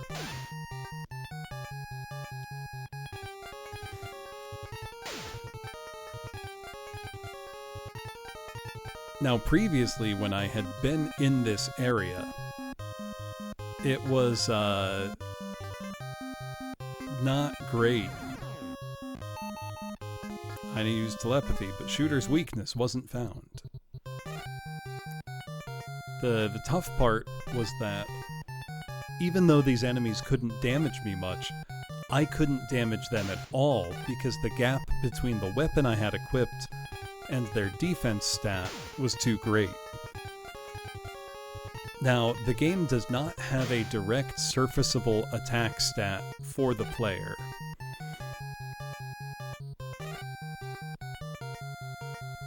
They're all attacking Aina. They gotta stop that. It's not very nice.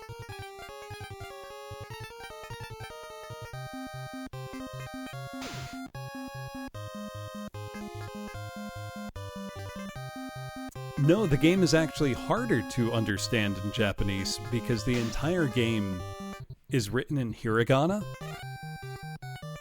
Even though things like character names, enemy names, items, etc., things that would normally be written in katakana, are all written in hiragana in the Japanese version of the game. This is a fan translation, but the Japanese version is notorious for being very hard to understand as a result of that.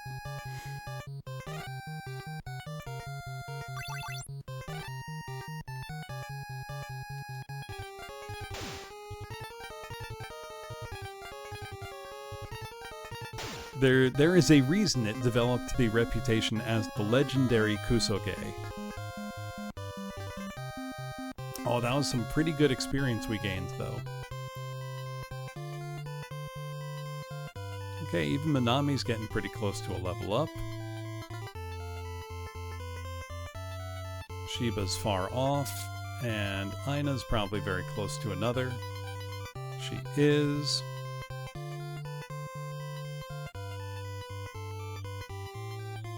Now, there are some actually pretty cool ideas at play in this game.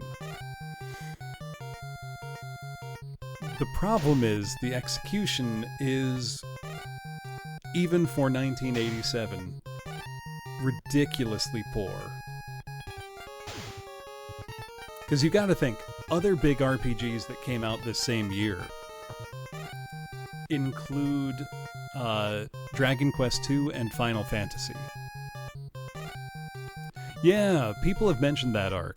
The kind of RPG remake in the style of a saga game. I will say, the game has a cool setting. I like the story they set up in the manual. However, the game itself doesn't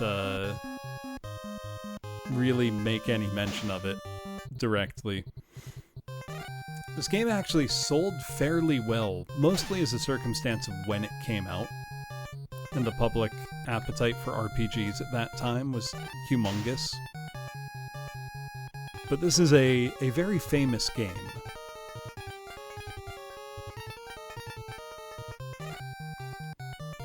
I mean, that would be pretty amazing. Forgot password.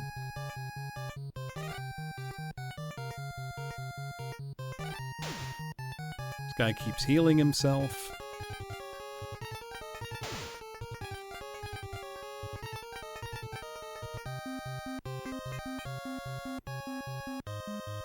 So let's hit him again. With Fire Psycho. There we go. Now, maybe the most incredible thing, especially when you consider that I've been playing for 8 hours already,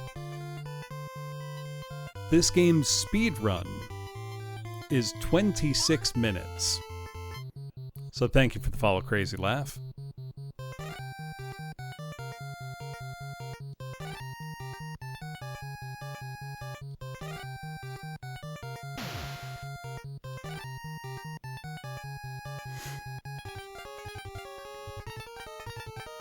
I bet the speedrun would be fun to watch. It sounds very entertaining.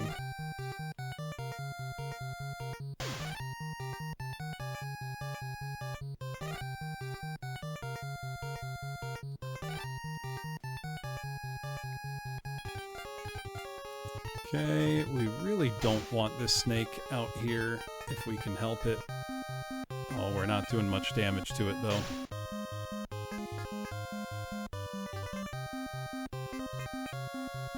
Let's find out its weakness. I need to use telepathy. Cleopatra's weakness was found.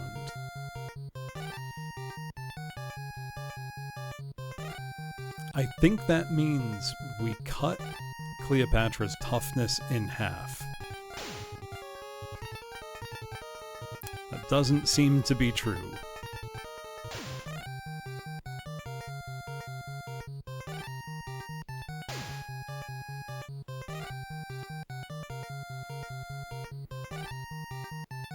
We're gonna get through this fight, it's just gonna take a while.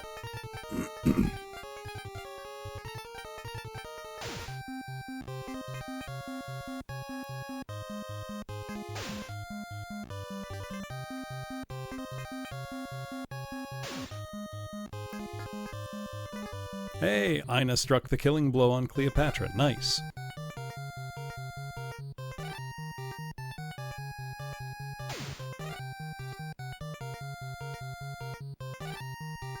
Didn't mean to do that.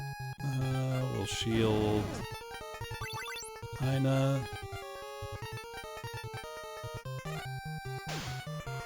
That's why not. Oh, excuse me. I was about to say I shouldn't be yawning like this, so tired, but it's 3 in the morning. I got up at 6 this morning. Friday morning.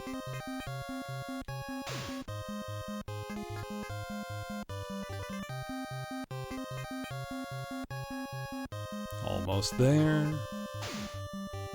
This one, we're gonna get, I think, nearly 100 experience for this fight. Which we can certainly use that.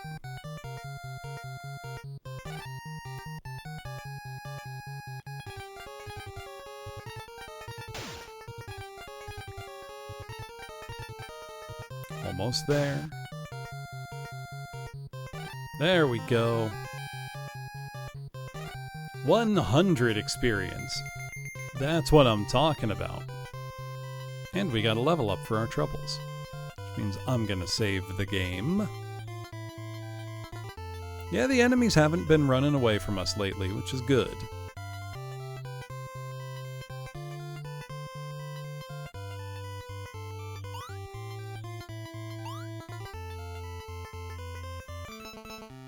So I think these were the government buildings, maybe? You up for a game of poker? I sure am. So now that I have telepathy... My name is Kinoshita. Oh wait, I needed to talk to a Kinoshita. Did I not get a letter to deliver? Or no, did I get that from somebody who was in jail and I couldn't do anything about it? Something like that. Okay, you're saying hello, but what if I read your mind? I'm a pickpocket. Oh, that interaction was in the manual.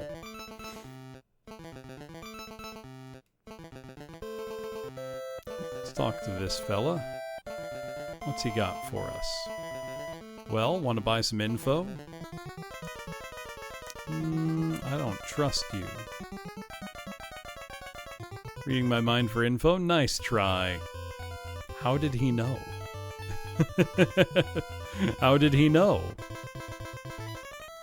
Welcome to Arc City's Central Hub, the administrative ward. He's the info guy, we've gotta know. 4C4F5645.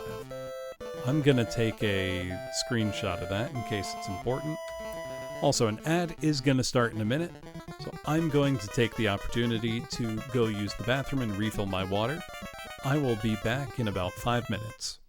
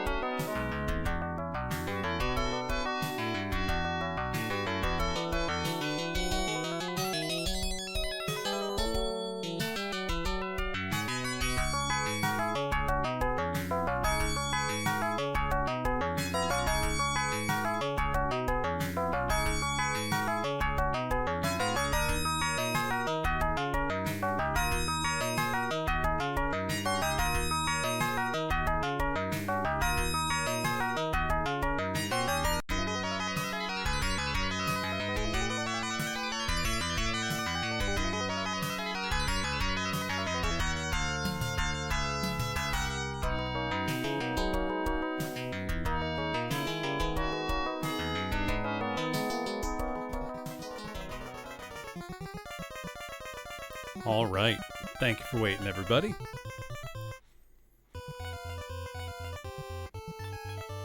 Let's keep going for a bit.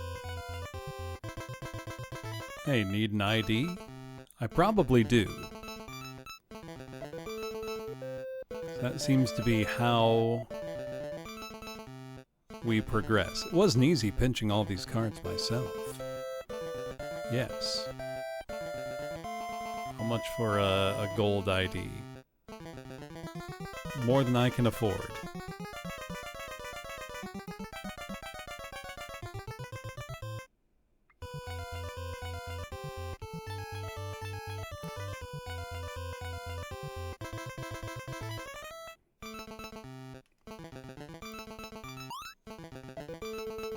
Oh, he can just go straight through even these buildings.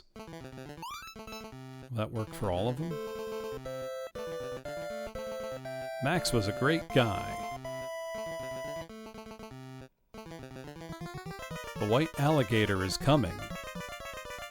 What does that mean?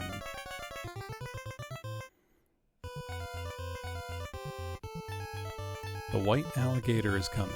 Hello. I'm a pickpocket. I really hope that each pickpocket interaction doesn't, like, cost you.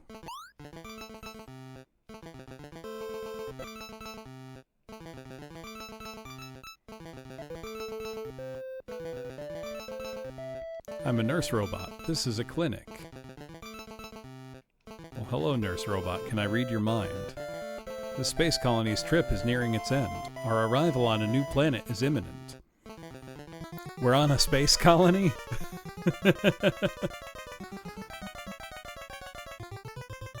My name's Ota. Sob. You need help? What are your symptoms?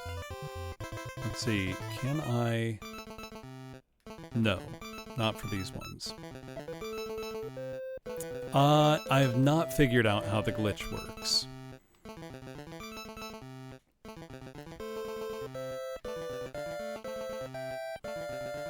Hold on, this feels suspicious.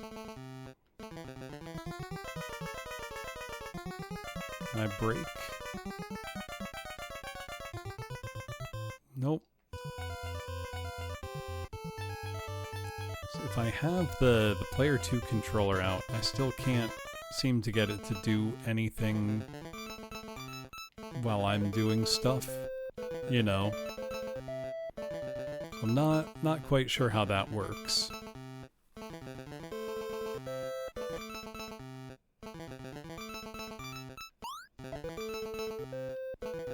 I like the different characters all have different abilities on the overworld. It's a cool idea.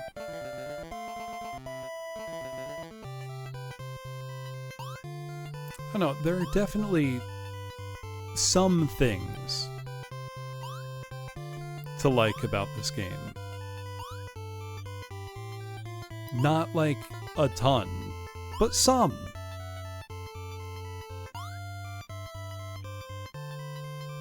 There are decent ideas bogged down by really terrible everything else.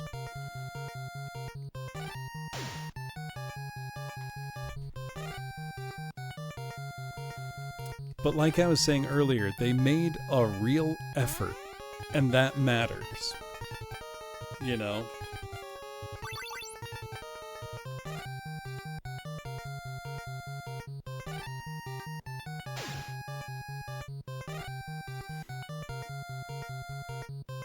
Curious if I got Aina a weapon, if she would be doing better or worse.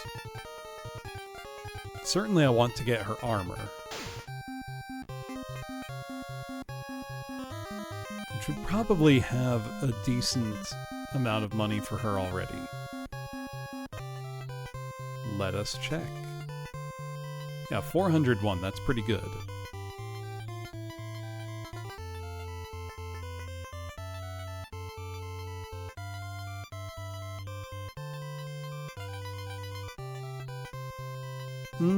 I suppose I'm winning Vimility.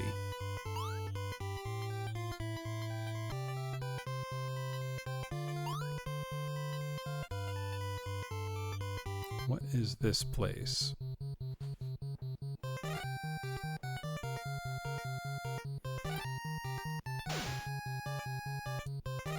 Know what I think a good word to describe this game is?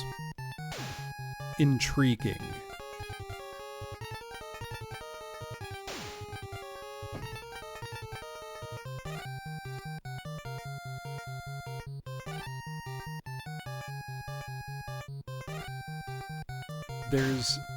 I want to understand this game, I think is what I might say.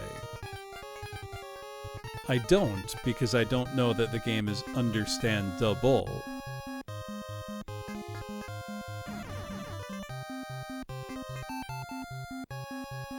Okay, that didn't work.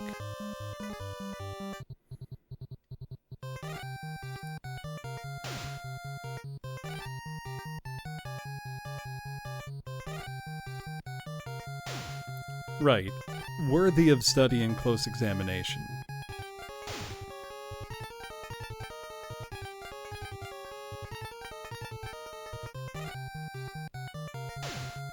The contrast between how much health our characters have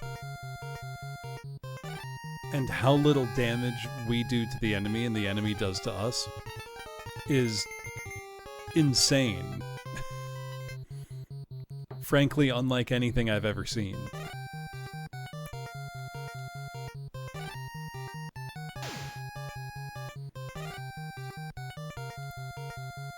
Like, we're doing 5 damage, 6 damage, and we have 3,000 HP.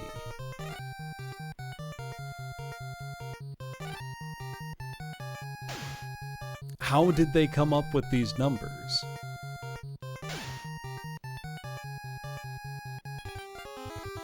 That enemy had maybe 20 hit points.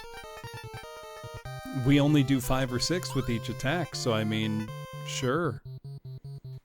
But why is it like that, you know?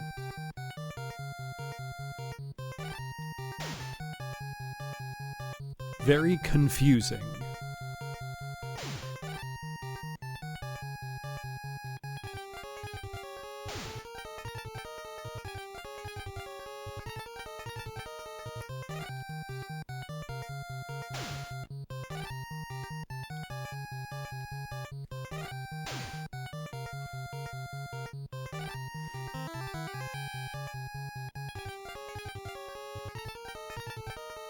Now that we can actually, you know, damage the opponents, this part no longer seems so, frustrating. Just now time-consuming, you know? Especially because I don't think we have any AoE abilities.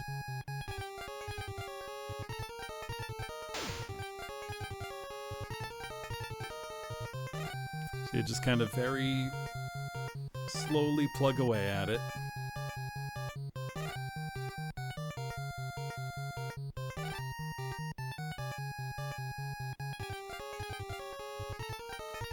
Hello, Sheevan. How you doing?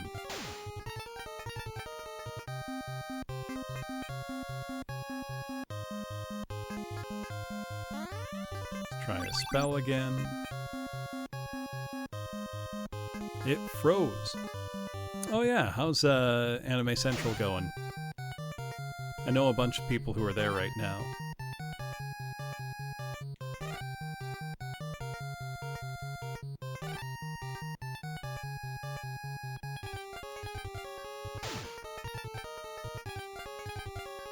That's 1 down. 3 more to go.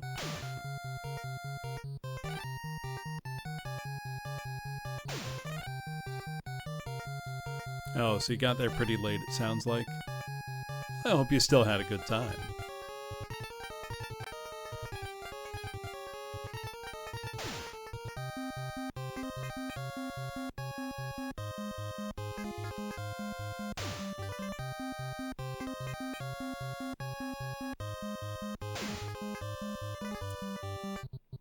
Oh, the music in this game, Fuzz, is Certainly something.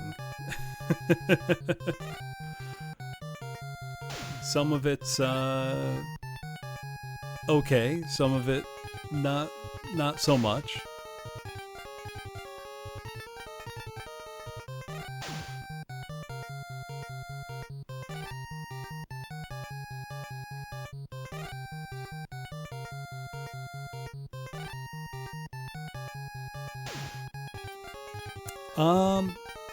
I think they did care about the music because pound for pound, it's probably the best part of the game. Which is distressing, frankly. But they did their best, I think.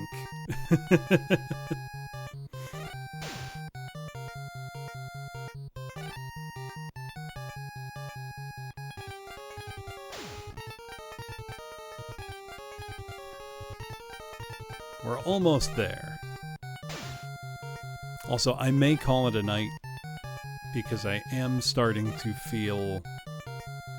I think I've mentioned recently I've been having some carpal tunnel issues with my right wrist.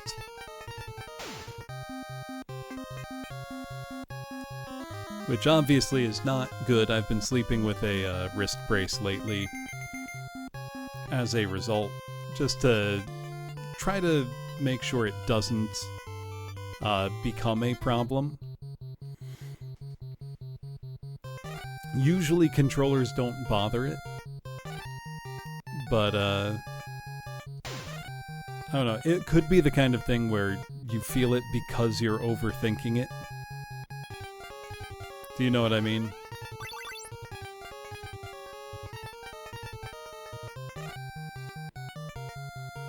Ooh. Ina can cast Psycho Ball now. Let's see how it does. No damage. None whatsoever. Right, not pushing your luck is generally the correct play. Let me get to something that feels like a natural stopping point.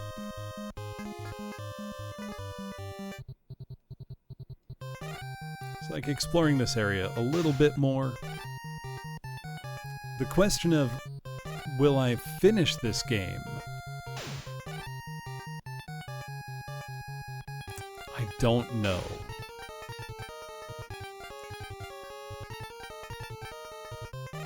Part of me does really want to, but if I do decide to continue, I think I would consult a guide.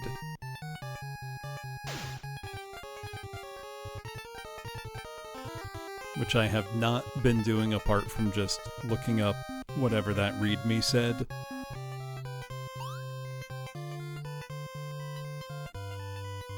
Where does this bring me?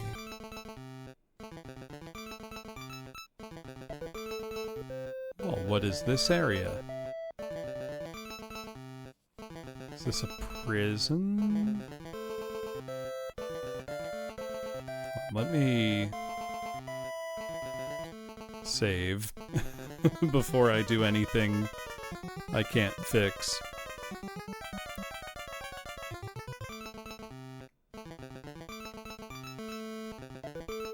Okay, can't get through there.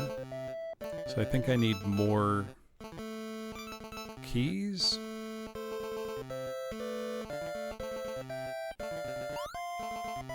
Can I go this way? What about break? Nope.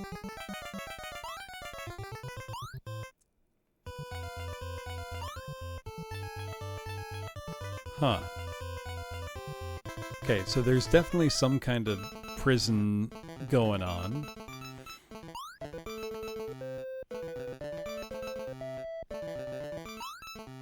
Well, I'll check the other door, ladder, whatever it was that I saw up here. Yeah, thank you. Appreciate you stopping by. Those aren't words.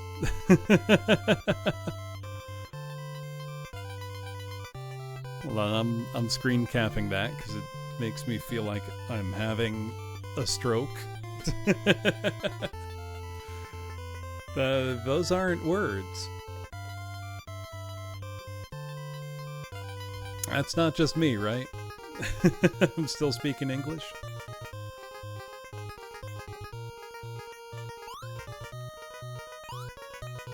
Let's say in some variety of I can't go there.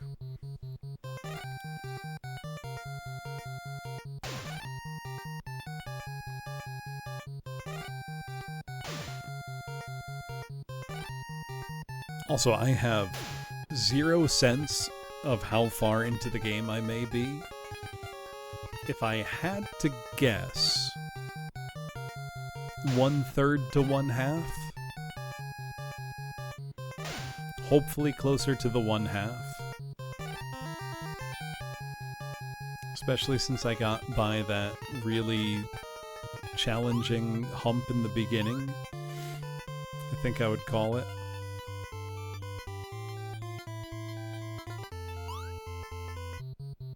Which I imagine is probably where most people stop playing. And I can understand why. You know.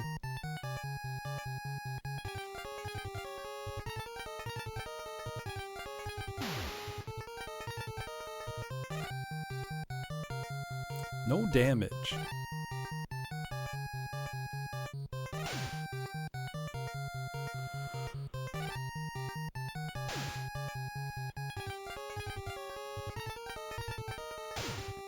Come on, Ina. 3, nice. Oh, that's bad. We've got a status effect. Hopefully he can't do that to more than one person.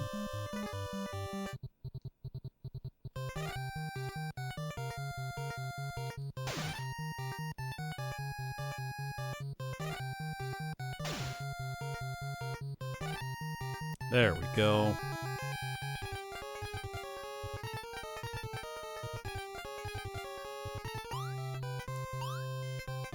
Well, let's try to get back to the one town in this area, the residential district.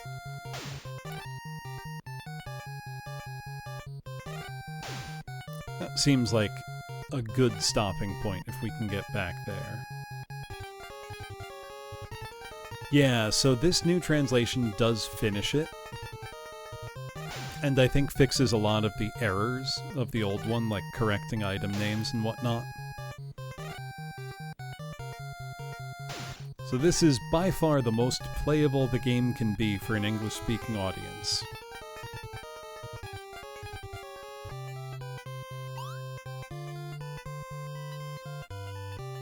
Which, you know, is not exactly a ringing endorsement, but...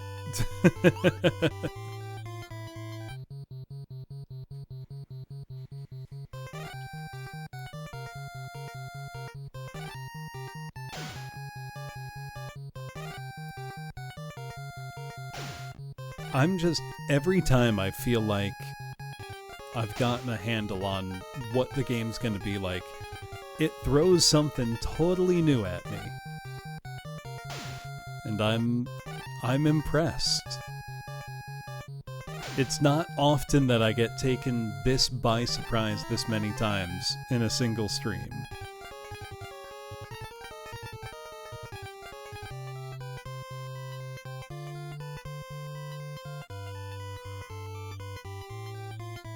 Is that a good thing?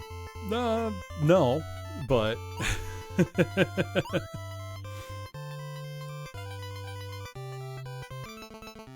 Alright, this is the residential area, I believe. Yes. I'm going to save here and call it a night. I do think I want to complete this game, but it may wait a little bit because there are lots of other viewer-redeemed games I've got lined up that I do want to give their due time and attention.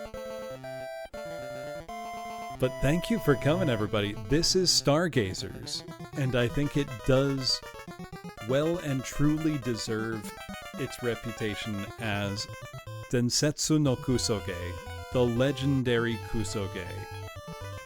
So, I'm gonna call it there. I'm feeling tension in my wrist. It's a delightful experience indeed. Let us find somebody into whom we can legendary Kusoge raid. I think when I do continue this game, I will be using a guide just for my own edification, to really have a chance, you know. That said, though, let's see who's online, who's playing some retro. Ooh, Lobat Slab. SMZ3. I'm not huge on randomizers, though I do like Lobat a lot. I can see... Ooh, you know what? We're gonna go from one RPG to another, because I can see Sarzak is playing some Persona. You know, Revelations Persona, the original. I want to see how he's doing with that. So that's where we're gonna go. Have a great weekend, everybody. I will be back next week, normal schedule, Monday, Wednesday, Friday. And I'll let you know what, Oh, you know what? It looks like Sarzak has also been going a really long time. Let me check. Want to make sure that we're not just going right into somebody who's also about to end. Hey, you know what? Let's go to Lobat. I haven't raided into Lobat in a while. Alright. Have a great rest of your night, everybody. I'm gonna go put a wrist brace on. You did show up at the end, D. Don't fear. This game will return. It is absolutely one of the worst RPGs I've ever played, which is really saying something. But thank you, everybody, for keeping me company while I play, and I will see you next time. Bye, everybody.